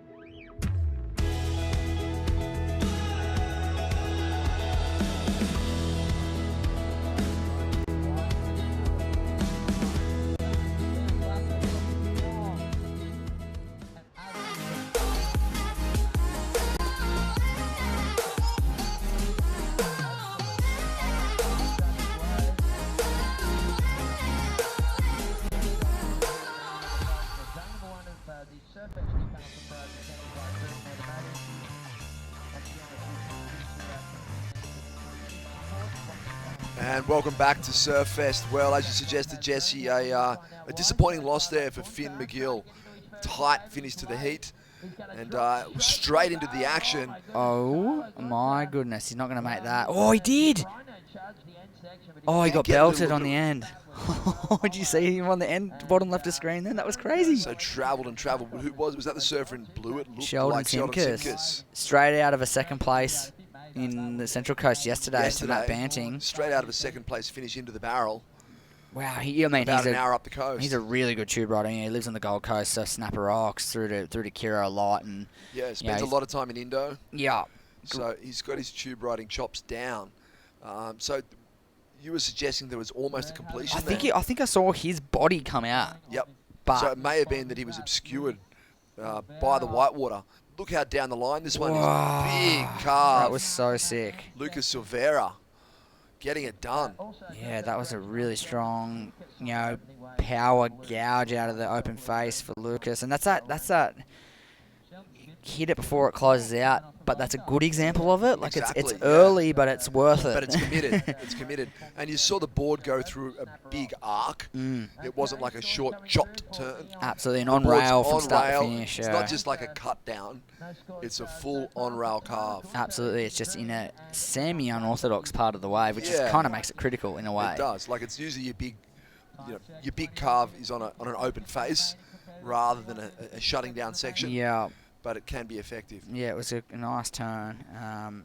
Definitely the most beneficial probably way to deal with that section. If you hit the lip on it, you're probably going to self-destruct on the way out. Well, it doesn't look like Sheldon found a way out of that tube. Only a 2.67. Gets a few points. Jeez, they gave him quite a good score for not making the pit. Sometimes they do actually. I said before that doesn't get any points for not coming out. That's wrong. You actually do. If you travel a lot of distance and you've got a good bottom turn in, they'll give you a few points. They'll score you for the section you travel through. Yeah, I guess it's rarely above that though. That's a lot of points for not making it out. Unless it's a wave that happened prior to that, but I don't think so. Maybe. It was a stellar effort. Like I did see him sort of pop out. Like he pretty much all but made it for like a split second, and then kind of got bumped off. But I'm pretty sure he almost come out of that. And the section that he passed through was crazy. He was way back. Yeah. Maybe that we'll see if there is another score, but maybe that was why it's a 2.67. So it's actually he's getting scored for riding the barrel clearly through one section. Yeah, potentially. See Lucas Silva on an inside left, Wow. big backside snap. Nice, strong surfing to open up his campaign. Lucas Silveira. So those inside lefts starting to come into play a little bit. We've seen a few roll through the bottom of our screen. By way of reference, his first wave, a single turn, was a 4.33. Is this a 4-point turn? It's a good turn. It's up there. It's maybe not for me, not as good as his first wave, but it's pretty good. It's a nice sharp turn. Oh, it's better. It's better. I don't know about that. It was critical, super critical, smaller wave, maybe a slightly better turn on a smaller wave. Well, maybe the judges are penalising you, say, doing that big turn slightly under the lip. See how he paddled out too far for that wave?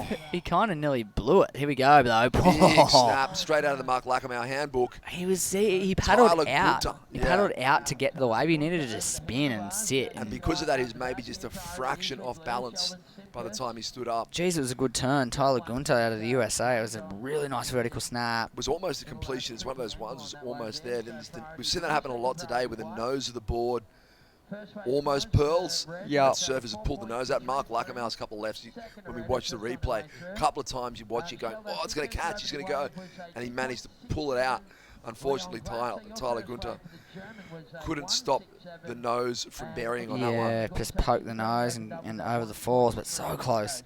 Tell you what, mixed bag of scores for the red second wave from the judges. There's a few that actually agree with me there, and Yeah. a few that don't, but it looks like it might come under Looks his like first. Sheldon Simkus hunting the barrel again. Wow, he's going to come out of that one. Yes, was always coming out of that. Whack, nice up into the lip. He loves it.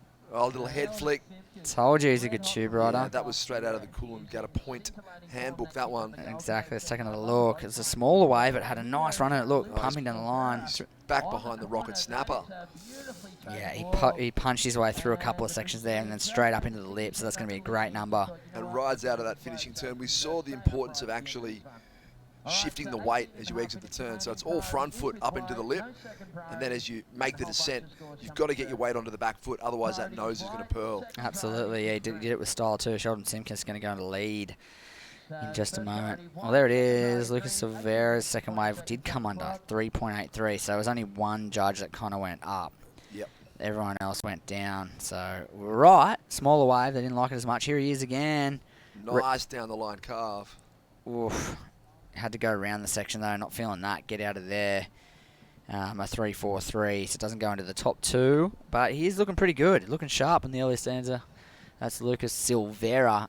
However, numbers are going to rocket on in for Sheldon Simkus. Look at that. Luke Kennedy, 7.83. Yeah, almost in the excellent range there for Sheldon Simkus. I back it in. That was a cool little run of tube and straight into a snap. Heaps of confidence. Yeah, looked really strong. That's a classically surfed contest wave. Absolutely, yeah.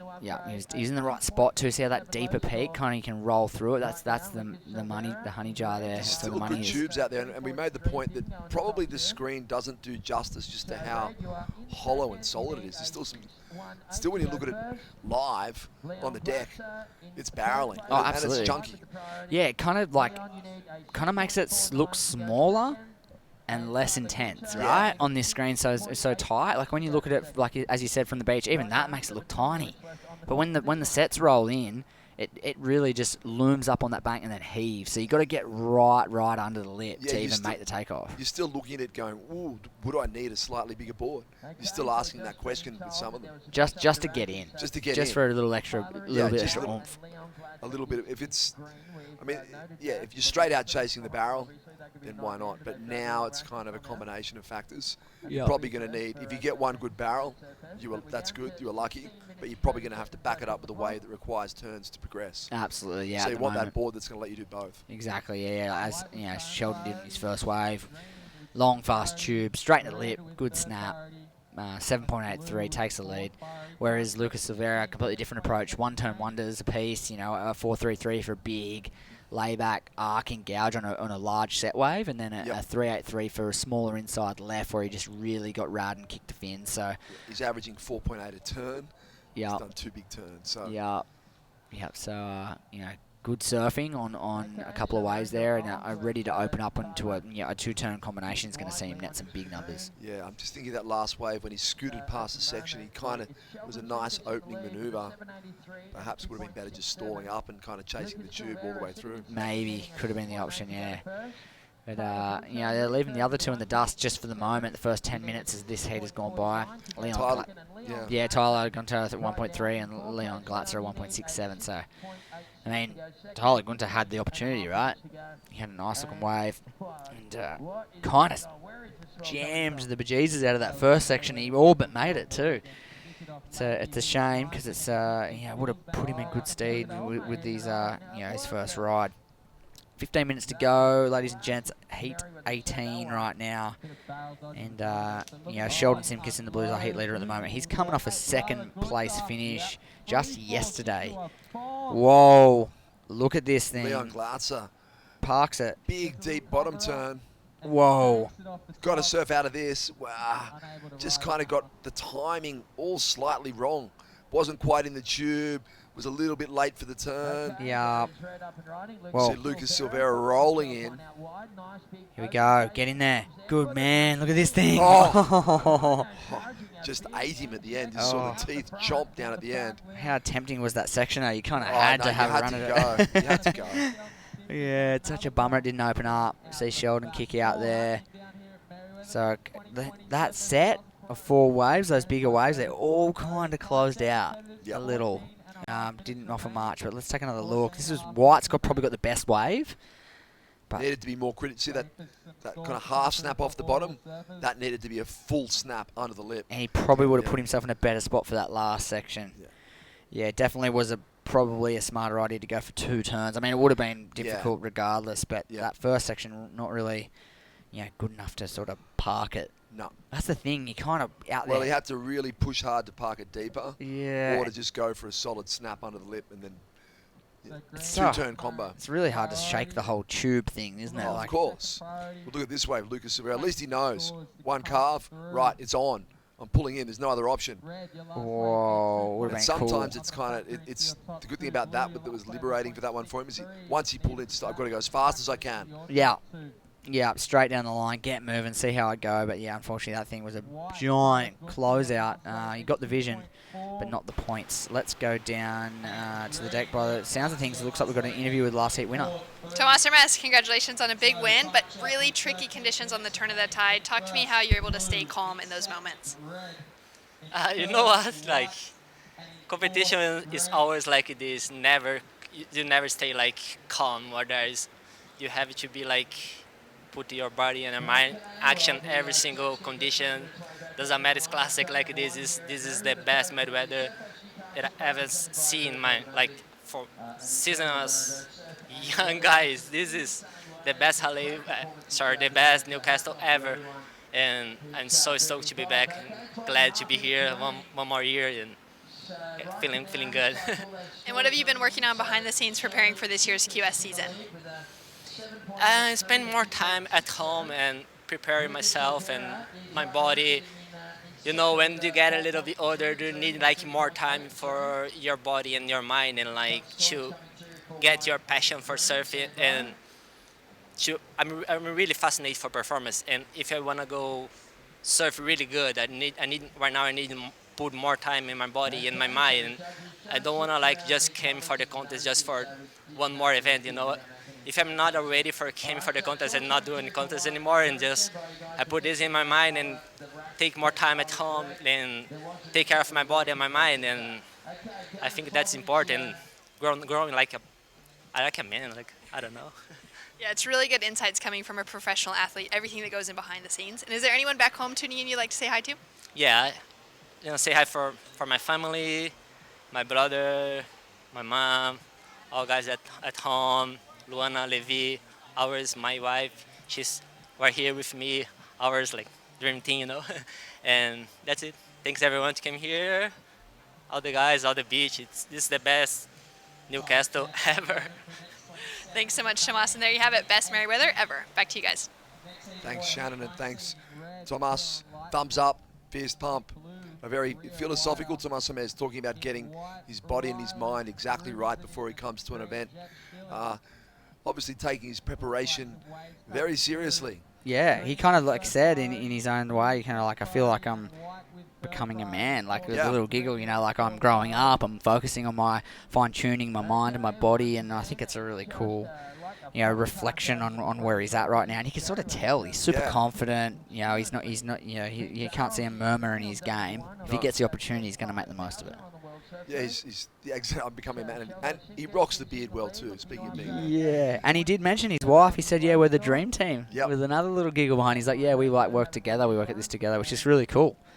Here we go. Sheldon parking it. Well, a lot of work to get inside. Can he get out? He had to do a lot to get inside of the tube. It was going to be a big ass to sneak out of that You one. have the double hand drag, and if the judges, if it gets really critical, they actually really like it when you don't stall. Absolutely. If you get the waves that, you know, the barrel that you have to absolutely chase at maximum velocity without the stall and find the exit, that's what they really like. Absolutely. If you've got to be at pace, if you're really moving to make it through the section, that's when they dish out big points. He's white. Tyler Gunter. Big backside slap to the lip. Yeah, big turn to open up. Unfortunately, unable to get that second turn in. And we'll settle for a small to mid-range score by the looks of things, the early indication, which I don't know if it's going to be enough. He's looking at a 5.75. No, it's not. 3.4 does better the situation. I mean, it is a fight for second at the moment. You know, just that one big number. Oh, what about the stall from Leon Glatzer? I just missed that. Was he come flying across the screen? Flying across. Just kind of like had the handbrakes on his backhand. Yeah, didn't eventuate into much, just a 1.03. It is his second high score. So again, yeah, not much happening at the back end of the heat so far. Leon Glatzer, Tyler Gunter, all both looking for small to medium range scores here with 9 minutes on the clock. And the man on screen got priority. That's red, Lucas Silveira. Lucas came into the local shop during the week, into Sandbar Surf in the junction there, and they're the sponsor of the Cadet Cup, the Groms division here at Surfest every year, and Lucas's boards all got delivered from just about every good Australian shaper. He's trying a bit of everything. So he had a cross selection. I think he's cross section. Not recently, but in the last couple of years, broken a long time sponsorship where he was controlled on which boards to ride. Right. Yeah, and now he's got kind of like a banquet in front of him to taste from. So he's enjoying the smorgasbord. Yeah. Why not come to Australia and experiment a little bit? Yeah, and I think he was a little bit surprised, like everyone else, with the swell. He kind of got all these, a majority of groveler style boards, and then a couple only a few short boards, and he kind of prepared all these small wave boards ready to surf. And he came down the beach. I saw him a few days after he was in the shop, and he said, "I've just walked down the beach with all these small wave boards prepared, and it's 6 foot." This was like 2 days ago. Yeah. And he's like, "I've got to go get a different board." So he had to go sticker and wax up and put fins in and do all that with a different board because he wasn't exactly aware What that. did he have to just grab another one off the rack or something? Just to No, he step had up? them, He but had like them. he got all the new boards and went, "I'm going to get all the small wave ones ready Yeah. for tomorrow." You know. Yeah. But I don't think he realised that 2 foot at 16 seconds meant Yeah, 6 6 foot, 6 with foot the odd tubes. rogue 8-footer. Yeah, exactly. So he was kind of a little taken back, and I think everyone was a little like that. So I dare say he'd be on something pretty fresh. I reckon he'd be on a 1-2 surf sled right here.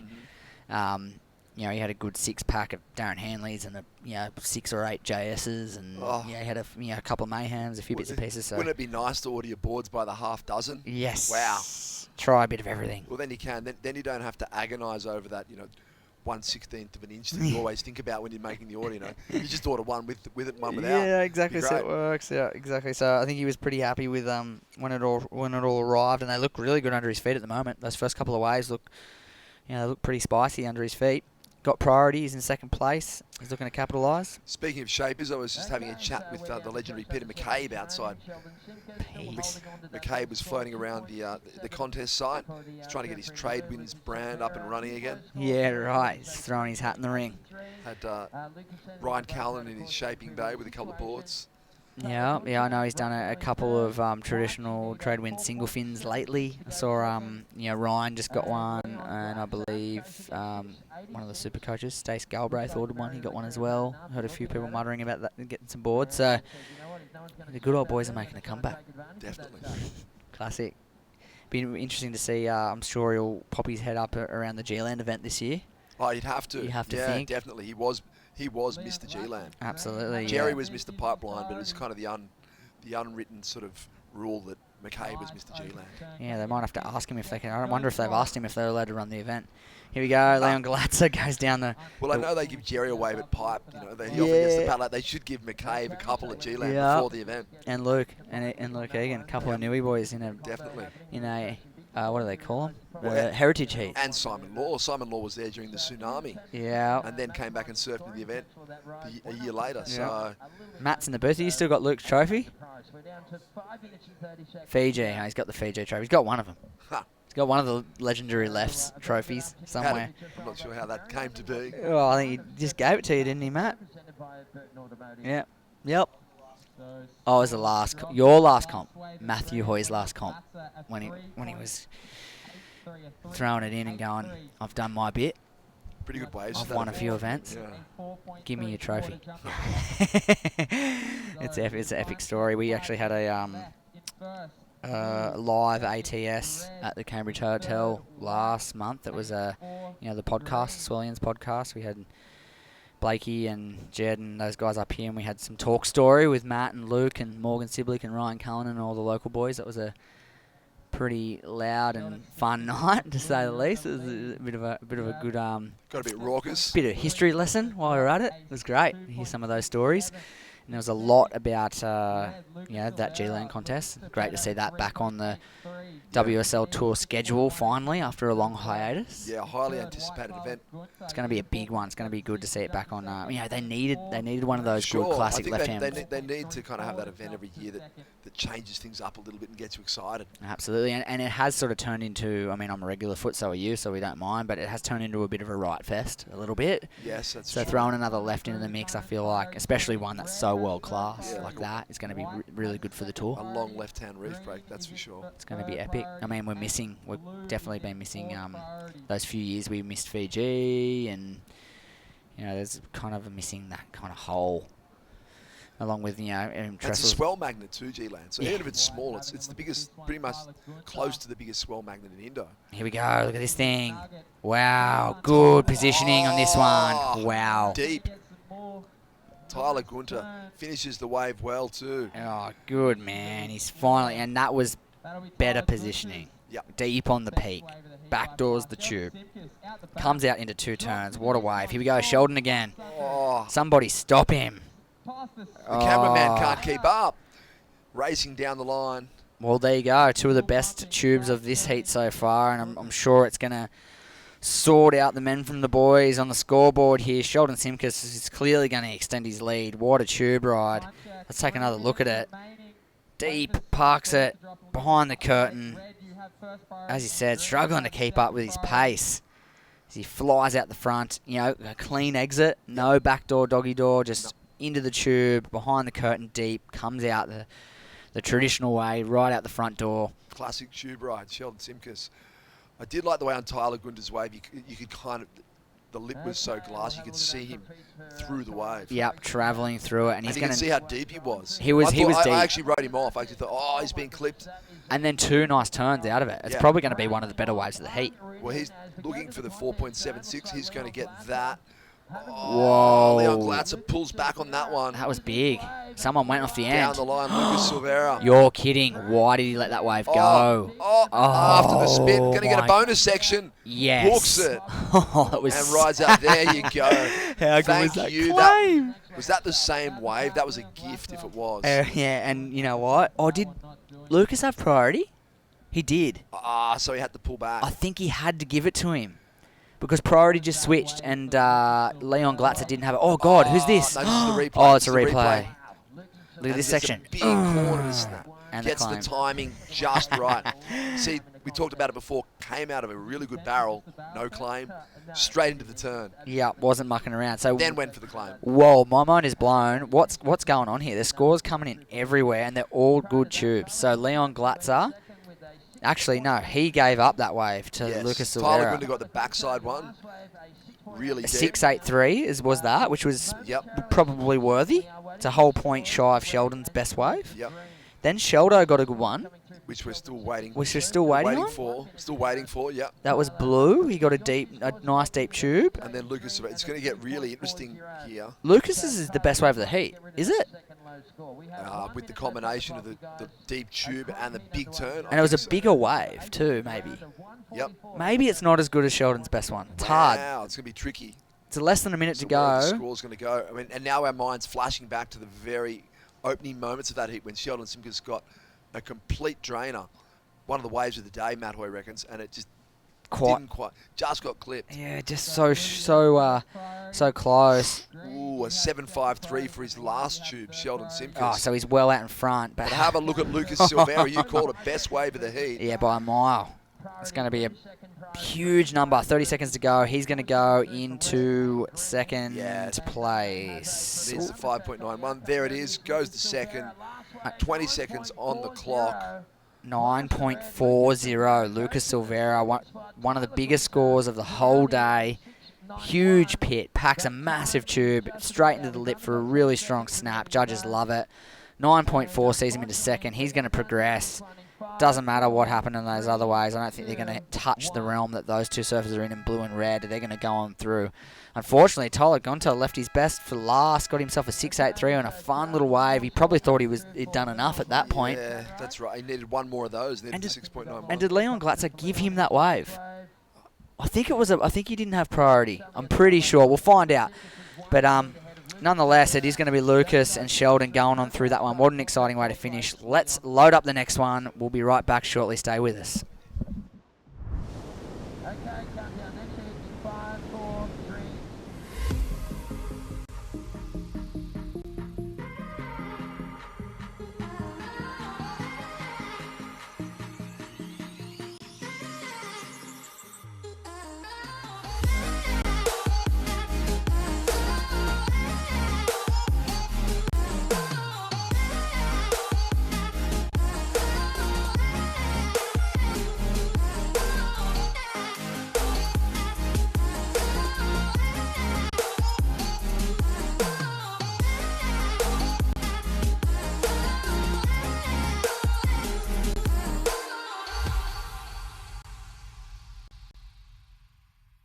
The Burton family Toyota want your business. They're massively overstocked and all new Toyotas must clear ASAP. So don't sign anything until you compare their price on any new Toyota. They won't be beaten on price. Only at Maitland and Port Stephens Toyota. Hey, it's Jody. Telstra 4G delivers more speed in more places so you can connect to what matters most. Thrive on a new kind of network.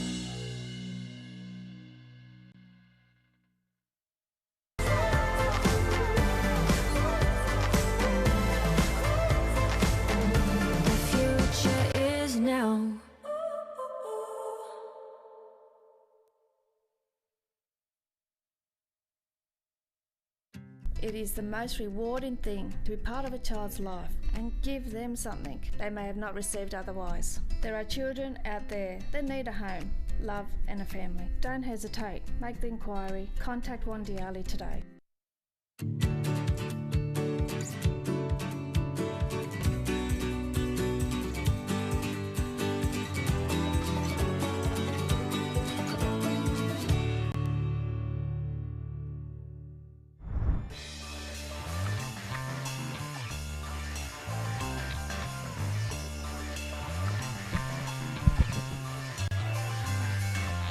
And welcome back to Surfest Newcastle Pro 2020, presented by our friends at Burton Automotive. Matt Hoy, John Shamoka in the commentary box for this Heat 19 of round number 1, 25-minute affair between Indonesia's Rio Weda, South Africa's Dylan Lightfoot, USA's Rylan Rubens, and Jet Schilling also from the United States. So, Hoyo, you probably don't know too much about Rylan and Jet. Nope.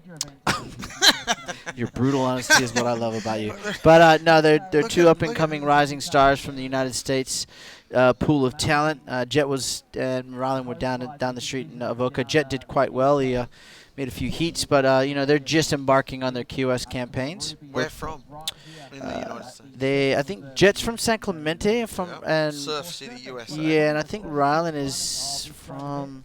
They say Huntington is, but San Clemente's real. Yeah, I think he is from the Huntington area, but I could be wrong. I think it is. Anyways, USA takes on Indonesia and South Africa. If I was any one of these four surfers in this heat, I went up to the competitors area, and there's just such a buzz up there. Even though the tide's high, it's just starting to go back out. There is some absolute bombs. Well, what was that last wave score? I think Sheldon Simkis got an amazing score, but it was 9.43 or someone got a score in that last heat. Really? Yeah, it was, I think Lucas Silveira of Brazil. Yep, there it is, a 9.40. Wow. Yeah, and Sheldon had a good score line as well, so there is good waves out there, as you said. Now, having a look here, this is a South African, Dylan Lightfoot. He's going to get nice and set. Oh, he drives into this one. He's in the tube. He's still in the tube. You could just see the nose of his board there. But a nice-looking tube ride. Hits that oncoming section. Good opener for Mr. Lightfoot. And if I was him, I would not be riding this wave all the way to the beach. He is going to, though. He's going to not heed my advice and say, I'm going to do what I want. Well, see, look, he rode it an extra 50 meters, and now he's going to have to paddle back out through possibly some big sets. Exactly. This is a good one in the end. Lines it up at the start. Could have pulled in from there, maybe. He's in there. Yeah, he gets a nice Just little barrel. That'll be a mid-ranger. Mid-ranger on the waves of today. It's a mid-ranger, isn't it? Well, it's a 217. Yeah. So the judges are really, you need to be. It. Well, that was his first ride. Wow. Oh, second ride, sorry. Okay, gotcha. What can I say? Well, 217, I'm saying, well, they're being very critical, and they're taking the stance of, hey, we can see the nose of your board from this angle. That means you're not that deep. True. So that was just me spitballing. You could have maybe pulled in from that first bit. You got way deeper. Yeah, potentially. We would have. Oh, of course. I mean, it's so easy sitting on the lounge. You know who you're talking to? I mean, sitting on the lounge here. Mind surfing all these ways. Mind surfing all of these ways, man. Really well. Here we go. Green. Up and riding. Going to turns. Oh, two nice turns there. The turns today aren't really scoring that high unless you're very critical. But the barrels, that last heat, the first two sets of that heat were pretty crazy. Solid. One was 6 foot, and it was thick. I don't know who it was in that last set. I think it might have been White, but Lucas Silveira. Yeah, he didn't make it, but it was a bomb. It would have been the biggest, nicest view. But yeah, he didn't come out of it. There it is. That was that 4. That was a 4 for Dylan in the red. They didn't like it that much anyway. Yeah. So, I mean, like, there's Below been so many average. good tube rides that that's what I mean. The camera's angling to the north, so it always looks deeper from when you're looking at it from behind, slightly from behind there. So when you could see the nose of his surfboard poking through the curtain there, it's sort of an indicator that it's not super deep. So I guess, I mean, if I'm the judge, if I'm one of the judges, I'm thinking, okay, compared to what I've seen where people have been totally, engulfed and can't see anything, you can't really throw a big score at it, can you? No, just half. Just being honest. Yeah, true. That's right, though. You got to get deep. Deep. And like you said, especially today, they've been actually lowballing, really. We like being deep. Wipe out! Oh boy, we're just loving it on this little lounge. This is a lounge of love right here. This is a love. How much better is it? This is great. I mean, we could sit here for 24 hours. Just do a marathon. Just stay in here. Don't move. Just no showers. Just commentate all the way through. Cold. On Rewind. I just got a really cool text from, obviously, Brad Gerlach is watching online. Good afternoon to Mr. Former world number 2, Bradley Gerlach, now coaching some of the best in the world, and it's good to have him online. And he's appreciating the commentary here. Matthew is a very dear friend of mine, Andrew McGuire, down there in the city, in the Big Smoke, and enjoying it. G'day, Andrew, and so many other people, friends. A bunch of my buddies from Hawaii actually sent me a beautiful WhatsApp message. Some of my best friends over there, Val Martin, Honolulu, and David Kawada. What's up, boys? Yeah, Aloha all the way from Australia, enjoying it. I think they're at Duke's right now, and they're watching it on one of their phones, on one of their handsets. Duke's on the beach, the best. Duke's on the beach, enjoying this amazing surf action we've had all day long. The winds, as predicted by Matt Hoy, have not increased. It's silky smooth out there. There's still some really good tube rides on offer, and we got people watching from around the world. And I mean, to town. Yeah, to town. To town. Yes. To town. So it's great to see all the great feedback. And, of course, when the waves are like this, it makes our job so much easier. How fun is it? All we got to do is really open our mouth, and people can sense the excitement of some of the best tube rides we've seen in a very, very long time. It makes it so much easier. Yeah, it does. It definitely. For everyone. For Judging, surfers, commentary team. Yeah, and organizers, the crazy sponsors. thing is, right, is some days, in this sport, you just never know what you're going to come to the beach and get. And some days seem to drag out because there's long lulls and there's a lot of padding. But in days like this, I looked at my clock and it's well past 3 o'clock. And, geez, we're almost done here. It's just flown right by just because we've seen so many incredible rides, some great surfing, of course, accompanying those incredible rides. And it's just been a day of history making, really. These are the kind of days that go down in surfing folklore, and you draw back on these. As a commentator in particular, you draw back on these days when it's not that good. Yeah. Remember when. We'll talk about it all week. Yeah. And that's Rylan Rubens there, the young goofy footer, going for it, going high and above the lip, unable to make that one. Now at the back we have, of course, Jet Schilling, Rio Waeda, and Dylan Lightfoot. Both Rio and Dylan are 1 and 2 at this point. Just some small scores. 4.83 for Rio and a 0.5. A 4 for Dylan and a 2.17. He's the early heat leader. Jet Schilling opened up with a 4.5, so he's right in amongst the game. And it's going to take one, if not two, of these surfers just to get one of those bombs, get completely shacked, and then start to run away with one of these top 2 positions. Still plenty of time. One heat on, one heat off too with the sets, because it's a long period swell. Yeah, well, you know what? When we broke from our last stint here in the commentary box, Matthew, I went outside and walked into what I saw was a 6-foot perfect set at Ladies. Yeah. With nobody on it. No one out. No one out. Okay, well, let's while we got a break in the action, let's go and talk to Shannon Brooke Hughes, who's standing there, I think, with Sheldon Simkis. Sheldon Simkis, another big win. You're on quite a roll after yesterday's final finish at Avoca, coming in second place. Congratulations. How did it feel out in the lineup and right back in the jersey? Yeah, very quick turnaround, but I had a lot of fun again out there. It was, it's pumping, It's if there were waves like this at home, I'd be out there all day probably. And I get to surf in Arashi, which is pretty unreal. So yeah, I had a lot of fun. It's been good to been making a few heats lately, and today was a bit of a bonus getting a few barrels in the heat. How good is it to show up to a contest with such great surf on offer and to kind of shift over from one break to the next, day after day? Yeah. So we only travelled, I think, about an hour and a half drive up the coast from Avoca yesterday, and Newcastle. My mum grew up here, so I've spent a little bit of time here. I really love the area, and wow, aren't we lucky? Like, the waves are insane today. Almost want to go back out for another heat. Stoked. Well done. Anything you'd like to say to your friends and family tuning in? Yeah, thanks for tuning in. I had a really good day yesterday. I had a lot of people hit me up, which was really cool. It's a bit of a confidence booster coming into this one. So, yeah, I just kind of want to make a few more heats and have a good little Aussie leg. It'd be really nice. Congratulations. Back to you guys. Well spoken. Yeah, he's good. You know what? I made mention in the commentary yesterday. Of course, he finished second yesterday to Matt Banting. Great final. Great event for Sheldon Simpkins. I noticed something different in his approach to competitive, his competitive strategy. He's much more relaxed. He's looking at waves and his competitive strategy completely different than what he has been in the previous years, and it's working for him. He surfed so good during the event. He just ran into a freight train called Matt Banting. Matt Banting just lifted another level in that final yesterday, and it was so good to watch. And this is Rio Waida in the blue going for a big tail slide snap. Lets the fins go above the lip there and had so much speed, almost too much speed to go into that turn.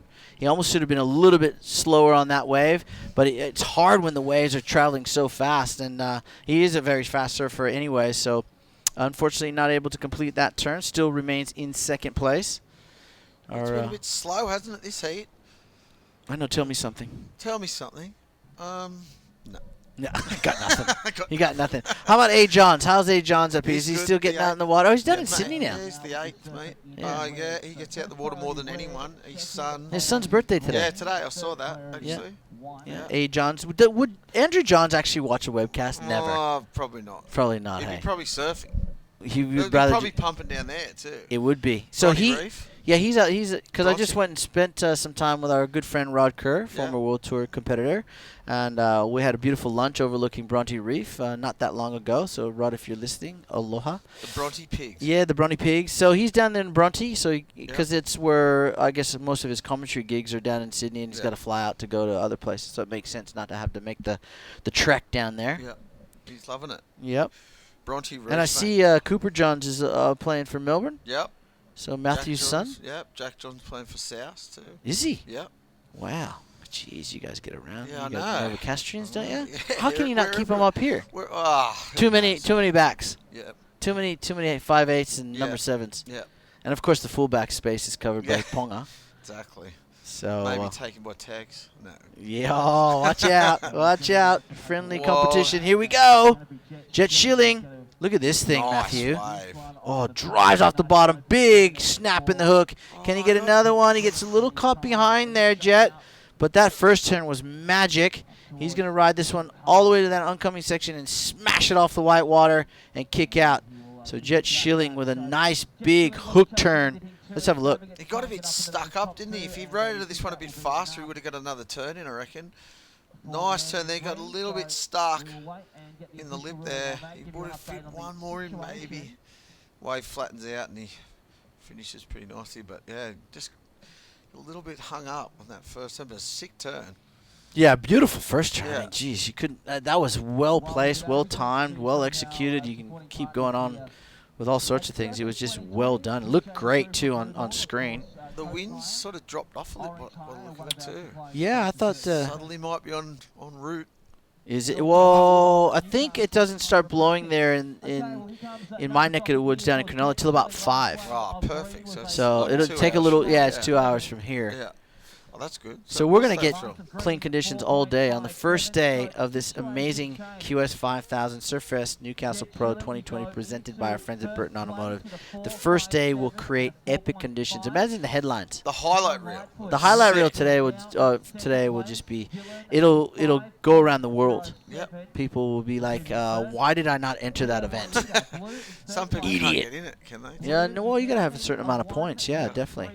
So we got 8 minutes and 50 seconds to go. Jet Schilling now out in front of Dylan Lightfoot. Rio Ueda chasing a 1.34, and Ryland Rubens is chasing a 5.10. Look at the roll call of winners in this event. Crazy. It is absolutely 35 years of them. 35 years. I mean, going all the way back to, let's see, 1985 when Tom Curran won. Oh, Rio Ueda pulls in, comes out the doggy door, and gets slapped down. He did get slapped then. You got guys like Tom Curran, who won the first one. Then it went to Mark Ocalupo, Damian Hardman, Tom Carroll, Mike Parsons, Damian Hardman, Barton Lynch. And then you fast forward up into the last decade.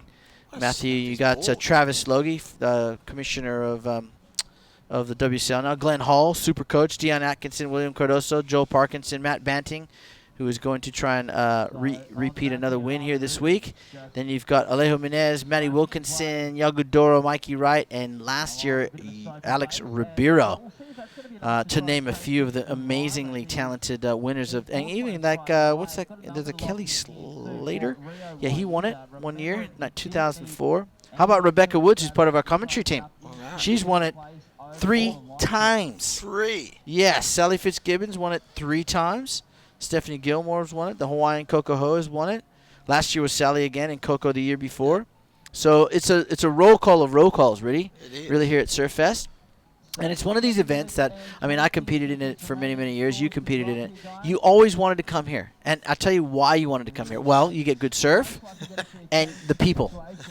And there's another place that we used to frequent called Fanny's. I knew it was going to come up. You knew it was coming, didn't you? But Fanny's is no longer. What's happened to Fanny's? It's gone. There's no more Fanny. Oh, those were the days. You're turning red here. You're blushing. Why are you blushing, Matthew?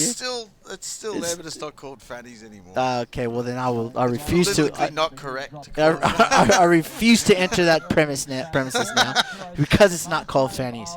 Those are the days. Those were the days. Those were the days. Oh my goodness! If those walls could talk. Oh, exactly. So we'd surf all day, and we'd go and have fun at Fanny's all night. And they'd come back and do it all again the next day. But no, the people of Newcastle, they love surfing. It's a surf town. It is. They love their football. They love their rugby league. And it's just it's just a great town to come to and experience so many different things. From the ocean to the eateries to the cafes to the culture. Of course, the nightclubs here are amazing. Now you can go down the wharf. Yep. Amazing restaurants down there. Some of the best Thai I've ever had in my life down there on the wharf. What's the street, the main strip that has all the restaurants on it? Street. Hunter. Yeah. No, is it? King Street. Is it Hunter Street? I don't know. Yeah, Honeysuckle. That's it. Honeysuckle, that's it. Yep. There's so many different types of food eateries. You got Vietnamese, you got Chinese, you got Thai, you've got authentic. Derby Street's great food. So if you've never been to Newcastle, you should definitely come and visit here. It's and this guy has visited it a couple times. Oh, wow! Landed in the flats, Rio. First aerial of the day that I've seen. Well, how do you score that? Well, yeah, I don't know. It's a great question, isn't it? Yeah, it is a great question. Give myself a wrap. Let's have a look at it. Here we go, Rio. First one of the day, though. See, when you see it's offshore and barreling, you don't think of airs. You don't even think of them. But this one was cool. Look, straight out, straight into the flats. Good rotation, right over the center of the surfer. Look, he just lands right in the flats, but the knee's bent there, so obviously absorbing some of that impact. And that's going to be a good score. Yeah, we'll see. Well, he's got a 4.83. He'll replace the 1.5, that's for sure. Well, they liked it. Yep, here comes the score. It's going to be around about high fours. There it is, a 4.73. See, now, I think there was waves ridden before where they did a few turns and got that same sort of score. That was a one-turn sort of... It was pretty cool, though. Yeah. But, I mean, obviously the judges, in their scale, airs today would be very low on it, whereas big turns and barrels would be priority. Yeah, as it should be. Of course. Here we go. This is Dylan Lightfoot, the South African, draws back into the white water. The wave starts to steepen up for him, hits that oncoming section, gets a little hung up there. And that's going to be incomplete. He was looking for a 5.07 to move up into second place. He's not getting that. No. It was a mid-sized wave here. It ran under that thicker part of where the water is not as shallow on that strip of sand that you're talking about. It falls into that deep water category. And you can see as the wave comes at him, it looks like the lip's going to fold over, but then it doesn't. Yeah. It just goes into that deep water, so it flattens out straight away. And unfortunately, Dylan couldn't ride out of that maneuver, so he is not going to obtain that 5.07. And this is Rylan Rubens. What's he got? There hasn't been many sets in this heat. No. Been really slow. They're just getting a couple of small runners, but not many of those bombs like the last heat. Oh, there's action going everywhere. People flying. But yeah, it's been a pretty slow heat, this one. Low scoring heat. This is probably one of the lowest scoring heats of the day. Here we go, Green on a Whoa, this is a better looking wave. Just missing the section there. What's he got at the end? It comes unstuck on this one. No, the next one.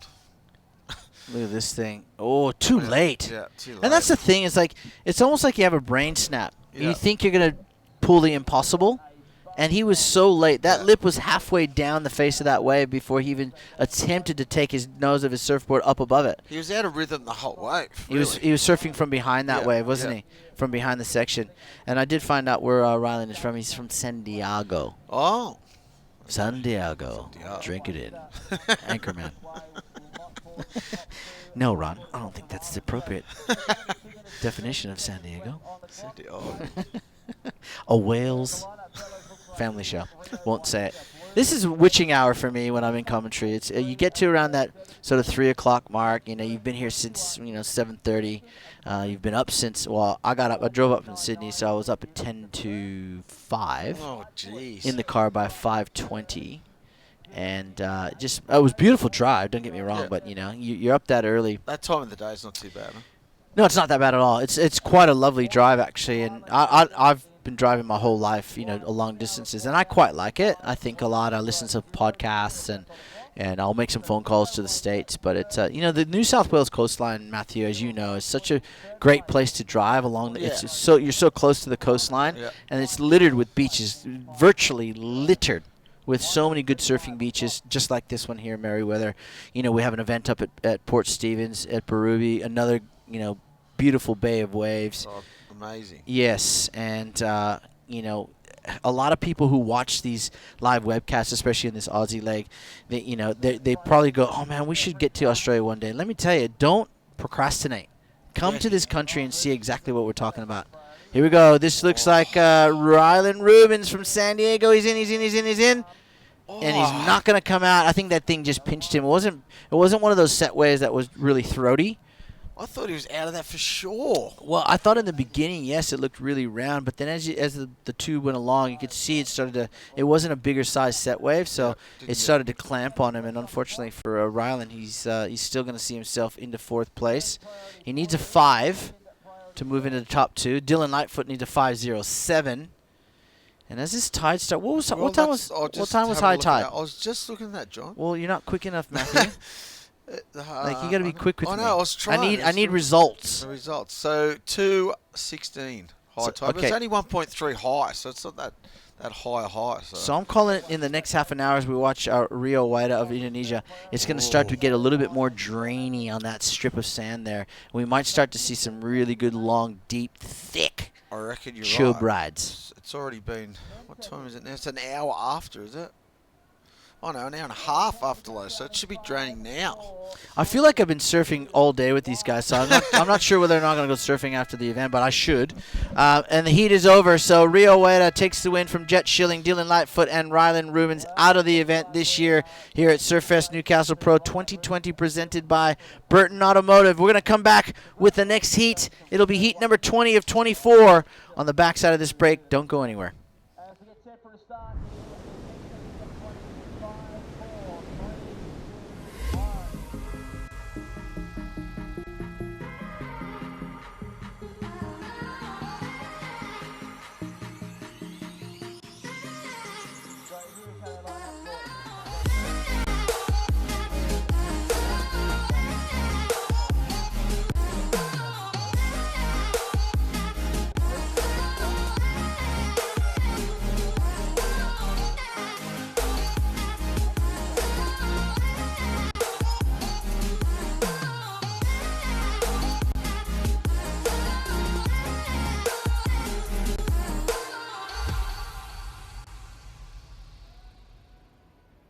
The Burton family Toyota want your business. They're massively overstocked and all new Toyotas must clear ASAP. So don't sign anything until you compare their price on any new Toyota. They won't be beaten on price. Only at Maitland and Port Stephens Toyota.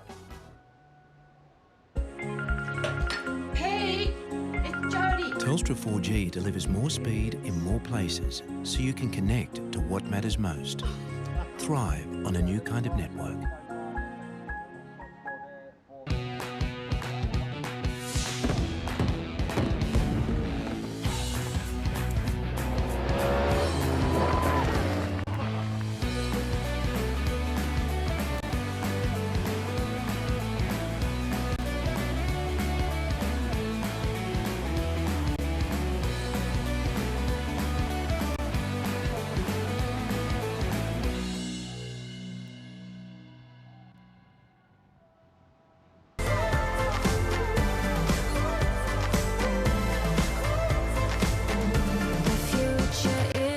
now.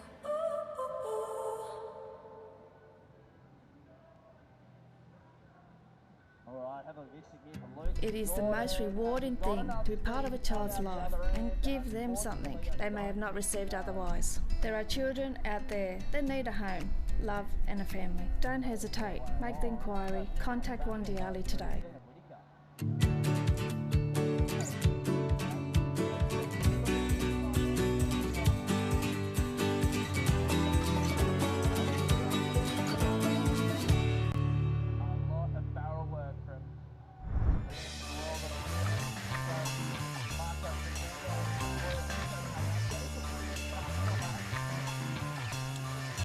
Oh, giddy up. Yeehaw. We're back here in Newcastle.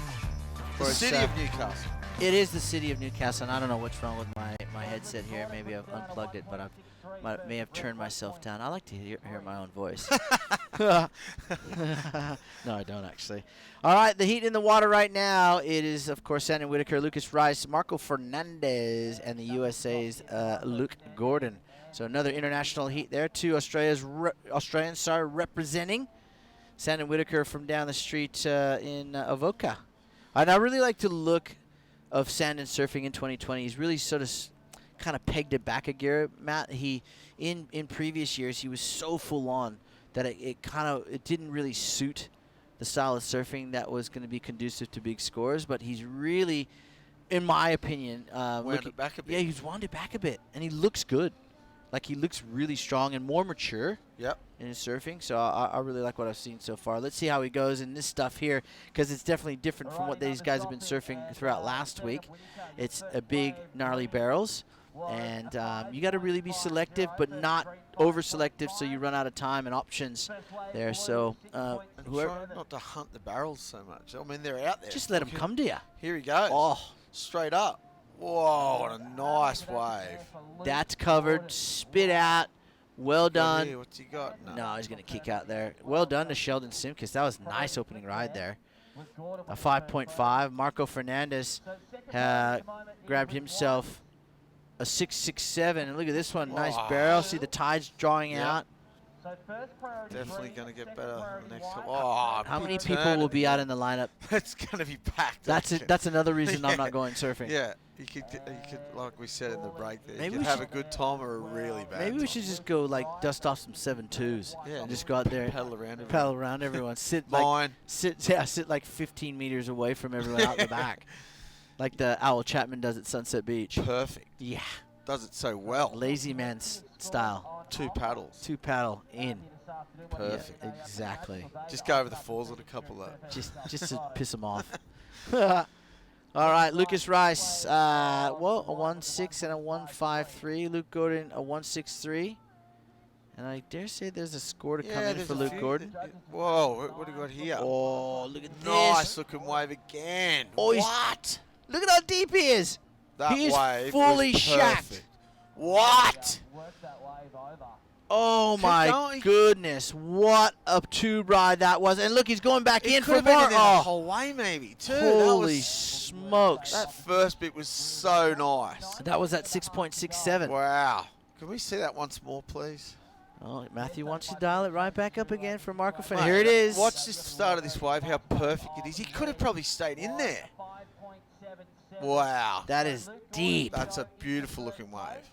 Great tube ride. Look, this bit. Maybe he's still in there. Look. Yeah, he still could have been in there for sure. But you don't think like that. And he was looking at that second section, maybe too. That was a good, But that wow. That was a nice. Great wave. Waves are firing.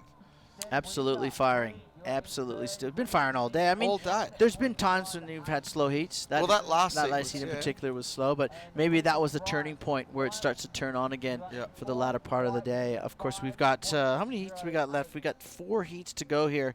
Coming up next, Cooper Chapman, Crosby, Killer Colapinto, Joe Azucci, and Thiago Cortica of France.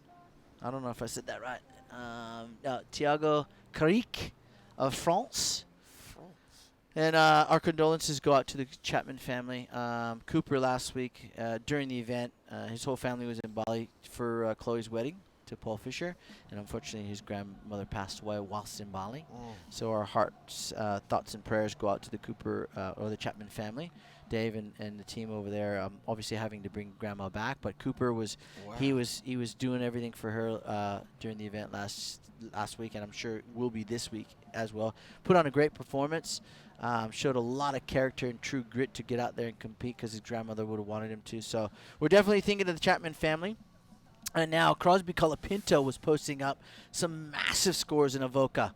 The Colapinto family keeps churning out all these amazing surfers, you know? Siblings. Yeah, they're all siblings that rip. So I'm excited to see that next heat. That's coming up next, and it'll be followed by the Nugget himself from down south, Nick Squires, up against Shun Murakami, who's already had a win in 2020, Cooper Davies, and Sasuke Kawatani. I saw Shun just out the back here. He's being coached by Mar Ono. Mar Ono. What do you think? What do you think Mar's going to tell him? Get barreled. 100%. Oh, here we go. Well, that wind's like picked back up for the northwest, but look at that. Bit up the face. Yeah, bit up the face. But, I mean, there's only one real strategy, really. Yeah. Is get tubed. Exactly. Unless you're going to have a section that's going to allow you 2 massive turns, get tubed. Yep. Don't be silly. Yeah, And don't let it happen. Don't, like, go pig tube hunting. Well, that's when you blow it the most, right? If you're out there just going, I'm going to get tubed, I'm going to get tubed. So just let it happen. The best tube rides I've seen today, Matthew, are the ones like you said. These surfers position themselves in the right part of that strip of sand, that bank where it was nice and shallow. It hit the bank properly. It had a little bit of a wall with an elbow on it or a shoulder, if you like, and they just a lot of times would come in from behind, wouldn't go down to the bottom of the wave because that's where you lose speed. I don't get it. Yes. I don't get it. I'd rather come from behind the curtain. Well, then you get a bigger score with that too. If you're 100%. stalling or slowing down for the barrel, they don't like it. I agree. Which is, and we might be being a little bit critical, but you do. We You wipe off so much speed when you go to the bottom and try. You're not trying to do an air reverse, or you're not trying to do a vertical reentry. You're trying to get tubed. Yeah. So what you want to do is pull the handbrake or put your hand in the wall, slow yourself down, read the wave, judge it correctly, get behind the curtain for as long as you can, come out, big score. It's that simple. It's pretty simple, isn't it? It's simple when you sit on a lounge. Like this, relaxing when you do everything windsurfing. When you We're sit, ripping. Look at us. We're winning. We've been winning all day. We haven't lost a heat in here, have we? Exactly, no chance. And we're just throwing stones at everyone who can't tube right properly. I mean, go put us out there. We probably wouldn't even get away. Exactly. We'd be paddling around for hours. In circles. No, I think we'd get our fair share of waves. We'd get one. It has actually been an amazing day of tube rides, and it'll go down in one of the pages of history of this event. 35 years in the running. Warren Smith. It could be one of the best days of Surfest ever. Well, you called that before. It could be. I'm going to say top 5. Yeah, well, over 35 years, I mean, there's been a lot of highlights. Days. There's a lot of days, especially when the event was run at Newcastle Beach. Yep. Now we're over here in Merriweather at Ladies, and of course in front of MR's place, yep. where he eats breakfast. Everyone's waving to MR in the morning. Hey, bro, we're surfing out in front of your house. So he might have got out there for the early this morning. He could have. Yeah, he certainly could have, but it's definitely. Wow, the wind's picked back up. It certainly has. Nor'wester, it's kicking in. The valley's keeping it offshore. It'll die down here for the evening glass off. It could be really good on dark. And word has got around town for sure that it's pumping and the contest is almost over. We've got about an hour and a bit before we wrap it up for the day. Whoa, what do we got here? Down the beach, a good looking nose. Yeah, he's going. Marco Fernandez. Good wave. Dries. Oh, he's standing in this thing. Holy smokes, come out of it. Yes. That's what you want to do. Well read, well timed, well surfed, and great tube for the man in blue, Marco Fernandez of Brazil. Good Look at day this at thing. The office. Oh, wow. Nice wave, standing up too. One pump. Oh, that was well read. Absolutely Doggy well door. read. Doggy Well doored it out. surfed. Didn't even get touched. Nah. That 6.7 will move over to the right. Another one. In my opinion. Look at this. And Go. Marco Fernandez will replace the 6.67 will go into his wave number 2. And I think he's going to post up a high 7, maybe an 8, maybe push an 8. That was a pretty sick wave. Really good wave. Perfect wave. And rode it perfectly. Okay, not gonna well, be perfect. we're going to start seeing some scores drop in for Mr. Fernandez. I got no doubt he will take the lead over Luke Gordon once those scores are locked in with 13 minutes and 10 seconds on the clock. Well, there it is. There's a big. Oh, yeah, there's an 8.43 for the Wow. Brazilian. Well Excellent deserved, scoring yeah. right. Yeah, I think he deserved it. He was standing tall in that thing for a Beautiful while. wave. Beautiful looking wave. Imagine some of the photos that are going to come Oh, out today. exactly. Wonder where Bosky is. Does he He'd be even work? frothing. Yeah, he'd be frothing somewhere. Oh, that's right. He's working at SLD Surfboard Factory fixing dings. Is he? Yep. Is Doing a surf good job. photography not paying the bills these days? Yeah. Jeez, hard to get a gig, isn't It it? isn't it? It's all these on. Oh, let's have it let's again have- for yeah, Marco. come on. One more 8.43. round. Yes, here we go. Watch this wave. Perfect positioning. Just drops into it. Nice, just nice and easy. I'll just stand in this barrel for 5 seconds. Disappears? He's deep there. Look. Then just comes out. Just gets a little lip on the noggin on the way out, but comes out clean. That was a beautiful ridden tube. That was a beautiful wave. And Yes, you know what? He's please. going to go to sleep a very happy camper today. Nearly everyone today will. Yeah, I agree. Even if you lost, But- you'd be still happy if you got a couple of But don't think it's going to happen 2 days in a row. If it does, it's a bonus, right? It's not going to happen. Well, hey, let's be optimistic. Tomorrow's going to be even better. Everyone's going to come back and say, Shmo, you said it was going to be better. I'm No, just it's being not. optimistic. Be very optimistic. If you're Yes. thinking it's going to be better tomorrow. I mean, you know, hey, there's always a chance. You never know, Matthew. They said it was going to be tiny today. Exactly. Exactly my point, my friend. Today has been, for me as a fan, and as a commentator, and as a surfer, it's been one of the best days to watch competitive surfing. Oh, You know, it's like one of those days at Pipeline, or Haleiwa when it's pumping, or Sunset, or J Bay, or Snapper Rocks. It's been one of those days. Exciting. And you can see the stoke on all the surfers' faces, and when they come in out of the heats, Certainly. how good it is. Even in the competitors there, everyone's frothing. Oh, the officials, Yeah. everyone's just, you know, Everyone's talking happy. about Warren's happy. someone's tube and that guy's tube. And, you know, tomorrow we could see the ladies out there getting frolicked in these tubes as well. They could just be powering and pig dogging into some beautiful Let's hope. tube. Yeah, you know, one can only hope. And you Just can hope the swell sticks around for the week. That's what you want. Just wave, so it keeps everyone on their don't toes. we have a week-long forecast? Well, I've been Magic getting seaweed, text mate. messages saying, "Can you tell me what the forecast is going to be?" And Come on, it's just a forecast though. So Yeah, just wake well- up tomorrow and we'll have a look. Oh, jeez. All right, here we go, old school. Just wake up tomorrow and see what it looks like. Wipe out! All right, 10.5 minutes to it's the only go. way. It's the Brazilian out in front of Luke Gordon of the US of A. Sandon Whitaker, the Aussie, looking for a 2.01. He's only got one ride. He's got priority. He's sitting in a really good spot from what I think. And Lucas Rice needs a 5.90 to move up into second place. And what are you seeing on your little forecast? Tomorrow, I'll tell you what it says. So, but don't. Oh, look at believe- this. Oh, He's in it another again. one. Oh, deep and drain. Come out. Oh, yes, he made it. What Wow. What? How did he escape through that Well, lip? I know. Let's have a look at this. Look at how Wow, look how good the waves are. look at how shallow this part of the bank is. Drops in, stands. He Deep. was deep. If he came, how did he get out of there? I don't know. He's a magician. See how he come like. Oh, I don't know. That's a weird one to score. Okay, so he's got a 6.67. Was that better than a 6.67? He was pretty deep. I reckon it is. Oh, look at this thing. Oh, the Hail Mary. Oh, he's driving Oh, in it's a this one. Oh, that's a free surfer. Non-competitor. Get out of the area. Get out. All right, well, score's going to start to drop in. So what does it say? What does it say on the old forecast? What do you see? I've lost it. Oh, Apple bite out of the apple. Oh, jeez. Look at you. I I'll know. tell you what. You're terrible, Matthew. I know. I was trying to do it and my phone stopped. That's what happens, mate. Technology. Yeah, Don't well- believe the hype. Don't believe the hype. Oh, so my friend Andrew Maguire in Sydney's saying it's only small down there. It's only 2 to 3 foot. Yeah. Murray with a mate. It's Picks a up all swell- the south swell. Yeah. swell magnet. Yeah, it is. On the south swell. Okay. Well, I'm going to tell you what I see. All right, we've got 8 minutes, 40 seconds to go. Marco Fernandez well and truly out in front of Luke Gordon. Sandon Whitaker needs a 2.01. And, another 7.8 or 7.9. Yep. He's calm with the field. So Magic Seaweed, I'm going to go to my friends at Magic Seaweed here. You tell me what it's going to do. Oh, well, I don't know what it's going to do, but I'm going to tell you what the forecast says. Okay? So today it said 2 to 3 foot. It's more like 4 to 6 foot. Tomorrow it says 4 to 6 foot. Oh, really? Yep. Wednesday says 3 to 4 foot. 2 to 3 foot, they're saying today. So how wrong is Friday that? looks the most challenging. Looks very small. Okay, then it starts to come back up on the weekend, and by Sunday. Look at this one, Shmoo. What? Oh my goodness!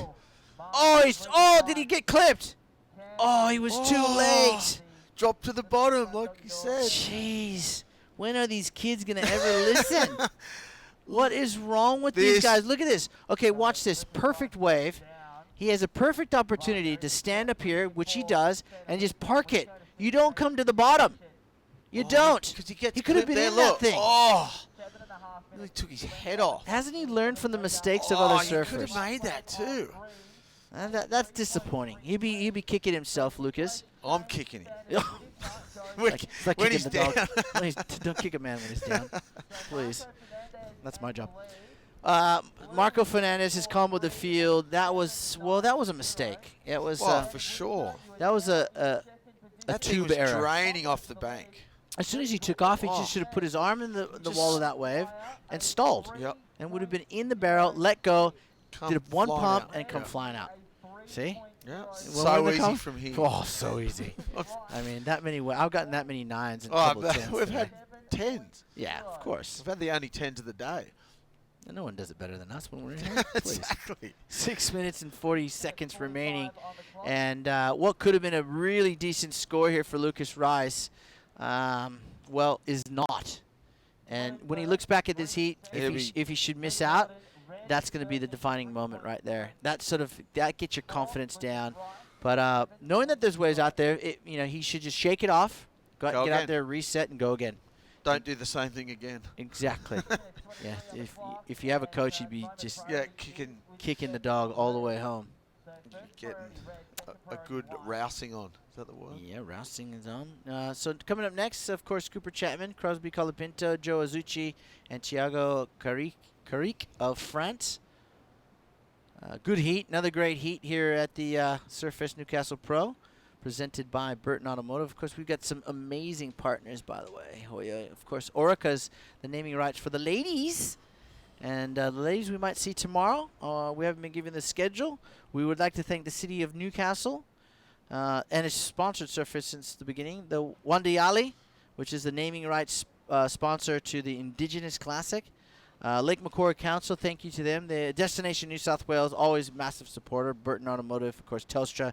The media partners, Newcastle Herald, NBN Television, who's also bringing this or you out there, the live webcast. That's going to be a good highlight reel. Yeah, on NBN just think News how tonight. famous we're going to be after today. Hit 106.9. Wake up with something new for breakfast. Yes, thanks. And tracks, of course. So here we go. Lucas going to try and make amends for that mistake on that last one. What is he going to do? See? Middle of the wave, he parks it, and what happens? He gets tubed. Exactly. Okay. That's all we had to do on the last one. Exactly. Precisely, my friend. All right, so he needs a 7. We know he's not going to get a 7 on that ride, but he will get something in around maybe the 3 to 4 point mark, and he'll be right back in the game. He'll be right back in this heat. Sandon Whitaker dropped to 3.33 for his second ride. Sandon's got missing, hasn't he? He got that first wave really quick. Yeah, and he's been very selective. Yeah, very selective. He's got second priority. He's looking. Ooh, maybe he was trying to sell Luke Gordon on that one, who's got priority and needs a 306. And there is some fine-looking waves out there, Matthew. There's some really good waves. And it looks so much different when you're watching it live. You see the bigger picture and where the waves are coming from, and there's waves everywhere. Yeah, well, there's waves down the beach. I mean, of course you see the bigger picture because we're looking at about a 12-inch screen. I mean, honestly. True. It's a small picture. It's that time of the day. We need a coffee or something. Something. Something. And, well, we'll have to wait for that. That's Still, what is it today? Monday? Monday, yeah. But we're here till Sunday. I know. Right? And then 7 more days. the first Challenger of us. Series. People are going to be off it, just going, no thanks. No, they'll be loving it. I mean, of course, we're going to bring the lookers of the commentary in. We're going to bring in Shannon Brooke Hughes. We're going to bring in Beck Woods. We're going to bring in the A-Team. We're just filling in. Yeah, for now. Right now, we're just the fillers. Yeah. You know those ones when you go to the Oscars and the Grammys? Oh, they sit you in the seat. Yeah, and they sit you. That's what we are. They just actually, you and I were going for a surf this morning. They just plucked us off the street and said, "Hey, you guys fancy doing a bit of commentary?" We said, "Yeah," for a bacon and egg roll. Exactly. And we got it. Hamburger. We've got hamburgers, bacon and egg rolls. I do anything for food. Yeah, me. I'm such a food. You know what? It's the Hawaiian. Gotta eat. Gotta eat. All right, Marco Fernandez with a scoreline of 16.33. Ladies and gentlemen, has comboed the field. Sandon Whitaker's chasing him down in second place. It's a fight for second between Sandon Whitaker, Luke Gordon, and Lucas Rice. 3.06 for the man in red is what he needs, and a 4.51 now after Lucas posted a 4.33. There you go. To You move up into right on the mark there, John. Yeah, of course. I've been doing this. It's not my first rodeo. You know what I mean? Yeah. Well, that was good judging, man. So I know our friends that are surf fans over in Europe are up and watching. What's the time here? So Europe would probably be about 10 o'clock in the morning, 9 or 10 o'clock. So they are up on a Monday morning watching. And you know what this does look like? Hossegor. It does. In that September-October period, it's probably the best time for waves in the European country of France. I love Hossegor, September and October. Oh, it's just wonderful. I mean, the sun's still out late. Yeah. The waves, the texture of the water looks very similar to what we're seeing here in the afternoon sunlight here in Merriweather. And the waves very similar to this on the beach breaks. They're up and down the coast. There's miles of incredible coastline there. Beautiful part of the world. It is. And speaking of part of the world, have you spoken to our friend Spur? No, not for a while. Gary Wall? No. Down there running the ship for Quicksilver. A good friend, mentor. Gary taught me a lot, and I hardly see him, but when I do, I love to have a yarn with the little fella, the little stacked fella. All right, so time ticking away. It's slowed right down in this heat, and it's really a fight for second place because Marco has got first in lockdown. He could ride not another wave, and he's home and hose. Trust me, he just wants to stay out of the way of the other guys, not jeopardize his score line. Well, Sanders still sitting in second after that. Lucas is... He's right there. I mean, third and fourth. Yeah, true. It's pretty close. Anything could happen at the end here. And see the boat, that jet ski went past and created a boat wake then. Here's a good-looking wave. Went to the bottom, smooth.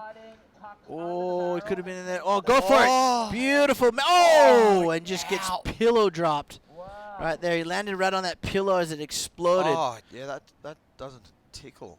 Well, he needed the 306. I think he's going to get that. Just. Well, have a look at this wave. Yeah, he's got to get at least a 3. Straight in. Yeah, he could have been in there a lot longer. Yeah, definitely. It's so critical. Well, and you can still see the nose of his surfboard. Yeah. Right here, watch this pillow. Boom. Oh. And it's like you're losing the pillow fight there, champ.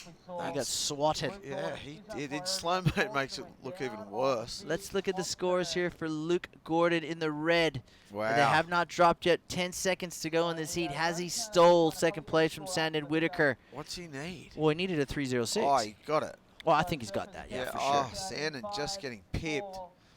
Well, that's not for sure. So it's unofficial till it's official. So the heat is now, we know the heat's over. We just haven't seen the score for the fourth ride of Luke Gordon, who waited until the last probably 20 seconds. And here it comes. It is enough. It's a 4.83. So unofficially, Marco Fernandez moves on with Luke Gordon. I mean, Sandon Whitaker and Lucas Rice have bowed out of this year's event. We're going to go to a short break. We'll bring back Jesse Adams and Luke Kennedy. Stay with us.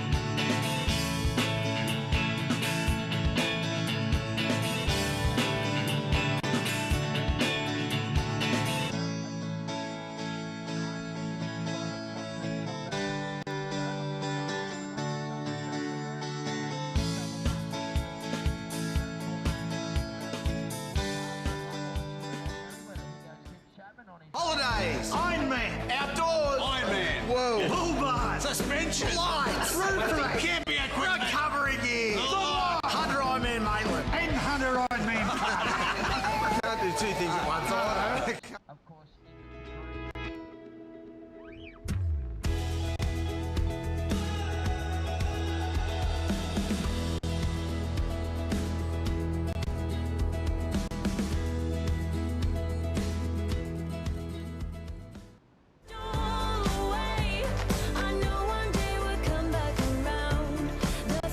Is now.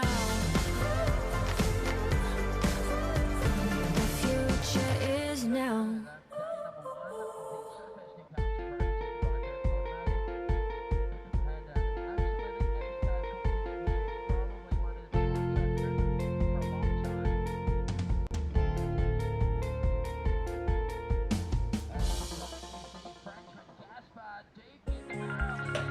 Hey, it's Jody. Telstra 4G delivers more speed in more places so you can connect to what matters most.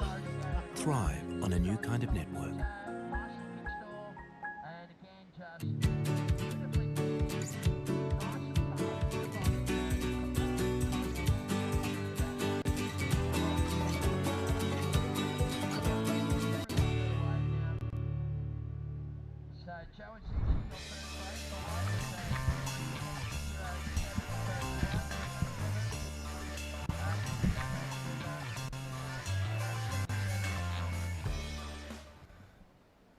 And welcome back to the Surfest Newcastle Pro presented by Burton Automotive. Burton Automotive. Yeah, that's the one. Big supporters of the event for forever. I mean, the event's been going for 35 years, and these guys have been behind us for a while now. Here we go. Surfer in blue, Crosby Colapinto. Straight out of the gates. Yeah, not mucking around.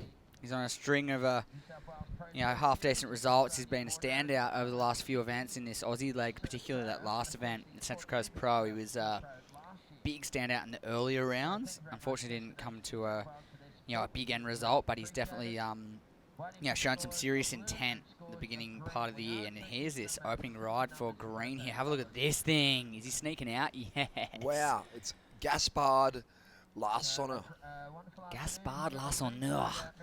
French surfer with a classic name, huh? Yeah, Gaspard, I love it. He sounds like a... He's getting pretty gassed on that last tube. Like an ancient explorer. Yeah, he does.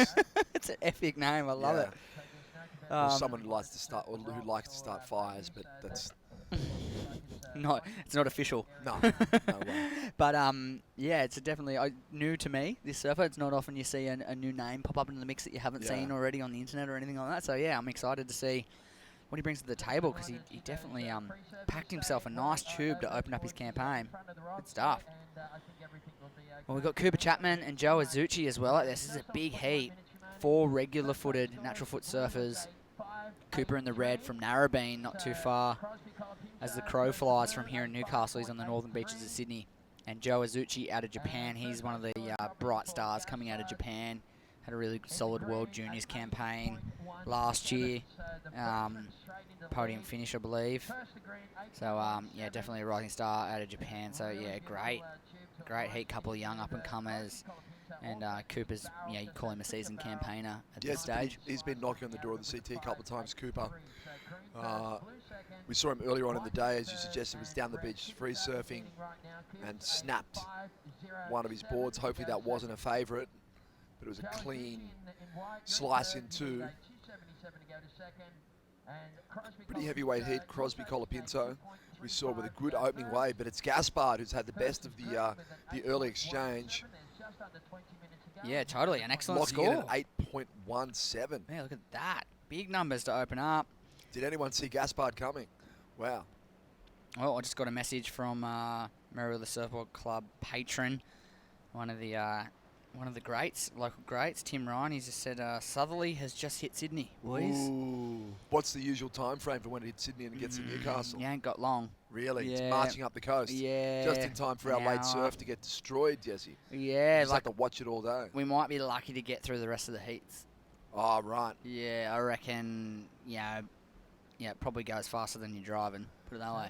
Are we talking? Oh, I can just see. Look at that wave face now. Is that just a little bit of feather on it? Yeah. Well, the boats. I did notice the boats have already turned. Ah, that's a clear indicator. You look for the coal boats. If they turn, they're facing the way it's coming. So it's not often that it can stay that hot all day and not turn southerly. Absolutely, yeah.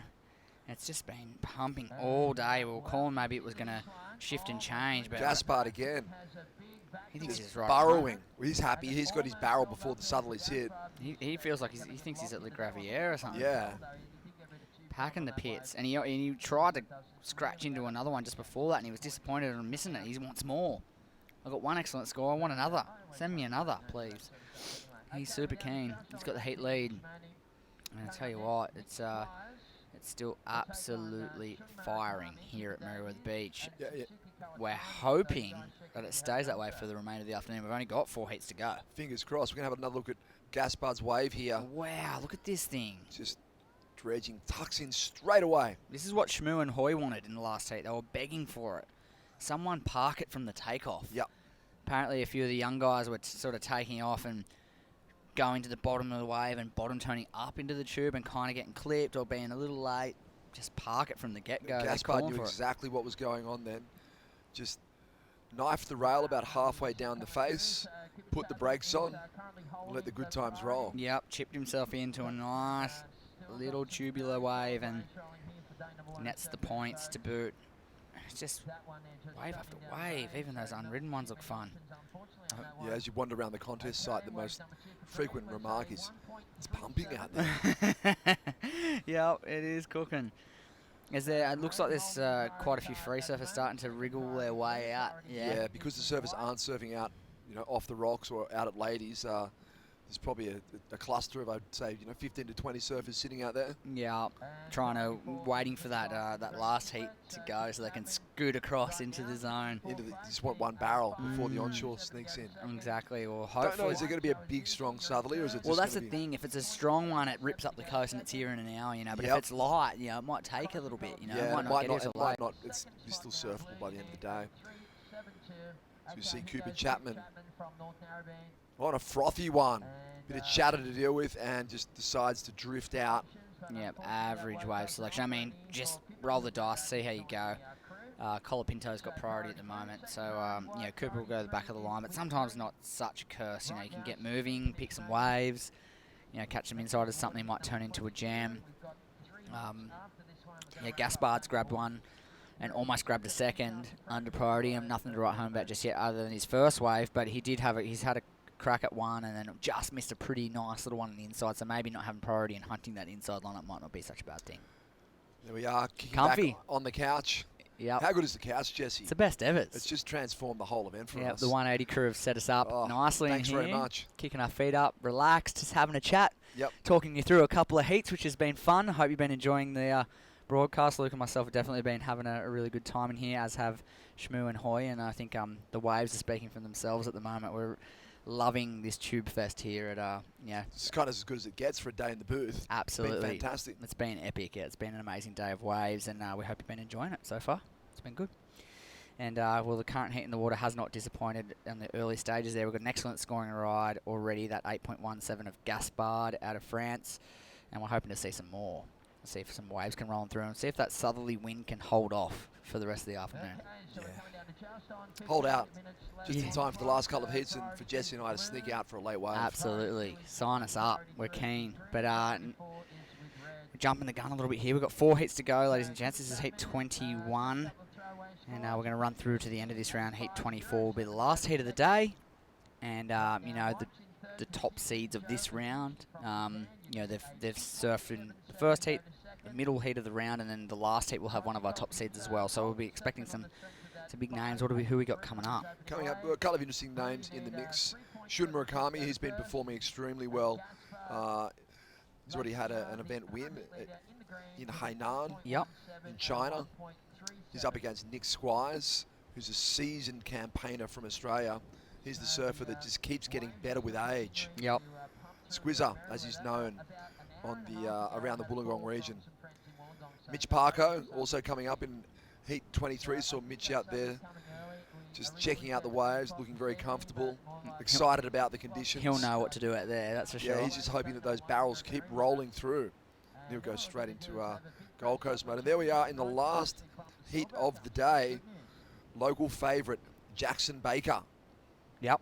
He'll be chomping at the bit to get out here. He's been super keen and anxious all day to get out there and attack these waves, and it's not often you get to surf real perfect surf at home. No. Yeah, Jacko, highly anticipated heat, and I'm sure a couple of local Newcastle kids will drift down after school, watch Jacko in the final heat of the day, stand on the rocks and then bolt out for a surf straight afterwards. Watch it in your wetsuit. That'd be the ideal. It'll be like, you can just hear them. Like, what time is it now? It's like 4. They've knocked off school. Yeah. They'll be checking into the webcast saying, let's go down and watch Jacko, and then we'll go for a surf. Absolutely. You can hear the school kids planning it. Some of them might even watch from the water in their wetsuit. I reckon. Yeah, well, you'd be tempted, wouldn't you? Absolutely, yeah. The conditions are just that good.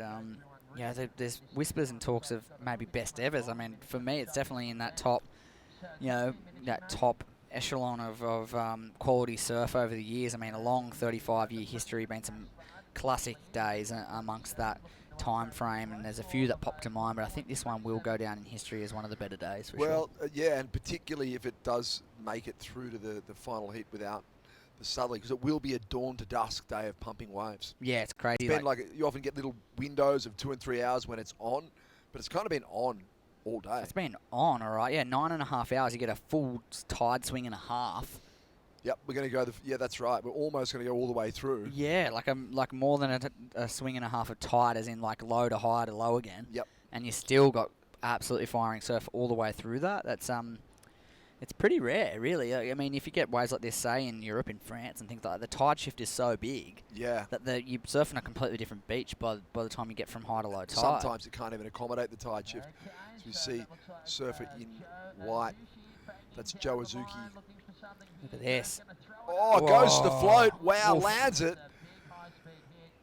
Big. Doesn't ride out. Big attempt for Joe Big Azuki. high-risk manoeuvre. He kind of covered a lot of distance in the early part of this wave and realised he had to get something done. It's not going to tube. Okay, I've got to do something big here. It just decides to go up and over a section he could have probably pulled into. He could have actually hit the brakes, pulled in, maybe done a turn. That's what it looked like. Yeah, he was kind of already flying down the line. He went to sort of laterally crack the lip and sort of had to turn it into a float sort of style maneuver. And when he lost the the friction, he had air between himself and the wave. Yeah. He kind of got a little distance from his feet and the board just slightly, and it kind of let him land straight-legged. It looked awkward. I didn't really... it was a knee-jarring landing. Yeah, the front foot, the way it kind of stood up straight, it's a surprise to me he didn't actually hurt himself. It was technically it kind of went a little pear-shaped towards the end of the manoeuvre. Yeah, it was you're right. It was one of those moves where he drifted down the line, went for one manoeuvre, then it's like, oh no, I'm on the roof now. I didn't want to be here, but now I've got to try and ride out of it because if I don't, I've done nothing. Yeah, exactly. So he went for it. I mean, hats off to him for having a crack at that, but... yeah, I think you're right. It was kind of like, do I pull into the tube? No, I'm going fast. I'm going to do a turn. Oh, no, wait. I should have pulled... Oh, no. I'm falling out of the sky. And landing with, dead weight. You kind of want to be skimming out of it. Absolutely, You don't want to be landing with all your weight pointing south. Yeah, it was a good attempt, nonetheless, for the Japanese competitor. Surfer from white there, Joe Azuchi. As we were saying earlier, had a lot of success in the last 12 months. He had a good World Juniors campaign a couple of years back, and he's been one of the front runners out of the youngsters coming out of Japan, and he's yet to net a large result at this QS 5000 level, and I'm sure he's super keen to get the ball rolling on his campaign for 2020, as is the vast majority of that Japanese contingent. Here we go, That's green. Right. There's that classic tube stand straight into it. He's got to get moving now. Oh! And delays the exit. Just the right moment. Where he kept us guessing. We thought, no, maybe he's gone. Yeah, totally. I mean, like I said, I've never seen him surf before, but I've learnt a lot about him in the last 10 minutes. He likes to ride the tube. Yeah. He slides straight into that one, standing up. Really nice technique, and from the front angle, we get to see it really well. Sneaks out with perfect timing. He's got a nice firm control and grip on this heat at the moment, with another score to come on through. I've got a feeling that Gaspard is actually a stand-in for this heat. It looks like Tiago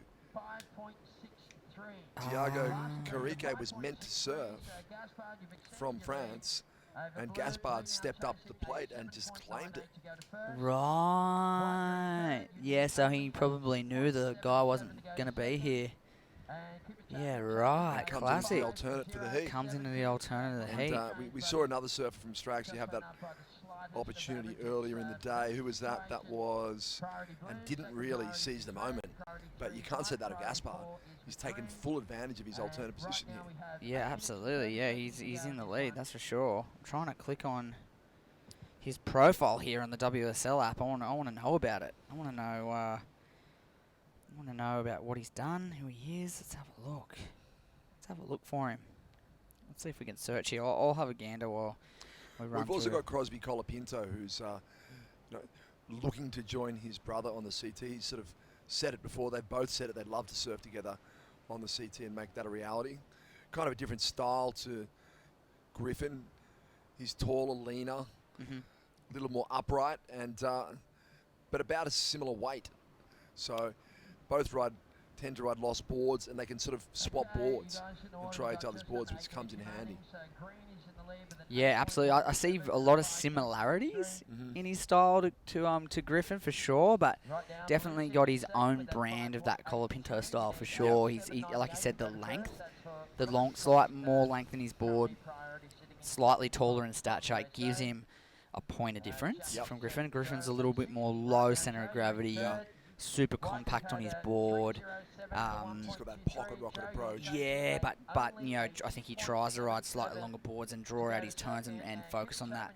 You often hear him in interviews talk about Joel Parkinson and guys like that. He's trying to mimic that. Yeah, whereas Crosby's kind of got the stature of those guys and the length of those guys, but kind of doesn't have to try hard to get that part of the surfing. He probably has to try hard to get that pop and low center of gravity like his brother does. It's kind of a fun little mix between the two surfers. Definitely see the slight glimpses of his brother surfing, but his own little touch. It's Cooper Chapman racing down the line. Wow. Goes for that big float, has speed. Yeah. And lands it. Rock and roll, all right. So that was kind of very similar to Joe Azuki's floater attempt earlier on. The difference here is that Cooper really went for it, had a lot of speed going into the maneuver, and had a lot of speed exiting it, which meant he could be more like a skimming stone coming out of the move rather than a dead heavy rock. Like you said, like forward momentum. Yep. Creating that that glide across the water rather than landing square on top of the board. He's going fast. Just enough speed. He's slow. It was still like it was still a knee buckler, but he rode out. Again, another one of those scenarios where he was probably taking it off thinking, I'm going to get tubed on this wave. That's what I'm looking for. Had to adapt and make a quick decision that a big maneuver was needed, and really no other alternative turn there than the big float the boat. Yeah, really cool, critical version of that pretty basic transitional maneuver, but I think he should when net you're some airdropping points. out of the lip, they kind of go, okay, there was serious commitment. Yeah, absolutely, yeah, and it's not something that everyone's going to stomp. It was in a critical part of the wave. Absolutely. It was a high degree of difficulty. Couldn't make it any harder from where he was, so for sure, definitely going to reap some sort of reward out of that commitment for sure.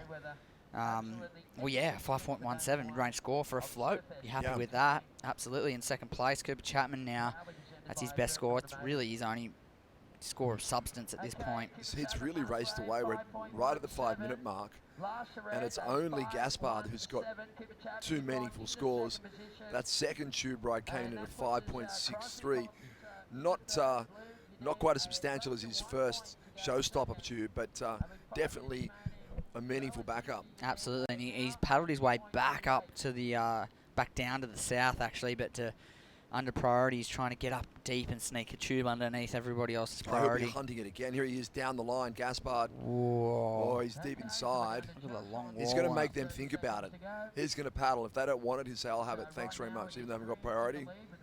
Yeah, don't sleep on it. I'll jump on it. All the pressure on Crosby Colapinto right now.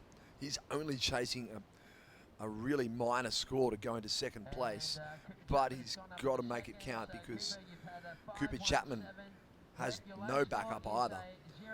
He's just got enough of a backup. Yep. So Crosby's high score is just marginally better than Cooper's, but it's kind of pretty much a level playing field for those guys right now. Yep. The advantage that Crosby has, he does have priority.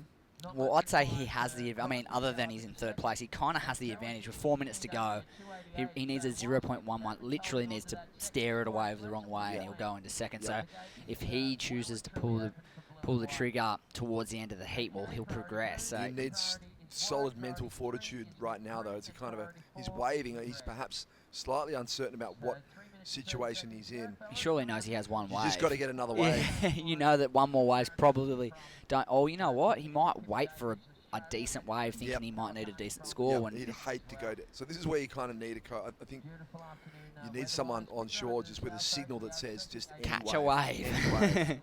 You need anything, because like really, Cooper could sneak this one from underneath him just by grabbing a 4 right now, or grabbing a 3 even.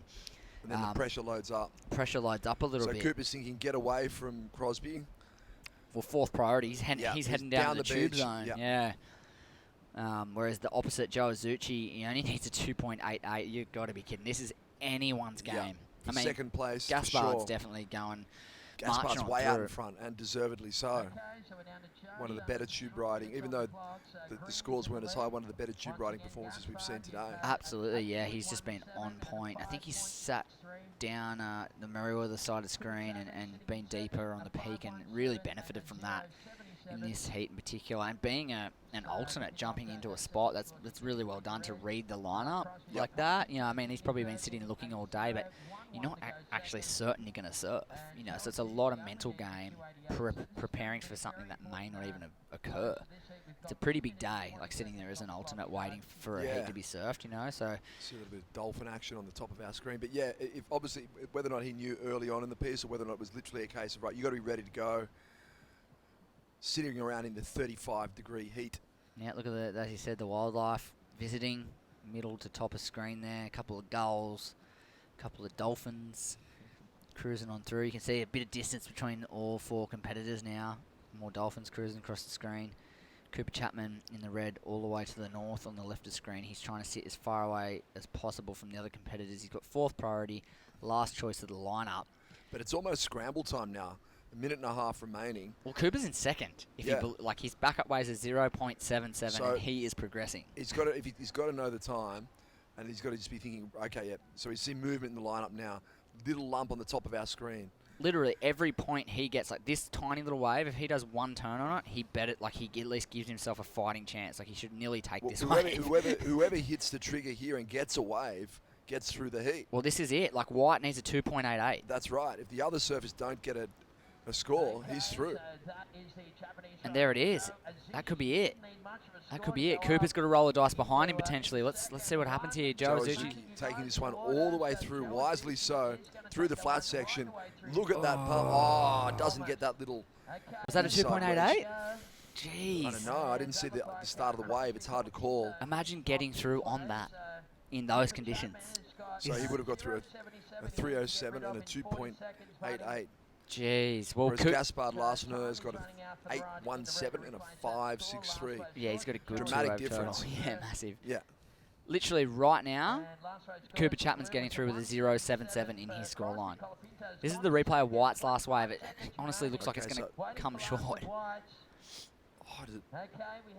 A little wrap to start off, and then this was probably where the bulk of the points were. Did Crosby Colapinto get away? He did, a 1.77. Oh, Cooper's back in 3rd. Back to 4th.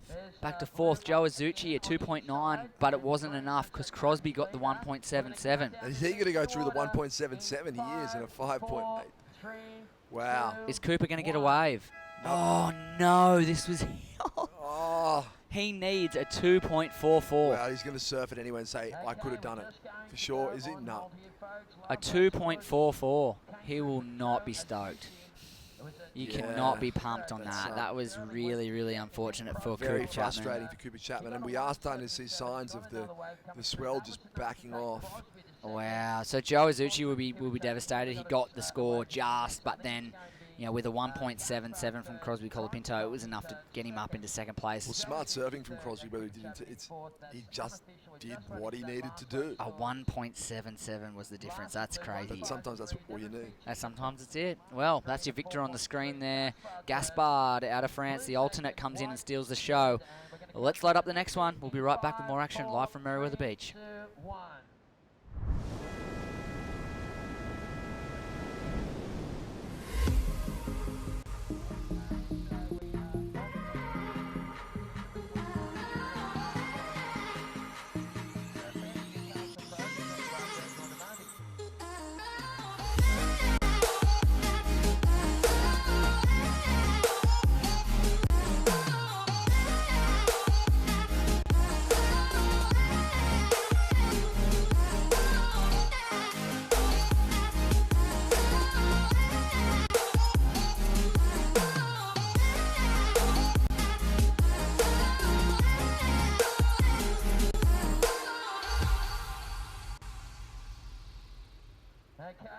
The Burton family Toyota want your business. They're massively overstocked and all new Toyotas must clear ASAP. So don't sign anything until you compare their price on any new Toyota. They won't be beaten on price. Only at Maitland and Port Stephens Toyota. Hey, it's Jody. Telstra 4G delivers more speed in more places so you can connect to what matters most. Thrive on a new kind of network.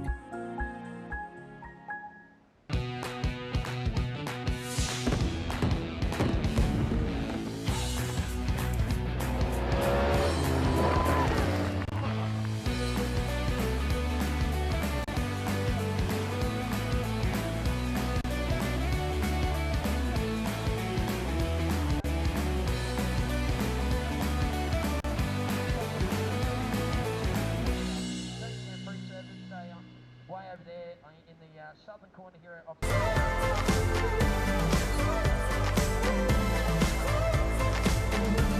future is now.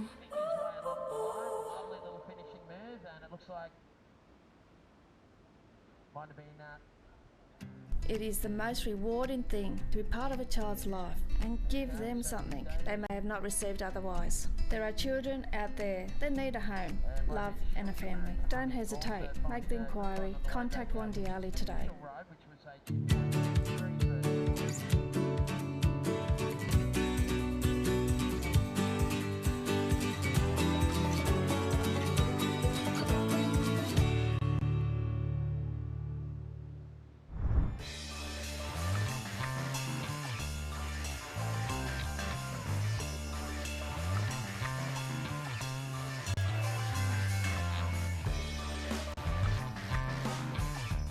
It's been a magic day, Jesse. Hasn't it what? It's been incredible to see the world's best take on Merriweather Beach. Of course, this is the Surfest Newcastle Pro for 2020, all presented by Burton Automotive.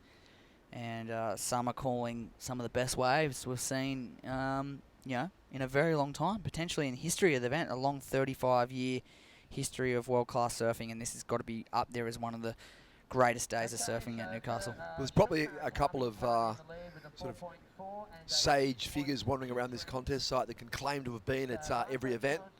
Absolutely. We'll have to go and tap a couple on the shoulder and say, what do you think? How does this one rate? Yep, Warren Smith himself, he seems to be pretty chuffed with how the day's gone, you'd have to think. I'm sure he's happy. Steve Kilby, the event organiser, he was pretty content. Oh, he'd be so hot. Mr. Kilby is, very pleased, I'm sure, with today's proceedings. Has absolutely been firing tubes for everybody. I think if you don't get a barrel, you nearly don't get through. At this point in time, it's kind of like the prerequisite is tube riding. It's turned into a tube riding event. Well, hopefully there's still a couple left. We can see Shun Murakami on screen. I reckon that's a freshly shaved dome. I reckon he did it 5 minutes ago. I surfed with Shun last night at Main Beach, Newcastle, and he had hair then. Yeah. Now he doesn't. Day of competition. It's battle time. Yep. Well, looks like this went down in the break.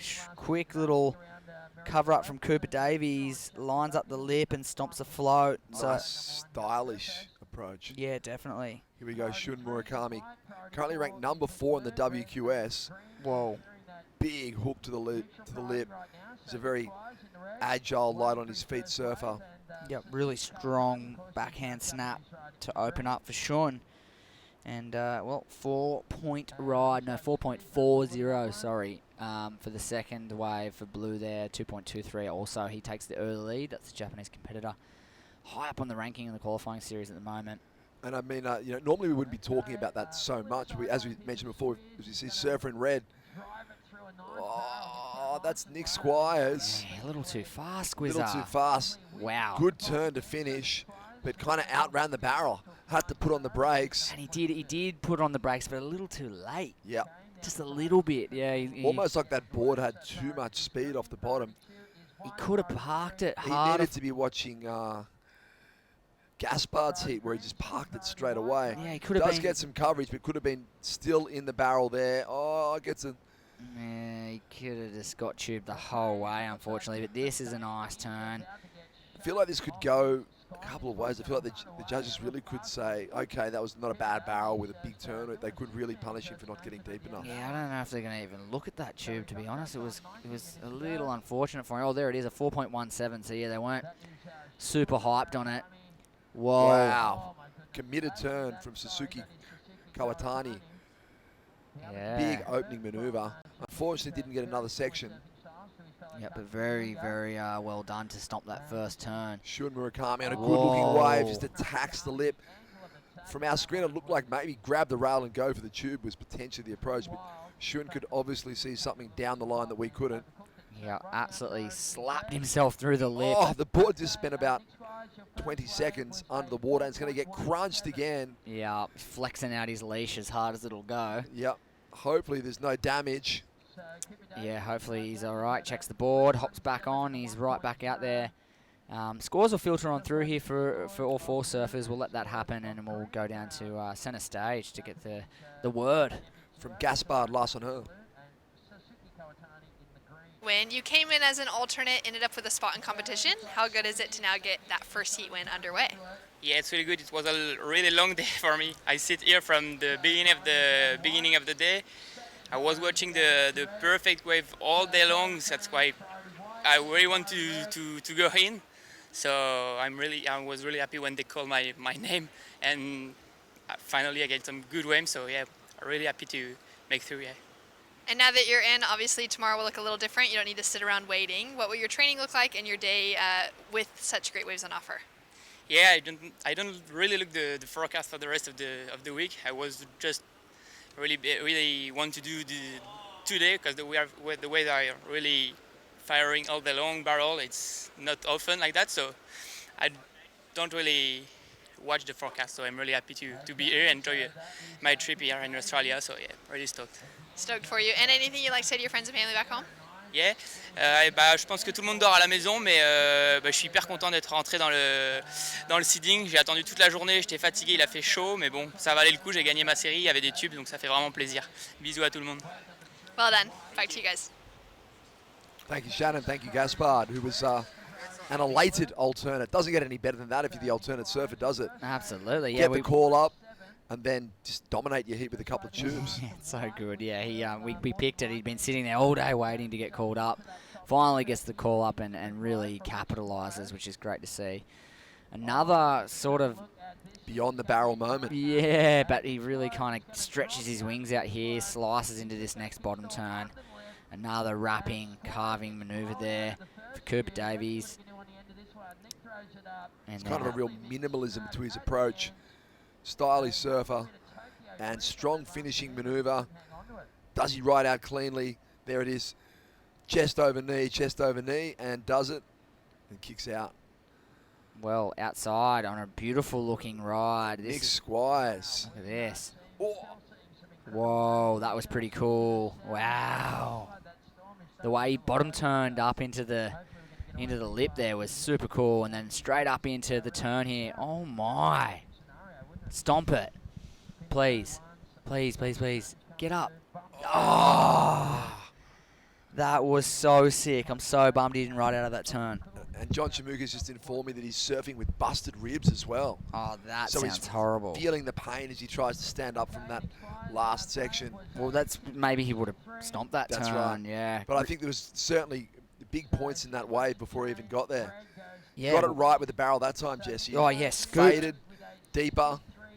and right underneath that kind of thick lip. That's how you bottom turn into the tube, though. You know, we've been saying like you want to scoop from the takeoff and knife straight into the pit rather than bottom turn up. He kind of bottom turned up like he was going to do a Rio, like a snap, and just snuck under the lip. And kind of turned into the tube, which was really cool. And there was a snap under the lip. Yeah, and he was real far back as he kind of got that sort of chip shot in after the turn, and really, really cool display of tube riding there from Nick Squires.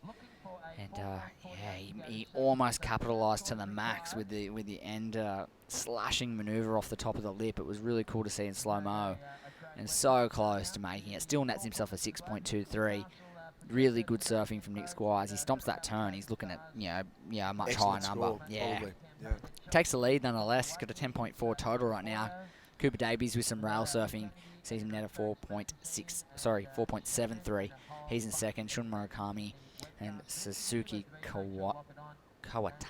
I got that. Has a 3.43 and not looking for big numbers. Those two, the two Japanese surfers are looking for something pretty small to progress. But we're not quite midway in this one, and some pretty exciting waves ridden already. Yeah, Nick Squires is continuing to perform. Every year he kind of says, "No, this is it. I've had enough. I'm wrapping it up," and he always goes, "Just one more time." And he's one of the guys who's a real inspiration to the older surfers watching, as we see Shun Murakami straight up and down. Wow. Just whipping through a series of turns, looking lethal with that shaved head. He's looking ready, isn't he? Yeah. He's looking primed for a long year of, high performance surfing ahead Looks of like him. a mobile bullet. He's got Mahatoshi Ono in his corner as a coach. Saw those two last night they surfed late at Newcastle Beach. Of course they did. Realising that the whole crowd of the QS would have been over the hill surfing Merriweather. Also knowing that they're going to be, right foot forward going to the left-hand point at Newcastle Beach for sure. Whoa. Suzuki Kawatani looked good on takeoff, side-slipped into that backside barrel. Maybe just kept slipping, though. The rail not grabbing when he wanted it to. Yeah. Yeah, he definitely did good to slide into it, but unfortunately couldn't make it out the other side. Just starting to see that little ruffle, little bit of texture on the wave face there potentially. Yeah, it's still clean. And Merriweather handles the south wind a little. It won't be as open in the tube, but it'll handle it. It'll still be fun. It doesn't completely wreck the session. It may wreck the perfect. We're still seeing open tubes right now. Absolutely, yeah. It's still crystal clear. Often you get that moment before the onshore comes through when it goes extra glassy. Yeah, you see that nice sheen on the water that looks oil-esque. Yep. Yeah, and that's great, but it's also sometimes an indicator. You don't want to see it while you're about to jump off the rocks. Put it that way. But we'll see. Hopefully we can get through these last few heats with some clean texture on the face and some more tube rides. Shun Murakami, a couple of backside re-entries and carves and some really nice crisp surfing we expect from someone like Shun. A 5.63, a smaller average wave. He really turned into a score. He jumps up into second ahead of Cooper Davies, and Suzuki is still chasing a high mid-range score. Yeah, Shun's really moved into that position to be the first surfer qualifying out of Japan rather than Kanoa Igarashi, who made the switch. But we've seen a couple of surfers over the past. Hiroto Ohara's had a look at it, but so close. Hiroto Ohara was so close. Been so close. Definitely.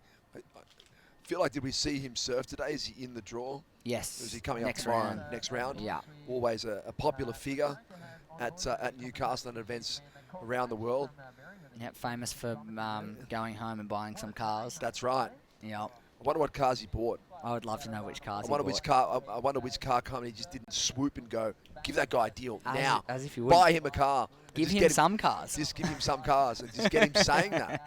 Yes. Well, I know what car he can buy. He can go up to Burton Automotive. Absolutely. And hook straight in. They'll help him out with buying some cars. Definitely. He can go up to Port Stephens, or he can go down. Head across to Maitland. Toyota there, Burton Automotive Group. You could even go over to the 4x4 Centre in Cardiff there, the Ironman Centre. See Hoyo and the big man, and get in there, and they can deck him out with a full camping setup. He could drive the whole east coast of Australia if he goes and gets looked after by those guys. And then get another one, buy some cars. He wants multiples. He wants more than one vehicle, I Yep. think. I think he wants multiple vehicles. So, yeah. Wonder what he gets round in at home. It'd be interesting. He might ride a pushy. Yeah. He might ride a push bike. Yeah. You never know. But, yeah, classic interview from him on his first big event win over in Huntington Beach a few years back. The Thug Life meme is still one of my favourite surf memes of all time. I don't know if you've seen that one. I'll bring it up later. It's a classic. He's a superstar in the making. He's be coming up tomorrow. I've definitely seen him surfing the rocks. He loves the mirror though. He loves the rocks. He's got that compact style. He fits in the rocks bowl. Perfectly. He was surfing it yesterday, the day before, when everyone was surfing this middle bank. Yep. He was like the only person other than myself sitting down on the rocks. Yeah, he obviously loves it. Likes it when that wave is just hitting consistently that one spot. Yeah. Which is the beauty of it. But right now for Japan, Shun Murakami, number 4 on the QS. He's the front runner. Also on his way to the Olympics as well. Absolutely, yep. He's won was it his maiden QS win in China this year? I think it might have been. Yeah, it was a big result for him. In Hainan, that was either a 5,000 or a 6,000 event. Yeah, so solid 5,000. points. Yeah, big points. Same amount of points that we've got here on offer in Newcastle this year. 5,000 points for the winner. So a big result, definitely a counting result at year's end. Yep. That's for sure. And as we've touched on time and time again, the winner of this event does, in fact, go on to qualify if history dictates. That's right. 35 years of rich history here in Newcastle. The winner has always either already been on tour or qualified for the World Tour. So a very important event on the calendar. And here he is, Sean. Oh, Wow. my goodness. Are you serious? That was incredible. He only needs to improve on a 4.4. Well, he did that with the first turn, I reckon. After his bottom turn. Yeah. Yeah. That first turn is, for me, the best turn I've seen today. I think it is. It's so precise, so well timed, so committed. How much so critical. pace he had from the bottom of the wave to the top of the wave and back down to the bottom again. The whole figure speed all eight. the way through. Yeah, it was just, he's carried so much momentum. Let's take a look. Drives from here and just zap. Wow. Drifts the tail right out of the lip. That was and then phenomenal. Straight into the next one. No break between manoeuvres, which the judges love to see. No pause, no check turn. Maybe he buzzed his scon for aerodynamics. Well, he's looking, as we said before, lethal. He shaved his head so he could go just that little bit faster through the lip, and I tell you what, it has worked for him. Look at the score they dropped. They didn't even think. His last two waves are 5.63. That last one quickly threw that score down, 7.33. Yeah. They didn't even really need to think about it. That's Straight pen to up there paper. in the very good range, and it certainly was very good surfing. Oh, absolutely. If the wave had offered even a little bit more scoring potential, he was going to juice it out of it. Near excellent stuff. It wasn't too far off it. I mean, the average, couple of 7.5s, couple of 7.0s, drop the high, drop the low. 7.33 was the outcome, and the lead now with Shun Murakami. And we've been talking him up all morning as the front runner for Japan's qualification campaign so far in the early part of the year after his event win in China there, and he's going to look to capitalise early on, and we have seen in the past surfers do that, capitalise. By the time they get around to here or the end of the Aussie leg, they're kind of sort of almost cemented their place. That's right. Yeah, Jadson Andre, of course, the most recent surfer to do it last year, but it's a little bit different last year with events, I think, because there were fewer. And then now there's got the 10,000s this year coming. The Challenger play. Series, there's quite a few more of those, and there's probably quite a few more 5,000s as well throughout the year. So I have heard buzz that the required total is going to be significantly higher this year due to the more opportunity. So I'm thinking, what was the points? It used to be about a 17,000. Yeah, it's kind of the minimum, but minimum. I'm thinking 20 sort of thing. But it depends. There's so many good surfers, so many different areas, so many different waves. There's specialists, than different conditions. Like, it might spread the love out. Yep. If it does that, I mean, it might not dictate the point score as much. If there's more people winning events, if the same people are capitalising, then the points are gonna, going to increase. But it'll be interesting to see what happens. I mean, history does suggest that the more high-rated events that are run, that the required score is higher. So we may see something north of 20, maybe potentially as a requirement. That's if certain people dominate, but as you say, it could spread it out a lot more. It depends if, theoretically, if you have more events, more high-rated events, then the better surfers should rise. Of course. It should even out the inconsistency. Absolutely. Whereas if you have one or two big events and someone gets kind of a little bit lucky, Yeah, well, will the CT surfers work super hard this year? Because the challenges, will they do most of the Challenger Series events? Because, you know, there's valuable points there. Well, there's the security. Of You do well in a course. couple of Challenger events early on in the year, then you can go for broke on the CT. Absolutely. It changes your mindset. You can do the Australian Open in Manly and then do the New Zealand event back to back pretty much in the same area, the same part of the world, and kind of feel pretty comfortable coming into the first event of the year at Snapper, really. Well, I think also that's probably what the WSL want. They want the CT surfers doing those Challenger Series events because suddenly, rather than having kind of 10 or 11 events on the main circuit that everyone is drawn to, you've got big name surfers at the Challenger Series events. Suddenly there's a lot more surfing to watch. Absolutely. And, I mean, if they're in good waves, they'll come. Yep. They'll do it. Whoa, Cooper Davies. Go, go, go. Oh, just gets clipped. Really close. I mean, a lot of having travel said that, time. I feel like even though Newcastle doesn't have the Challenger Series rating, it's always been an event that punches above its weight with attracting high caliber surfers. Absolutely, yeah. It's such such a rich history, we keep saying that, but the names on the trophy, there's no one out there that does not want the MR trophy. That's right. Everyone wants the MR trophy. It's up there with one of the better trophies on the circuit, across the whole board, inclusive of the CT. You've obviously got the classics like the Bell, and they do some pretty incredible stuff for the Pipe Masters with surfboards and art and things like that. There's been some pretty incredible trophies over the year, but the MR Wounded Gull Iron statue, I think, everyone wants a piece of that. If they can get their name on that thing, it's a one that'll go down in history. I wonder which event is going to get the it's going to happen. Who's going to get the Kelly Slater trophy? It's going to go at some point. It's going to go down, isn't it? Yeah, absolutely. Yeah, I'd have to. It'll have to. It'll be a golden statue of a bald man. It's going to be interesting to see what becomes of that. Yeah, it'd be like Kelly as Buddha, but interesting to see what evolves there. But anyway, we can't talk about that too soon. Like, last thing Kelly wants us to be talking about is him as kind of a trophy that gets given out. Give it to him. I'm Make it already. I'm not a trophy yet. I'm still serving. Yeah. And then part of his ego will kick in and go, okay, you can have a trophy, but I'm hanging around long enough to win my own trophy. Yeah, exactly. Let's do it. Let's get him in. We were talking earlier about the dominance on. If you were tuning in earlier in the day, we were talking about the dominance of the Australian and Brazilian contingent on the World Surf League this year. There's 11 surfers per country of that top 35-ish. 22 of them are either Brazilian or Australian. Yep. And if you look at the winners list, I mean, we always focus on Surfest and the 35 years of history. We always start at the back end from the first year. We start right at the back with Tom Curran in 1985, and you go through Mark Occhilupo, Tom Carroll, Damien Harmon. The first 5 guys are world champions. Yep. You go through that list, and it's incredible. There's a dozen world champions through there.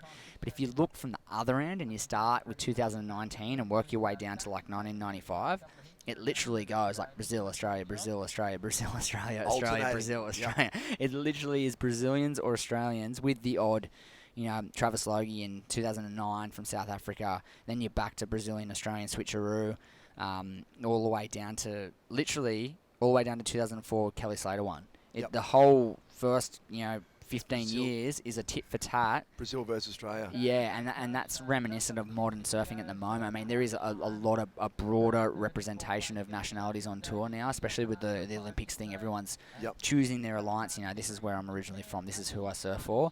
And it will open up quite a bit in the years to come after we see the Olympics run and won. But it used to be Australia and the USA a lot more. Yeah, Hawaii, Australia, USA, yeah. But now it's sort of Brazil v Australia. I mean, perhaps one of the mathematical nerds wants to do a project for this event and add up the scores of the top 10 Australian surfers and the top 10 Brazilian surfers and see actually who scores more points in a team's concept. Absolutely, and when we were talking about it before, like there's 11 apiece from Brazil and Australia on the CT, and I think Brazil get the nod in this instance. But to add up where they are ranked from 2019, and the lowest number would effectively be the highest ranked country. And with the world champion being Intella Ferreira, and you got Medina and Felipe Toledo all in the mix there in that top 3 5. major contenders. They're probably going to equate to the lowest number 1 ranked surfing nation at the moment. Yeah, Brazil. And then Italo also won the ISA World Games as well, so he's kind of double world champ, which does that get talked about enough? Like Probably not. He's On double the borrow, world when champ. he showed up and borrowed the board. Surfed in jean shorts, Yeah, didn't he? Yep. Just what a weapon. Did it in style. Yeah, double world champ. Definitely fair enough to say, as you say, Brazil the #1 ranked surfing nation at the moment. Absolutely, yeah, and I mean, definitely close to, if not the #1, ranked surf nation in modern Surfest history as well. I think because we're talking purely about the men's division. Of course, if we shifted over to the women's, then it's a whole nother scenario. I think it spans out to a more eclectic mix of nationalities. There's some South African winners, and there's a bit of a broader range on the women's side of the draw. We'll get into that when we head on into the Doyle Partners Women's Pro later on in the event. It could be tomorrow. It's hard to say. Well, we just talked our way through the last 5 minutes of that. You know what? Nothing happened in the back end of that heat. So after those couple of clean backside snaps from Shun Murakami, kind of not many waves ridden. Yeah, he takes a win by a mile there. He's got that 12.96 total, sees the win. That man on screen, Nick Squires with sore ribs, does enough with an epic tube ride to progress in second place. And, that's all she wrote for that one. Luke, into the next one. Tristan Gabbard, Mitch Parkinson, Mitch Colborne, and Jackson Butler. That's next. Battle of the Mitches. And we'll see you after this short break.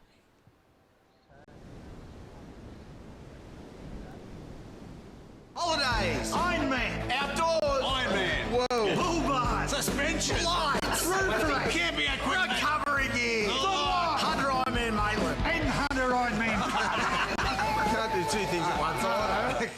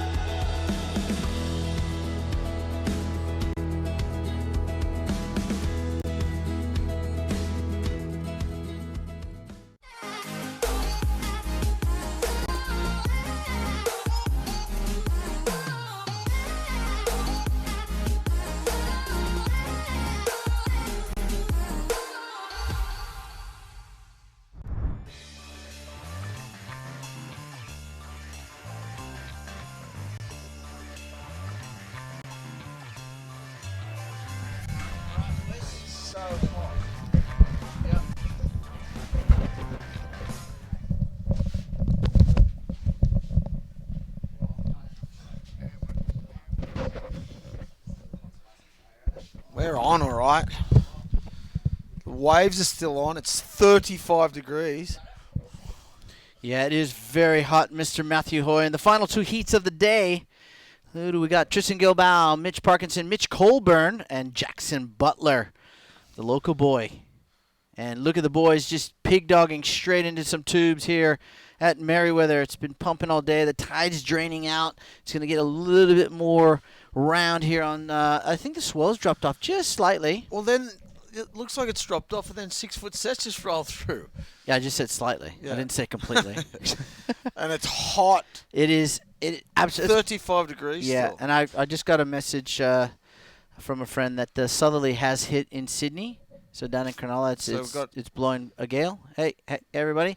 Hope you've enjoyed. How comfortable this is. Hope you've enjoyed the absolutely incredible action that has transpired all day today here at Surfest 2020. Of course, brought to you by our friends at Burton Automotive. Some of the most crazy, amazing tube rides I've seen in a very long time in competition. Yep, definitely. And here we go. There's another one.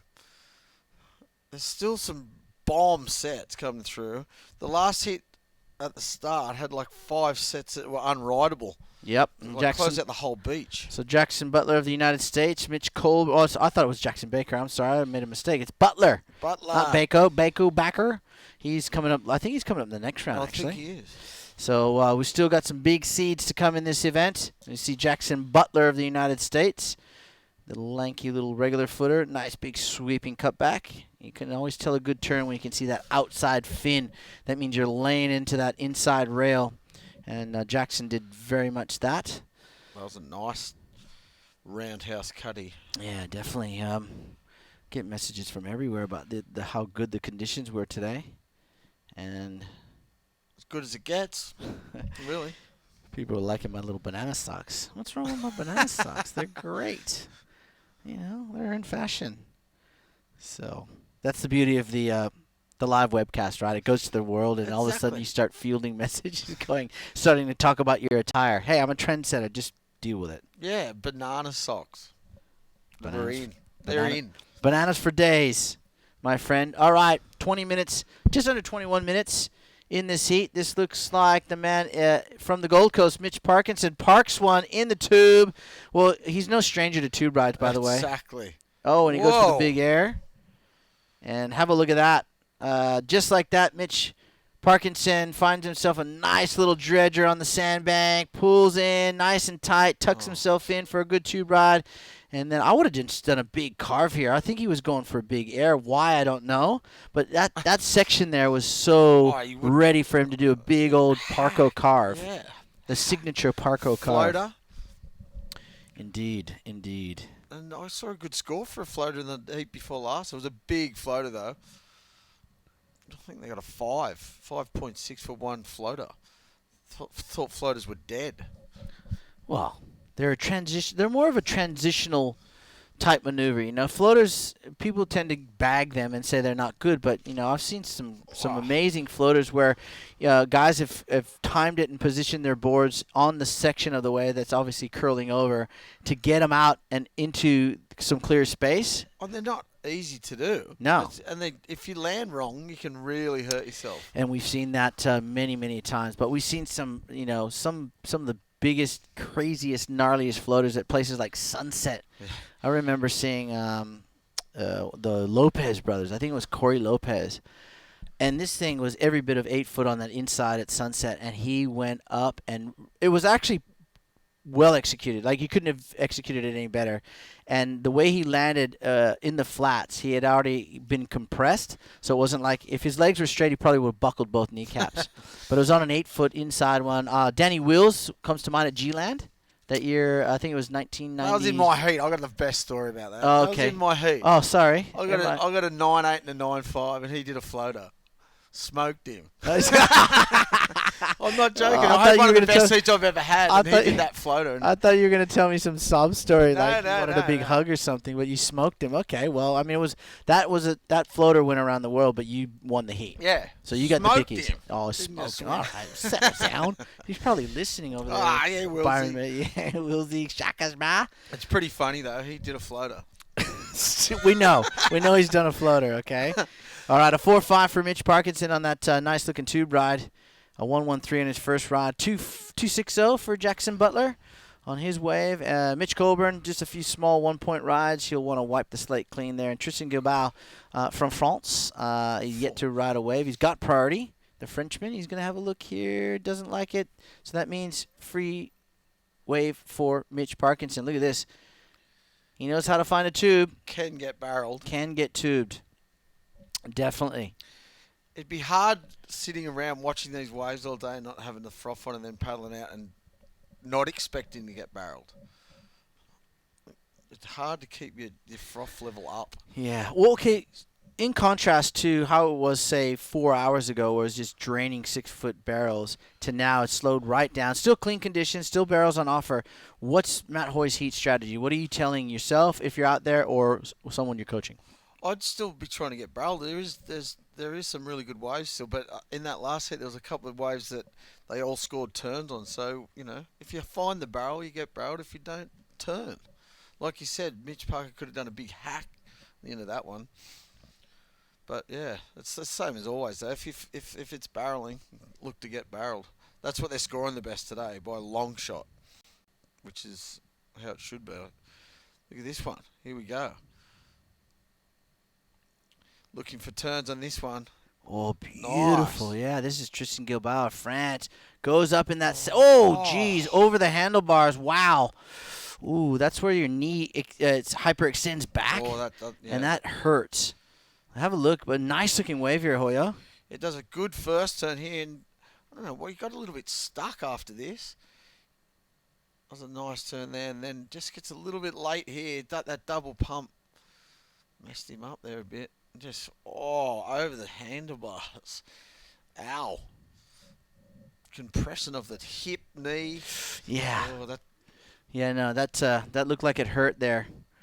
And because his momentum's going forward and his legs are fully extended and his legs are actually going like back, his kneecaps are going towards. Whoa, here we go. Yes, Oh, whoa. Well, hello, let go. Just let go. That was a dismount, wasn't it? Well, why was he holding I onto don't his know. board? He's trying to push it back under his feet, maybe. Well, it was never going to happen. I mean, even I know that. No, it wasn't going to happen. All right, so 15 minutes and 30 seconds coming up next.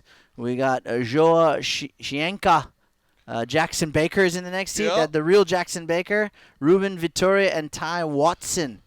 So that is going to be a great way to finish the round here. It's been a big day.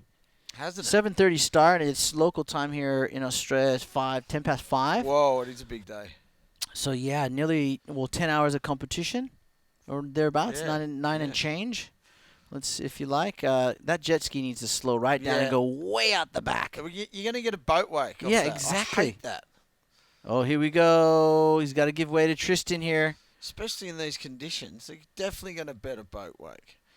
Nice first speed turn at the start. Oh, just getting the Yeah, kick out out. of rhythm, didn't he? The first turn was good. It got speed out of it, and then Someone's in the barrel here. I think that was Jackson Butler who was in the barrel there. See the boat wake? Oh, jeez. Go away. get him out of there. Go away. That is not fair. No. There needs to be a buoy out there that the jet skis have to go way around. You can see that Jackson had to give way. And see already the boat wake in that next wave behind it. Good turn here. High-speed snap from Tristan. Sick turn. And then Now he gets confused here. See that he double pumps. Oh, should I turn or should I go for the tube? It clamps down, and he goes, oh, jeez, I blew that section. Okay, I'll kick out. Head between the legs. Like a little puppy dog. Paddle back out, reset, and go again. Oh, someone's pointing up the beach. Yeah, just The sort of free guiding surface. Jackson. Oh, here it is. And this was, this was Mitch Parkinson. Look at this thing. Oh, he's deep. He's still, he made it. Little doggy door exit. Yeah. Peace to you too, brother. And gets another turn in for good measure. That was Mitchell Parkinson. Has a little turn off in front of the foam then. Yeah, he's a character. He's one of the good characters of this sport. Of course, related to one Joel Parkinson, former world champion, now retired and good businessman. He's got all kinds. He's got his hands in a few pies, Hasn't he?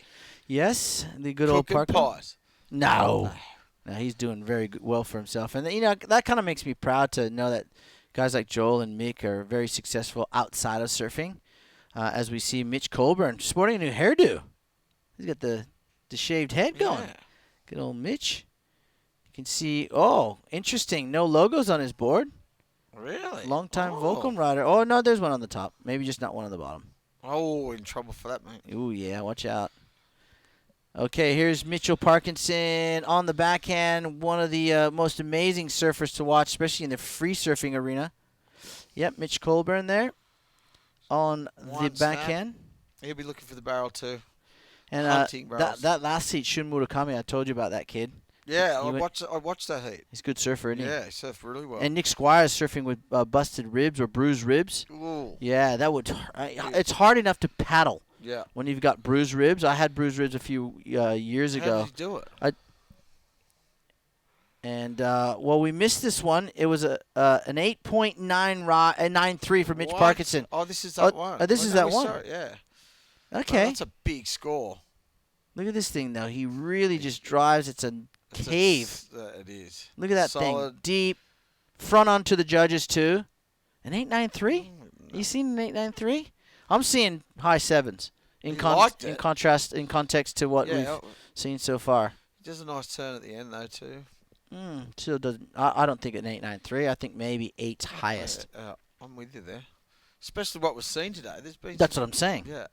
That was sick, though. He was going fast. Really. No, he was going. Look, I'm not taking anything away from how cool that barrel was, but I'm just saying when you sort of do some massive other scores, Matthew, it definitely. I don't think it was an 8.93. A 9-point ride for that turn and that barrel, we've seen better.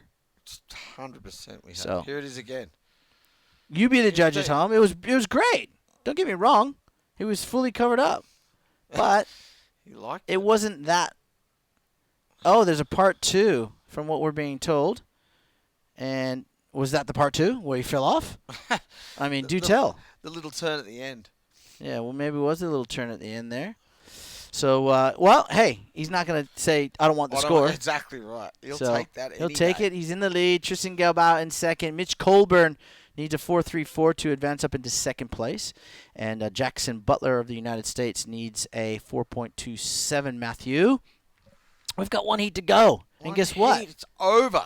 And then we can What a go day. home and reflect on how many amazing rides we saw today here at Surfest Newcastle Pro 2020, presented by our friends at Burton Automotive. It has been a day that will go down in history. In fact, the WSL put that wave of Matty Job, we saw this morning, on the WSL Instagram, which has 3.5 million followers, which is huge. Yeah. Because it looked like Pipeline, back door, off the wall. It was amazing. And the call is hilarious because it's you and me hitting the roof when he comes out. And after 4 hours, I believe it had already nearly 200,000 views. What? Yes. So by tomorrow, we'll be famous. You. It's what's your tag? What? Is it just Matthew Hoy? What? Instagram. Hoy 666. Yeah, Hoy 666. That's right, because I follow you. I should know that. And mine's just my name, so we're just putting it out there to people who want to follow us because we're hilarious, right? And we want more friends. Yeah, I want more friends. Yes, it's. We'll see. Well, we'll see. Hey, if I get 10 more friends tomorrow, Yeah. I'll be that stoked. We'll give him a shout out. Yeah, definitely. Well, he's another one. Oh, Jackson Butler deep. Ooh, just swallowed up. Hitting the inside of the bank. Good view, though, for a while there. See, there's still barrels to be had, man. Mitch Parker got a sick one. That was a sick one up the top of the bank. The tide's draining out. It's like mid-tide at the moment. There's still ways out. It looks like the wind's dropped right off now. And that westerly blowing northwest. It stopped for a while, then blow again. Stop for all the southerlies en route. Yeah, it is. It's definitely heading up the coast. I think it'll blow for a few hours, bring some of that new swell. And tomorrow, I think we could wake up to some very clean conditions. That's my call, anyways. Yeah, I know it's a the bold. wind's pretty light all week. Yeah, so I dare say that I think the ladies are on the way tomorrow in the morning, if the schedule that I looked at is correct, and then we go back into the men's. So the Doyle Partner Women's Pro for 2020. That is the naming rights for the ladies in this QS 5000. Equal prize money, by the way, Matthew. Yep. So some cash and some points up for grabs. And here's our Frenchman, Tristan Galbao. Big high line top turn, but just the one. He's trying to work off a 3.27. That is his second highest scoring ride. And with 8 minutes to go, we'll see what the judges think. Here we go. Quick replay, that one, boys. Yeah. Onto it. Nice good wave at the start here, but just gets one good turn in. Nice turn there. Throws the tail a bit and little airdrop. Yeah, good first turn, but, you need to do more than that. Sorry to say. Well, that's two it. Of them. Is that, yes, truth. Look at this thing. Another one. Jackson Pumping. Butler pumping. He's so deep in this barrel. Oh, he should have made it. Come on. It's the end of the day. You know what I mean? Really ran over Like, I don't his want to sit here competitor. and commentate and you not make waves. No, true. Come on. It's that time of the day. Yeah. It's witching It's hour. over. And It's witching hour for us. Beer o'clock. It's so beer o'clock. It's 20 past. It's 20 past beer o'clock. So, yeah, look, it's been a long day. We've called a lot of look at this waves. thing. And Matthew and I are a little stir-crazy right about now, trying to reflect on all these there we amazing go. waves. It's been gnarly. Gnarly, dude. Yeah, wipe out! There's been a few of them. I want to know how many waves, excellent scores there were today.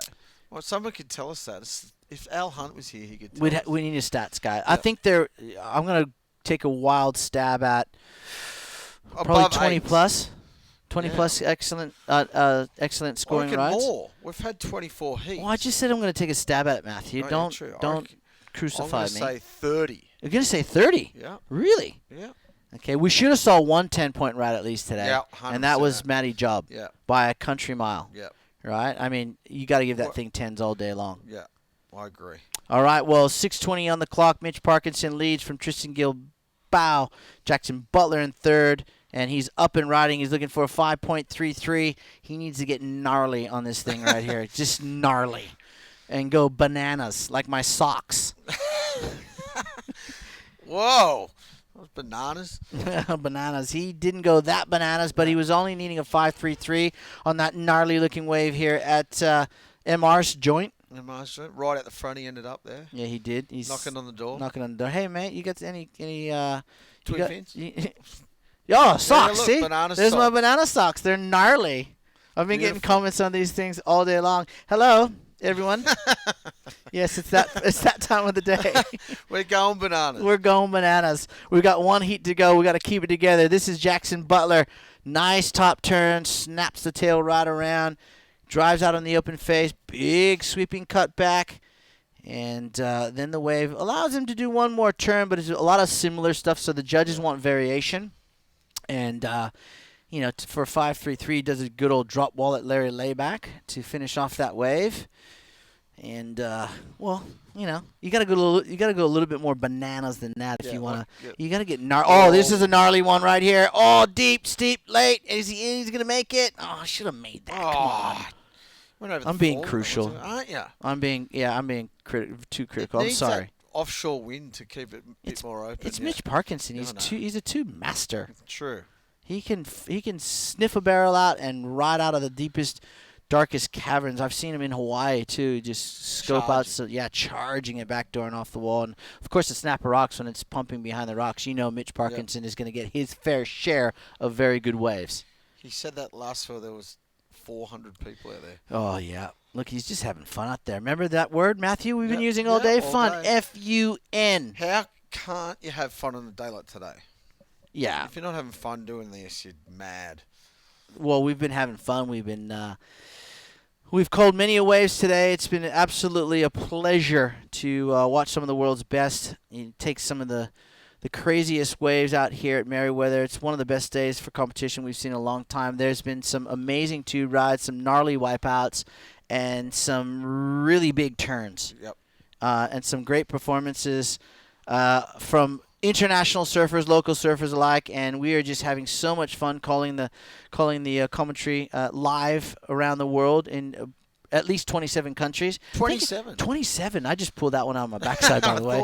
Just think how famous we're going to be because we gave our social tags. Like I'm calling. You're going to have 5 new friends on Facebook and Instagram. Yeah, 5 at least. All right. And I'll have 5. All right, perfect. And then it just. If we got 5 new ones, we'll give them a shout out tomorrow. Yeah. So once I hit a certain mark, people start to advertise on your site. You make money. Oh. So I could become Insta famous. Bring it on. If I become Insta famous, I'm taking you with. All right. You're coming Sweet, with. Sweet. Perfect. All right. Bring it on. We'll bring it on. So it's Hoy 666. Yep. And it's just John Shamoka. The devil. It doesn't get any easier than that. I mean, we got to check the 1-2-1-2s. Yeah, out. the 1-2-1-2 is epic. Yeah, and you know what? Those are just ad lib, by the way. Yeah. Just for anyone thinks I script those things. I No don't. chance. No chance.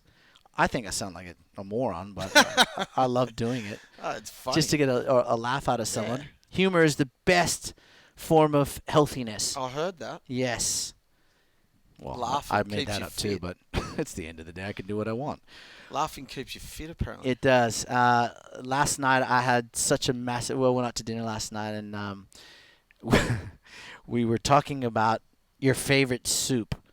What's your favorite soup, Matthew? Let me give an update before we go here. Mitch Parkinson leads. Tristan Gilbao in second. Jackson Butler needs a 5, and a 5.4 for Mitch Colburn is what he needs. He does have priority 2 minutes and 15 seconds. Your favorite soup, Matthew?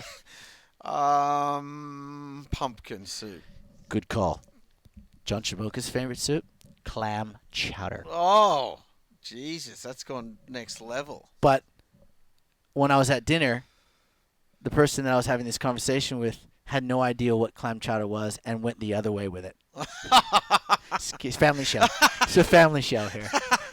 And I tell you, I haven't laughed that hard in the middle of a restaurant where I was crying, tears coming down my face, and it went on and on and on and on. I bet. So, and my favorite place to get clam chowder is Boudin's in San Francisco. Oh. They serve clam chowder in a freshly baked sourdough bread bowl. Oh, yeah, right. And they cut out the centerpiece. As we look at Mitch Parkinson, your current heat leader, just out through the doggy door. He cut his way out through that tube right there. But at Boudin's, they cut out the middle, and they fill it with clam chowder. Hot clam chowder, Matthew. And then as we look at the replay, and then you use that middle part of the bread To eat, to yeah. dip it in the clam chowder, seen and that it is done the best before. $15 you'll ever spend. I've seen that Overlooking done before. Alcatraz. Perfect. Yeah, freshly baked, freshly made clam chowder, Matthew. Going. A cheap trip. Oh my goodness, it was one of the funniest conversations I've had in months. Mitch Parkinson styling out of that one. Oh, Sort of he look was. Back. Yeah, well, he's in front. He's got an 8.93 and a 4.5. He knows that when he does the mass against his fellow competitors, that he unless he does something real wrong, like get an paddling interference or something, he's home and hose into the next round and just loving it. He would have been sitting in. He probably would have been so antsy to get out there and surf. He's caught about 10 waves. Here he goes again. He's got 7 waves now, Mitch Parkinson. And got barreled on nearly every one of them. Good on him. He's had a heat. 10 seconds to go. It's over. Mitch Colborne just didn't really get it going in this heat at all. Oh, what's he got here? Red in second place. Floating. Just one turn, though. He's had a couple of waves. I think he's done one turn on every wave, and he's going to get through the heat. Yep. Well, he's through, the Frenchman, and Mitch Parkinson unofficially through to the next round, and we have one more heat to go in today's competition here at the Surfest Newcastle Pro 2020, presented by Burton Automotive. We're going to go to our one of our last commercial breaks here for the day and come back with that final heat right after this.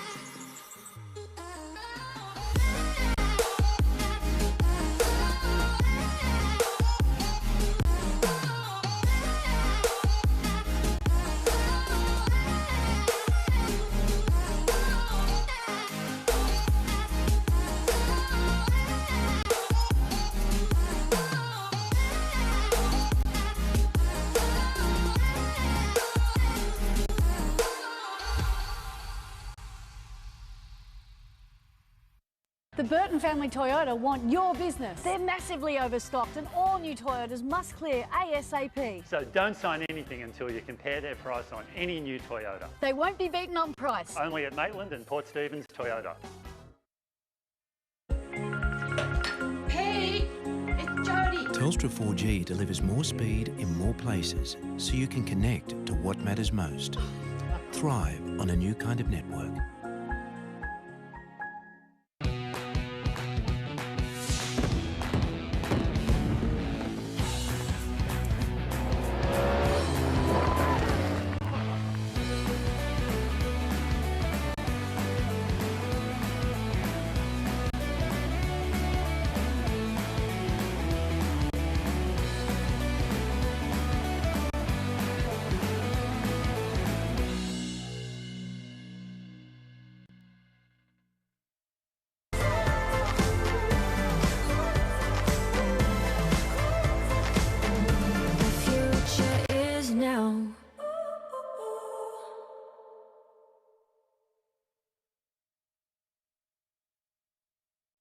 It is the most rewarding thing to be part of a child's life and give them something they may have not received otherwise. There are children out there that need a home, love and a family. Don't hesitate. Make the inquiry. Contact Wandiali today.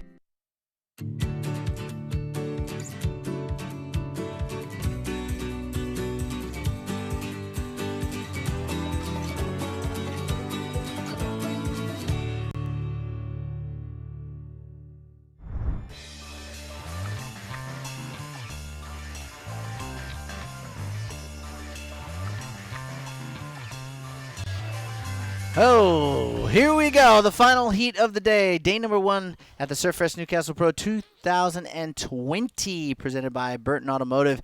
Matthew, final heat of the day. 35 years. 35 years in the running, my brother, and still going strong.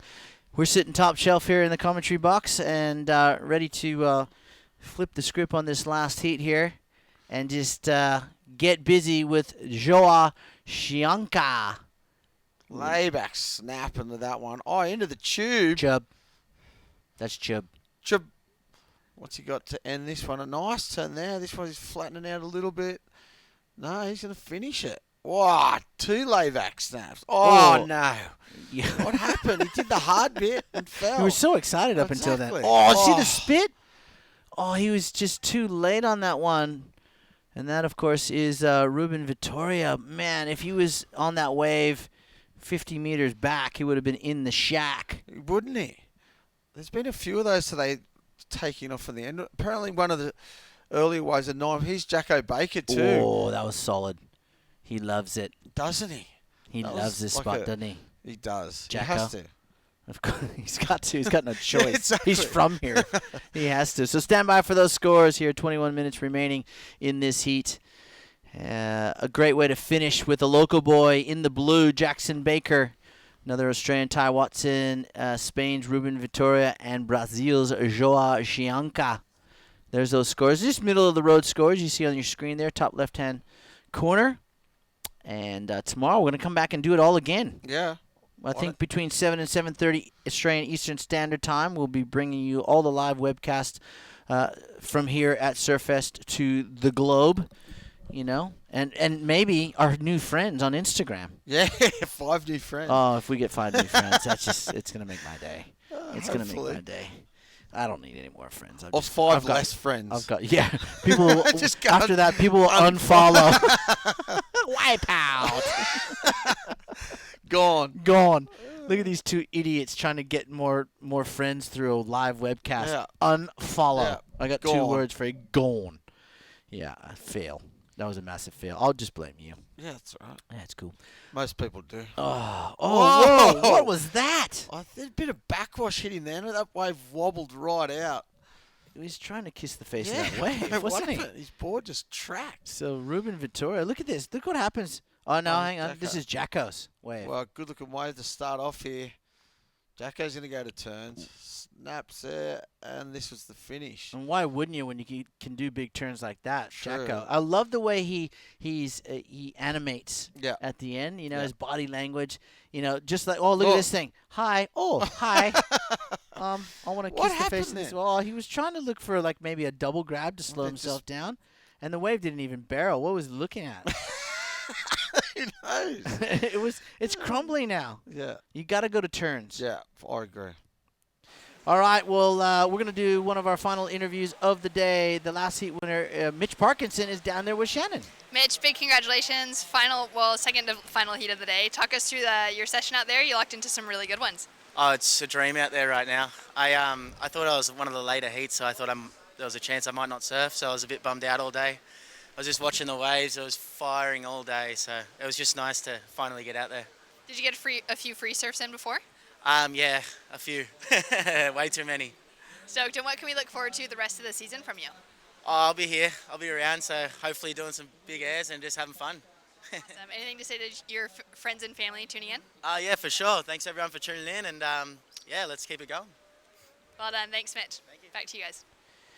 Yeah, well, man of a few words, but he expressed himself very well out in the lineup. Yeah, Good got old a Parko. huge score.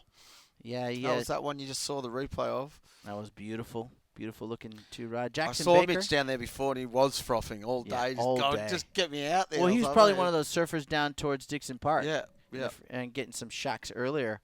As we see Jackson Baker with that 6.83 takes the lead in the final heat of the day.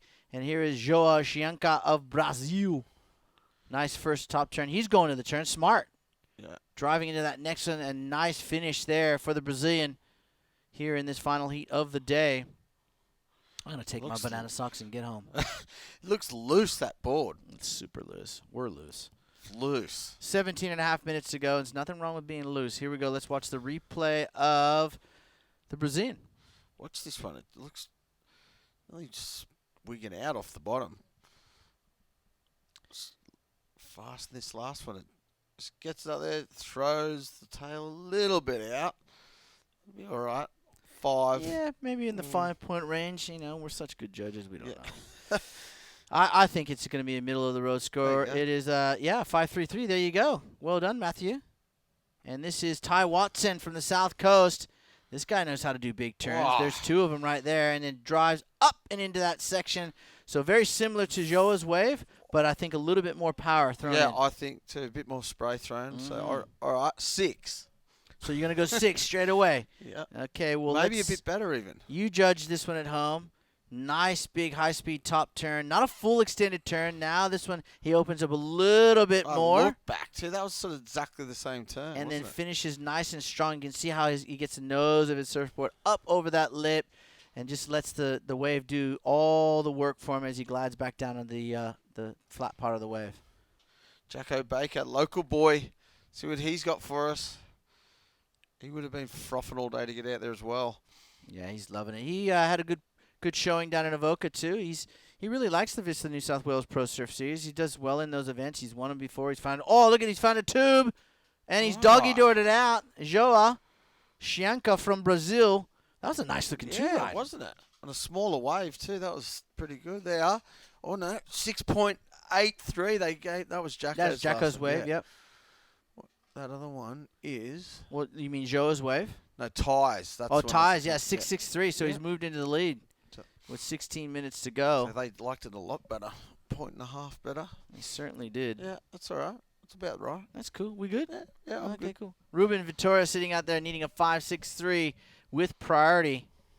So a pretty close heat. Yep. It's anyone's top two. The top 2 positions are not solidified, is what I'm trying to say. Tomorrow, we haven't got the schedule for tomorrow. I don't know. Shannon might know if we're going to run the women's. No, she's just shaking her head going, no, don't look to me. Yeah. I was just throwing it out there. I know nothing. Schultz, I know nothing. She wouldn't even know what Starlock 13 is. She's too young. Yeah, she went straight over her head. Yeah, under 30 there. All right, well, just under 15 under minutes 50. to go. Here. Sure. Just. When do you make 50, Matthew? Next year, mate. Next year? Yeah. 500, mate. Let me tell you, things don't change. I figured they wouldn't. They get better. I'm feeling good at 50. Yeah, perfect. I feel 30 and act 15, True. which is good. Yeah, exactly. Yes, cheeky. And I love clam chowder. It's my soup. I like it. I can't believe I was having this conversation with a person that didn't even know what clam chowder was. It's the best ever. Boston clam chowder. It sounds good. It is. The thicker it is, the better it is. Perfect. Trust me. It's so good. I want to go to San Francisco. Just for and when you get there, I want a message. Yeah, there's cheap flights at the moment. And it is, you won't be disappointed. Go to Boudin's, it's on the wharf there, and say, I want a bowl of clam, your best clam chowder. Your best clam chowder. Yeah, and they'll give it to you. All right. Yes, I definitely. bet they will. They'll give it to you. All right, well, we're just at wit's end here with ourselves. I think we just need to separate for about 12 hours before we come 13 back minutes together. of wit's end. Here we go. This is going to be Ruben Vittoria up and riding from Spain. Nice big bash off that oncoming section. He wipes out. At the end there. Whoa. Here's a good-looking wave down there for Jacko. Oh, just a bit out of time. Oh, gets over the lip. Whoa. Jacko Baker claiming stuff again. He got up and over that lip. Was pretty hard to do. He's pulled it. Yeah, nice little cover up there. What's he Just a going to little end hit. here? Oh, make it. Oh, that was nice. Nothing too extreme in that wave there for the man in... Watch this claim Jacko's at the end here. Ready? Gets Did a he bit claim it? Yeah, watch.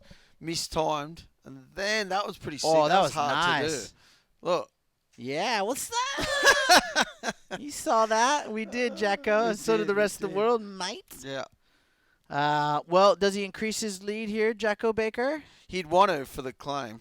Yeah, well, that 417 is what he's looking to replace. Here's a little cover up here from the man in red, Joa Chianca of Brazil. Now, that was a cool-looking turn, and he rides out of it. A little bit hung up at the top, though. Just a little bit. Just a little bit. Yep, just a little bit.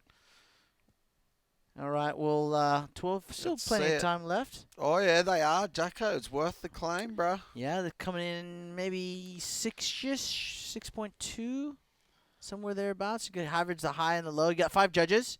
You take the high and the low scores out, and you average. and you get the end result score. So Jackson Baker looks like he will replace a 4.17 and increase his lead. A 5.2 for Joa, so that brings him closer to second place, but he still needs a 5.31. Ruben Vittoria needs a 6.27, and Jackson Baker ended up with a 6.5. So it does increase his lead.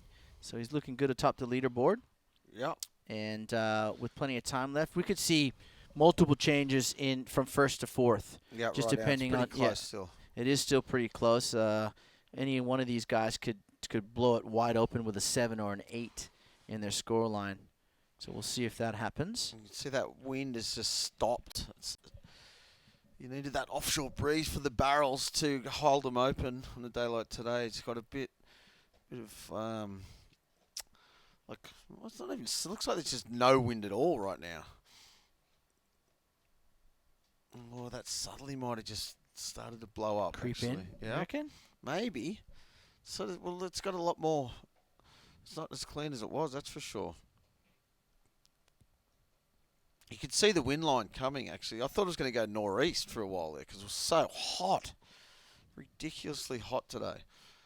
This time of year, 35 degrees. Ridiculous. I don't like it. Bring on winter. Or what is it? Autumn? It's autumn, Matthew. Yeah. Yes. Yeah, second day in, that's right. So 10 minutes to go. Jacko in the lead still. Ty second. Johan third and Ruben fourth. Here comes a set two. Let's see. Let's see what these ones are. We haven't seen a decent sized set for a while. Yeah, we're due. Let's have one or two before the day is out. We got 10 minutes. Yeah. And looks like Joa Chianca of Brazil is in a good spot here. See something? This is a set wave. Yeah, this is a set wave. Look, he's driving hard. He's out on the open face, off the bottom, bang over the top, and goes for the big air reverse, and wipe out. He goes down. I think I'm gonna have to coin that wipe out. Do it for the week. Yeah, that's gonna be when people wipe out like that. It's every time. It warrants a wipe out. Wipe out. You say that on some video game. And I'll have to sue the person for using my IP. On this, I can see it. You know what I mean? I can see it. I can feel it. All right, Jackson Baker driving hard, squares off the bottom, high speed. A lot of snap. spray there. Yeah, a lot of spray. Whoa. Whoa. What was he trying to do there? He just wanted to walk away from it all. Or he wanted to get out of there? Yeah, he just wanted to get out of there. Just walk away from it all. He could have done maybe done a good floater there. You didn't get it. You didn't get it. No. We don't get me anymore. It hurts. But that could have been a good floater section for him, couldn't it? Well, I think his board was going one way and his actual body was going the other, and way. that's why he sort of looked like he was trying to walk off his surfboard. But in matter of fact, his board was just going an opposite direction to what he wanted it to, where he wanted it to go. So sets pouring in here. Ty Watson currently in second. Here we go, up and riding. Nice looking wave. First turn, high speed snap, carries his speed. Oh, and I think the backwash got him then. Yeah, it's got a bit wound up, didn't he? Yeah, wipe out. Wipe out. That was a good one. That was a good wipe out. He twisted his body badly at the end there too. I know. It kind of makes me want to go get a massage. All right. Whoa. There we see our Brazilian surfer up and riding. And that wind, you're right. I think the wind is starting. It's gone really sort of no wind, and then you'll start to see it'll creep around to the south, and it'll pick up in pace, and then whooshka. The temperature will drop 10 degrees in about 2 seconds. Southerly buster. Cool. Yes, definitely the southerly Well, buster here's is a on wave. its way. What do we got? You'd be spewing in this heat though. After watching all day, people getting barrel off their head. Oh, doggy doored it. You could see he was looking for the doggy door the whole way. Yeah. He did get covered up. He did. That was all right. And he definitely deserves a bowl of clam chowder. He needs a score too in fourth place. What's he got? He looked like he was going to turn on this one and then just pulls in. We can see he was looking for an exit the whole time and then finally found one. Sort of pushed him out, didn't it? Yeah, it did push him out. I don't know if that is a 627 though, because it was chandeliering all around him. It wasn't a clean exit. So I'm thinking the judges are definitely going to go maybe the 4s, maybe high 3s, just because it wasn't a clean tube. Yeah. And he was always sort of looking for that dirty exit. It wasn't that clean. Dirty he was, exit. Yeah, bro, he was riding dirty. Not clean, yeah. He was riding dirty Yeah, on that true. one. 100%. So Well, it's not clean, so it's dirty. That's right. Fair enough.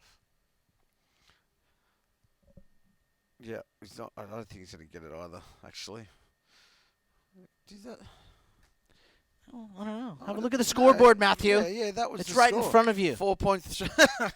I've got to put my glasses back on. Oh, I got them on. Jeez. All right, I'll give you the score. Yeah, 4.3. Yeah, there it is. The There you go. 4.3. It's You're one of right. his top twos. No, actually, I don't even think that was a score he had already. Yeah, that's what I thought. Yeah. So shouldn't it say up there that he's waiting for a score to come in? Do you want me to go and talk to the judges right now? Should I radio them? Yep, ring them up. Ring them up. Ring them. I think they'd be a little bit. They'd just hang up. They would probably just go, it's Shmoo on the line. Yeah. Wipe out! Wipe out! No, thank you. Get him off the line and go get some clam chowder. You know what? I'm going to go in search of clam chowder soup in the supermarket tonight, just because I want to prove a point that you can find it here. I know we're going on about it, but I love it. Yeah, I reckon you could Google. There'd be somewhere in Newcastle that has it at a restaurant. Definitely. Clam chowder. Clam chowder sounds so good right now. Seafood restaurant? See, now you got me. Well, now I'm on to this clam chowder thing. It's the funniest story, but I'm telling you, when you eat that bowl of clam chowder, it's so good. Jacko Baker just, whoa. Oh, nice dismount. Wipe out! Jackson Baker, as we finish off the day here, 5.5 minutes to go. It can't come quick enough. Jackson Baker out in front of Taiwan. Best 10 seconds of your life. Joa Xianco from Brazil is third place, looking for a 5.31, and Ruben Vitoria still in it. Now, any one of these guys, if they get one of those little corner set ways, they do 3 big turns or find a little nice open tube ride, well, they're going to put themselves right back into the picture, because even though Ty and Jackson has 2 6+ rides, one high 6, one mid-range 6, and Ty has one sort of mid-range 6-point ride. For Joa and Ruben, a 5.31 definitely achievable, as is a 6.27 for Ruben. So here he goes. He's going to have another crack at it. He's missed a few sections there. Oh, well, just, you know what? Like we said before, when you surf behind from a wave like that, it's really not going to get you the score that you're looking for. And you, I've just the director in my cans has said they have found where I can get. I thought about Scratchley's in Newcastle sells clam chowder, and if my friend is listening, it'll cost you way more than $15. I don't care. I'm going to go pay for it tonight. I'm going to go get me some clam chowder at Scratchley's. I'm getting that bowl of clam chowder, and I know my friend's listening online. Yeah. So clam chowder is on the menu tonight. It's so on the menu. I'm excited. Yeah, Scratchley's. It's on the water too. Well, it's a beautiful spot. Is it? Yeah. I haven't had. No, they ship it from San Francisco. I'm in heaven. I found clam chowder heaven right here in Merriweather. Right here. See, Newcastle's got everything. It's overlooking the harbour too. Well, table for one, please. Ring now. What would you like, sir? I'll take the clam chowder. All day. All day. Here we go. Ty Watson up and riding. Drives high line into that first section. Ooh, gets caught up. That inside rail, just a little bit of a bobble there. And down he goes with 3.5 minutes on the clock. Still sitting in second place. Just.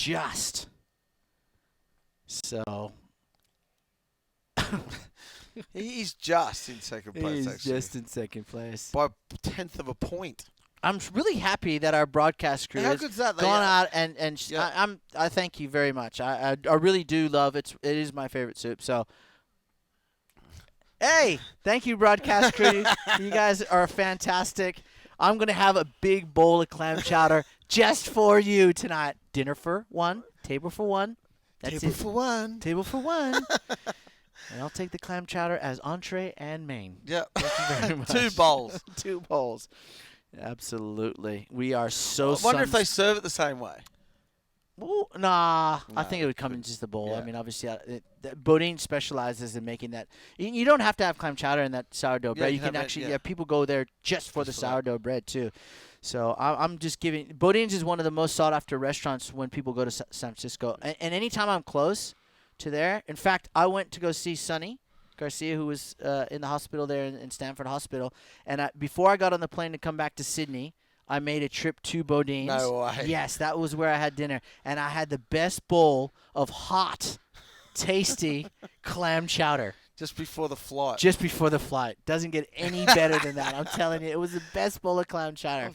I'm psyched. I'm psyched. Well, you got to go to Scratchley's then. Okay, I'm there. Yeah. Maybe we should go together. I'll buy Table you a for bowl. two. Table for two. We'll have the clam chowder. Thank you very much. Expect us coming there, people from Scratchley's, as this guy right here is scratching into probably one of his last rides of this heat. That is Jackson Baker. Bangs it off the top. Nice. Ooh. That wave just exploded all around him, but he will retain the lead with 1.5 minutes to go. The Novocastrian, Jacko Baker, the local boy. Well, using the local knowledge. Yep. And priority. Well, look at there. Good first turn. He gets some extension on the second turn, too. Up and over the lip like that other one he got. Watch how high he gets on this lip. Boom. Wow. Throws the tail. That looked really good. He just couldn't control. When the waves it sort of exploded and then it's come up, it's actually taken the board from under his feet. Those moves are always difficult to ride out of. And dangerous. And dangerous, correct. So don't try this at home, folks. Practice before you do something like that. Yeah, definitely. 45 seconds to go. Okay, maybe one last stab at it for Joe Oshienko of Brazil. Look at this one. He's going to find a little tube. He's in there. 4.3. What? Oh, he's going to come out. What? He's done it. He's done it. The nail-biting finish. Wow. Look at this thing. That was a sick ending. Ty Watson. Last wave of the my day. gosh. More tubes. I feel so bad for Ty Watson here because this is going to be, this is a drainer. This is a sick one. Look at this thing. Boom, straight in, pump deep. And for a long time. And look at the second section. Oh, clean exit. Look, That's got to be, what, high 7s, 8? I reckon it's, at least for the condition. And he's stolen. He could have stolen first place here. Oh, there he has an 8-point ride. There you go. With he's giving the bird with too to seconds down to the go. beach. He has found a way to take the lead from Jackson Baker, who will finish unofficially in second. Ty Watson, you got to feel for the guy. He's out of the event. He thought he had sewn up second place, but Joe Oshienko of Brazil had other thoughts give up. and plans. Ruben Vitoria in fourth. Wow, what an amazing finish to an amazing day. That's like two bookends coming together. And it was, two bookends come together, right? They make a book. I've had an absolute pleasure calling it with you, Matthew Hoy, today. And that guy right there is one happy Brazilian. Isn't he? An 8-point ride to seal the deal into first place and to finish off the last heat of the day here at Surfest Newcastle Pro 2020 presented by Burton Automotive. Matthew, so many highlights. I'm going to have to go home. Day. Sit back before I head to Scratchley's for that bowl of clam chowder and there. reflect on what an amazing historical day it's been up here in Merriweather. How about you? You feel the same way? Sick day. Epic. And look at him. He's over the moon. And with that being said, that man will move on into the next round. We have had an historical day here at Surfest. And for all of you who've joined us throughout the day, thank you very much. And make sure you come back tomorrow, 7 a.m. Australian Eastern Standard Time, for what should be another fantastic day of surfing at the highest level. On behalf of myself, John Chamoka, Matthew Hoy, and our entire team here, we'll see you tomorrow. Love.